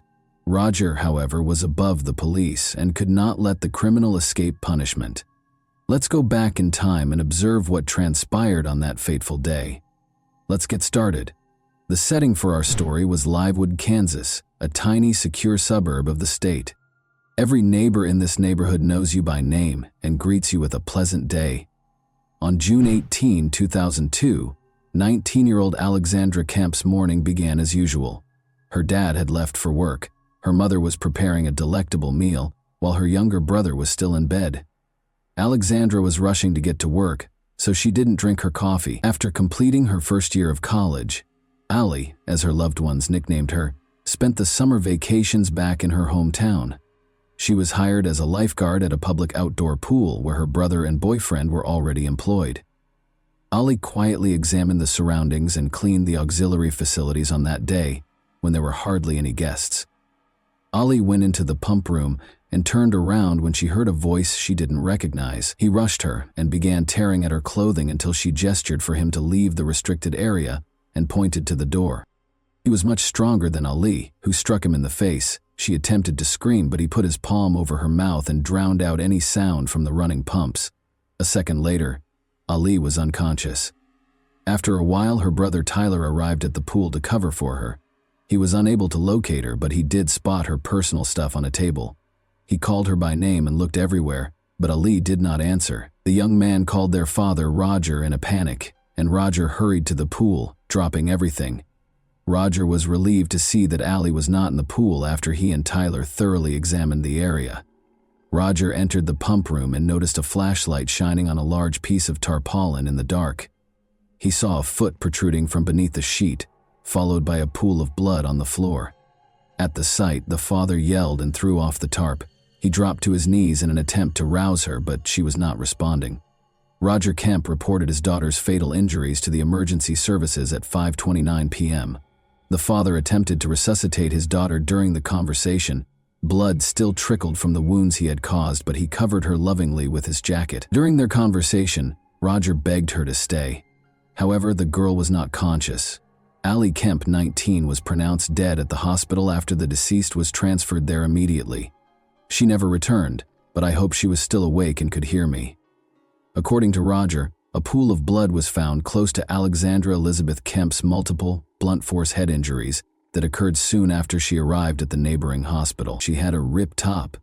Her neck showed evidence of strangulation, and she was without pants or undergarments. Her nails were ripped off and several of her fingers were fractured, indicating that she had been severely beaten before being deprived of her life. Items were scattered haphazardly in the pump room where Allie's body was discovered. It became evident that Allie and her attacker had engaged in a heated battle, during which she persisted, but he outmatched her in strength. The victim's body was sent for forensic analysis after her life was deemed over, and the murder scene was carefully examined. Regretfully, neither the pump room nor the pool's grounds contained the weapon used in the crime. However, investigators had to figure out why a blood-stained container of ointment that was typically stored in the first aid box was discovered at the crime scene so strange. For examination, the ointment tube and its cap were gathered. In my 35 years of service, this was probably the most horrific crime that could occur in the Livewood community, said Police Chief Craig Hill, who examined the crime scene and offered his sympathies to the parents of the deceased Allie Kemp. Both the public and the investigators were left with too many unanswered questions by this atrocity, which rocked the sleepy community. Since the motive for the crime against the young woman was one of the primary questions, the inquiry was perplexed. Robbery was initially thought to be the motivation, but since her pocketbook and everything in it were undamaged, this notion was totally disproved. After obtaining the forensic examination report, it was determined that Ali had not experienced intimate partner violence, despite the second alleged motivation being an attack. Even seasoned investigators found the incident weird and intriguing because there was no motive for it, let alone either of these two. Therefore, who had the right to brutally end the life of a young woman whose life had only begun? On October 11, 1982, Alexandra Elizabeth Kemp was born in Livewood. Ali, the Kemp family's only daughter, was the much-anticipated first child. She grew up in the picturesque, tree-lined suburb of Livewood with her parents and two brothers in a loving household. She received honors when she graduated from high school. was chosen as the most attractive girl in the 7th grade and loved poetry and soccer. In 2002, Ali followed her aspirations and enrolled at Kansas State University. Her family and boyfriend were waiting for her when she returned to her hometown of Leawood after completing her first year of university. 4 blocks from her family's house, she accepted a position as a member of the service staff at the neighborhood pool. Her brother and boyfriend were already working at a local pool, and it was a great job. Ali was therefore a young, bright woman who could not have had any adversaries because she was raised in a loving and caring environment. To obtain a more comprehensive picture of the day of the crime, investigators spoke with Ali's friends and acquaintances and kept investigating several ideas on the assault. Phil House, Ali's boyfriend, was one of the initial suspects. Ali and he had been dating for more than 5 years by 2002. He had known Ali from school. The police had to treat Phil as a suspect even though it didn't seem like he had any motive to hurt Ali. Under interrogation, Phil clarified that Ali had taken his place at the pool at 2:00 p.m. before leaving for another work. He stayed until 4 p.m., after which he was playing video games at a friend's house when he got a call informing him that Ali was in the hospital. Colleagues and acquaintances with whom Phil had been playing games verified his alibi. But he did provide the police with important information. As it happened, Phil was unable to answer when Ali contacted him at 2:52 p.m. because she did not answer the phone when he contacted her again at 3:44 p.m. Authorities surmised that Ali met her terrible end at this time. This hint did not help the police discover the perpetrator, despite their determination to solve the case as soon as possible. As there should have been enough on a summer day at a public pool, there was optimism in the testimony of possible witnesses. However, the pool was nearly empty that day due to unfavorable weather, and the hunt for any hints or testimonies was moving very slowly. A few days later, it was determined that 2 workers from a lawn care firm were in the parking lot on the day of the incident. After re-interviewing the pool personnel and the neighborhood, when they were taken in for interrogation, they reported seeing an automobile circle the parking lot at approximately 2:40 p.m., occasionally pulling away and then coming back. The suspect vehicle, a beige 1980 Ford truck, was well described by them. The authorities now had a crucial piece of information, even though they were missing the car's license plate number. But one of Ali's pals provided even more useful information. A description of the suspected culprit was aided by the testimony of Laurel Wynn, a friend of Ali's. As it turned out, Ali called her friend Laurel at around 3 p.m. that day to ask her to keep her company while she worked at the pool. Since it was a foggy and chilly day, there weren't many people there. After some time, Laurel's automobile finally pulled into the pool parking area. There was no answer when she called Ali. Laurel thought it would be funny to blow loudly on a lifeguard whistle, since she didn't see Ali outdoors. Just then, a man came out of the pump room while feigning to be on the phone. Laurel suspected he was Ali's supervisor, so in order to keep her friend out of trouble, she hurried out of the pool. Laurel was able to recall the man's face as he turned around and waved to her as she left the pool area. Presuming she had spotted the offender, Laurel went without waiting for a call from her friend. Based on Laurel's account, the police produced and released a composite sketch in the hopes of identifying the offender. This led to the creation of an extremely precise sketch of the alleged culprit. Local television aired the sketch and the description of the suspicious car. The likelihood of finding and apprehending the offender was definitely improved by this publicity. And it's true that the police got a ton of reports from folks who thought they saw this man. This brought the investigation's first suspect, a young guy named James Drider, to light. Drider looked a lot like the composite sketch and had an old Ford pickup. He worked as a mechanic at a tiny auto repair business in Olata, which is about a 20-minute drive from Livewood. Police contacted the believed culprit at his place of employment after acquiring his address. James, however, had an alibi and strongly denied any involvement in the incident. James Drider was removed from the list of suspects, despite his close likeness to the composite, since his manager verified that he was at the auto business on June 18 because he was at work all day. The hunt went on. Roger persisted even as the path cooled over the course of several months. He pursued new leads while investigators worked on each one. Roger carried out his own research with tenacity. His frequent visits to the police station included a variety of suggestions for apprehending the offender. Roger's persistent efforts earned him a spot on America's Most Wanted, where he not only told Ali's story, but also displayed the composite sketch of the suspected criminal. Both local and national television networks carried the well-liked program. Police stations were inundated with fresh communications. Every message was carefully examined, but for different reasons. Almost instantly, every fresh suspect was thrown out. Phil House, Ali's 5-year boyfriend, also helped. He started a virtual quest by contacting college students via email. A reward of $50,000 was offered for any information that led to an arrest, and he encouraged them to view the America's Most Wanted show that focused on Ali's case and look at the composite sketch. The case came to a standstill once more in spite of all attempts. But cops learned something new about the once familiar James Drider 6 months after Ali was killed. As it happened, news organizations in nearby Colorado covered the hunt for a man who had committed 3 assaults in January 2003. Ryder, who had been ruled out as a suspect in Ali's murder and was now sought for assaults, was identified by Roger from the wanted sketch. The police were certain they had identified their suspect despite the driver's alibi on the day of Ali Kemp's murder, but they still needed to establish James's involvement. Investigators were unable to match DNA since the man was not in the database, because he had no past convictions. In order to compare this person's DNA with that recovered from the crime scene, they needed to examine him once again. James Drider was by this time evasive and nearly impossible to find. 3 weeks passed before the cops located him at a Utah gas station. When Drider didn't pay for his fuel, the employees arrested him and called the police.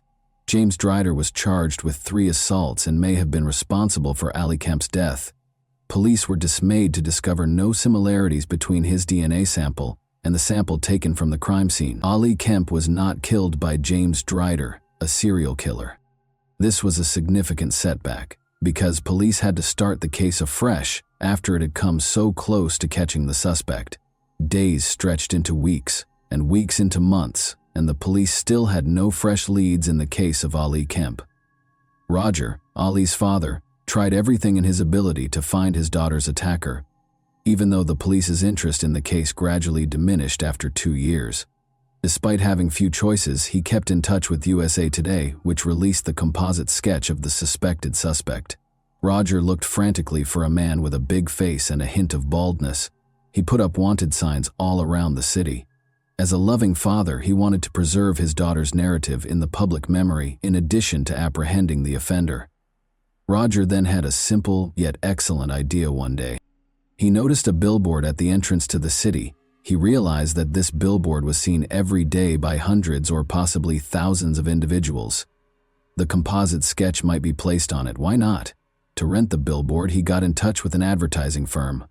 After hearing Mr. Kemp's tale, the company's management offered to place the poster for free on 8 billboards along the highways close to. Roger's efforts eventually started to pay off, with an estimated 10,000 people viewing his billboards each day.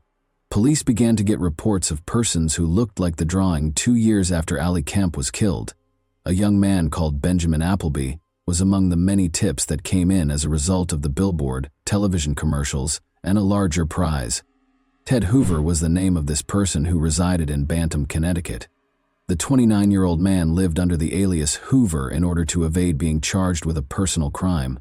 Beginning in 1997, he possessed a Ford truck that was the same beige color as the car the suspect was thought to be driving. As it turned out, Ted Hoover was employed in 2002 to do pool maintenance, especially at the pool where Ali was killed. Equipped with this knowledge, detectives visited Ted Hoover's residence to interrogate him. He acted unsure and clearly anxious during the chat. Ted was asked to submit a DNA sample at the conclusion of the conversation in order to be removed from the suspect list. He attempted to avoid this request by making excuses, but it was obvious that he was unprepared for it. He first requested some time to reflect and asked that samples be held until he could consult with his attorney. The investigator called Ted Hoover's attorney the following day, who told him that Ted was against willingly giving the police a DNA sample because he did not want his DNA included to the national database. Investigators made an effort to get the attorney to sign a document guaranteeing that the DNA would not be added to any database and would just be utilized in connection with Ali Kemp's case. The attorney asked to take a moment to tell his client of this. 2 days later, though, the attorney replied that his client was still opposed to giving the police his DNA.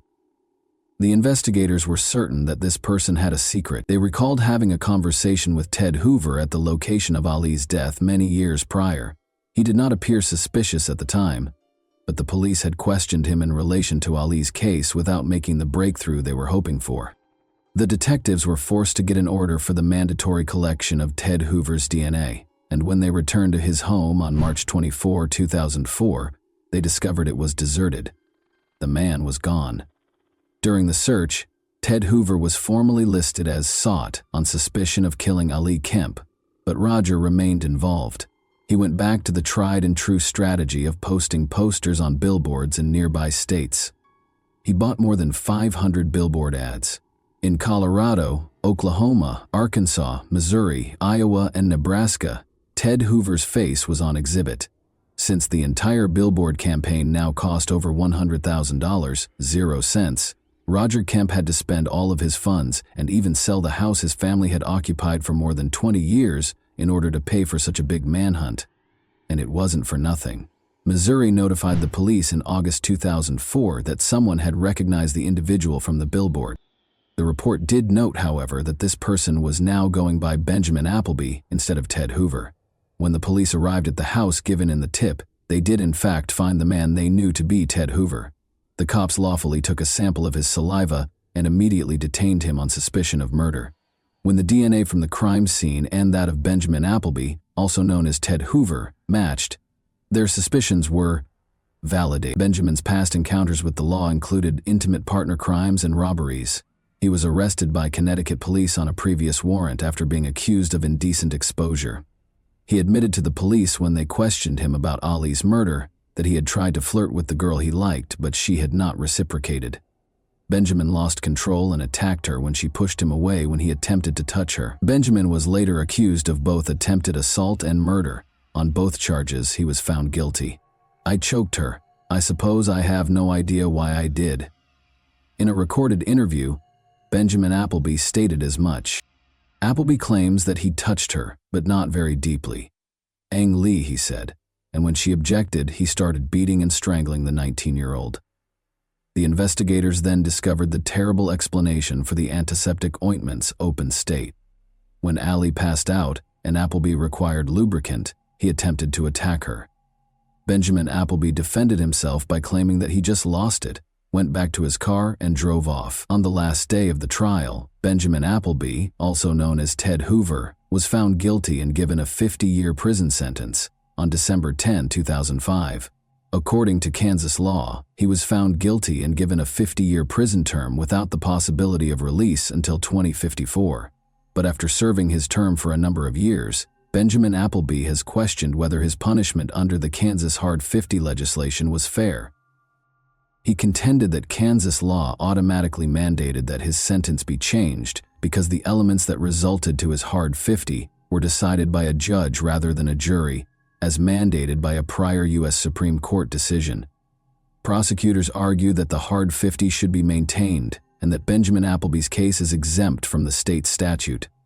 Roger Kemp cautioned the public that lowering Benjamin Appleby's prison sentence would endanger other young girls and women. Roger Kemp's battle and his search for the guy responsible for his daughter's death came to an end at this point.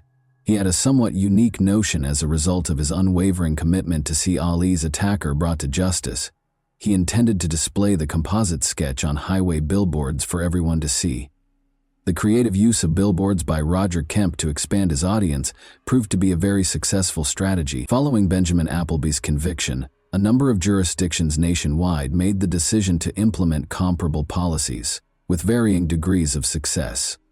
Take Defense is the name of the Ali Kemp Educational Foundation, which Roger Kemp started. Girls and young women between the ages of 12 and 23 can receive self-defense instruction there.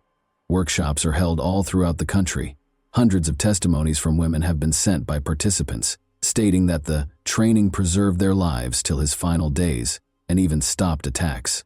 Over 70,000 people nationwide have taken this self-defense course, and Kemp himself has given speeches at events and prior to each local session. Subsequently, he established the Ali Kemp Educational Foundation, or just TAKE, a self-defense program that trains women and girls of all ages how to defend yourself in perilous circumstances.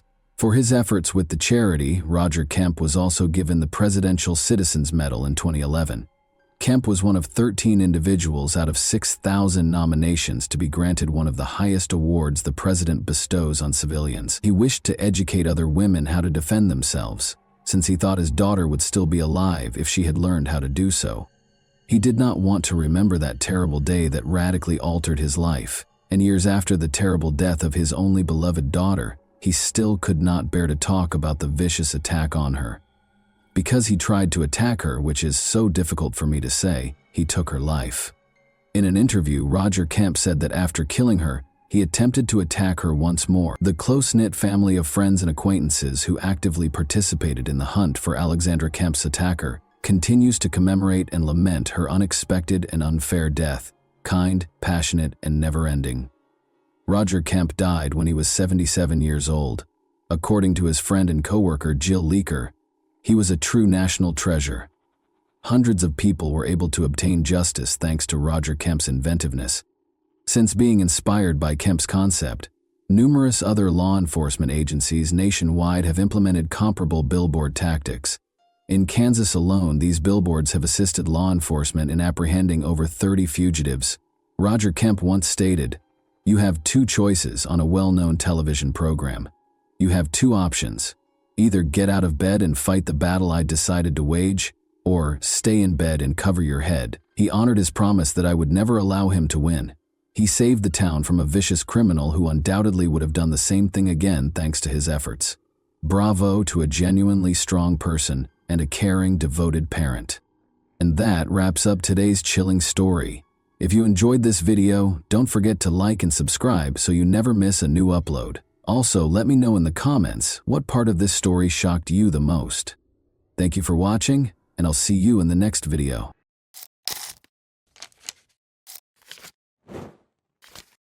Hey guys, welcome to my channel, and today we're going to take a look at another horrible case with you.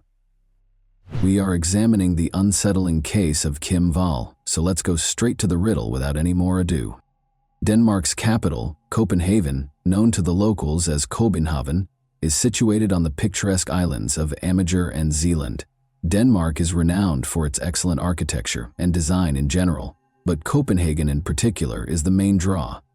In addition to a vibrant food scene, the lush, verdant city has a rich and diverse cultural environment. Copenhagen, home to more than 600,000 people, is considered one of the happiest cities in the world due to its laid-back lifestyle and progressive social views. Even though Denmark is a pleasant country, it did record 54 homicides in 2017, including the August 2017 murder of Kim Wall. On March 23, 1987, Kim Wall was born in Trelleborg, Sweden. Journalists Joachim and Ingrid Wall were her parents. Tom Wall was the only sibling she had.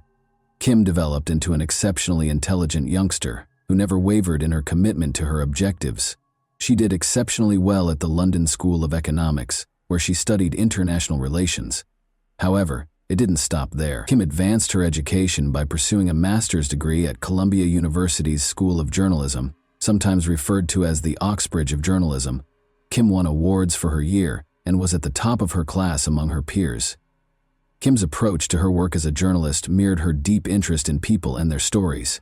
Kim would do whatever it took to share people's experiences and give them a voice. Kim was a journalist for the South China Morning Post in Hong Kong, the Swedish Embassy in Australia, and a European Union delegation in India. Numerous worldwide publications, including as the BBC, The Guardian, and the New York Times, have published her pieces. Kim lived in Copenhagen with her lover, Ole Stabi, a game and interface designer. Although she alternated between Beijing and New York, the two had big plans together and were incredibly in love. Relocating to Beijing, China was one of their goals. However, life had other ideas. Kim was spending time with her family on August 9, 2017, at her parents' home in Trelleborg, Sweden, so they could take their annual summer photo. Before August 9, 2017, her family had 29 photos since they had taken a family photograph every summer since Kim was a year old. Kim was also excited to get to Copenhagen because she wanted to see Ole. Before departing for China on August 16, 2017, Kim and Ole planned to host their friends at their apartment the next day to bid them farewell. Even though Tom, Kim's brother, was exhausted from working a night shift the day before, Ingrid, Kim's mother, realized that Kim's presence was an opportunity to take the family photo, so she made sure they did so before she left. They had no idea that would be the final photo they would take together. Ole and Kim prepared their house for the house party on August 10, 2017. Friends soon arrived at their flat, but Kim received a call before the celebration could start. Peter Madsen, a Danish submarine inventor, made the call. Kim and Peter had already discussed an interview over the phone. Kim wanted to interview Peter for a story she was writing for Wired magazine. It was intended to be a brief interview to wrap up her report. So, before the celebration began, she asked Ole to excuse her. Before it was too late, Kim wanted to do the work as quickly as possible so she could resume her partying with her pals. Kim left for the interview after apologizing to her friends who had already arrived for the celebration. 3 submarines were built by renowned inventor Peter Madsen. In addition, he had constructed rocket ships and motivated many others with his endeavors. Peter invited Kim to accompany him on a flight aboard his 2008 launch submarine, the UC-3 Nautilus, since the interview was about his inventions. Peter invited Kim to meet him at Copenhagen Harbor, where Kim had a safe journey. Kim arrived at about 7 o'clock. Kim, who was first afraid to board the submarine, gained the strength to do so and carefully walked onto it, where Peter was already waiting for her. She knew it wasn't a huge concern by the time the soft wind blew about her as she stood next to Peter on the submarine's tower. Notably, she contacted Ole at 8 p.m. saying, "I love you, but I'm going down now." She also texted Ole, "I'm still alive." Even though it was Kim's final text, Ole didn't think there was an issue because he expected Kim to concentrate on her work. Shortly after that, Ole received another text from Kim that said, "He bought cookies and coffee though." Ole, however, soon became concerned. Ole was unable to get in touch with Kim, so it started to become later and later. Kim was supposed to return early as promised. He began to fear about 10 o'clock at night. At 1:43 a.m. he called the police after phoning everyone he could think of and informed them that his girlfriend had vanished. After Kim Wall was reported missing, the Danish police started looking for her. Kim was not located despite their hunt for the submarine she boarded prior to her disappearance, the UC-3 Nautilus. Throughout the night, the Danish Emergency Management Agency, DEMA, officers helped the police search the sea. They looked everywhere, trying to find Kim. In addition to utilizing cadaver dogs, the divers explored a huge area of the sea that was dark, traveling in all directions, front, back, right, left, center, and deep into the ocean. Approximately 5:31 a.m., Ole called Kim's mother Ingrid on August 11, 2017, to inform her that Kim had gone missing. Joachim and Ingrid were both in a panic and could only pray that Kim was still alive. Even after a thorough search, the police would not discover anything until approximately 10:30 p.m. The sub was discovered at a depth of 22 feet south of Copenhagen by a rescue aircraft in a harbor southeast of Amager, close to the Dragor lighthouse. Kim was not there, but the police did find Peter Madsen. Peter explained to the reporters who were on the search that a malfunctioning ballast tank was the reason the submarine sank. He added that he swam to a nearby fisherman's boat to get away after spotting it. The cops asked Peter about Kim's location because he never mentioned her in his account. He said that on the evening of August 10, 2017, just before the accident, he left Kim off at a local restaurant. When the police raised the submarine to examine it, they found something fishy. They found that the defective ballast tank had been intentionally tampered with. Additionally, investigators searched the submarine and discovered evidence of Kim's personal possessions and blood. Peter's story evolved once they asked him more questions. He reported to the police that he lost his hold on a large hatch door, which collapsed and struck Kim's head, causing an accident. When he checked, Kim had no pulse, according to Peter, and there was a lot of blood where she landed. The cops were aware right away that they needed to suspect Peter, but why? Nothing material was there to cling to. Since Kim's body had not been discovered, they were unsure of what actually happened to her. On August 21, 2017, 11 days after Kim Wall vanished, a cyclist made a gory find while crossing the beach south of Copenhagen. The torso of a human washed ashore on the beach. Following a call to the police department, they examined the torso and concluded it belonged to Kim Wall, the Swedish journalist who had been missing for 11 days. The remainder of the corpse was not connected to the torso, which had been horribly stabbed 14 times. Although Kim Wall's friends and family were aware that their loved one had passed away, they were still curious about what had happened to her on August 10, 2017. Until October 7, 2017, when divers discovered plastic bags in Kogi Bay, less than a mile from where Kim's torso was discovered, the authorities continued their quest for explanations without finding anything. When the plastic bags were opened, Kim's head and legs were within them. Metal fragments were fastened to the sacks to keep them from floating. Following these revelations, Peter was questioned once more and altered his account once more. This time, he claimed that Kim Wall passed away on his submarine due to poisonous gases. The cops were aware that Peter was concealing something because of his contradictory accounts. Because he was the last person to see Kim alive, and because he was unable to give precise information about what transpired while they were together, he was also the only suspect in the case. No one was arrested, since Peter never admitted to killing Kim and there was no solid proof to convict anyone. Nevertheless, the police continued their investigation as they were unable to operate on their presumptions. One of Peter's claims that Kim's head was struck by a hatch was refuted by the autopsy, which found no blunt trauma on her head. Additionally, the autopsy showed that Kim had been stabbed and shackled. Additionally, it revealed that she had asphyxia, indicating that she had either been stabbed in the throat or strangled. The police had grounds to detain Peter for additional interrogation in light of this evidence. When the authorities inspected his phone during the investigation, they discovered that on August 9, 2017, Peter had viewed a video showing a young woman in agony as she was gradually decapitated with a little knife.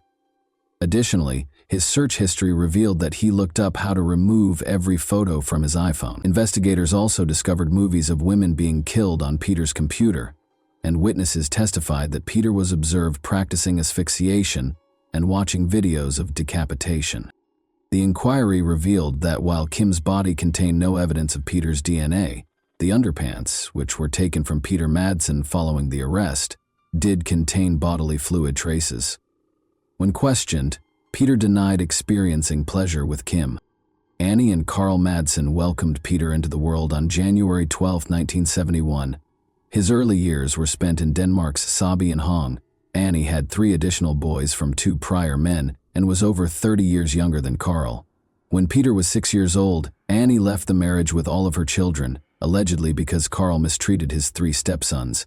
Years later, Peter moved back home with his father, who also had a passion for rockets. Peter was really interested in rocket fuel in school. He created his first huge rocket while studying chemistry and physics, and on March 3, 1986, he launched it.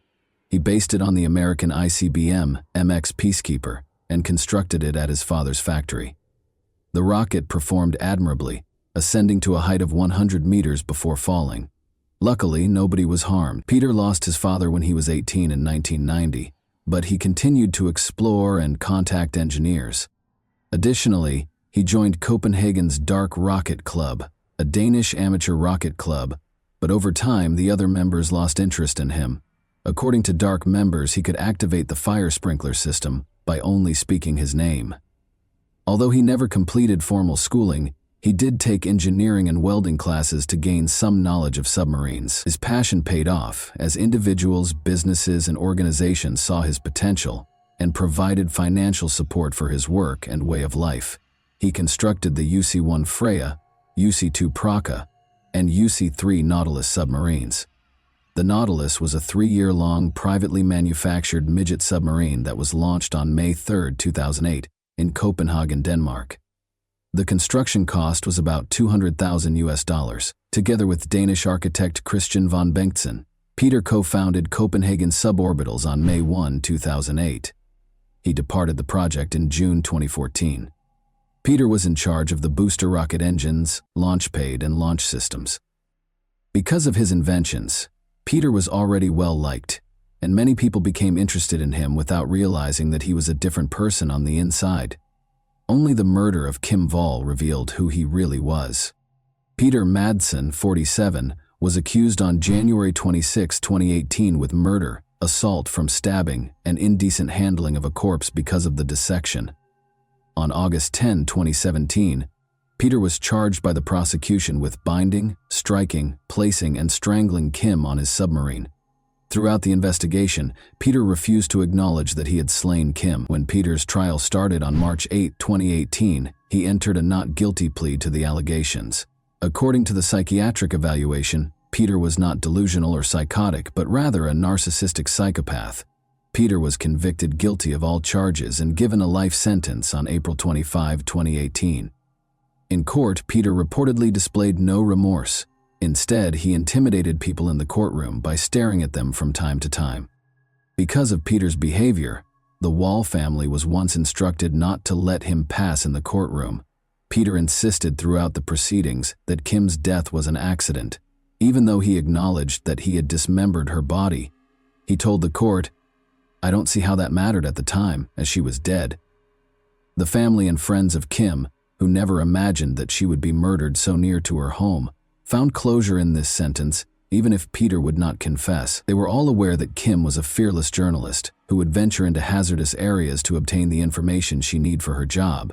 If they were ever concerned about Kim, it would be because she traveled far and wide for work, and they were all unaware that she would die suddenly in Copenhagen, where she lived. Following his life sentence, Peter attempted to appeal the decision, but it was denied.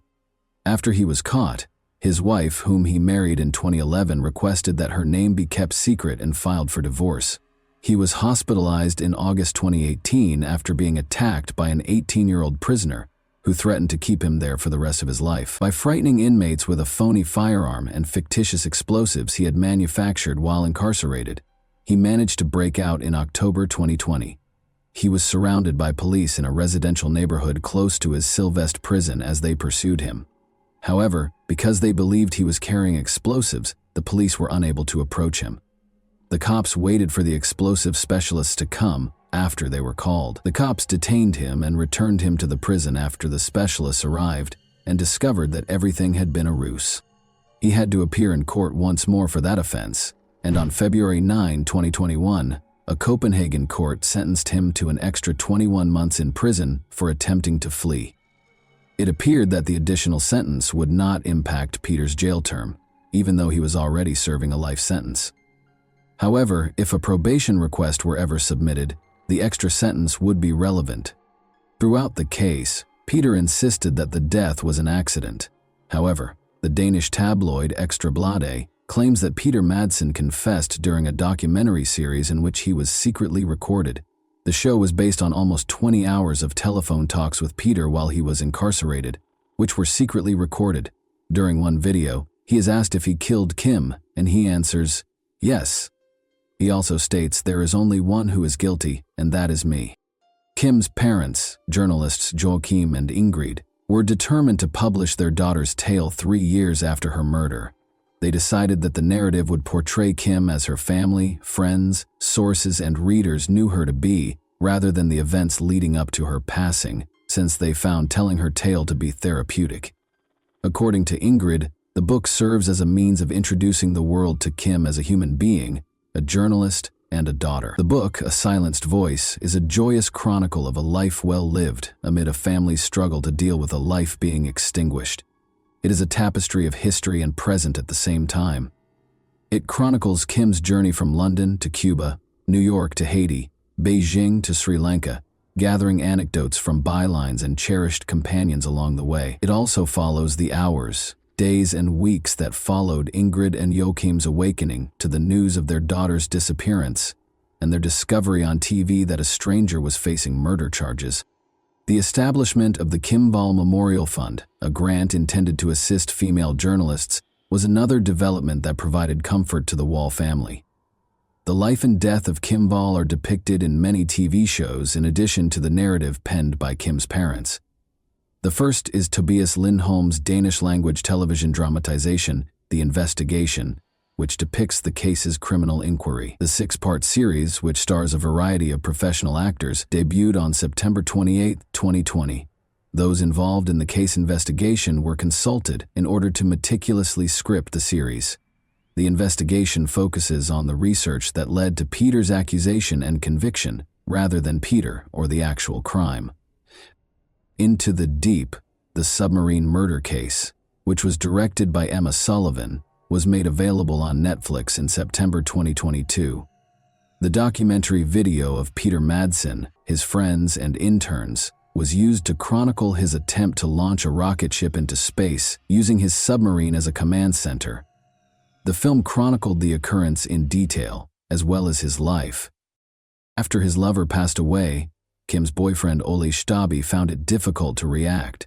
Nevertheless, years later he talked about Kim and underlined what a wonderful person she was.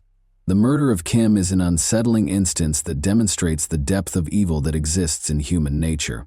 It also makes us consider the number of women who have faced danger in their diverse occupations. How did you feel about this particular case? Do you believe Peter Madsen received the justice he was due?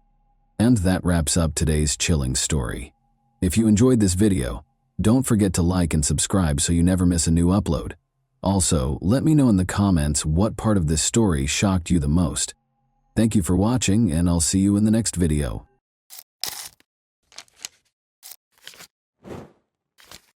Hey guys, welcome to my channel, and today we're going to take a look at another horrible case with you.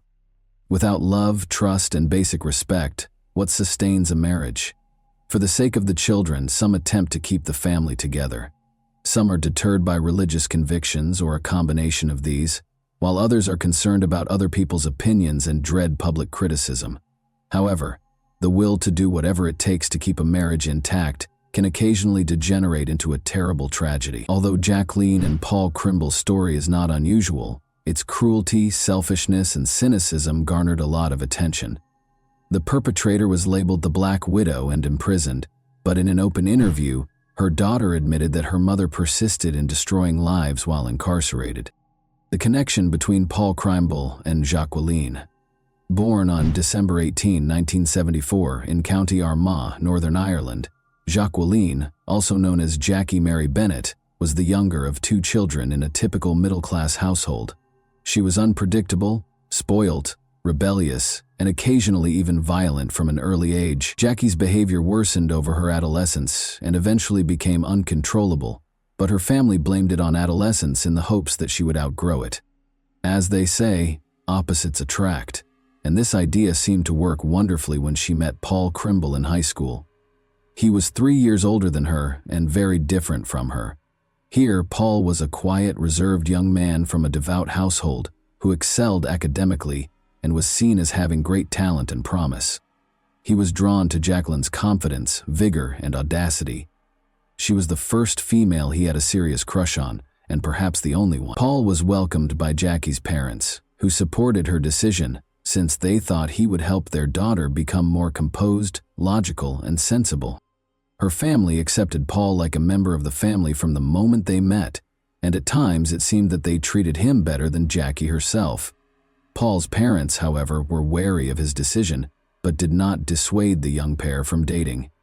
The couple appeared to be incompatible, according to school friends as well. Paul attempted to settle everything amicably, avoiding violence, and was seen as amiable, forthright, and extremely responsible. But Jackie frequently incited arguments and preferred to settle them with physical force. A courteous, sensible, and mature young guy above his years, he was always dependable and always willing to provide a helping hand to others. When Jacqueline became pregnant at the age of 17, she informed her boyfriend that she was in her last year of school and that Paul, then 20 years old, was already enrolled in college. Paul said he was ready to marry her and assume full responsibility for her and the child as soon as he found out. Although Jacqueline wasn't prepared for parenthood or child-rearing, ending the pregnancy was unavoidable. Such a serious offense would not be tolerated by Paul or his pious family. Jackie accepted Paul's formal proposal when he purchased a ring. In 1992, the couple celebrated with their closest friends and family at a small wedding. Remarkably, just a few days prior to the occurrence, Hall told his best friend that he and Jacqueline were too dissimilar, questioned whether her sentiments were genuine, and was even scared of her because of her erratic behavior. Additionally, the groom questioned whether he genuinely loved her or if he was merely feeling obligated and sympathetic. However, He had nothing to compare because he had never dated other girls. After paying close attention, his friend attempted to talk Paul out of getting married by telling him that it would be the worst decision he ever made and that he would be miserable for the rest of his life. Paul was adamant, though, stating that he couldn't abandon a girl who was expecting his child. In addition, he thought that becoming a mother would improve Jacqueline's personality by making her softer and more composed. Paul had generally hoped for the best, but he was unaware of how mistaken he was. Life in the family without affection. The young couple's first child, a daughter named Danielle, was born at the beginning of 1993. Jacqueline gave birth to their son 6 years later. After the birth of their second kid, Adam Paul made sure his family had all they needed because he was their only provider. In 2000, the offenders moved into a comfortable 3-bedroom townhouse in Armagh after deciding they needed a larger residence. Paul was making a good living as a senior mechanical engineer by that time. However, his wife claimed to prefer work and did not bother herself with it, running the home and bringing up the kids, but she was also not very good at either. Jackie was a short-tempered, greedy, and lazy person who frequently acted aggressively, even with her kids. Jacqueline attempted to find employment when the kids were a little older, but she was never able to hold down a position for very long due to her combative and argumentative personality. In addition, she went out to bars almost every evening to consume alcohol while her husband stayed at home with their son and daughter. Mrs. Crimble was not a particularly amiable lady, even when she was sober, and she became a true rage when she was drunk. In addition to starting arguments, she also got into fights, cursed, and acted inappropriately around different males. Nobody could foresee what she would do next, and she reacted aggressively to any comments or suggestions to act more humbly. Family, friends, and neighbors knew what was going on and truly felt sorry for Paul and the kids, who were the ones who were most negatively impacted by Jacqueline's actions. Many people were aware of the young woman's misadventures and made an effort to stay away from her because the family resided in a tiny, peaceful town. Her husband and kids were impacted by her negative reputation, and they had to deal with the fallout from their classmates. Jackie didn't try to disguise her crazy lifestyle. Her frequent visits to entertainment venues, however, made the staff and other patrons nervous because they knew that her presence would undoubtedly result in a brawl or altercation. Because she may strike out at any time, Jacqueline held her family in constant fear, although Paul made an effort to keep his mouth shut. His friends, family, and co-workers saw that he was uncomfortable with his wife or even just talking about her. Paul was frequently told to leave this woman, but he was afraid of losing the opportunity to see his kids. Jackie would instantly threaten to cut him off from their son and daughter in the event of any disagreement. She also threatened to use her friends against him. These were males she frequently saw at bars who were willing to break the law to protect her. In these circumstances, Paul typically gave in to his wife and said nothing. The unexplained assault on Sunday morning, June 20, 2004.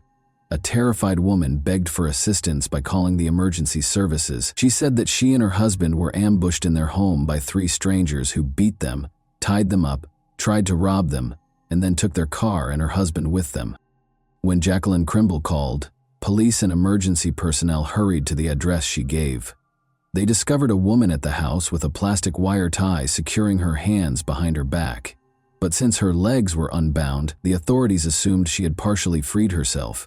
Notably, despite the victim's initial claims that the attackers had beaten and bound them, she had no wounds or bruises on her body. Luckily, the couple's kids weren't home because they were sent to be with their paternal grandparents for the weekend. Jacqueline claims that she and her spouse had gone to a pub on Saturday night to unwind. After midnight, they went home after drinking. But just as Paul was opening the front door, 3 people sprung into the shadows and shoved them inside. Armed with a revolver, the invaders battered and restrained the couple while requesting money and illegal drugs. Paul reportedly made an effort to placate the crooks by pleading with them to let him and his wife go and vowing not to notify the police. However, this only infuriated them. In front of the frightened Jacqueline, they struck him multiple times before starting to strangle him with a plastic bag. The attackers chose to at least take the car when it became evident that there was no money or illegal drugs in the house, but for some reason they took the owner with them, leaving the chained woman behind. Jacqueline was able to use her tongue to get to the phone and call the police when the thieves drove off with Paul. She pleaded with the investigators to locate and rescue her husband right away because she was certain he might still be alive.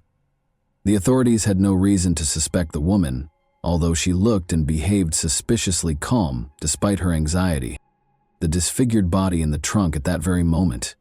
Investigators started gathering evidence at the crime scene as soon as the couple's car was reported stolen throughout the county.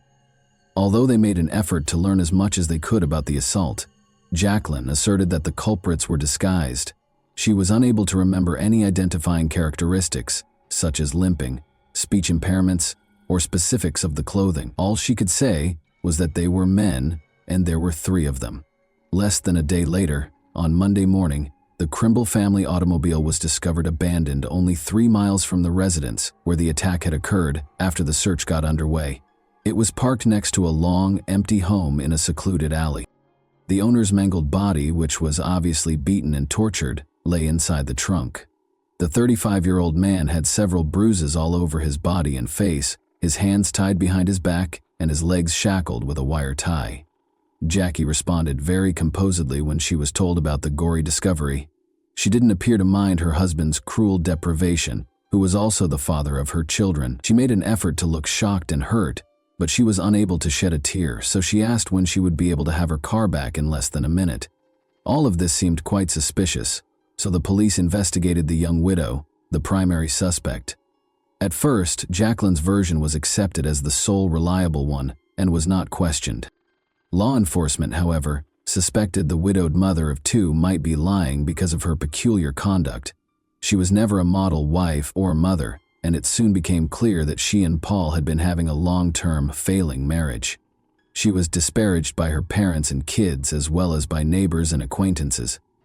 Additionally, it was discovered that Jackie had been dating Roger Ferguson for a number of months. He resided with his mother on the farm he owned in Armagh. She and Crimble were frequently spotted drinking alcohol together in the town's entertainment establishments. Additionally, Roger paid the married woman a visit at home while her husband was at work and the kids were at daycare and school. Roger was thought to be a potential accomplice, and Jacqueline switched from victim to the primary suspect just 1 day after the automobile with the mutilated body was discovered. The woman seemed far more focused on getting her automobile back than she did on being a heartbroken widow. In addition, her story of being attacked by a group of armed addicts sounded unbelievable. Where had they gone after leaving the car with a body in the trunk? And this was the first time something like this had ever happened in the sleepy town. It was also odd that the enigmatic crooks were able to leave no evidence behind. No other eyewitness reported seeing dubious visitors around the community. But nearly everyone who ever had contact with the victim had bad things to say about her. Furthermore, it was quickly discovered that the dead had an insurance policy, and in the event of his death, his wife could anticipate receiving a hefty settlement of £300,000 sterling. In this instance, a legitimate motivation that could account for the crime had emerged. Jacqueline said she was able to use her tongue to dial a button phone and make a help call during the crime investigation. In fact, there were traces of her saliva on the gadget when it was taken for inspection. Investigators did see, however, that the phone was on the coffee table, face down, with her hands bound behind her back during the first examination of the crime scene.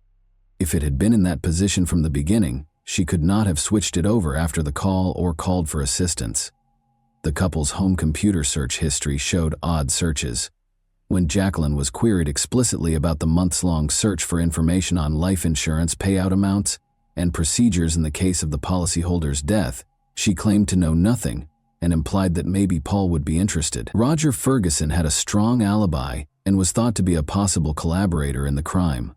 According to his mother, he stayed at home the night since he wasn't feeling well, and at 1:30 in the morning, she was looking through the home medicine cabinet for a remedy for his stomach problems.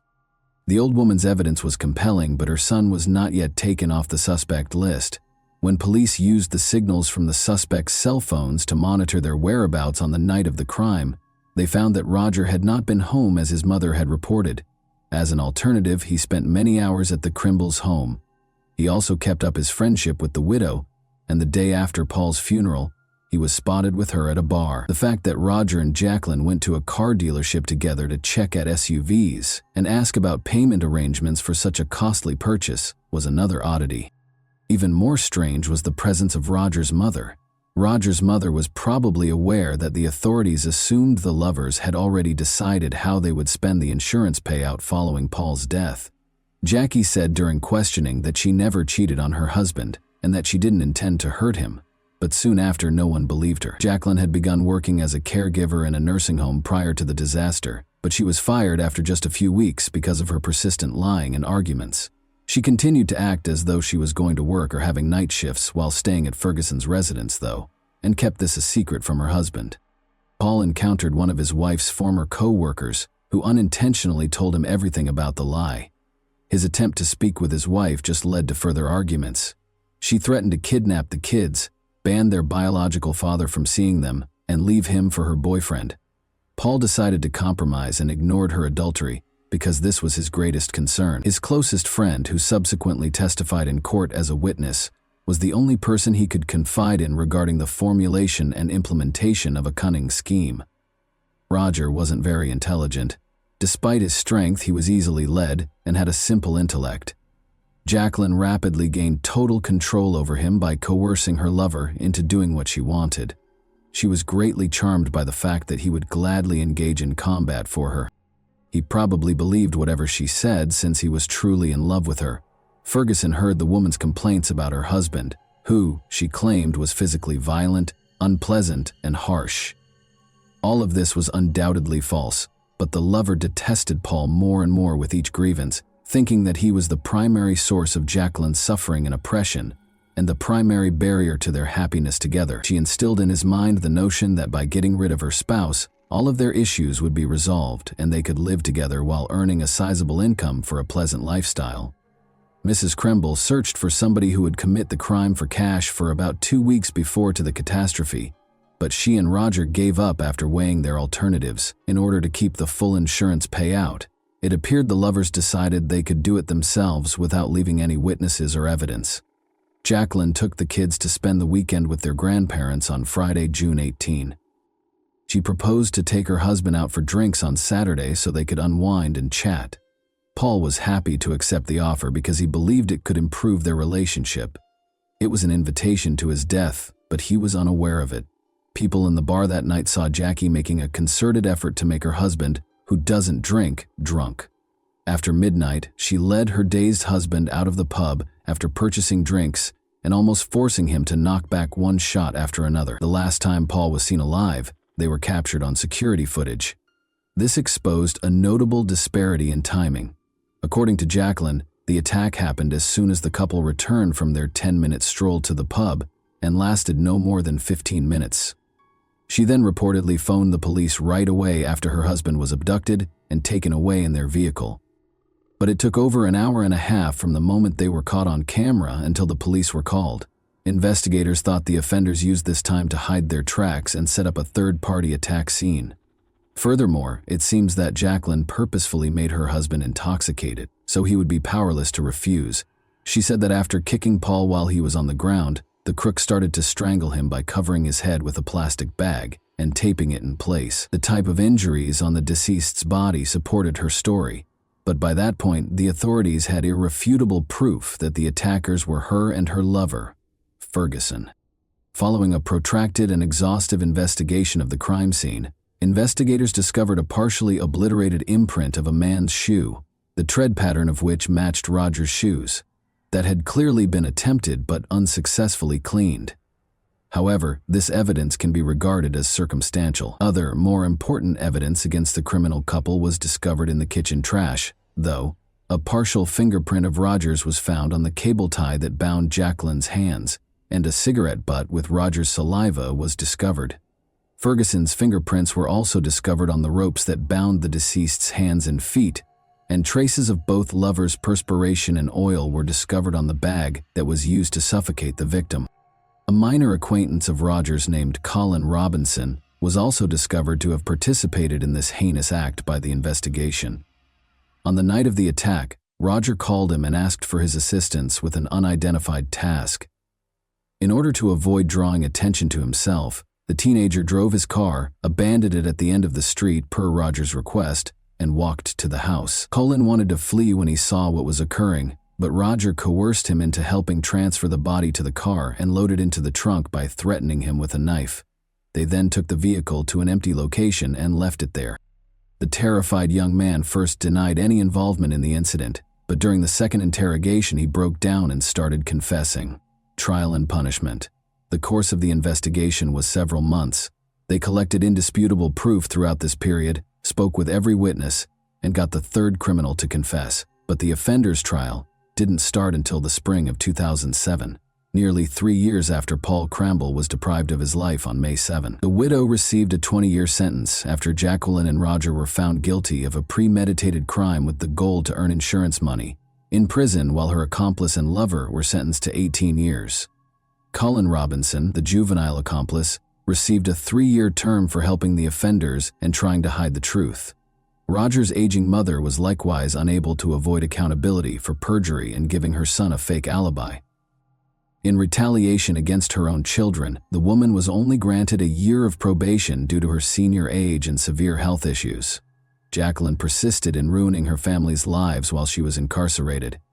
Everyone who knew her personally was relieved when she was put in jail, and she was upset that no one stood for her in court. According to her own mother, individuals such as Jackie ought to be permanently removed from society in order to prevent them from hurting others. It's interesting to note that Jacqueline destroyed all of her late husband's possessions and pictures a few days after the funeral, making the house completely devoid of any reminders of him. Somehow, Danielle was able to preserve a few pictures of her father. Her mother was unaware of them, and she kept them on her bedside table. Paul's children received the £300,000 in insurance settlement for which he was slain. Overnight, Danielle and Adam lost both of their parents, but their problems didn't stop there. Their mother was insistent that the children should not be raised by either her parents or the parents of the dead husband. The children were placed in foster care as a result of her efforts to deny them guardianship rights. Danielle was only 11 years old, and her brother Adam was only 5 years old when the tragedy occurred, even though they had living grandparents. From prison, Jacqueline tried to control her children while maintaining her parental rights. She specifically wanted them to use various forms of pressure to publicly declare her innocent. For instance, she said that if they came to see her in prison, she would sign off on their school trips. However, she misled them during the visit by refusing to sign the document and insisting they testify in her favor. Consequently, only the brother and sister were unable to accompany their class on weekend outings. Danielle is currently 31 years old, resides in Basingstoke, works at a daycare, and is seeing an engineer named Simon Bryce. Her 25-year-old brother relocated to London and has a decent degree. With Jacqueline's upcoming release next year, her adult children are extremely concerned that their mother would keep doing everything in her power to ruin their lives. And that wraps up today's chilling story. If you enjoyed this video, don't forget to like and subscribe so you never miss a new upload. Also, let me know in the comments what part of this story shocked you the most. Thank you for watching, and I'll see you in the next video.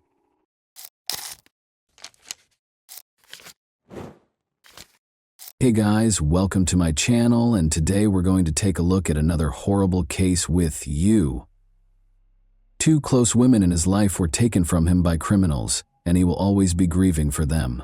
It's said that lightning never strikes the same spot twice, but our hero has had the opposite experience due to a horrible turn of events. Jim Larson lost 2 ladies he loved 7 years apart to petty thieves. Twice, men who only ever show up in people's worst nightmares tear his life apart. His sister Sonia Larson, who wanted to be a teacher, started it all. Her first year at the University of Florida had just begun. She and her roommate, Christina Powell, went to Walmart one August evening in 1990 to get some necessities. The 2 young women were observed and followed home by Danny Rowling, a vagabond who claimed to be possessed and acting under the direction of a demon. They were dozing off in their beds when he broke into the dorm. He repeatedly stabbed them. 5 Florida college students were killed and disfigured by Gainesville felon Danny Rowling, shocking both the victims' families and the nation at large. There were more fatalities, but in our scenario, people forget the victims and only remember the serial killer's name. Her family was deeply hurt by the death of a sister and a daughter, and Sonia Larson's terrible passing never stopped plaguing them. The Larson family could never have predicted that the terrible, violent death in their family would recur. causing them to relive the trauma in their own nightmares. Carla Larson left her kid at daycare on the morning of June 10, 1997, and went to work as a project engineer at Centex Rooney. The day at the Florida construction site was swelteringly hot. Carla informed Cindy Harris, a coworker, just before lunch that she would be running a little behind schedule because she was going to the grocery shop to get some food and beverages for a meeting that afternoon. She left work at midday and went to the new supermarket on International Drive, which is close to Osceola. Carla Larson didn't come back to work for a few hours. She never showed up for an important meeting that she was scheduled to be at. Her coworkers became alarmed and started looking for Carla on their own, following her path back to the grocery she had intended to visit. They continued to hope that she might have been delayed in returning because of a little incident, her phone dying or her car breaking down. However, the search was unsuccessful. Around 4 p.m., Carla, her car, and her presence were nowhere to be seen. Cindy called Jim Larson, Carla's husband, to inform him that Carla had not been at work since noon and had not returned from the store. Jim reported his wife missing to the Orange County Sheriff's Office over the phone. When they were both in college 8 years ago, they started dating. Jim was enthralled by Carla's beauty and charm when he was studying graphic design. He was very fortunate to have found someone as considerate, kind, and caring as she was. They eventually got married because they felt the same way. They moved into a modest house on Orlando's Stone Court. After Jim's sister passed away tragically, Carla helped him regain his desire to life by pulling him back from the brink. She comforted him and gave him encouragement to keep going and find happiness once more. After Carla earned a degree in civil engineering from the University of Florida, they went to Atlanta and then back to Florida to look for work and start a family. Jim was hesitant to have a kid with her because he didn't want to introduce a new life into a society where people like Danny Rowling preyed on the defenseless. Jim finally found some peace of mind after undergoing a lot of counseling and receiving constant support from his wife. Jessica, the Larsons' long-awaited daughter, arrived soon after. They purchased a modest home in Orlando on a peaceful cul-de-sac. They put in a home security system and sturdy locks. To ensure that his family was completely safe both inside and outside their house, Jim even purchased a guard dog. Jim accepted a position at a nearby business, and Carla was sent to work on a new amusement park project in Orlando. They found happiness in the little things in life. Jim and Carla managed their parental duties without sacrificing their significant and taxing careers. However, on a typical summer day, Jim's idyllic life, which he had fought so hard to build, took a sad turn when Carla vanished. When Jim reported the disappearance of Carla Larson, Tom Woodard was on duty and got a radio call. At first, Tom, a seasoned officer, didn't take it too seriously because he thought it was just another domestic dispute.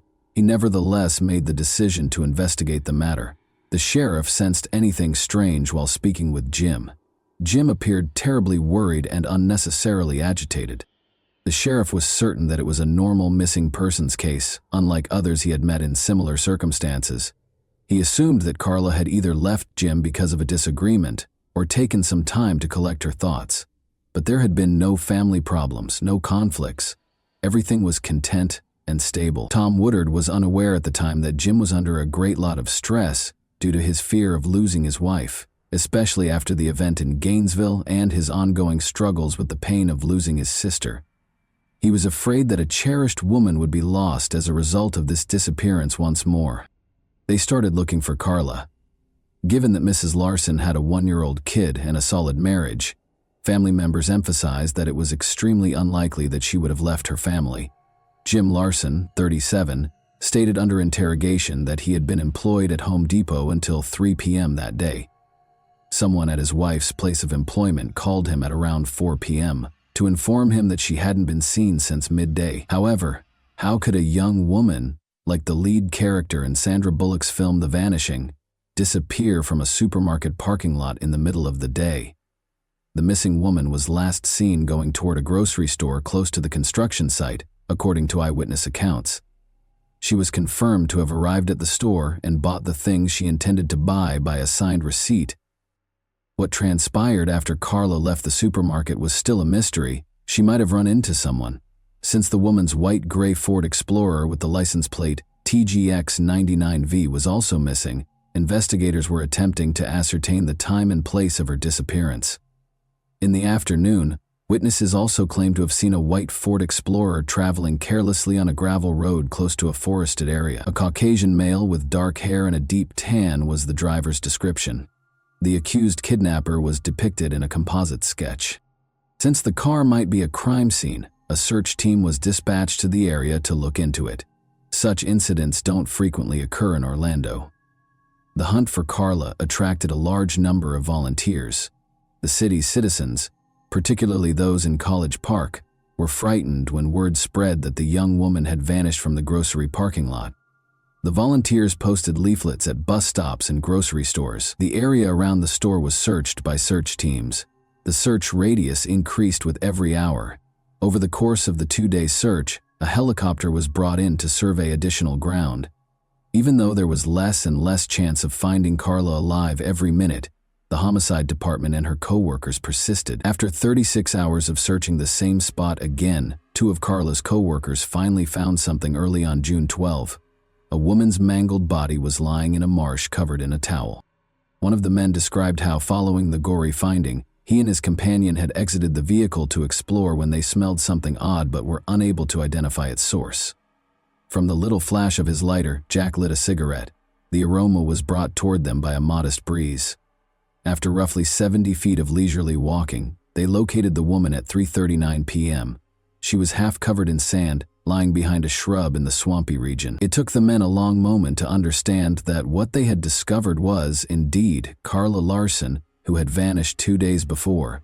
She was naked, with a blue towel over her head and her long blonde hair flowing down her back. Her wedding band was the only piece of jewelry left. When Jim Larson and his family noticed the patrol cars, they began searching the area on their own. Jim was told about the discovery in the woods by a police chaplain. He felt nothing when the cops discovered her partially covered in sand, but nobody realized that the man was already burned up and overcome with emotional pain. In order to ascertain whether Mr. Larson was responsible for her death, the police were so perplexed by his actions that they put him through a polygraph test. Locals who had been keeping tabs on the COVID hunt, Carla even said that Larson appeared too aloof throughout the probe, but they failed to realize that he was just exhausted. Jim was shocked that he had experienced this twice. He stopped sleeping and eating. He had black circles under his eyes and had lost a lot of weight. The police brought detectives to what they thought might be the scene of a crime, roped off the area, and summoned the medical examiner. Investigators thought that there had been an attack after first examining the scene of the body, since the woman was found naked and all of her jewelry, aside from her wedding ring, was gone. So was it a robbery or an assault? In addition to stealing items, the robber also killed a woman. But first they had to be sure the body was indeed that of Carla Larson. Florida's extreme heat and humidity had taken their toll. The rain, animal activity, and insects had made it very difficult to identify the remains. The forensic team was concerned about the DNA evidence they could gather because the body had started to degrade, changing its chemical composition. There was not much time left. However, given Mrs. Larson's car had been last seen in the vicinity, authorities were almost positive that the severely decomposed body belonged to her. Jim Larson identified the towel found on the body and verified that it was the same towel that had been in his wife's car. Her handbag and regular clothes were gone. The investigators were greatly distressed by the autopsy findings. All traces and evidence that could have identified the offender had been obliterated by decomposition. The purported assault was not verified, and the investigation determined that strangulation was the cause of death. Could a car and a few pieces of jewelry really have cost a lady her life? Finding the car was the next objective, because the corpse did not lead them to the offender. It might hold the answers and hints that the public and the family were sorely looking for. It was determined that the white Ford Explorer bearing the license plate TGX 909V was missing. The press and television broadcast information about the car. The police were waiting for 2 weeks when they got an important call. 11:23 p.m. on June 26, 1997.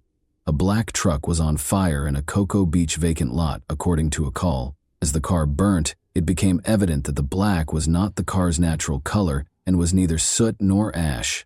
Following the fire, white paint was visible in several parts of the body. Excessive spray on the tires showed that a cheap can of spray paint had been used to apply the black paint in an amateurish manner. After being taken to the police garage, The car was examined by forensic specialists. It was discovered during the inquiry that the torched truck, which was 62 miles from Orlando, was in fact white and belonged to Jim's victim.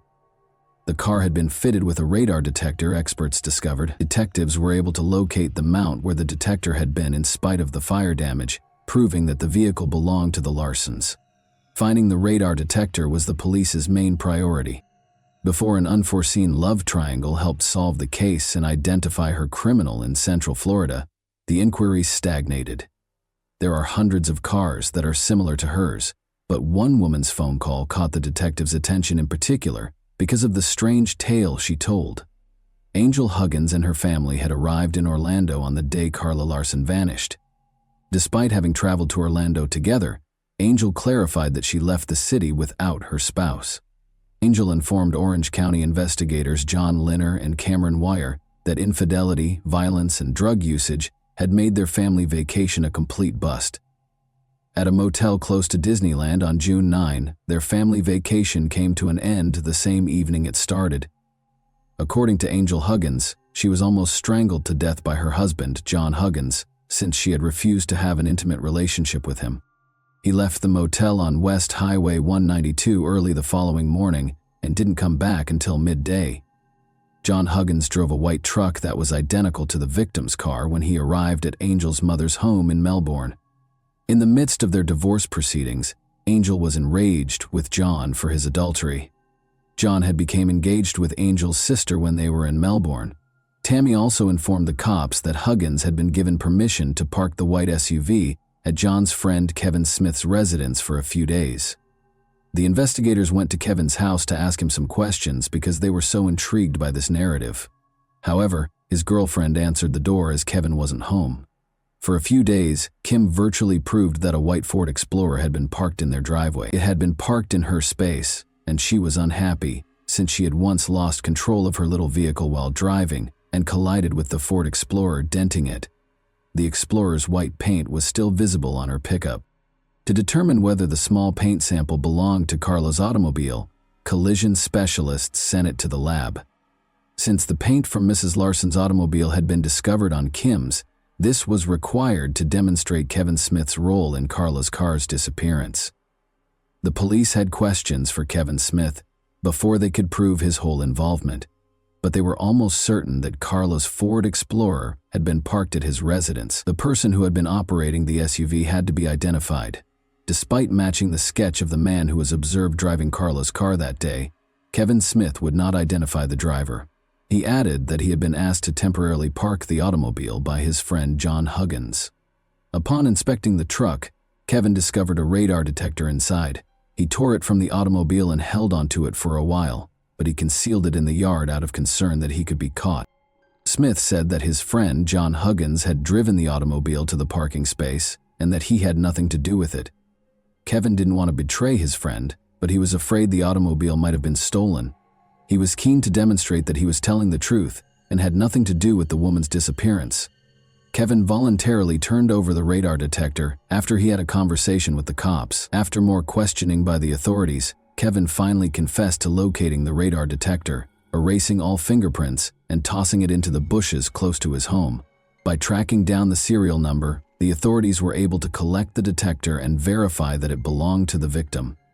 The first concrete evidence that Carla's automobile had been parked at Kevin's and that John Huggins had driven it there came when detectives verified that it had been fitted in her vehicle. Investigators now had the radar detector, a paint match, and the car, but the crucial question was still unsolved. John Huggins was the top suspect right away. John Huggins has a lengthy criminal background, according to a thorough investigation of his past. He was a noted bank thief with a history of armed robberies. As it turned out, John was known to carry guns and had outstanding arrest warrants for robberies in Florida. Because John Huggins had a lengthy criminal history, victims of his past offenses recognized him when his face aired on television. Although he had conducted armed attacks, robbed banks, and looted convenience stores, the police wanted to be sure they had enough evidence against him before making an arrest, particularly because Carla's jewelry was still missing. To summarize, the victim had been found in possession of a pendant, a chain, a garnet ring, and diamond earrings. But the hunt for the jewelry was about to linger on until detectives got another lucky break in a phone call. According to Angel Huggins, she had uncovered a startling finding that might terminate the inquiry and result in Carla's criminal being imprisoned. She clarified that she had located one of Carla's missing pieces of jewelry after she and her mother had investigated the house. The police searched Angel's mother's home and the shed on the property twice after Angel called, but they were unable to locate any evidence that would implicate Angel. But the woman saw a screwdriver on top of a box in the shed when she was searching for insect repellent. She impulsively opened a shed electrical box and discovered the victim's jewels concealed within. The jewelry, the electrical box, and its cover did not have any fingerprints on them. Looking at the last piece of the puzzle, we see John driving a stolen vehicle. The attempt to strangle his wife at the hotel was picked up by the radar detector.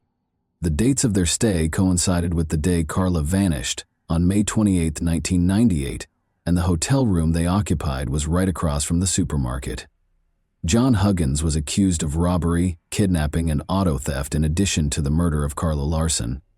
After being indicted by an Orange County grand jury, John Huggins was taken into custody in Maryland. Huggins requested that his case be transferred, and the trial court granted his request, moving it to Duval County. However, those who haven't lost two loved ones don't see the world through Jim Larson's eyes. On January 25, 1999, Larson sat in his tidy living room in a peaceful, tree-lined Orlando suburb, the kind of home that most middle-class Americans consider safe, feeling a deep void and an unrelenting, numbing pain. Because he still has a daughter to raise, he still yearns for them and perceives danger in everything. Mr. Larson now finds motivation to continue through his daughter Jessica. Since lightning has already hit him twice and won't do so again, he fervently hopes and believes that the young girl didn't fully comprehend the atrocities that took her mother and aunt. He also prays that she won't ever feel terror or dread again. And that wraps up today's chilling story.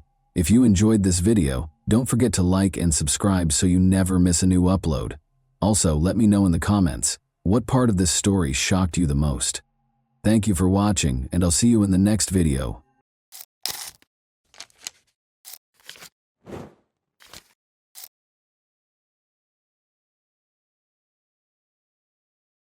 On August 11, 2008, on Monday, Sarah Widmer, a 24-year-old dental hygienist, and her 27-year-old husband, Ryan Widmer, a sports planner, were at their home in Fort Thomas, Kentucky. Sarah had just finished her shift at a dental office, and Ryan had finished his day as well. The couple, who met through mutual friends and quickly became inseparable, spent a quiet evening together. Their relationship had progressed from a blind date at a pub to purchasing a home, marrying, and being in the midst of newlywed bliss after only 4 months of marriage, as they looked forward to their future, which included plans for a Costa Rica honeymoon and a Cancun vacation. The most exciting anticipation revolved around the prospect of getting a new puppy, which they were actively pursuing together. On August 11, Ryan and Sarah Widmer watched TV while eating leftover hamburgers, corn on the cob, and cheesy potatoes. According to Ryan, they began with some of Sarah's favorite shows before moving on to a football game. Sarah then decided to take a bath in the master bedroom bathroom. Ryan recalled that she asked him to check the doors before accompanying her upstairs. He remembered her walking upstairs. He remembered her walking upstairs after they had both said, "I love you." She walks on her tiptoes, as she frequently did, at 10:49 p.m. That night, Ryan dialed 911. The call lasted 7 minutes. He told the 911 dispatcher that his wife had fallen asleep in the bathtub at their home in Morrow, Ohio. Ryan informed the dispatcher that my wife had fallen asleep in the bathtub. I believe I was downstairs.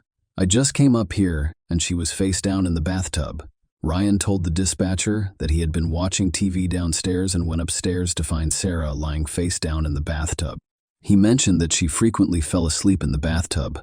Ryan followed the dispatcher's instructions and removed Sarah from the bathtub before being guided through CPR. During this time, he temporarily put the phone down to empty the tub and lift Sarah, which took approximately 29 seconds. Within 6 minutes of receiving the 911 call, police found Sarah naked on the bedroom floor. Her body felt warm and dry, but her hair was wet. While performing CPR, the police noticed a pinkish-white, frothy discharge coming from Sarah's mouth and nose. indicating drowning.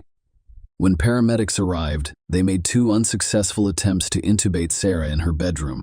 2 more attempts were made in the ambulance during the 10-minute ride to the hospital. Despite a 5th unsuccessful intubation attempt, the hospital's emergency room physician made a 6th attempt and was successful. Unfortunately, it was too late. Sarah was pronounced dead the same night. When questioned at the hospital, Ryan told police that he and Sarah were alone at home that night.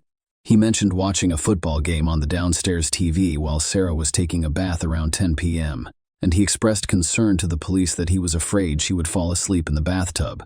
When asked if Sarah had fallen asleep in the bathtub, Ryan said no, but she did have a habit of falling asleep in unusual places. Despite Ryan's claim to the police that he found Sarah in the bathtub and assumed she had fallen asleep, authorities became suspicious. When they arrived at the house, they noticed Sarah's skin was dry, but her hair was wet. Detectives noticed inconsistencies in Ryan's account, particularly during the 911 call, when he described finding Sarah lying face down in the tub. There were concerns about a potential contradiction because they believed Ryan told the nurse at the hospital that he found her lying face up. During the search of the large mirror residence, law enforcement discovered several discrepancies that raised further concerns. The bathroom floor, bathroom mat, and towel on the floor were all dry. The bathtub was mostly dry, with only a few droplets visible near the drain. Notably, no wet towels were found in the home. Police discovered additional inconsistencies in Ryan's narrative. Ryan had initially told them that he was watching a Cincinnati Bengals football game on the television downstairs while Sarah took a bath. However, upon inspection, the downstairs TV was not tuned to that channel. Instead, the bedroom television was set to the specified channel. Police also discovered bloodstains on the bedroom carpet, where Sarah had been found lying on the floor when they arrived.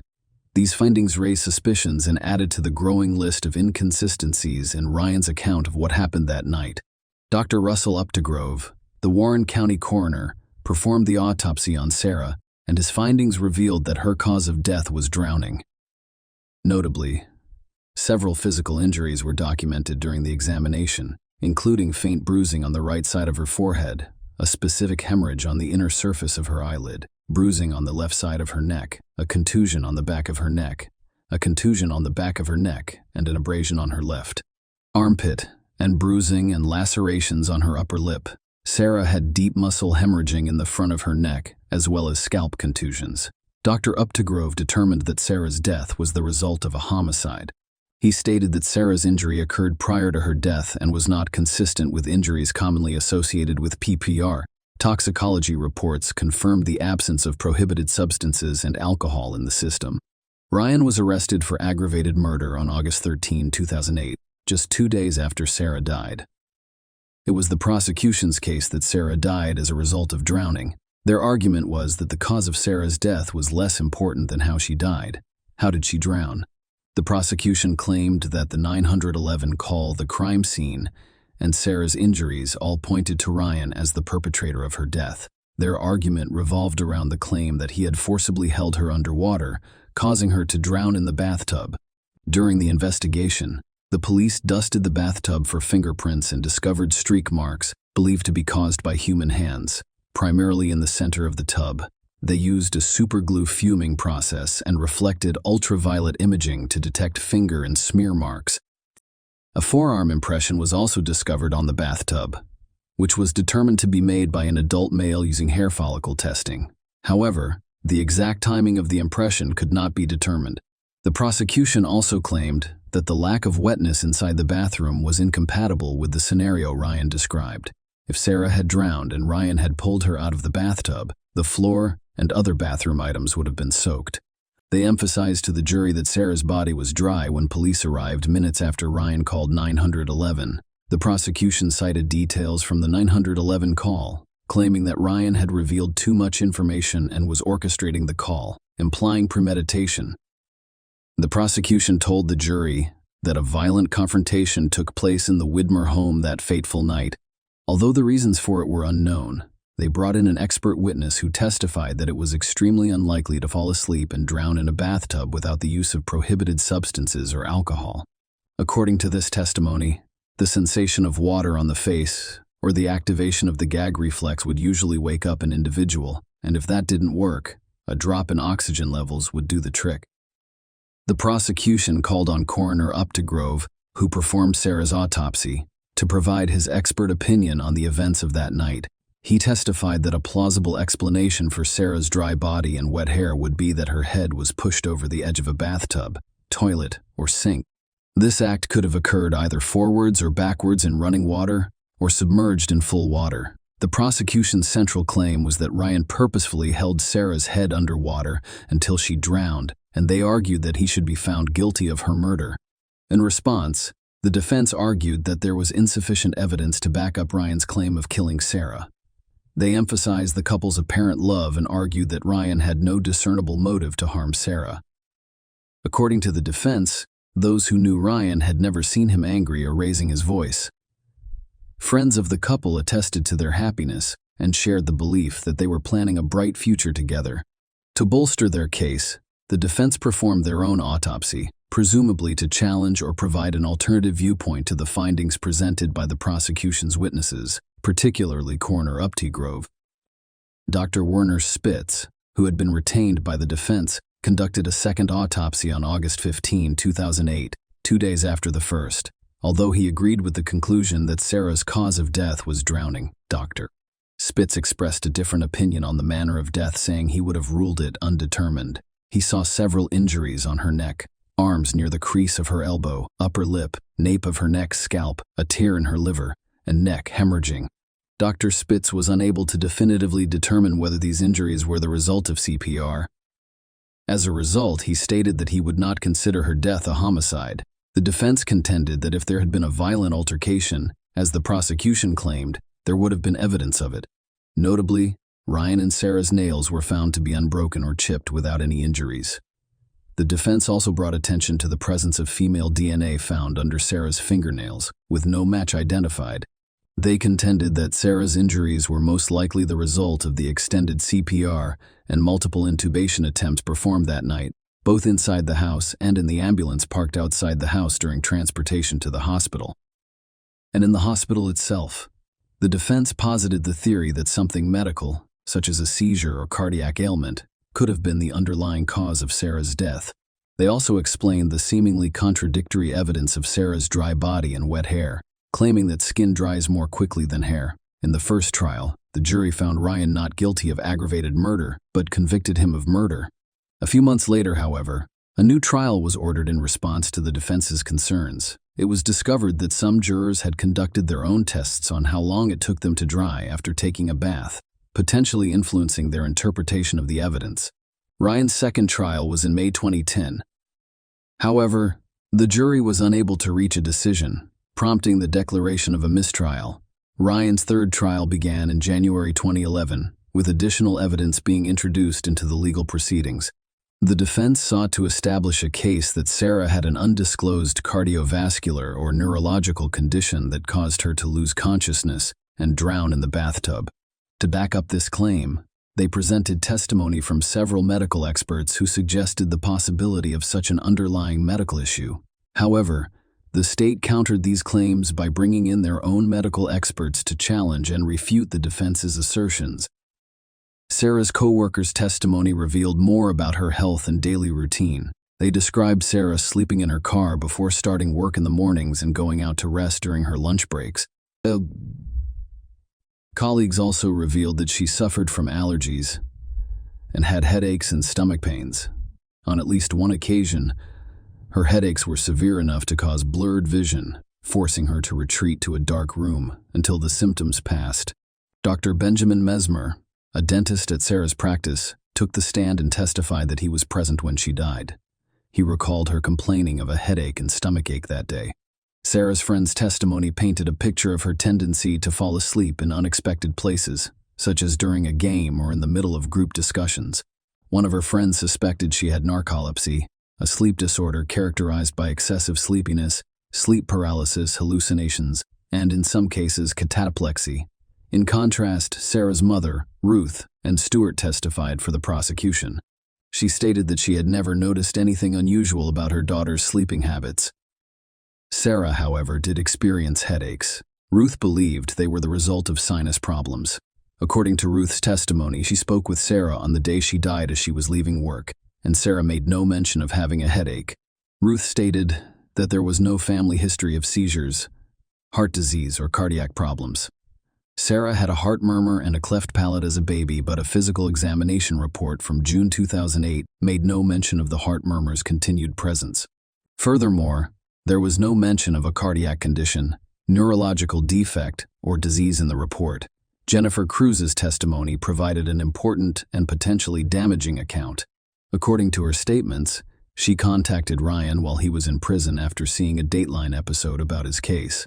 She claimed that on October 26, 2009, at 11:06, Ryan called her and confessed to Sarah's murder. Jennifer testified that Ryan stated, "I did it. I did it. I did it. I killed Sarah. I did it." Jennifer testified that Ryan had a heated argument with Sarah in their living room about his alleged infidelity, drinking, smoking, and pornography. The argument allegedly escalated upstairs, where Sarah informed Ryan that their marriage had ended.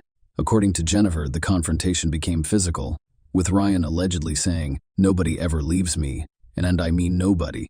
Jennifer's testimony took a darker turn as she described Ryan's alleged admission to violence. Ryan admitted to punching Sarah in the chest during their confrontation, which caused her to fall backward and hit her head. Ryan claimed to have blacked out, and when he awoke, he discovered Sarah on the floor, unresponsive and not breathing, with wet hair. Furthermore, Jennifer claimed that during the 911 call, Ryan only pretended to perform CPR because he knew Sarah was already dead, rendering resuscitation futile. Despite this shocking revelation, Jennifer continued to communicate with Ryan following their initial discussion. Ryan did not report the incriminating conversation to the police until after her second trial was declared a mistrial. In response to Jennifer's testimony, the defense attempted to undermine her credibility. They presented evidence of her previous prescription drug addiction and misdemeanor theft convictions, attempting to cast doubt on the veracity of her statements and motivations.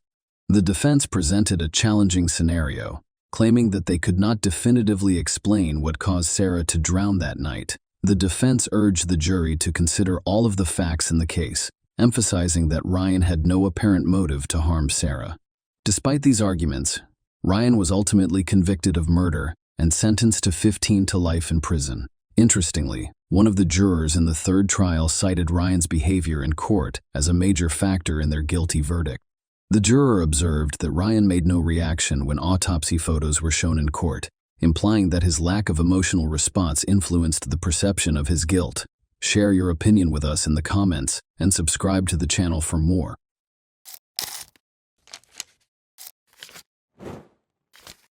Hey guys, welcome to my channel, and today we're going to take a look at another horrible case with you. Keyshawn Mann, a 13-year-old boy, made the horrific 911 call that you heard. The Kentwood-dwelling child had a rather startling encounter. He was casually relaxing on the basement couch on January 25, 2010, when an unthinkable incident occurred. They heard someone approaching and the horrifying sound of a gunshot. His father had been shot while using his laptop, and his lifeless body lay on the floor. No youngster should ever have to see such a terrible and painful event. What secrets and ulterior intentions drove the man to be brutally murdered in his own house? How did the police resolve the case in the end? We'll examine Keyshawn Mann's convoluted case today. On January 25, 2010, this case brought us to Kentwood, a quiet town with a population of about 54,000 people, tucked away in a beautiful environment and renowned for its calm attitude and close-knit community. It provides a delightful fusion of natural beauty and suburban living. Kentwood offers a warm atmosphere for both families and single people, with its tree-lined lanes and amiable locals. Despite its peaceful exterior, Kentwood conceals a number of secrets that will soon be revealed. Everyone appeared to be going about their everyday lives as usual in the town of Kentwood on January 25, 2010. However, the police department was notified by an unexpected 911 call around 6 p.m. The initial caller sounded frightened, as though a horrible incident had occurred. His voice betrayed the fact that he was a scared teen in dire need of assistance. They had no idea that this upsetting call was only the start of a bizarre and startling chain of events. The police began questioning people in an effort to learn more specifics about what had happened. The police were aware that the victim might have attempted suicide despite the confusion. They thus made an effort to verify their suspicion. The cops wanted to speak with an older person to gain more specific information because the call was becoming intense and they needed to know what had truly transpired. Given that he had previously stated that everyone was present, it seemed odd that no one was home all of a sudden. The individual began to express a troubling suspicion that he had at the time of his father's passing. When he rushed upstairs after hearing the noises of someone racing from upstairs, he discovered his father's lifeless body and a scene of bloodshed. Amidst their astonishment and perplexity, a question persisted in everyone's consciousness. If the father wasn't the one fleeing, then who was, and where had he disappeared to? The cops hurried to the 5800 block of Pine Vista Street in Kentwood as soon as the call ended. Keyshawn Mann, a 13-year-old boy who had courageously contacted out to report his father's death, met them when they arrived. He was accompanied by his two younger siblings. One of them was 8 years old and the other 12. Fear and despair were mixed together in Keyshawn Mann's eyes. He described to the police the horrific events that transpired, including how he heard a gunshot and hurried upstairs to discover his father, 35-year-old Jermell Stokes, dead within seconds. Blood was scattered around the room, making the crime scene a terrifying image. After quickly securing the location, the police started to investigate Jermell's body. At the rear of his skull, they discovered a bullet wound. Interestingly, his body showed no further bruises or indications of violence. This implied that the murderer's only goal was to take Jermell's life without inflicting more damage or violence. The murderer believed his mission was accomplished and departed the area as soon as he had shot him. The detectives observed something strange as they closely inspected the wound. The wound from the shooting was bigger than what they usually saw. This information implied that the murderer had discharged the weapon very close, almost at point-blank range. It became clear that Jermell was deeply engaged in his work on the laptop at the dining room counter, oblivious to the imminent threat. Since Jermell made no move to flee or protect himself, it was suspected that the murderer might have been someone he knew. Victims typically attempt to defend themselves out of reflex when faced with such closeness. This paved the way for an inquiry to reveal the facts about this heartbreaking and unsettling crime. In an effort to uncover any clues the murderer may have left behind, the police inspected the residence and the whole crime scene. They found 2 handguns when they searched Jermell's room's cabinet. Although they thought both firearms were Jermell's, one of them looked unsettling because it had traces of gunpowder and a missing bullet, indicating it had been shot lately. The other rifle looked undamaged and was loaded. This sparked suspicions because it didn't seem likely that the murderer would have had time to place the gun back in the closet before departing if he had used it to murder Jermell. Keyshawn Mann's claim that Jermell was gunless during the 911 call raised additional doubts. The detectives questioned how Keyshawn Mann could have been so certain that Jermell was armed. In an attempt to find any evidence that would provide them with information about the predator, the rifle was sent for testing right away. At that point, Lakeisha Mann, Jermell's fiancée and Keyshawn Mann's mother, came home after hearing of Jermell's passing. Despite being in the same town, the fiancé took a long time to return home, which the police thought was odd. If the spouses learn of their partner's death, they typically return quickly. In an attempt to learn more about Jermell's past, potential enemies, or any clues as to who might be responsible for his death, the investigators made the decision to question her, but she said she didn't know anything about his past. It was discovered that Keyshawn Mann was Jermell's stepchild rather than his biological kid. The investigators felt as though something was being hidden because of the contradictory responses and unclear facts. They understood that they needed to learn more about the family's history. According to the authorities, Keyshawn Mann's mother had a tumultuous divorce from his father, her first spouse. But the public was not privy to the specifics of their relationship. She was a single mother who yearned for respect and love, which is how she met Jermell Stokes. He became her son's friend and father figure, especially Keyshawn Mann. Lakeisha and her 3 sons quickly moved in with Jermell after they made the decision to advance their relationship. However, Jermell already had children from several different women. According to paternity and child support paperwork, he had 4 and 9-year-old children with one lady, 10 with another, and 11 and 12 with a third. According to state police records, Jermel was previously charged with a felony in 1993 for carrying a concealed weapon. In 2003, he also entered a guilty plea to a misdemeanor charge of taser possession. Aiming for a new beginning and a blended family, Jermel started a new chapter in his life with Lakeisha and her 3 sons. Despite his difficult past, his new family life appeared to be going smoothly. Jermel tried to build a close relationship with Keyshawn Mann as a stepfather, despite the fact that he was not his biological child. He filled the vacuum created by Keyshawn Mann's biological father's absence by acting as a father figure. Since there had been no prior reports or information indicating any problems or conflicts, there were no signs of any troubles inside the family. At first, the police inquiry into Jermel Stokes' murder revealed no background or apparent reason that could account for the terrible incident. No suspicious information or hints regarding the family were discovered. The case was obviously mysterious because no one was a suspect, even if it wasn't immediately apparent. Detective Mattis couldn't get rid of the idea that every murder must have a purpose. Even though the detectives first ruled out the family's involvement, they were ignorant of the harsher facts and hidden secrets that were concealed beneath the surface of their seemingly ideal family. The police turned their attention to identifying the person who might have killed Jermel out of a personal grievance or motivation. First, they asked the neighbors whether they could remember anything out of the ordinary or if they had witnessed someone fleeing the residence on the night of January 25, 2010. Still in shock after the terrible incident, the neighbors acknowledged hearing a gunshot but did not see anyone running away. In an attempt to find more leads, the police continued to question Jermel's acquaintances and family, but they were unsuccessful. It was difficult for the detectives to accuse anyone because there were no obvious hints to follow, no evidence left behind, and no signs of blood or fingerprints at the crime site. The stunning fact that left everyone startled was finally revealed by the firearms testing findings. His own stepson, Keyshawn Mann, had fingerprints on the gun that killed Jermel. Those who knew the family well were shaken by the unexpected news. Since Keyshawn Mann had been the one to phone the police in distress to report his father's shooting, this discovery provided a confusing twist to the case.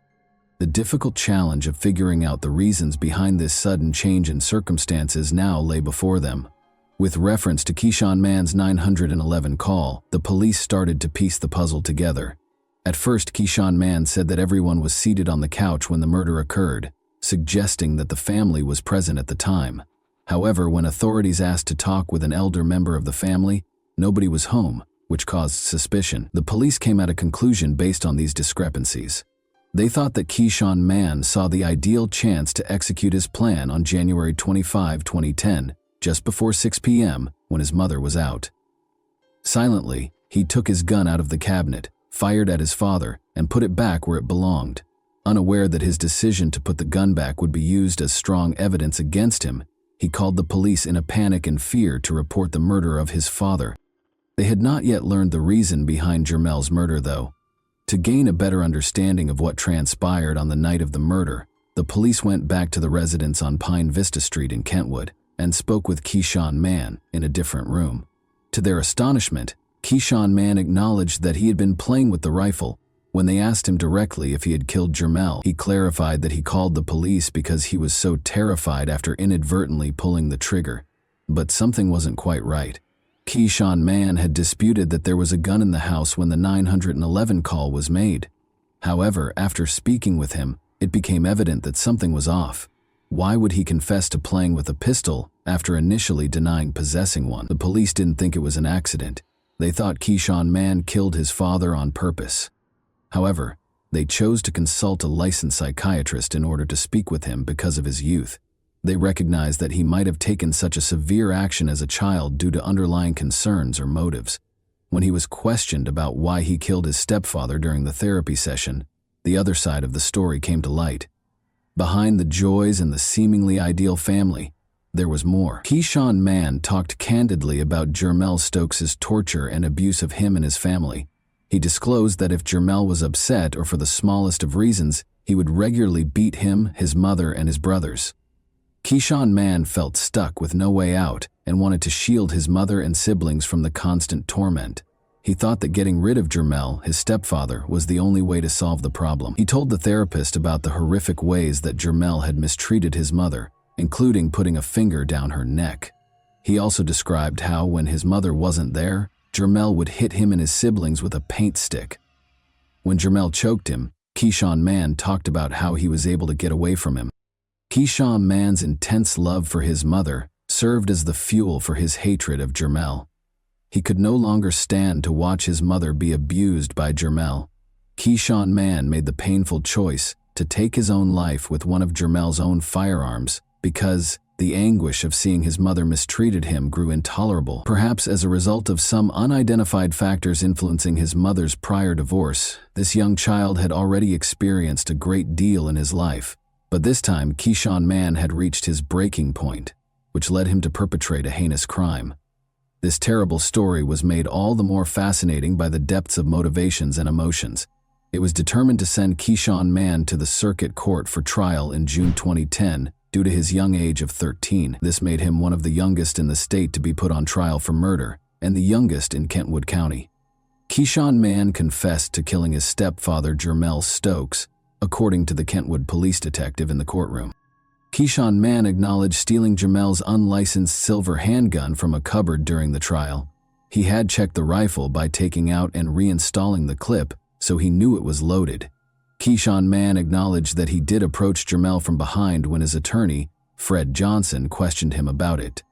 Keyshawn Mann responded with another yes when Johnson asked a pivotal question. You understood that pulling the trigger could result in someone's death? This made it abundantly evident that the shooting was not an accident because he had previously abused his mother. A close friend of Keyshawn Mann from Park Ridge Academy, whose name was kept secret because of his youth, appeared in court as a witness prepared to make shocking disclosures.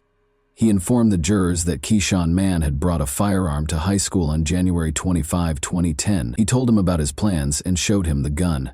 A 21-page report from the Children's Trauma Assessment Center was shown in court. It included information from Keyshawn Mann's therapy sessions in which he confessed to the crime and disclosed the shocking cause behind it.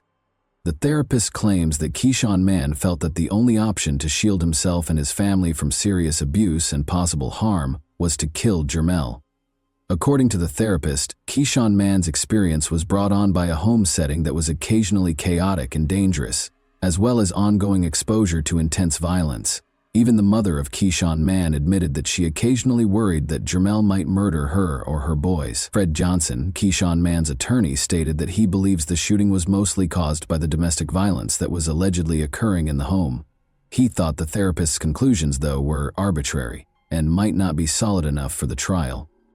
He made it clear that Keyshawn Mann was afraid, worried about his mother, and felt guilty.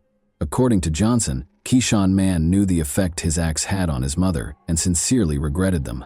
Since there had been no previous calls to the police or Child Protective Services about the family's abuse, the police and prosecutors questioned the validity of the evaluation report. According to police interviews, discipline in the home was imposed by Keyshawn Mann's mother, Lakeisha Mann. Wearing t-shirts that said "Beloved Melly," a nickname for Jermel, some of his relatives denied that he had ever mistreated Lakeisha Mann or the children. Did no one know whether there had been abuse? And secrets of that nature don't remain that way in the closet. Jose Moore, JL's uncle, rejected the allegations as baseless. Investigators were unable to determine a specific motive for the crime, according to Kent County Prosecutor Bill Forsyth. Everyone concerned found it uncomfortable because there was no recognized motive for the murder. After hearing the case and carefully weighing all the evidence, Judge Daniel Zemaitis found Keyshawn Mann guilty of second-degree murder for the death of Jermel Stokes and sentenced him to serve the next 8 years until he turns 21 at the Muskegon River Youth Home, a juvenile facility about 110 miles from Grand Rapids. Keyshawn Mann would be released in 2018 if he finished this term, but there was also a chance that he would receive a different punishment, one that would involve transferring him to an adult jail for at least 162 months, or life. Some of Jermel's family members were unhappy with the proposed agreement because they believed Keyshawn Mann's sentence was not harsh enough. Keyshawn Stokes, Jermel's sister, said that she thought Keyshawn Mann should be sentenced to 35 years in jail because her brother was 35 years old. Justice, in her opinion, was not being done.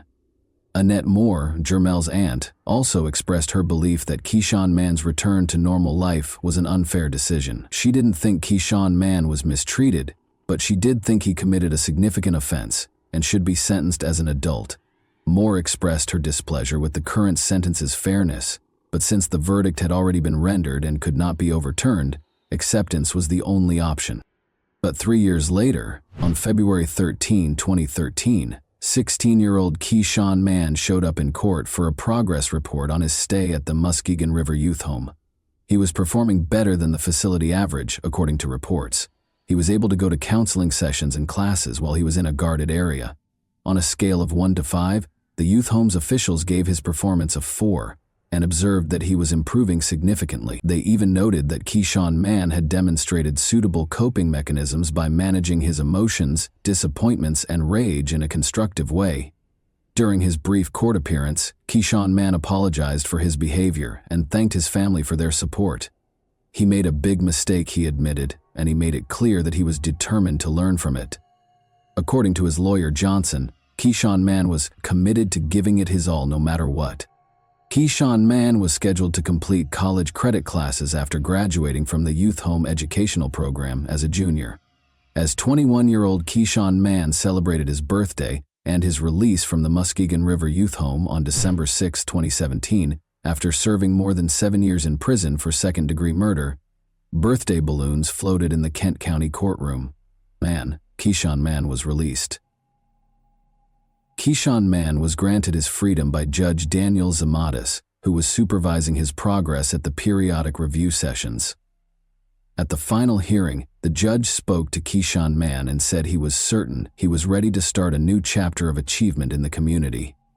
When the judge gave the announcement, Keyshawn Mann and his mother Lakeisha exchanged heartfelt embraces as friends and family crowded the courtroom. Vicky Seidel, the assistant prosecutor for Kent County, commended Keyshawn Mann for setting a good example for other youth in the program. She claimed that he had carried out his duties and characterized him as an example for the inmates. For almost 18 months, Keyshawn Mann had been enrolled in online courses at Mid-Michigan Community College. According to his family, he had plans to continue his education, possibly attending Grand Rapids Community College in 2017. Kent County Probation Officer Dan Corey reports that Keyshawn Mann's meeting with his father, Jermel Stokes, to resolve the matter went smoothly. Mr. Stokes said he hoped Keyshawn Mann would have a fruitful life. Though it had been a tough 7 years, Keyshawn Mann agreed that his life had significantly improved. He conveyed his appreciation for the chance to improve himself, given that Keyshawn Mann was only a small boy at the time. Jermel's aunt also pardoned him for his behavior. She felt that Keyshawn Mann should be given the opportunity to start over, since she understood that his actions were motivated by fear. How do you feel about this case? Do you believe Keyshawn Mann should have been given another chance? And that wraps up today's chilling story. If you enjoyed this video, don't forget to like and subscribe so you never miss a new upload. Also, let me know in the comments what part of this story shocked you the most. Thank you for watching, and I'll see you in the next video.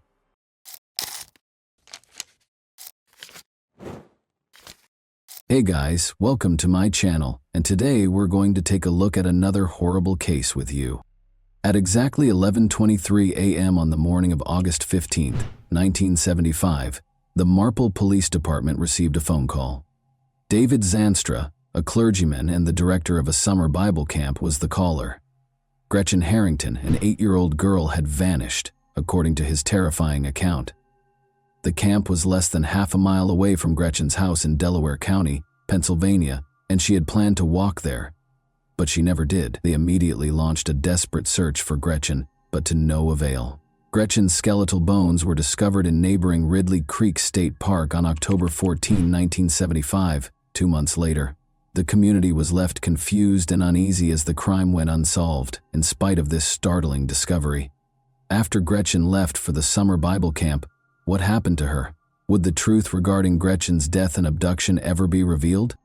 Marple Township, which is in Delaware County, Pennsylvania, in the United States, is the setting for today's case. It was home to more than 23,000 people as of 2015. The Broomall Fields and Marple Gardens are two of the many fascinating attractions in Marple Township. With a crime rate below the national average, Marple Township is a rather safe area to live. It is among the safest communities in Pennsylvania, with a crime score of 0.17. The story of Gretchen Harrington started here. Harold Boyd Harrington, and Ina Harrington, welcomed Gretchen Eleanor Harrington into the world on June 13, 1967. Harold, her father, was a Presbyterian church preacher at the time. Gretchen had two older sisters, Zoe and Harriet, in addition to her parents. According to Gretchen's family, she was a sweet, gentle girl who exuded kindness. Gretchen was in the 2nd grade at Delaware County Christian School in Newtown Square by 1975, when she was 8 years old. Before a terrible incident upended Gretchen and her family's lives, everything seemed to be going smoothly. Gretchen left home early on August 15, 1975, to go to a summer Bible camp program. There were 2 places in this camp. A guy by the name of David Zanstra was the pastor of Trinity Church Chapel Christian Reformed Church, which was the first. Harold, Gretchen's father, served as the pastor of the Reformed Presbyterian Church, which served as the second venue. The first church hosted the Bible camp programs in the morning, and David would then drive the kids to the second church. The Zanstra and Harrington families knew one another quite well. Both moms fulfilled the customary role of a pastor's wife, and both fathers served as pastors. They lived close to one another. In actuality, Gretchen's dearest friend was one of Zanstra's daughters. That day, Gretchen's voyage was unique. She usually walked with her 2 sisters, 11-year-old Harriet and 12-year-old Zoe, to the summer Bible camp program. They did it every day, but on that specific day, their mother, Ina, was taking their infant home after giving birth to a baby named Jessica. Harriet and Zoe decided to wait for them to return. In spite of this shift in schedule, Gretchen's father Harold urged her to continue attending the summer Bible camp program in order to keep up her flawless attendance record. Thus, when her father said goodbye, Gretchen started the walk by herself. She started walking up the hill toward Trinity just after 9 in the morning. Harold watched her closely as she continued along Lawrence Road. He had no idea that after she was out of his line of sight, he would never again see his daughter alive. On warm summer days in the 1970s, it was rather common to observe kids strolling by themselves in a quiet suburban area like Marple. People didn't even consider the possibility of danger. Children used to play freely into the late hours of the night. Without any concerns, they wandered the streets, went into the woods, and even took a dip in Darby Creek, which ran behind Gretchen's house, to cool off. Without the use of cell phones or GPS watches to stay in touch with their parents, kids would walk blocks to their friends' homes. Simply put, Marple was a very safe place. Many longtime Philadelphians opted to relocate there for that very reason. Gretchen was expected to appear at Trinity Chapel Christian Reformed Church by 9:30 a.m. in the 1960s, but she failed to show up on time. Harold's realization of her disappearance was the first clue that anything was wrong. At approximately 11 in the morning, Gretchen's pals arrived at the house's front door in search of her. Harold acted right away, since he was worried and couldn't see Gretchen in the classrooms or in the area. To find out where his daughter was, he called the Trinity Chapel Christian Reformed Church and talked to David's wife, Maggie Zanstra. He was informed that she hadn't been spotted, though. After this, David called the Marple Township Police Department and officially reported Gretchen missing. Bruma and Marple Township were rocked by Gretchen's disappearance. Around the next day, August 16, 1975, hundreds of individuals were involved in a massive hunt for her.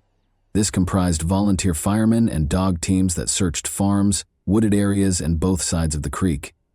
From above, a Pennsylvania State Police helicopter kept scanning the area, but with so little information available, the authorities were forced to end the extensive search on August 17, 1975, just 2 days after Gretchen vanished. Daniel Hennessy, the police chief, openly acknowledged to a local newspaper that they had no idea where she was. The entire town went into a frenzy as a result of this circumstance, completely upending the sense of security in the area. In response, family members and friends began handing out flyers to local drivers. Gretchen's most current school photo, which showed her with a missing tooth and a happy childlike smile, was used on these flyers. Due to the lack of information, there were many unsolved questions and a rise in conjecture. Did she flee? Did she drown in the creek by accident? Was it someone she knew, or could it have been a stranger? The mystery of Gretchen's disappearance left everyone puzzled and extremely worried. The police spent the days that followed Gretchen's disappearance gathering information and trying to piece together what had happened. On August 19, They conducted one of their most important interviews with David. In the course of this discussion, David revealed that on the day Gretchen vanished, he had in fact driven a group of kids to the church. He claimed, nevertheless, that he had not seen her that day. Gretchen's sisters, Harriet and Zoe Harrington, returned to Delaware County Christian School as August gave way to September. However, because they were confused of what to say, their fellow students found it difficult to approach them or have a conversation. When standard investigative techniques failed to produce any results in the face of such a heartbreaking circumstance, the police chose to take an unusual approach to find Gretchen. They sought the help of Judith Richardson Hames, a psychic. Judith was well known for helping law enforcement solve almost 100 criminal cases, especially those involving missing children, by using her psychic powers. Judith sat down with police officials in September 1975 and made a forecast that she hoped would turn out to be wrong. She thought Gretchen was dead, based on her psychic revelations. On October 14, 1975, 1 month later, a jogger in Ridley Creek State Park discovered a decomposing body concealed in the trees. When he saw a human fingernail, his initial confusion about what he had discovered was eliminated. As soon as the jogger realized how serious the situation was, he called the police. After examining the unique clothing found with the bones, Gretchen's parents were able to verify that it belonged to her. The medical examiner then used dental data to connect Gretchen's body to the body. Tragically, it was determined that Gretchen had been murdered. According to the forensic analysis, she had been severely beaten because her skull had many fractures.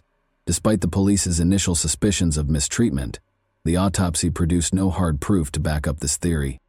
Harold, Gretchen's father, stood in the pulpit and gave a moving speech on Sunday, October 19, 1975, a few days after her body was found. He mentioned Gretchen's trust in Christ in his heartbreaking speech. He emphasized that although her murderer was no longer bound by their horrible deeds, she was now free from this world. David presided over Gretchen's funeral, which was a solemn occasion. Gretchen was 8 years old. She was buried in Johannesburg, Michigan, USA's Meridian Line Cemetery after the ceremony. Meanwhile, new enthusiasm for the investigation was sparked by the finding of Gretchen's body in the woods. Witnesses came forward to describe different people they had seen in the area where Gretchen's body was discovered. Men who had visited the area were described in these eyewitness accounts. As a result, the police were inundated with community suggestions, some of which seemed more promising than others, and others of which proved irrelevant or useless for pursuing justice. Investigators investigated a variety of possible possibilities, including closely examining local residents with past criminal histories. The evidence box at the Marple Township Police Department offices started to collect dust after they failed to produce any noteworthy leads. Reel-to-reel tape interviews, photographs, and memoranda were among the many items in this box that were pertinent to the case, but it was left dormant due to the lack of progress. The investigation into Gretchen's abduction became chilly over time. Sometimes a detective might review the case at roll call meetings or in their own time during a routine week. Every time, it felt pointless to search through the file in the hopes of finding something they had previously overlooked. They were frustrated and unable to make any progress on the case because the leads consistently ended in dead ends. The first detectives who had been investigating Gretchen's disappearance had either retired or died, so there were no updates on the case for many years. However, things took a dramatic change in the fall of 2022. A woman, whose identity was kept secret, contacted the Marple Police Department and said she wanted to talk about Gretchen's murder and disappearance. Sergeant Nick Coffin was in charge of Gretchen's cold case at the time. Consequently, this woman's message was sent to Coffin's phone when she called the Marple police. Coffin was told by the woman that she thought she knew who might have caused Gretchen's terrible demise. Suspicions of a potential connection were raised when she also brought up an attempted kidnapping episode that had happened around the same time. The long-standing mystery surrounding Gretchen's disappearance and death was given new life by this unexpected contact. State troopers scheduled an interview with the woman, who was designated as a confidential informant and only known by her initials, SF, on January 2, 2023. This interview would turn out to be a significant turning point in a cold case that had been unsolved for almost 50 years. SF claims that Gretchen and one of her sisters, Zoe, had gone to school with her. Investigators were also informed by SF that she had been friends with David Zanstra's daughters and had often visited the Zanstra home, often spending the night there. When she was 10 years old, SF recalled waking up in the middle of the night to see David touching her inappropriately during one of these sleepovers. Terrified by this unsettling conduct, she moved and caused David to rush out of the room. This unwanted touching happened again the next night, which is shocking. When the girls woke up in the morning, SF made the decision to tell David's daughter about her father's disturbing behavior. To her surprise, the daughter said something like, "He does that sometimes." Eventually, SF found the strength to tell her parents about this upsetting event. The Zanstra family responded to the problem by moving to Plano, Texas, a Dallas suburb, shortly after Gretchen vanished. In the course of her interrogation, SF also provided state police with details of a girl named Holly, a neighboring child whom she saw as a friend. She said there had been an attempt to kidnap Holly. As the discussion progressed, SF showed the investigators a childhood journal she had kept. She had mentioned that a man had attempted to kidnap Holly twice in a particular diary entry, dated September 15, 1975. She continued to write in the diary that she suspected this man, whom she called Mr. Z, of being the one who had abducted Gretchen. David was what she referred to as Mr. Z. The investigation into Gretchen's murder and disappearance gained a crucial new dimension as a result of SF's revelation. Investigators were inspired to find 83-year-old David, who was now living in Marietta, Georgia, northwest of Atlanta, by SF's interview and her diary entries. David was interviewed by investigators at the Cobb County Police Headquarters in Marietta on July 17, 2023. Andrew Martin and Eugene Trey, two Pennsylvania troopers, conducted this interview. The tone of the conversation was rather amicable at first. David denied ever seeing Gretchen on the day she vanished, but when the police told David about the assault claims made by a lady who had written about her experiences in the diary, things took a different turn. As the discussion went on, David finally lost it and admitted to something really unsettling. David told the police that he had seen Gretchen that morning as she was making her way to the church. According to him, she accepted his offer of a trip in his green AMC Rambler station wagon because she had no reason to refuse.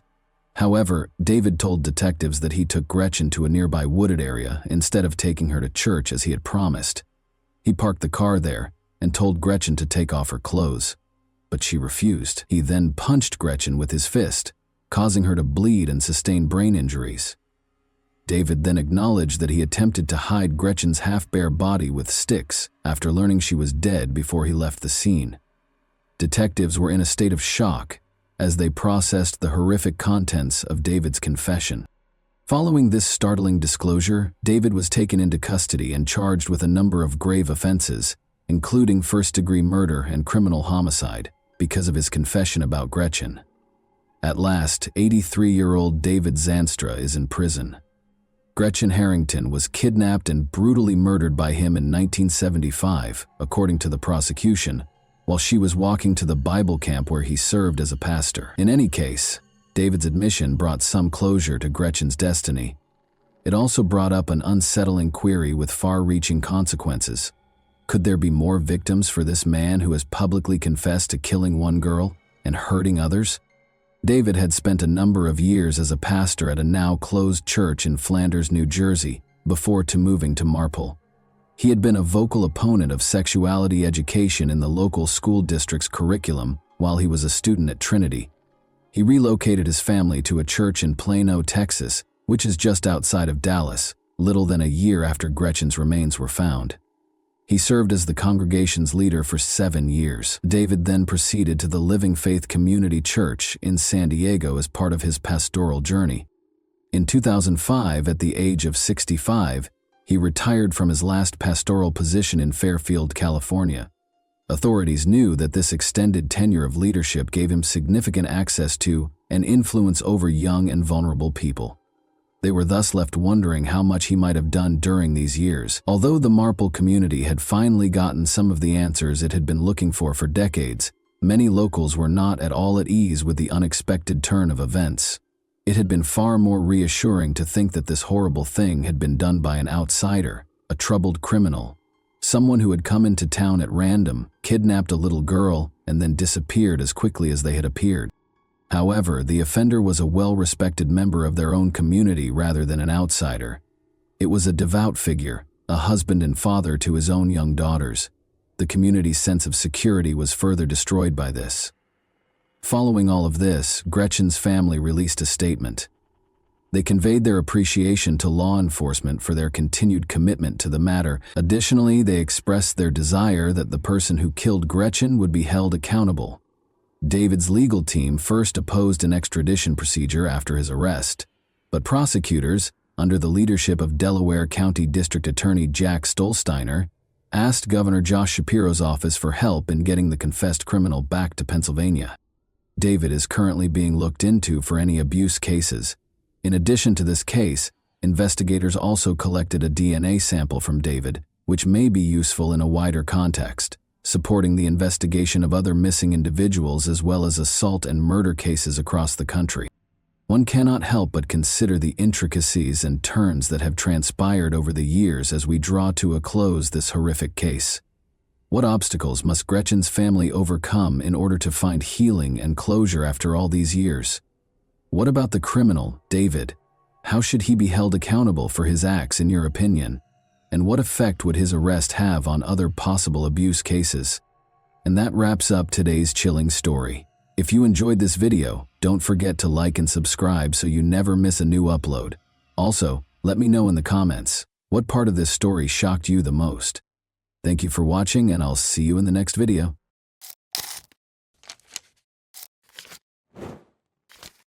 Hey guys, welcome to my channel, and today we're going to take a look at another horrible case with you. What caused the beauty queen's life to be stolen?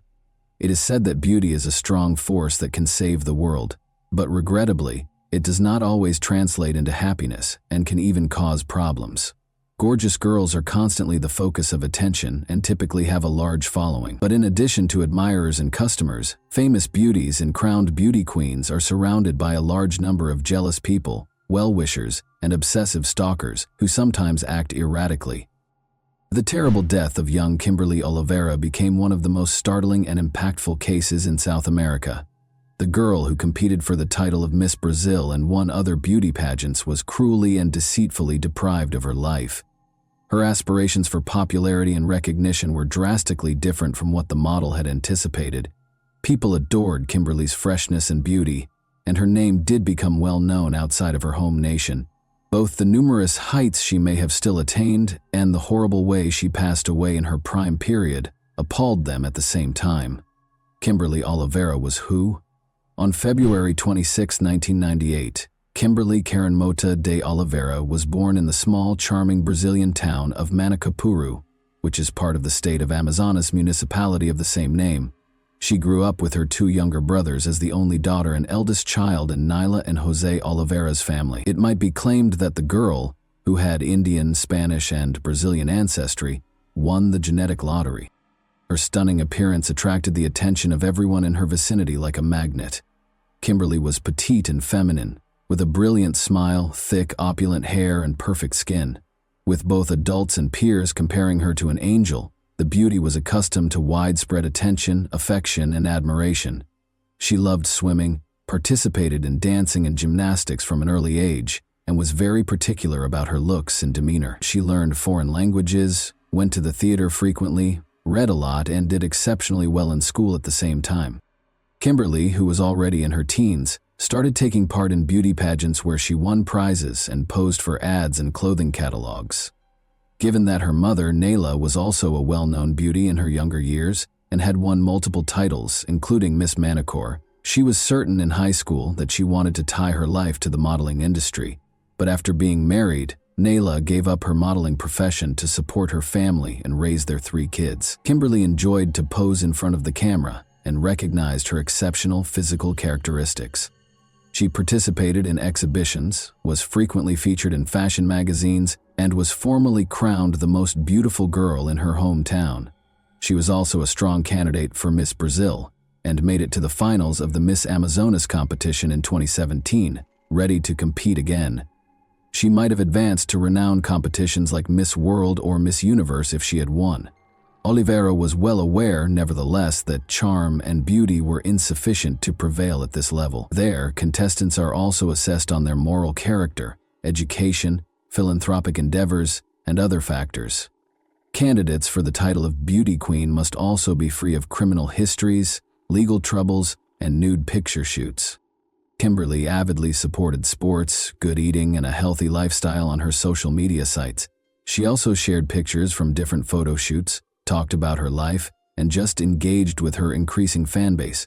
Her page on a well-known social media platform reached tens of thousands of followers by 2019. The model wanted to inspire and motivate her followers by being a role model. She made the decision to go to college when she was 19 with the goal of becoming a dentist by enrolling in medical school. Kimberly relocated to Manaus, the capital and largest city, in order to accomplish this. Her maternal uncle Henry lived in the state of Amazonas. She went from a small, peaceful area to a large, busy city after passing the required tests and starting university, eventually relocating to her family home. Oliveira made friends, adjusted to her new surroundings fast, and managed to balance her education with involvement in various projects and sports commercial campaigns. Tenacious and crafty admirer. When Kimberly had free time between studying and picture assignments, she would typically hang out with her pals in different locations as a big group. A dashing young man called Rafael Fernandez Rodriguez approached Kimberly and her close friend as they were having a good time at a well-known club in the fall of 2019. He offered to buy Oliveira a beverage because he wanted to get to know her. The model, however, who was used to the increased attention and knew how to respond to such circumstances, graciously rejected, stating that she was not alone and that she didn't require anything. Rafael merely went after apologizing for the disruption. However, the girl was still unaware that the stranger had planned and choreographed the entire incident.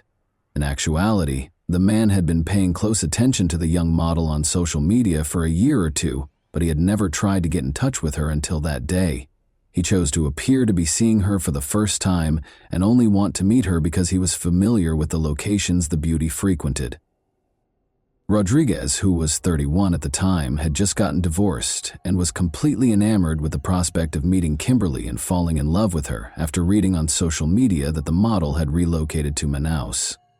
He likewise relocated to the city, where he rented a large apartment in a posh residential complex and promptly secured a lucrative position in corporate law, thanks to his legal education. He then started carrying out his strategy, keeping a careful eye on Oliveira and waiting for the ideal opportunity to speak with her. Rafael made the decision to come out of hiding and began sending the girl private messages on social media, inviting her out on a date, following the failed attempt to meet at the nightclub. For several months, he also consistently liked and commented on every post the model made on her profile. Since she frequently found herself in similar circumstances, and this man didn't especially stand out, she ignored the obstinate follower and gave him no particular attention. In an attempt to win their friendship and trust, Rodriguez then modified his strategy and added Kimberly's friends, classmates, and even family to his list of acquaintances. This strategy worked, and he was able to get her phone number from a close friend. Then, the maniacal stalker started sending her messages on instant chat, proposing to meet up. The man examined the thing he admired, well, being aware of her preferences, travel habits, musical tastes, and so forth. He began going to training sessions outside, sometimes led by Oliveira herself, and it was only there that he was able to get her attention. After speaking for a while, they started phoning and contacting each other frequently on social media. Despite the fact that the two young people were about 10 years apart in age, Rafael was able to attract the girl's attention because he was well prepared. The man approached the girl with caution, attempting to court and please her in a lovely way without frightening her away or causing her to forget about him. His strategy was successful, and Kimberly and Rafael formally began dating in March 2020 after declaring their relationship.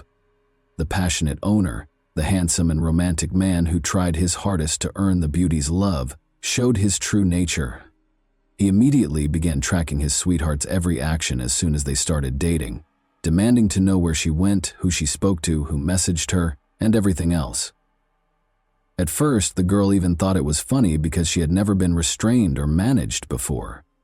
But things became worse every day, and Raphael started acting more aggressively and invasively. He now made decisions over who Kimberly could block, who she could reply to, when and when she could go live, and which pictures she could share on social media.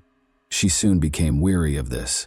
They got into a heated dispute as he tried to establish personal limits the man couldn't breach. Rodriguez had to make amends and provide an apology. He offered the girl a big bouquet of flowers and invited her to a fancy restaurant. After every fight, he said this again. The man promised Oliveira he would never leave him and provided her expensive presents or romantic dates at hip places to keep her from leaving him after he had followed her so long and relentlessly. Kimberly was complaining to her friends more and more about her partner, claiming that she was unable to move further without his consent. Even at the university, Raphael prohibited her from talking to men. He also stole her phone without her consent, reviewed her messages and calls, and then made a scene. At times, he became so enraged that the girl worried about her safety. Her friends acknowledged that this was unusual and suggested that she speak with the man seriously before leaving him before it was too late if nothing changed. Knowing that she would soon have a successful modeling profession, diploma, defense, international travel, fashion magazine photo shoots, popularity, and recognition, Kimberly also realized she didn't want to live this way. She didn't want to sacrifice all for shaky relationships with an obsessive and unstable owner who tried to control, limit, and treat her like an object. Final judgment by the beginning of May 2020. Kimberly made the decision to end her relationship with Raphael after 2 arduous months, but she wasn't sure how to do it without making him angry. She waited for the ideal opportunity to break the news, but there was no longer any room for delay. Kimberly always spent Mother's Day with her mother, which was observed on May 10 in Brazil, but she was unable to visit her homeland to celebrate her mother because of the COVID-19 pandemic's restrictions in 2020. Rather, Kimberly shared a picture of them together, along with heartfelt words of appreciation and a heartfelt message. Nayla was receiving treatment at the hospital at the time following her cancer diagnosis. Kimberly and a few pals, including Raphael, went for a run at the park after posting. Everyone who saw the pair that day said they were having a lovely conversation and weren't fighting, and only her close friend was aware that the model had already decided she was going to split from her boyfriend that night. Kimberly called her uncle at midday and informed him that she would be spending the day with Gabriella, her best friend, but would go back home to sleep. She later called Henry once more, promising to return by midnight and requesting that he not lock the front door since she had forgotten her keys. While at her friend's house, Kimberly practiced what she was going to say to her boyfriend. She picked her words carefully to avoid offending him and causing any angry outbursts, and even though it was really tough, she finally seemed to have found the right delicate phrases and was prepared for the crucial conversation. Henry followed instructions and went to bed, completely trusting his niece in the evening. Raphael showed up at her friend's house in his brand new white Audi at around 9 o'clock in the evening. Kimberly said goodbye to Gabriella, smiled as she walked out to him, and sat down beside the driver in the passenger seat. Nobody ever saw the girl alive again, and the couple's disappearance was strange. When Henry awoke on the morning of May 11 and saw that his niece was not home, he got quite concerned. Kimberly always let him know when she would be coming back and if she was going to spend the night at a friend's house. Her phone was off when he tried to reach her.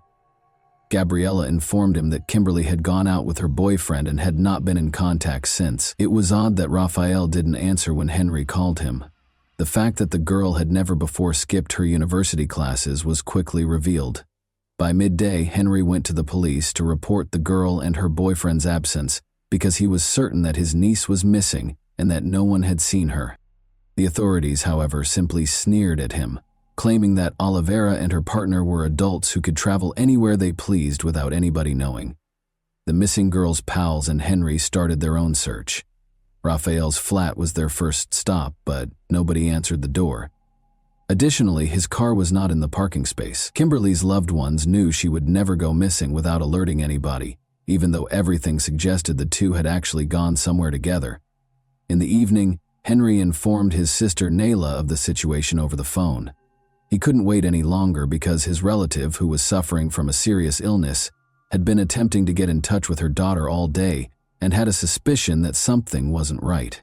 Since Kimberly avoided trouble, didn't maintain bad company, and didn't have any hazardous habits, He tried to reassure her that nothing negative could have occurred to her. Kimberly's pals started sharing her pictures on their social media profiles and in other groups. Give up inquiring about the whereabouts of the girl and her boyfriend Raphael. The teenage model was well known, so when word spread that she had vanished, thousands of followers joined the hunt. But that didn't work either. Unsettling finding in a locked apartment. The police didn't start investigating until May 12, almost 2 days after the pair vanished. Raphael's apartment was the subject of a search warrant, since it might hold information regarding the young people's location. However, everyone was astonished by what the authorities found when they broke through the locked door and entered the building. Sadly, there was nothing that could be done to save Kimberly, who was in one of the rooms. The young girl's lifeless body was covered with a sheet and lay on the bedroom floor in a big pool of her own blood. Additionally, the bed had multiple huge blood stains, and practically every room had blood smears and traces on the carpets and floor coverings. In order to prevent anyone from suspecting that a body was in the flat, the criminal clearly fled after realizing that his attempts to conceal the evidence were ineffective and turned the air conditioner on full blast to slow down the body's decomposition. 4 stab wounds, 2 to the neck and 2 to the chest, were discovered on the victim's body by the forensic specialists. The huge kitchen knife that was used was found in the adjacent room, along with the criminal's unmistakable fingerprints and bloodstains. The offender simply threw it on the ground without making any attempt to remove it or remove any traces. The girl was probably attacked unexpectedly because there were no defensive wounds or indications of a struggle on her body. She was killed on the floor after being struck in the neck, severing her carotid artery, but it seems the attack took place on the bed. The owner of the residence was missing, along with his documents, bank cards, car keys, and a few personal belongings. The condition of the room suggested that he had departed quickly. Raphael was reclassified as the main suspect in the heinous crime, even though he had previously been listed as missing. However, where can we search for him, and is it possible that he has already left the country? Find the elusive perpetrator. The forensic analysis verified that the missing Rodriguez's fingerprints were on the crime weapon. Any lingering suspicions regarding the man's guilt were eliminated when it was discovered that the apartment was occupied solely by the criminal and the victim at the time of the incident. Police stations all around the state received alerts about Raphael right once, and social media was used extensively to spread the word that a dangerous criminal was being sought and to ask for any information regarding his whereabouts. The white Audi that the man was driving was also searched for. Detectives examined every report from watchful residents because they knew that every minute mattered. In the nearby state of Karakarui, a white Audi was discovered smashed in a ditch on the side of the road on May 13. It turned out that the suspect owned the vehicle. Raphael was seen speeding on surveillance footage. He apparently lost control. The vehicle went off the road and flipped over. The extent of the driver's injuries and his whereabouts were unknown, though. After an unsuccessful attempt to cross the border, there were rumors that he may have hitched a ride to the Venezuelan border and then fled there. It was quickly discovered that the individual hurt in the collision had, in fact, been taken to a nearby town by a passing vehicle. After removing nearly all of the funds from his account, Rodriguez took a taxi to the closest bank and then continued on to the border town of Boa Vista. He then made an attempt to flee prosecution by walking across the border into Venezuela. Luckily, limitations brought on by the deteriorating COVID-19 scenario prevented him from leaving the country. They wouldn't let the man pass. Detectives discovered that the suspect opted to hide in the forested area while waiting for the situation to calm down, instead of returning to Boa Vista, a city of around 300,000 people, and trying to blend in. The fugitive was located in a small hut deep in the forest, nearly hidden by the surroundings, after a few days of searching. But things didn't go as planned with the arrest. Men brandishing machetes, whom Rodriguez had hired from the local community for personal protection, and lavished them with cash, unexpectedly attacked the cops. Thankfully, there was no violence. The authorities warned the bodyguards that helping the criminal might have major legal repercussions for both them and Raphael, as they displayed their badges and indicated that they were there to capture a dangerous criminal. The authorities had all the proof of the primary suspect's guilt by the time he was taken into custody, so there was no use in disputing it. According to surveillance footage, Kimberly got into his car, drove to his house, and climbed up to his apartment. A few hours later, Rodriguez fled the site by himself. It's interesting to note that the couple seemed at ease, smiling and having a great conversation in every video. Rafael casually left the apartment without showing signs of fear, regret, or guilt. The suspect gave a pretty odd account of what happened that day, but he acknowledged his guilt under the weight of the evidence. He claims that after deciding to enjoy a romantic evening, he and his sweetheart went to his place and shared private moments. After that, Rafael decided to examine Kimberly's phone while she was taking a shower, and discovered that she had been conversing with other men on social media. Before he confronted her about it, he went to the kitchen and took a big knife and concealed it behind a pillow. He said he merely intended to frighten her in case she tried to trick him, not to hurt her. Rafael began grilling Oliveira about who she was speaking to as soon as she lay on the bed after taking a shower. "I'm not talking to any men," the girl responded with a simple smile. Rodriguez was furious about this. He became aware that his sweetheart was making fun of him and lying. Reaching for the knife, he swiftly struck her heart twice. Without having time to comprehend or fight back, the victim tumbled from the bed onto the floor, where the assailant struck her neck twice more, killing her. Rafael tried to hide the evidence after realizing what he had done, but he soon realized it was pointless. He just covered the body with a sheet and turned the air conditioner on full blast to make the room as chilly as possible, slowing the decomposition process, because he couldn't remove the body from the apartment undetected and the suspicion would still be on him. Witness statements. Gabriella, Kimberly's closest friend, gave a witness statement in which she gave an entirely different account of what happened. That night, she said, Kimberly had finally made the decision to quit her relationship with her violent and mentally ill partner. Knowing that one incorrect word could make Rafael furious, she had taken her time crafting her response. Knowing that Kimberly's behaviors were always unexpected, Gabriella argued that Kimberly would never have joked about messaging other guys or been intimate with a man she intended to leave. Rodriguez's ex-wife, another witness, attested to his cruelty and his unpredictable outbursts of rage that affected everyone in his vicinity. Their divorce was primarily caused by his hostility. Rafael's mother, Fatima, was his sole advocate, claiming that he was a wonderful man who never intended to hurt anyone. She blamed her boy's immorality on Kimberly, her ex-daughter-in-law, and everyone else. After the trial, Rodriguez's father realized what a monster he had created, but he did not survive to witness the sentencing. By standing in front of a train, the old guy decided to take his own life. His widow maintained that it was an accident, claiming that her husband fell onto the rails by accident after feeling ill.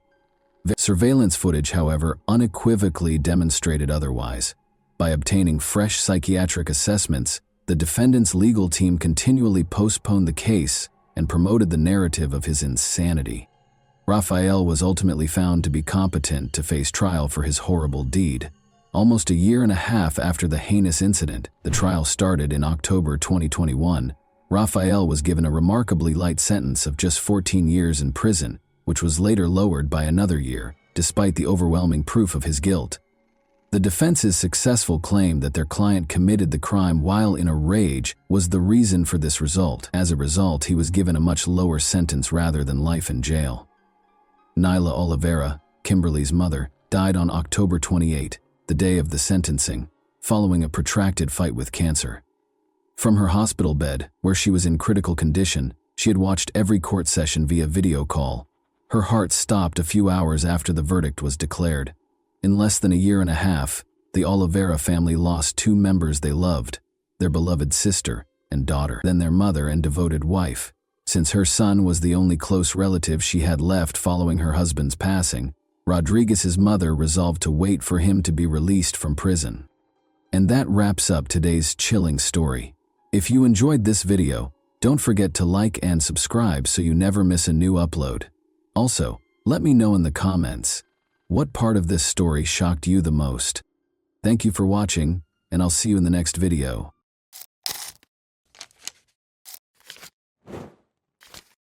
Hey guys, welcome to my channel, and today we're going to take a look at another horrible case with you. The date was March 24, 1961. It was cold in Keystone Islands, North Miami. Frances DeMari, 32, called the Miami-Dade police just after 3 in the morning. She said that two unidentified attackers had murdered her husband, 52-year-old Joseph DeMari. Who were the attackers who murdered Joseph? Was this a random act of violence, or was it part of a planned hit? Today, we're examining Joseph DeMare's complex cold case, which was finally solved in 2023 and dates back 62 years. So, let's go straight to the riddle without any more ado. Northeast Miami-Dade County, Florida, is home to the city and suburb of North Miami. There are a little over 60,000 people living there. North Miami saw a significant increase in organized crime in the 1950s and 1960s, including several mafia families. During this time, the DeMares were also thriving in North Miami, and the mafia, also known as La Cosa Nostra, had a big impact on the city's underground. Joseph J. DeMare was born in 1910 and raised in Boston with his younger brothers, Joseph and Dominic. He had a strong relationship with his brothers that lasted into adulthood. The three brothers opened a fresh vegetable sales company in 1928. After beginning with a pushcart, they eventually set up shop in Boston. As a result of their increasing sales, they relocated to Quincy Market in 1930. By 1939, their company had grown all over the country. To satisfy the demands of grocery chains, the DeMare brothers partnered with tomato producers in other states, including Florida, Texas, and California. In order to guarantee a year-round supply for their clients, they were also the first in New England to import tomatoes straight from Cuba. The brothers made the decision to engage in farming as their firm prospered. In Florida and then California, they began growing tomatoes in open packing operations. They spread to other places, such as South Carolina. Joseph married Josephine, who was only 2 years his junior, in 1937. Joseph, Josephine, and their three children, Richard, James, and Joseph Jr., migrated from Boston to North Miami in the early 1940s. Joseph and his brothers had established a living selling fresh produce there. Before relocating to Keystone Island in North Miami in 1953, Joseph DeMare resided in Miami Beach. Linda, Joseph's only child, was born. Sadly, his cherished wife Josephine died shortly after, in 1956, from breast cancer. Joseph DeMare married Frances, a woman who was 20 years his junior, 3 years later in 1959. To combat frost, winter farmers in the late 1950s would light kerosene lights and place them in between tomato plant rows. To make sure their crops didn't freeze, Richard recalled his father awakening them and then guiding them to the fields. Before the tomato plants were delivered to be processed, Joseph and his three boys would drive into farms and tend to them. The 21-year-old Richard went to Ohio in March 1961 to revise his 52-year-old father's will and meet with his siblings and business associates to discuss the prospect of a divorce between Joseph and Frances. At the time, Frances, his stepmother, did not reside with them. Joseph DeMare frequently traveled throughout the United States and Latin America while managing several facets of the company from Miami. His kids lived on the family's Bradenton farm, while he and his new wife Frances and Joseph's daughter resided at the Keystone Point House in 1961. However, none of them could have ever anticipated what was going to happen. On March 24, 1961, a chilly winter night in Bradenton, Richard and his two brothers were sound asleep on their father's farm around 3 in the morning. At the same moment, however, Frances DeMare called the police in a panic and told them a terrifying story.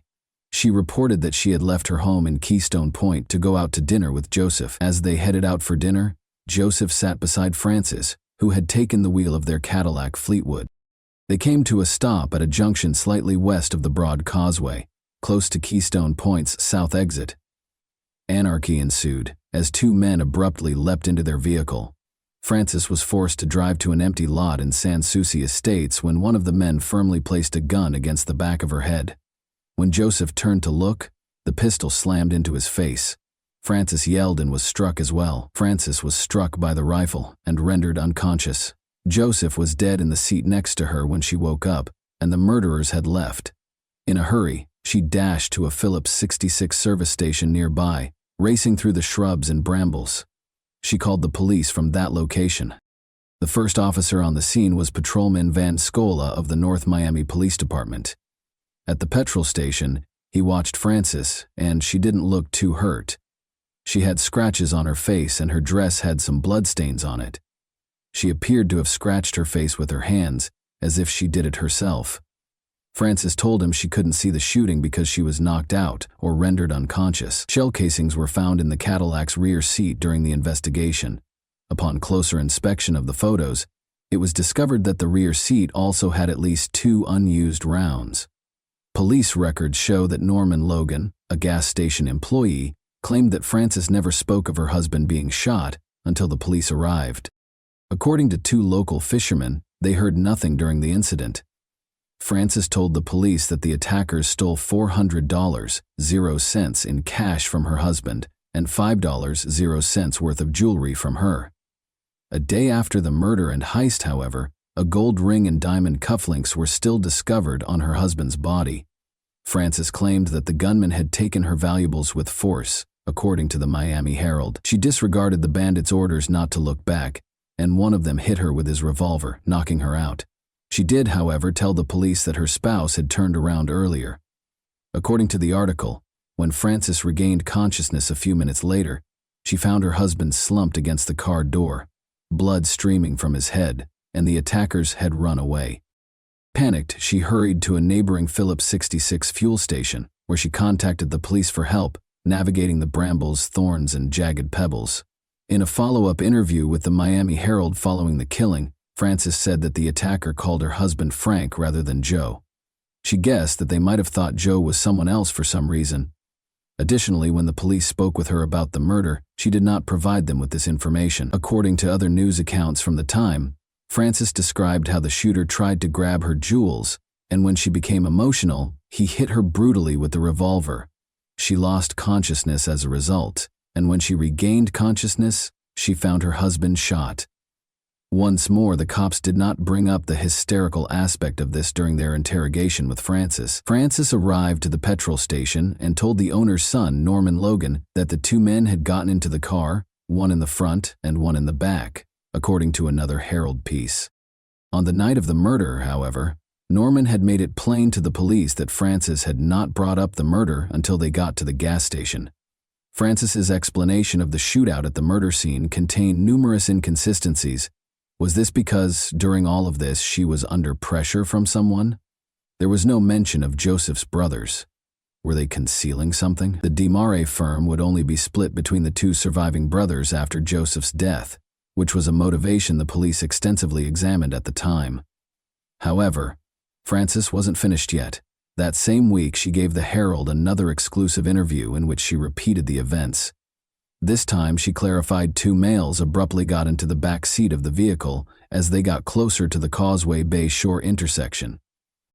There was no other traffic on the causeway, but a car was following. With Frances behind the wheel, one of the men pressed a pistol to the back of her head and instructed her to do as they said. They told her to keep going directly in the direction of Sans Souci Estates. They told her to turn right off of Bayshore Drive after she had driven about a block. Joe, her husband, became curious and asked the men what they wanted. In response, one of the attackers declared that they wanted to take his money. Frances and Joe were instructed to keep their heads forward, but Joe kept turning back in an effort to defy them. At one point, he turned and was struck hard in the face. She noticed that he was bleeding when he turned to face Frances. He turned around shortly afterward, and they hit him again. Frances started to shout in return. She was then struck twice on the head by the assailants. She was resting on the gravel outside the automobile when she came to conscious again. Her attackers had stolen all of her valuables, which was worth about $5,000.00. At the time, Joe had about $400.00 in cash, which she later found had also been stolen. The men, Frances was convinced, were no amateurs. Despite not having a clear view of them, their calm and meticulous manner persuaded her of their experience. Their speech patterns did not fit the stereotype of a hoodlum. The fact that the men called her husband Frank rather than Joe left Frances with the unshakable impression that a grave error had been committed. She claimed that she thought they had misidentified Joe for someone else, or that maybe robbery was their main motivation for some reason. She thought they had no intention of hurting anyone.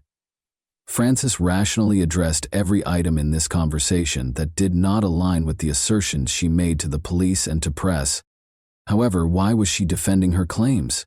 It was clear that she would not recall every detail of what happened if she had suffered a concussion from the hits to her head.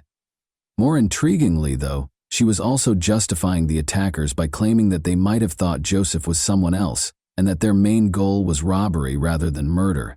This prompted the authorities to speculate that the murderer might have been a close friend or relative of Joseph and Frances. The authorities were unable to collect any DNA samples or even fingerprints that would have allowed them to identify the murderers because technology was not very advanced back then.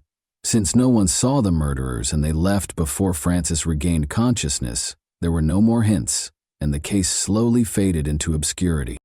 However, Joseph's son Richard recalled that before to Joseph's murder, there was some friction between him and Frances. Richard actually met with the other members of the family to talk about the divorce from Frances and his father's bequest. Additionally, Frances had moved to Ohio and was not living with Joseph at the time of the murder. After learning that Joseph had altered his will, she had returned. His will now states that if Frances remained with Joseph during their marriage, she would only be entitled to a portion of the wealth. Richard said that Frances did not even cry on the day of Joseph's funeral. As straight-laced as they come, she was. Although she claimed to have been hit by the pistol's butt on her forehead, there were no visible wounds there, and she was more concerned with getting her hair done for the funeral than the actual event. Following the funeral, Frances got $250,000 from Joseph's bequest and gave all of Joseph's children a 24-hour notice to vacate. Additionally, Frances was married again a few weeks after Joseph's funeral. Unexpectedly, this was the lawyer who would represent Frances in her divorce case. In the 1980s, some 20 years later, Richard resumed his investigation into the case with the assistance of volunteer and lawyer Paul Novak. Novak had first-hand knowledge of crimes that occurred in and around Miami.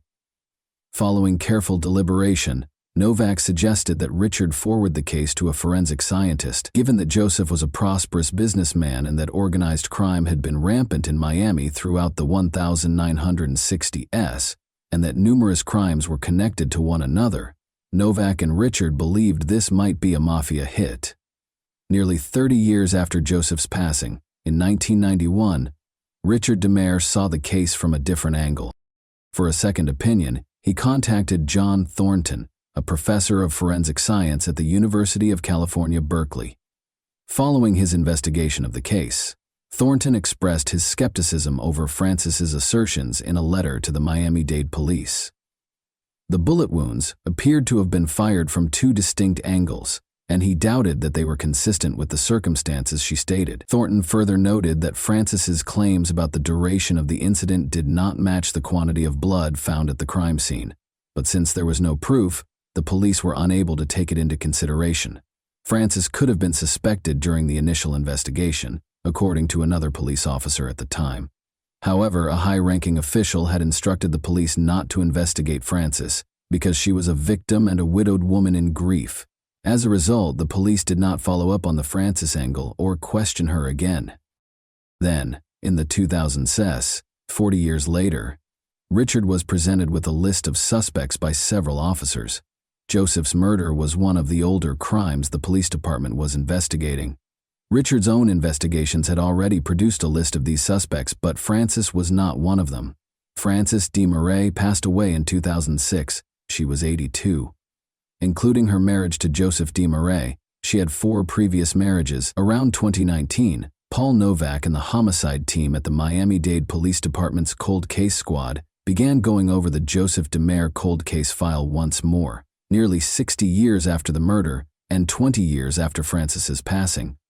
They discovered numerous hints about the probe in the old police reports. First, Richard had provided the police with some shell casings following the murder of his father. These round casings were from an Italian auto pistol, a .25 caliber SATA, which Joseph possessed but was constantly with Frances. Richard had recovered the ammunition casings after firing a few bullets into the swimming pool at their property.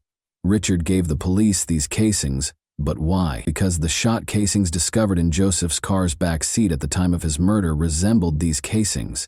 The police inquiry revealed that 2 empty bullets were still laying there when the deceased was discovered. Joseph was wounded by 4 gunshots. 2 bullets went straight into his mouth from the front. The 2 additional shots struck the region in front of and behind his left ear from the left side. Because these shots were fired so close together, there were gunpowder remnants near the wounds. This indicated that the person who killed Joseph was really close to him in terms of closeness, since the wounds were on his mouth and around his left ear. It was also evident that the person who shot him did so from Joseph's left side before also shooting through his mouth to confirm that he had died. This indicated that the attackers were not seated in the back seat.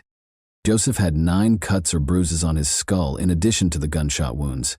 Additionally, Joseph exhibited injuries on his right index finger and left arm, indicating that he was either dragged after being shot or that he struggled before to being shot. Blood was discovered on the outside of the vehicle, on the front and rear seats, and inside the vehicle. The blood leaked out from the bottom of the door and ran down the glass. It was confirmed during a follow-up examination in late 2019 that there was no blood found on the driver's door, steering wheel, or seat. Additionally, no blood splatter was discovered outside the front seat's center. This implied that Francis, the person occupying the driver's seat, was completely unharmed. Blood trails were seen traveling backward on the outside of the automobile. The volume of blood revealed how severe the injuries were and how long it took for the bleeding to start following the shooting. This indicated that Joseph was shot while the car was moving, and it continued to move while he was bleeding. This, too, went against Francis's statement. The automobile could not have continued to move after she passed out, as she had claimed to have done while behind the wheel. Joseph's jaw was somewhat red, but there was no blood found in his lungs. According to medical professionals, these results might indicate that Joseph's airway was blocked when he was shot, because someone had their arm around his neck. On the other hand, it can indicate that the lethal bullet instantly stopped breathing. Francis said it was a heist, but when Joseph was found in the car, his diamond cufflinks and gold ring were still on him. There were no gunshots, indications of a struggle, or even a bullet being fired, according to 2 men fishing nearby. Francis's feet were uncut, and her shoes were discovered next to the car in a way that indicated they had been placed there on purpose, rather than strewn about. A female officer suffered many cuts and bruises to her feet as she walked the same route Francis claimed to have gone, barefoot, from the automobile to the gas station. Norman Logan, the first person Francis spoke to at the petrol station, said she never brought up her husband's shooting. However, when the police and Novak conducted ballistic tests, the greatest hits were still to come. They discovered that only if the bullet was shot from the driver's end could the trajectory of the bullets at the crime scene be satisfied.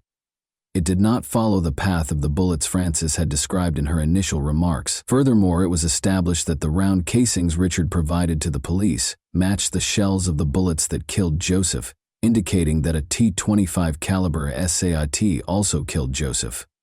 The day Joseph walked out for the final time with Francis, the identical gun had vanished from the DeMare home. The most shocking aspect of the case files, however, was the discovery of a blood trail from Joseph's garage that led to the location of his Cadillac. This made it quite evident that Joseph had actually been shot in his garage while he and Francis were at home before they even left for supper. The homicide squad investigators and Novak were aware that Francis could only inherit Joseph's debt if she remained with him during their marriage, and that is exactly what transpired. Francis received the $250,000 0 cents because she remained with Joseph till his death. The authorities came to the conclusion that Francis killed Joseph in order to obtain the money from him because of the divorce angle and Joseph's alteration of the will. The police concluded that Francis DeMare was the only individual who would carry out all of this, based on this and all the other clear indicators.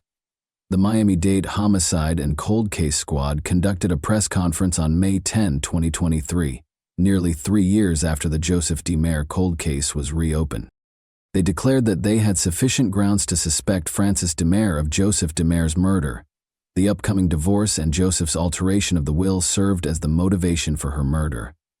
In order to do this, she shot Joseph in the garage of their home, drove the car 3 or 4 miles away, went barefoot to the gas station, and called the police while leaving Joseph's body in the car. The murder weapon was never located because the police thought Francis had thrown the .25 caliber STA pistol beneath an underbridge. Richard, aged 82, expressed relief after this announcement, although he was not pleased at all. He was aware that the murderer was his stepmother. Richard further disclosed that he had instructed the police to look into Francis and her murder in 1961, but they had refused. Since Francis died in 2006, She was unable to face consequences for her crime. She had never been held responsible for her acts in her entire life. According to Novak, this case exemplifies how politics can trump justice. It is still unclear whose senior official gave the order for the police to leave Francis alone. Since then, the DeMare business has expanded greatly, going global. They state on their websites that the DeMare firms still adhere to the principles of excellence, honesty, and hard work that the brothers created. They think that the next generation of the DeMare family and their hard-working staff will carry on their tenacity and resolve. Even though his stepmother would never receive justice, Richard, who was also affected by same ideals, might find some comfort in the knowledge that she pursued justice for his father. Why, in your opinion, wasn't Francis given more attention during the preliminary inquiries? Do you believe that a more extensive plot was concealed? And that wraps up today's chilling story. If you enjoyed this video, don't forget to like and subscribe so you never miss a new upload. Also, let me know in the comments, what part of this story shocked you the most? Thank you for watching, and I'll see you in the next video.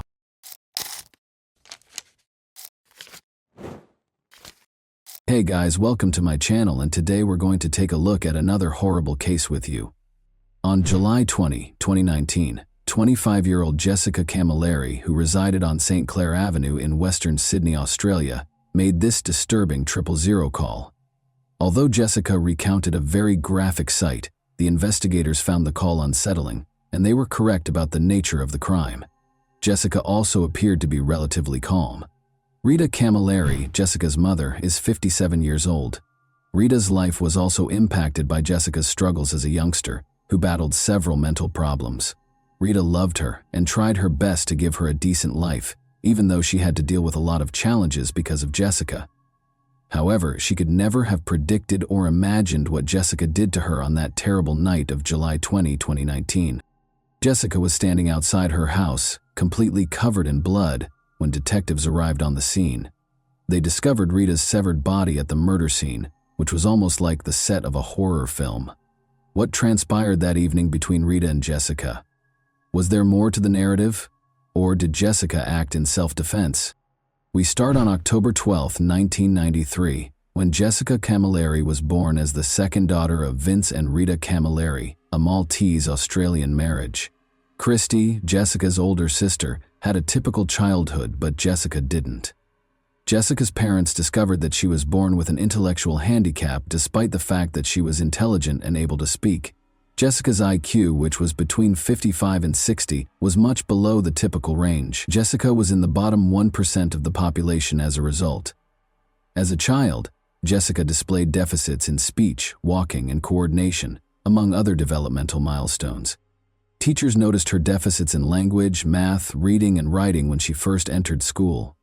Jessica's parents eventually discovered that she was on the autistic spectrum, which had an impact on her empathy, judgment, and understanding of other people's feelings and thoughts. Jessica's social life and academic life were both hampered by her years of age group lag. Jessica began exhibiting severe outbursts of anger due to daily mental anguish, which gradually progressed into intermittent explosive disorder, IED. A deficiency of serotonin, the brain's mood hormone, was linked to her IED. It was a mental illness that often began at age 6 and worsened during puberty and the early years of adulthood. It was not just ordinary anger. Jessica only became uncontrollable in response to stressors or provocation of any type. She struggled as a child with complicated everyday tasks like grocery shopping, taking public transportation, banking, and taking care of the house. Jessica's autism caused her to become fixated on specific things. Jessica spent hours upon hours viewing horror films with graphic gore and carnage, like Texas Chainsaw Massacre and Jeepers Creepers. Her fixation with bloodshed only deepened as she watched more and more of these films. Jessica's parents divorced when she was a teenager. Because of the antagonistic atmosphere in the house, Jessica's father, Vince, no longer wanted to live with Jessica and Rita. He claimed that Rita was unable to discipline her own daughter and held her responsible for Jessica's deteriorating health. Even though Rita was at her lowest point at the moment, she was still able to maintain her composure and take care of Jessica after her father had departed. Jessica's frequent outbursts at school became more intense. Because she attacked other pupils and occasionally even teachers, she was suspended a lot. Although she primarily attacked women, She once bit a male student and would not take her fangs off him when someone attempted to remove her. It also didn't help that Jessica eventually had to drop out of school and be placed in supporting settings.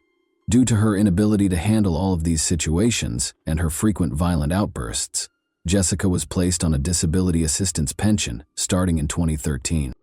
With no friends, Jessica was sitting at home. She would spend the entire day watching horror movies in her room. Jessica's outbursts required her to be admitted to psychiatric hospitals on several occasions in the next years. Rita took Jessica to Nepean Hospital in Western Sydney at the beginning of 2018. She experienced a severe episode of her mental condition and spent approximately 9 days there. They administered some antipsychotic medicine and lithium for what they believed to be bipolar illness. Unfortunately, Jessica would frequently lose control of her behavior when in psychiatric wards, resulting in her snapping at nurses and physicians. After she acted aggressively and paranoidly toward another female patient in the waiting area, this attitude resulted in her being barred from a doctor's clinic. Jessica stopped taking the medication that suppressed her IED by the end of 2018. Being off her medicine did not imply that she had regained control of her condition, even though there were no significant outbursts into 2019.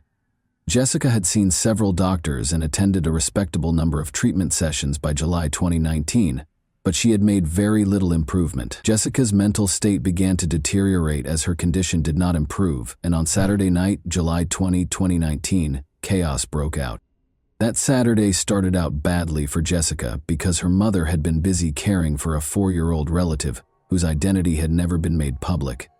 Jessica wanted her mother's full attention at all times since she was bothered by that child.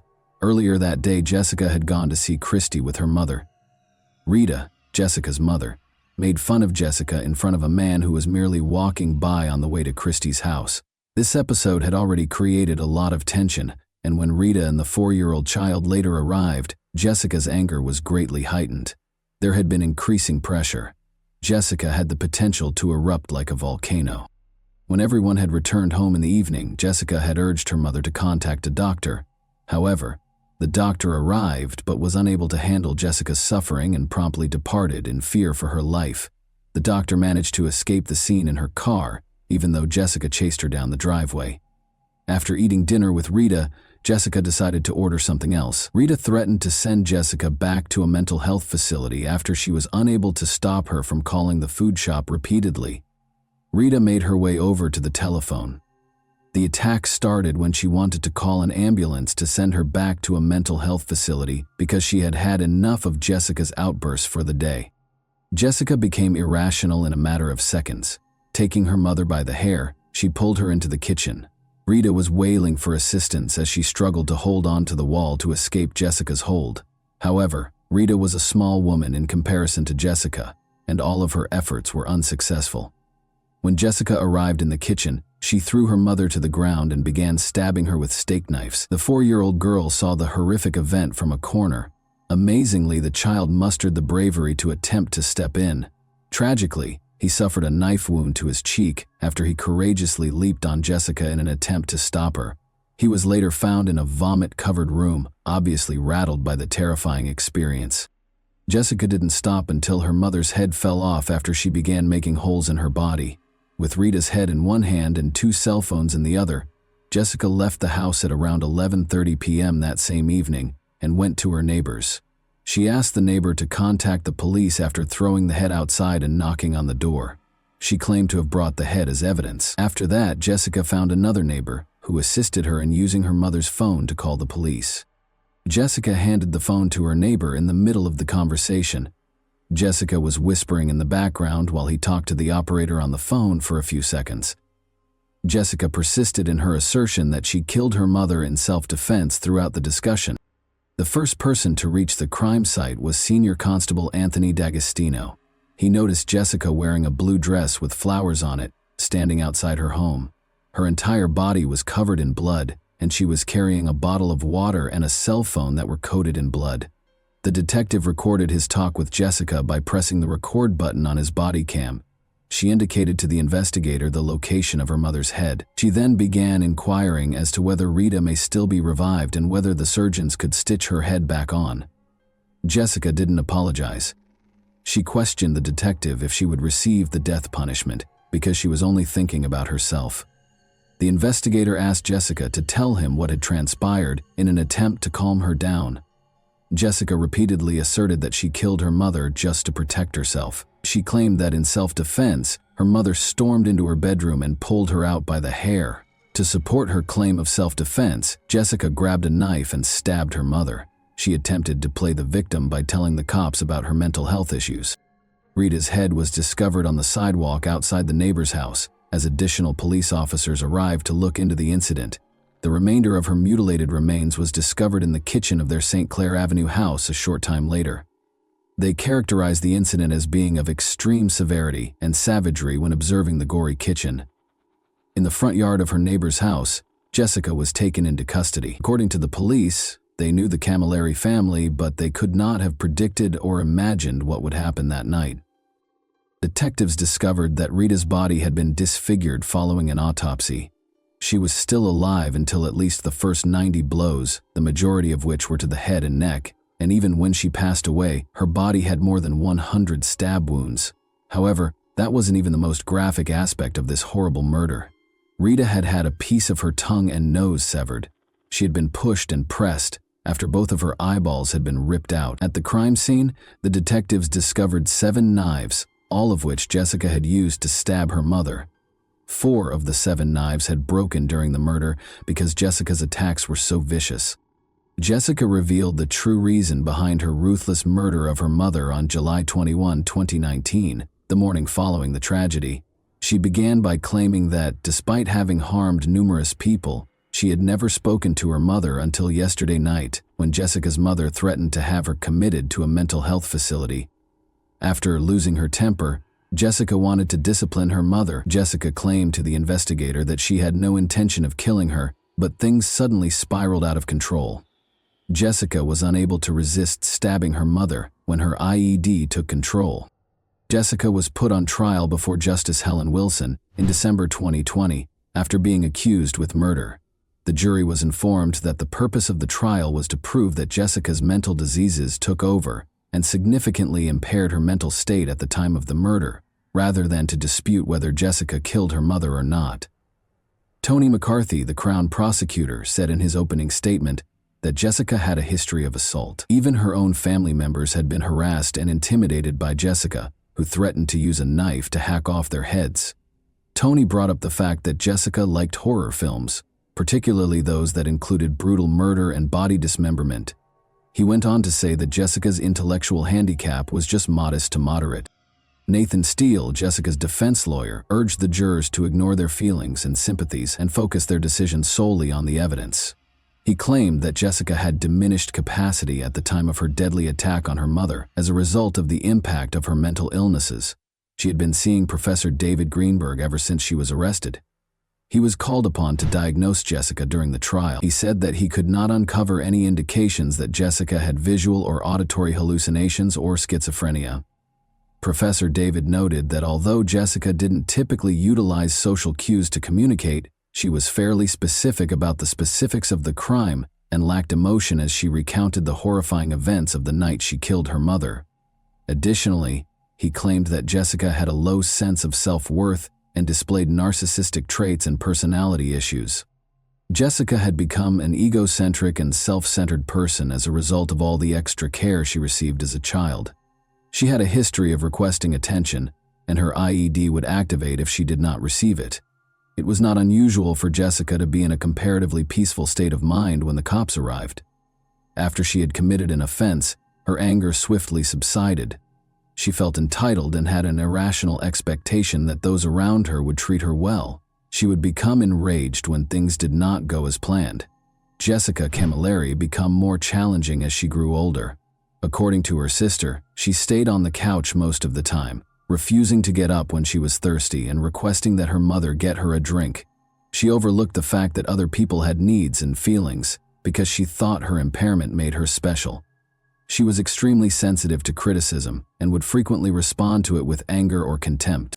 Professor David stated his diagnosis and added that Jessica's mother, who was now deceased, was her only friend. Christy, Jessica's sister, also testified in court. She stated that her younger sister had been brutally bullied by other children at school and had been diagnosed with several problems, including attention deficit disorder and dyslexia. She claimed that when their father abandoned them, Jessica's health began to deteriorate due to their father. Jessica was still relatively disciplined and in charge, but that all changed quickly once he left the family. Justice Wilson recognized the conflict between punishing a criminal who has a major disability and weighing the need for punishment throughout the sentencing process. The judge concluded that Jessica knew what she was doing and how gravely wrong it was, even though she had lost control. She said that a severe punishment was required because of the seriousness of the act, the great suffering done to Rita's family, and the need to keep Jessica out of the community. Christy was relieved when the judge stated that she felt some closure, knowing her mother will receive justice. Christy was certain about the nature of her relationship with Jessica going forward. It was impossible to imagine what Jessica had done to Rita. After a trial that lasted a week, in December 2020, Justice Helen Wilson convicted Jessica guilty of manslaughter but not murder for the death of her mother, Rita Camilleri, 57. On March 12, 2021, Justice Helen Wilson chose to give Jessica a relatively lighter sentence of 21 years and 7 months, even though the maximum penalty for manslaughter was 25 years. She would only be eligible for parole after 16 years and 2 months. Helen Wilson pointed out that Rita Camilleri's body had over 90 defensive wounds to her hands when she was in excruciating pain, just as she claimed that Jessica had demonstrated remarkable skill in mutilating depravity when she killed her 57-year-old mother in July 2019. Rita must have been horrified and appalled at what her own cherished daughter was doing to her. The fact that this crime was committed in front of a 4-year-old child was the worst aspect of it, according to Justice Helen Wilson. Jessica Camilleri would now be imprisoned for the next few decades in Australia's most severe women's prison, Silverwater Prison in Western Sydney. Jessica's mental state did not improve while she was incarcerated as a convicted murderer. Her painful recollections of her time in school returned after going through all the bullying and torture. She would frequently argue with other inmates and occasionally even guards. But when she was accused of assaulting 2 prison officers and causing actual physical harm as a consequence of an event in August 2021 and October 2021, things became serious. According to the officers, Jessica took hold of their hair and only released her hold after removing a large strand of hair from each officer's head. The injuries required the officers to be admitted to the hospital. Jessica was thus put in the prison's isolation ward. It was decided to issue a verdict for these felonies. Later, in September 2022, Jessica, who is 28, filed a challenge against her sentence in the Court of Criminal Appeal. She claimed that her loss of control during the attack on her mother was not appropriately taken into account, as did her defense team. Jessica's lawyer, Tim Game, argued the judge that Jessica's sentence did not take into account the fact that her difficulties were close to being considered mental illness. He added that the punishment was excessively severe for someone who completely lost control. Tim Game went on to say that Justice Helen Wilson erred in her sentencing of Jessica by emphasizing Jessica's understanding of her acts rather than the 2 psychologists' findings that Jessica lacked self-control throughout the attack. He emphasized his belief that Jessica's hefty sentence was a grave error on the part of Judge Helen Wilson. According to Jessica and her legal team, Judge Helen Wilson had done everything in her power to conclude the trial and take the easy route by rendering an unfair result because Jessica had already volunteered to enter a guilty plea to manslaughter before to the trial. Tim Game expressed optimism that Jessica would receive a significantly reduced term through her appeal because of the significant improvement in her behavior since her initial sentencing in 2021. Justice Wilson was correct to impose a severe sentence for Jessica's serious crime, according to the Crown's argument against the appeal. They went on to say that the only reason Justice Wilson did not give Jessica the maximum penalty was because of her mental illness. Jessica and her team argued in the Sydney Supreme Court that Justice Wilson had misjudged the seriousness of the crime and that the term she received last year was disproportionate, but Justice Peter Hamill rejected their arguments. However, with the backing of Justices Christine Edmondson and Richard Kavanaugh, Justice Hamill decided that Jessica should receive a new sentence. When Jessica killed her 57-year-old mother in 2019, Justice Hamill concluded that she only had a basic knowledge of moral wrongfulness because of her intellectual handicap and autism spectrum disorder, based on the testimony of several psychiatrists and a psychologist. He mandated that she be resentenced to 16 years in jail with a 12-year non-parole period. Although Jessica's sentence had been reduced, on September 4, 2023, the verdict on her 2021 assault of 2 prison guards was delivered. Jessica Camilleri's sentence for assaulting 2 prison guards and tearing out their hair has been extended by 22 months, according to a statement. Rita's life was challenging, but no one ever anticipated that she would be taken away so tragically, and by her own daughter, whom Rita had cared for and looked after for 25 years, according to Jessica's family, friends, and psychiatrists. Christy, Rita's oldest daughter, was profoundly impacted by her passing. Christy shared her views about Jessica as she recalled her mother's unselfish and caring attitude. Rita, who was 57 at the time of her death, had made the decision to live her life for herself instead of providing for Jessica and her needs. Jessica regrettably didn't live up to this ideal, but now that the only person who genuinely cared for her was dead, there was no one left to take care of her. Jessica had lost the only person who genuinely cared about her. Constraint, a dull prison schedule, and spending most of her time in a 3x4-meter cell every single day were all part of Jessica's impending future. Is Jessica's sentence appropriate, in your opinion? Given the absence of her mother, how do you envision Jessica's life will be when she is eventually freed from prison? And that wraps up today's chilling story. If you enjoyed this video, don't forget to like and subscribe so you never miss a new upload. Also, let me know in the comments, what part of this story shocked you the most? Thank you for watching, and I'll see you in the next video.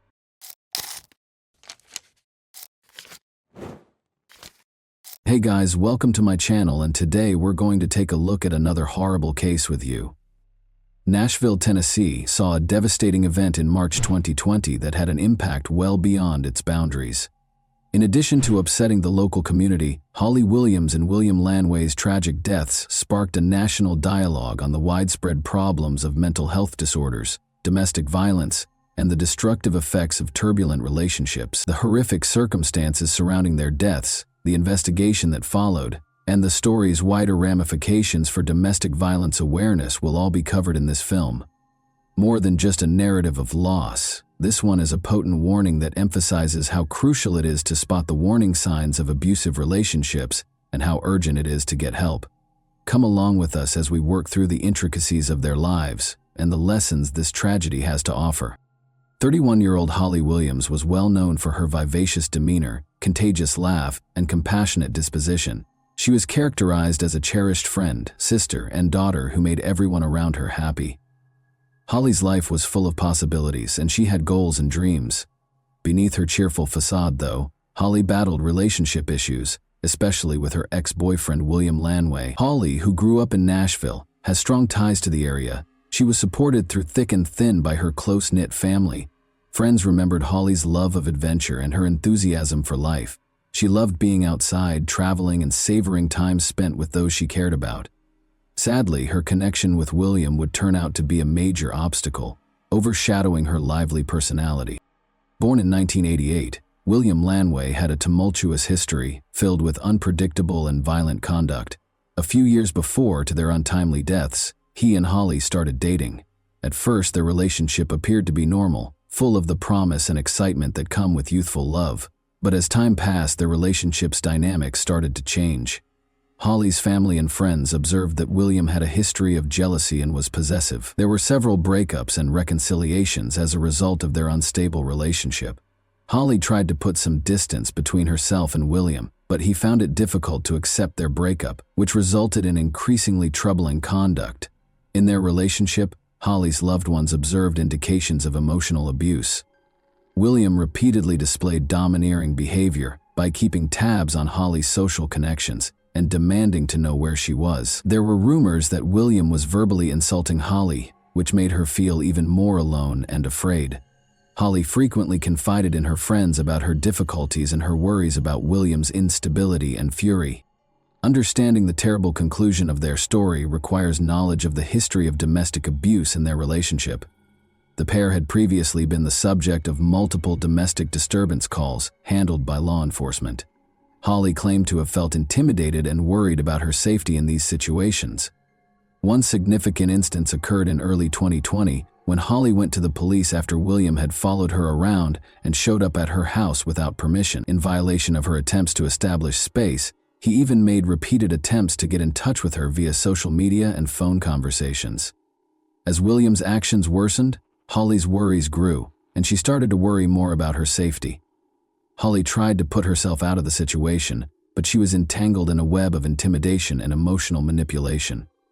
Friends saw that Holly frequently felt bad about leaving William because she was afraid of his reaction and possible injury. She frequently battled the dread of reprisals, which is a typical occurrence for many people in violent relationships. Holly's circumstances become more vulnerable in the days preceding the disaster. Holly was reported missing on March 1, 2020, when she did not come home from a night out with friends. When they were unable to get in touch with her, frightened relatives became concerned for her safety and called the police.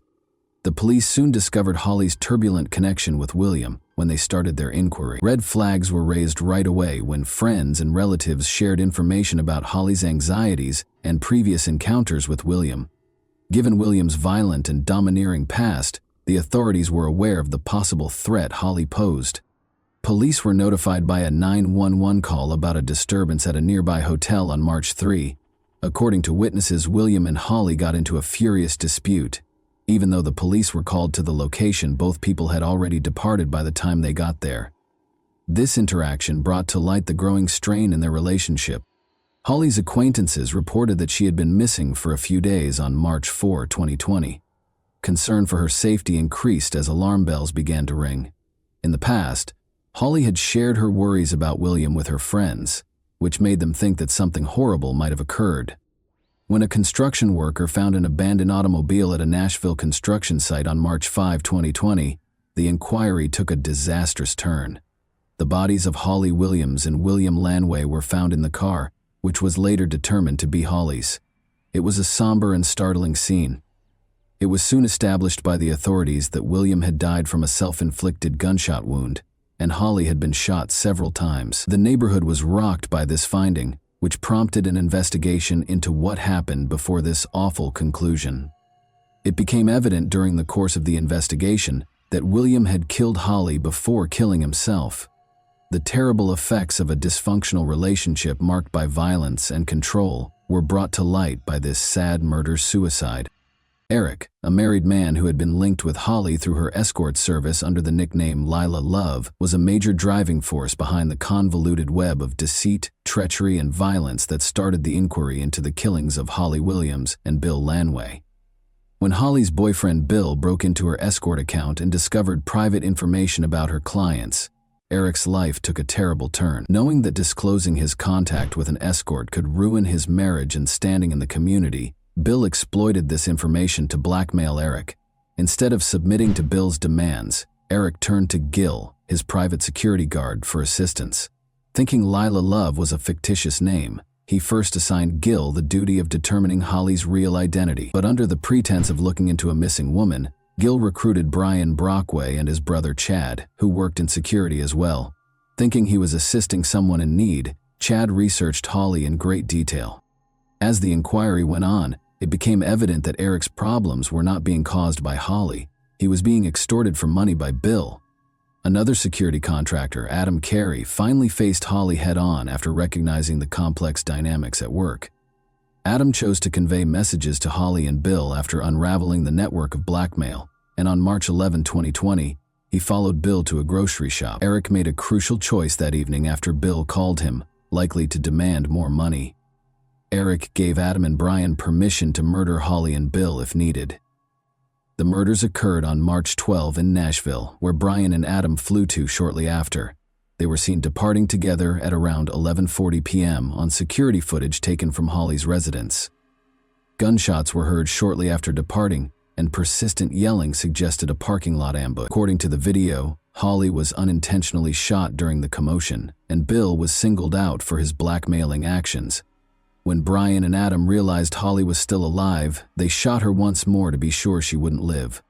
The killers dumped Holly's car in a landfill after the killings. then drove to Memphis, where Adam dropped Brian off at the airport before heading back to North Carolina.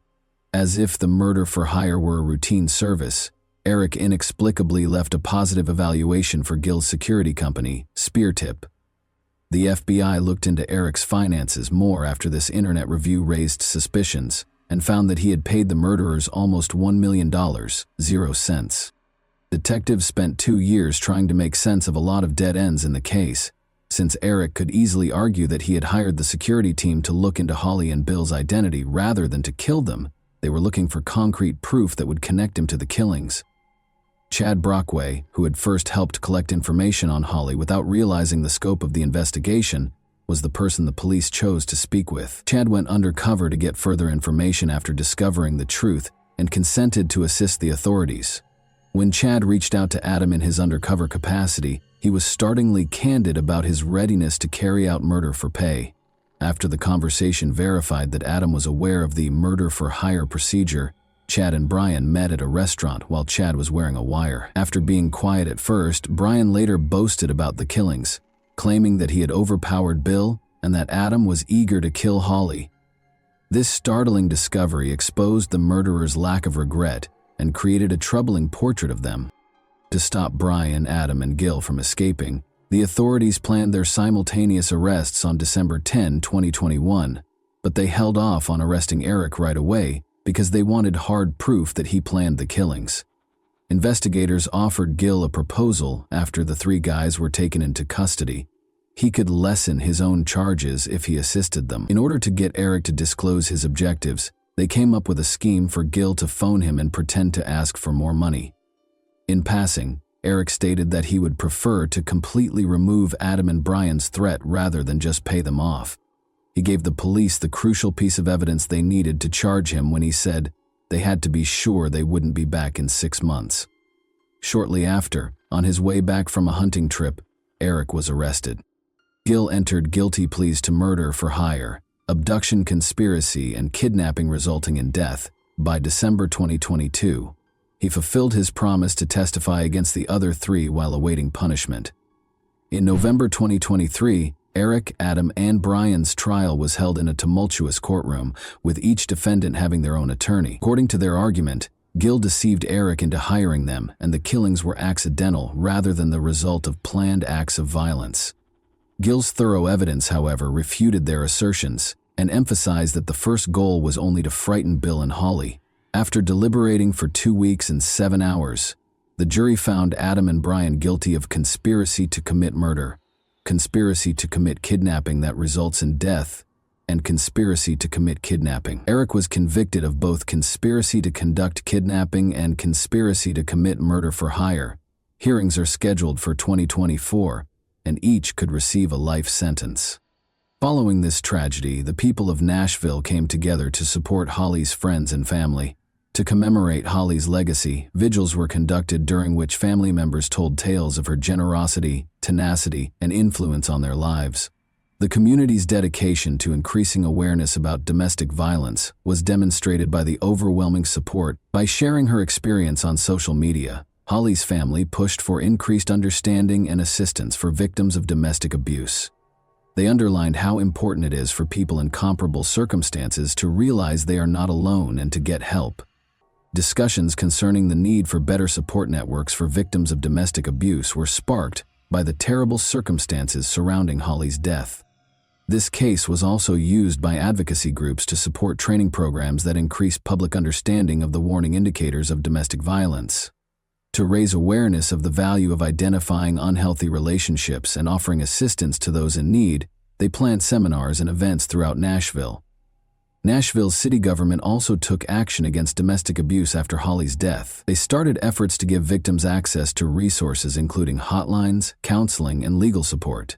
The response from the community showed a dedication to stopping similar tragedies in the future and helping victims of domestic abuse. That concludes our in-depth analysis of Holly Williams and William Lanway's unfortunate story for today. We hope that this inquiry clarifies the intricacies and ramifications of the decisions taken. And that wraps up today's chilling story. If you enjoyed this video, don't forget to like and subscribe so you never miss a new upload. Also, let me know in the comments, What part of this story shocked you the most? Thank you for watching, and I'll see you in the next video.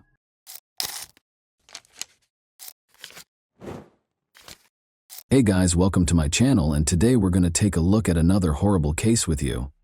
3 young lads chose to go hiking near Wadsworth Park, northwest of Great Falls, Montana, on January 3, 1956, which is when this horrific event began. They discovered a car parked between 2 trees with its motor still running while they were strolling down a dusty road. To their surprise, they found a dead body. 5 miles outside of Great Falls, on Vineyard Road, the police discovered another lifeless person the next day, with secrets and ominous tales that plagued Great Falls for years. This enigmatic incident gave rise to myths and conjecture surrounding the case. What sinister secrets were concealed in the lives of the victims? Would we ever know the truth? We'll examine the convoluted case of Patricia Kalitsky and Dwayne Bogle today. Montana's Great Falls is a city renowned for its lively people and breathtaking scenery. The Great Falls of the Missouri, a group of waterfalls on the Missouri River, are the inspiration behind the city's name. With attractions like Giant Springs State Park and the River's Edge Trail, the city offers a blend of urban conveniences and scenic beauty. This is where the story for today is set. Let's begin at the very beginning, though. On January 18, 1937, Dwayne Bogle was born in Waco, Texas. Albuquerque Walker and James George Bogle Jr., his parents, embraced him. Dwayne was a Waco High School graduate who was loved by his family for his wonderful sense of humor and endearing demeanor. Fortunately, Dwayne's path led him to the United States Air Force in 1955, youthful and ambitious. It was probably his first job after finishing technical school and basic training. For 8 months, he served as an airman second class at Malmstrom Air Force Base in Montana, which is close to the picturesque town of Great Falls. He had no idea that he would meet Patricia Kalitsky, the love of his life, while he was there. She was a junior at Great Falls High School when she was born on August 20, 1939, in the tiny town of Great Falls. She always had a large smile on her face and was regarded by her classmates as amusing, compassionate, and energetic. Patricia appeared to be gifted in anything she tried, including tap and ballet dancing. 18-year-old Dwayne and 16-year-old Patricia met in December 1955. They both loved to sing and dance, and as luck would have it, Dwayne fell deeply in love with Patricia while he was sent at Malmstrom. Even though they had only known one another for a few weeks, they clicked right away and dreamed of a future together since they couldn't bear to be apart. Dwayne was embraced by Patricia's family, and he even spent Christmas 1955 staying with them and participating in their celebrations. With great excitement and anticipation, Dwayne and Patricia set off on their trek to Wadsworth Park on that memorable day, January 2, 1956. Brimming with anticipation for their first journey together as a couple, they bid farewell to their relatives. They had no idea that their journey would soon take an unexpected turn that would permanently change their lives. Although they had intended to get home by 9 p.m., Patricia's parents became more and more worried as the hours passed. Patricia, who was renowned for being accountable and on time, had not returned by her customary curfew of 10 p.m. In a panic, Patricia's parents contacted her older sister in the hopes of finding out where she was, but she was nowhere to be found. They searched well-known spots where Patricia enjoyed spending her time, but she was still evasive. They began to worry about the prospect that Patricia might have eloped with Dwayne, just like her sister. As their search became more frantic, they hesitantly accepted the idea that history might be repeating itself, because they had already felt the anguish of betrayal from their older daughter, who had eloped with her lover years prior. Uncertain if Patricia had voluntarily disappeared or if anything more nefarious had happened, they were afraid of the worst but were also troubled by their previous heartbreak, so they were reluctant to call the police. 3 daring youngsters went hiking at Wadsworth Park in northwest Great Falls, Montana, on a chilly January 3, 1956. They encountered an odd and unnerving sight while strolling along a dirt path. The radio was playing loudly in a car that was still running and parked between 2 trees. The emergency brake was applied, and its headlights remained on. The motorist appeared to have disappeared moments earlier. Curiosity drove the youngsters to approach the car with caution. They were shocked to see a dead man partially trapped beneath the car, laying face down. They saw that what appeared to be his own belt had been used to firmly bind his hands behind his back. The guys alerted the authorities right away, and they hurried to the area to look into it. Being cautious not to disturb any possible evidence, they thoroughly searched the entire area. They discovered a gunshot wound to the back of the man's head when examining his body. His body showed no further symptoms of injuries, which was surprising. This implied that the murderer's sole goal was to take his life quickly without causing him more pain.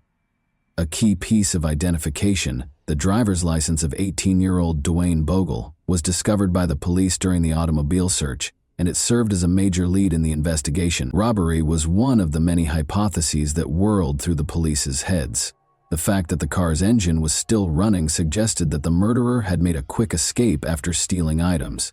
Then, however, they had a horrifying suspicion. They thought there had been a crime more heinous than robbery.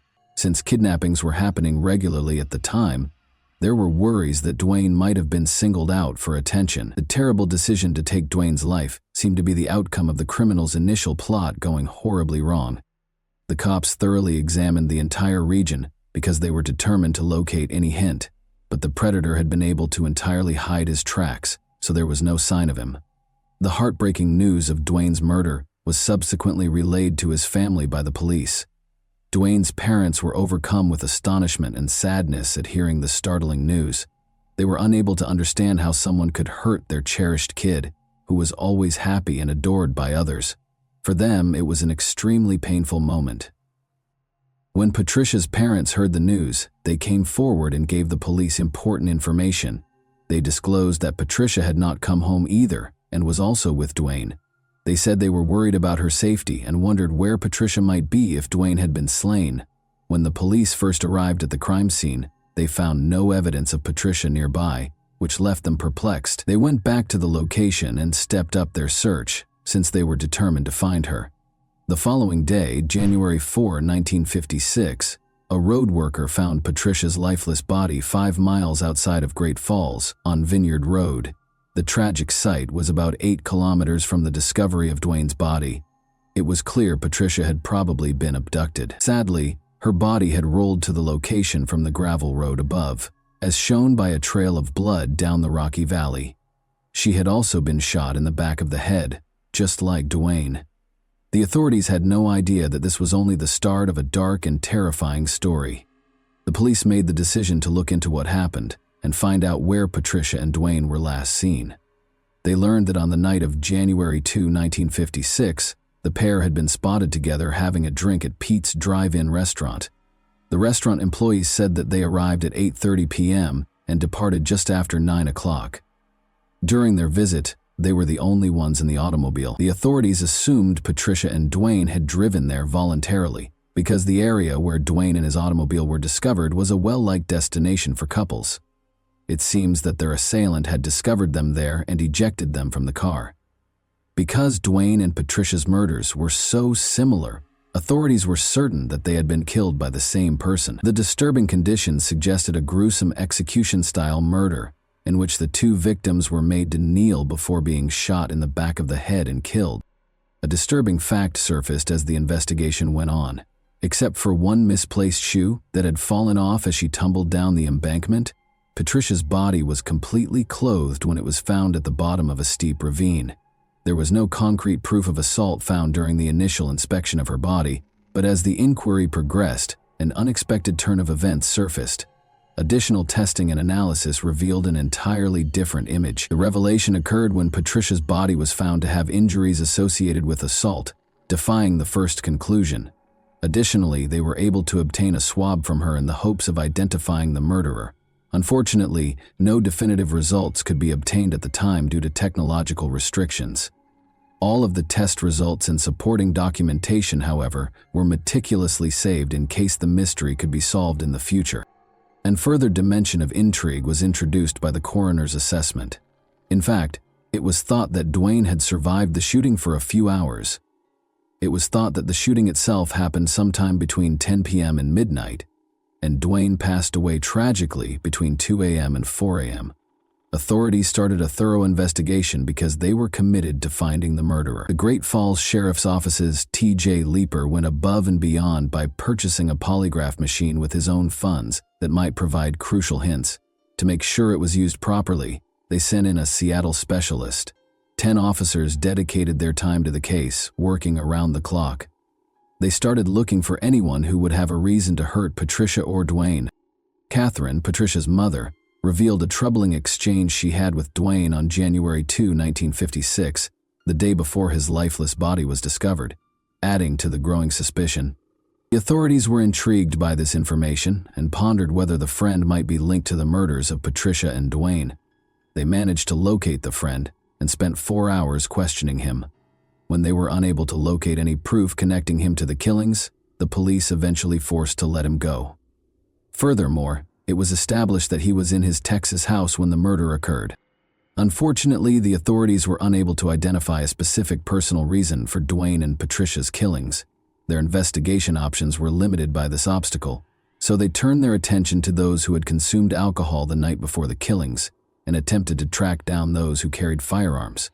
When all seems lost, 2 witnesses came forward with shocking information. They reported to the police on January 10, 1956, a man who was spotted returning home at midnight with a gun in his hand, in addition to having one. A glimmer of hope that they might have finally gotten a break in the case was generated by this information, but when they confronted the individual and spoke with him, their hope swiftly evaporated. He insisted that he didn't even own a gun and strongly denied ever leaving his residence that evening. Based on the 2 men's testimonies, the police had almost enough reason to arrest him. In a startling change of events, nevertheless, the witnesses did finally confess. It was discovered after hours of hard interrogation that they had been lying the entire time because they hated the man. They viewed this continuous probe as a chance to get what they wanted. The police were shocked and enraged by this discovery, knowing that they had to start over in their hunt for the real criminal. Sheriff Leeper had to close the full-time investigation into the case in March 1956, 2 months later, without being able to identify the murderer. The sheriff expressed his dissatisfaction and sadness for not apprehending the individual responsible for Patricia and Dwayne's deaths, but the lack of progress was discouraging.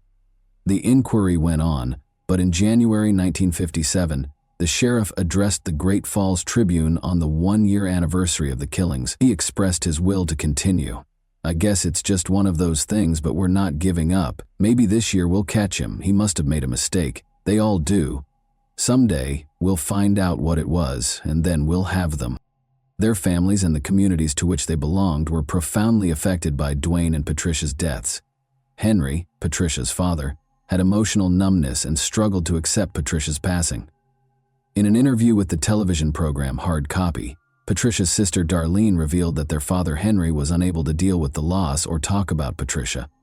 Darlene decided to treasure the good times she shared with her sister as a way to find comfort. Both families understood that nothing could bring Patricia and Dwayne back, no matter how much it hurt. It was really hard to understand the loss, and it seemed impossible to find closure. Catherine, Patricia's mother, revealed that for years following the murder, she and Dwayne's mother corresponded by mail. Because of their shared loss and sadness, the 2 families were able to connect through their correspondence. Meanwhile, the case had remained unsolved. Detective Bill Madison brought a new perspective to the 2001 investigation into the murders of Dwayne and Patricia. He found a swab from Patricia's autopsy that had been kept for more than 45 years in evidence storage. The swab was transferred to the Montana State Police Crime Lab for processing using the latest developments in DNA technology. Patricia had been beaten, as the lab shockingly discovered a cell in the swab that did not belong to Dwayne. Over the course of the following few years, investigators compared the cell's DNA to that of over 35 previously recognized suspects. But the DNA on the sample did not match that of any of the suspects. The swab's DNA was also compared to national criminal databases by the investigators, but no matches were discovered. They investigated suspects such Boston mobster James Whitey Bulger, who had resided in the Great Falls region at the time of the killings. Bulger was previously arrested in 1951 for the assault of a 15-year-old girl. Edward Wayne, a convicted serial murderer who killed 2 couples years after Dwayne and Patricia's deaths, was another possible possibility. He denied any participation, although the authorities suspected he might have been in the Great Falls region at the time. When Bulger's and Wayne's DNA did not match the swabs, they were both disqualified as suspects. After 18 more years of investigation, a breakthrough was made. motivated by the method employed to solve the Golden State Killer case in 2018. Assigned to the Patricia and Dwayne murder case, Detective Sergeant John Kenneron was adamant about pursuing the investigation. In order to obtain further DNA evidence from the swab obtained at Patricia's autopsy, he collaborated with forensic scientists. They embraced a state-of-the-art technique in 2019 called genetic genealogy with GED match technology. Forensic genealogists were able to compare the DNA profile discovered at the crime site with profiles in public genealogical databases, thanks to this novel technique. They were able to create a family tree and find distant relatives by examining the common DNA. Making the connections between various people and their genetic connections was similar to solving a jigsaw. The investigators were about to reveal the suspect after carefully creating the family tree, but there was a terrifying turn to the tale. It was difficult to get a direct DNA sample from the leading suspect because he had already died and his bones had been cremated. Unfazed, they focused on the suspect's kids, who lived close to Great Falls, and asked for their DNA to compare. To their surprise, the children's DNA revealed that the cell discovered during Patricia's autopsy had come from their father. When the children learned that their loving father was to blame for the deaths of two individuals, it was a heartbreaking discovery. Kenneth Gould, who also resided in Great Falls, was formally identified by the Cascade County Sheriff's Office as the murderer of Patricia and Dwayne on June 8, 2021. Following a comprehensive investigation and DNA analysis, the authorities were certain that Kenneth Gould was the murderer of Patricia and Dwayne. However, Gould cannot be tried or formally identified as the murderer because he had already died. Rather, they were limited to designating him as the case's most likely suspect. This historic announcement was made over 65 years after the untimely deaths of Patricia and Dwayne, making it the oldest case ever solved in history, utilizing the cutting-edge method of genetic genealogy. The local horse trainer, Kenneth Gould, was born and raised in Great Falls, Montana. He married 16-year-old Lula Bell Brown in 1952. At the age of 24, began a family and raised 5 kids. He lived very close to Patricia's home and was often spotted riding horses in the neighborhood around the time of the murder. Gould lived close to the location of the incident, but his name was never in the police files and he had no obvious relationship to either Patricia or Dwayne. Oddly, Gould sold his family's land in February 1956, a month after the killings, and started a string of movements throughout Montana before landing in Missouri in 1967. He never went back to Montana after that. At the age of 79, Gould's adventure came to an end in 2001 when he died in Oregon County, Missouri. His life continued to be entangled with the mystery surrounding the killings of Patricia and Dwayne, raising doubts about his potential involvement and the motivation for the killings. People can have secrets they never tell anyone, Cascade County Sheriff's Office Detective Sergeant John Kenneron said in reference to the case. Many of Patricia and Dwayne's loved ones had already died and were unable to hear the news because so much time had passed between the murders and Gould's identification. Darlene, Patricia's lone surviving sister, suffered from severe dementia. When Gould was eventually found, the case's conclusion caused Dwayne and Patricia's family to experience a range of emotions. Gould's identification triggered emotions and rekindled old emotional wounds among the relatives, despite their relief at having answers at last. Karen Bogle McCarthy, Dwayne's niece, told the New York Times that her generation benefited from the use of contemporary technology in the case's resolution. Jim Bogle, Dwayne's younger brother James, has a daughter named Karen. As a child, Jim Bogle had always admired Dwayne. Since Jim died of a neurological disease in November 2013, he was sadly unable to witness the identification of his beloved brother's killer. The surviving family of Patricia and Dwayne was extremely relieved that they were no longer burdened with the bizarre hypotheses and wild speculations surrounding the case. The idea that Dwayne had joined the mob in Great Falls and caused their untimely deaths was one scenario that devastated his family. Additionally, there were rumors that Dwayne was involved with narcotics dealers in Texas, but Gould's identification ended decades of conjecture and rumors in addition to exposing the truth about who separated Dwayne from his family. Even though there is now closure, the families impacted by this tragedy still have emotional scars. How do you feel about this case? What do you believe might be the driving force behind the murders of Patricia and Dwayne? And that wraps up today's chilling story. If you enjoyed this video, don't forget to like and subscribe so you never miss a new upload. Also, let me know in the comments what part of this story shocked you the most. Thank you for watching, and I'll see you in the next video.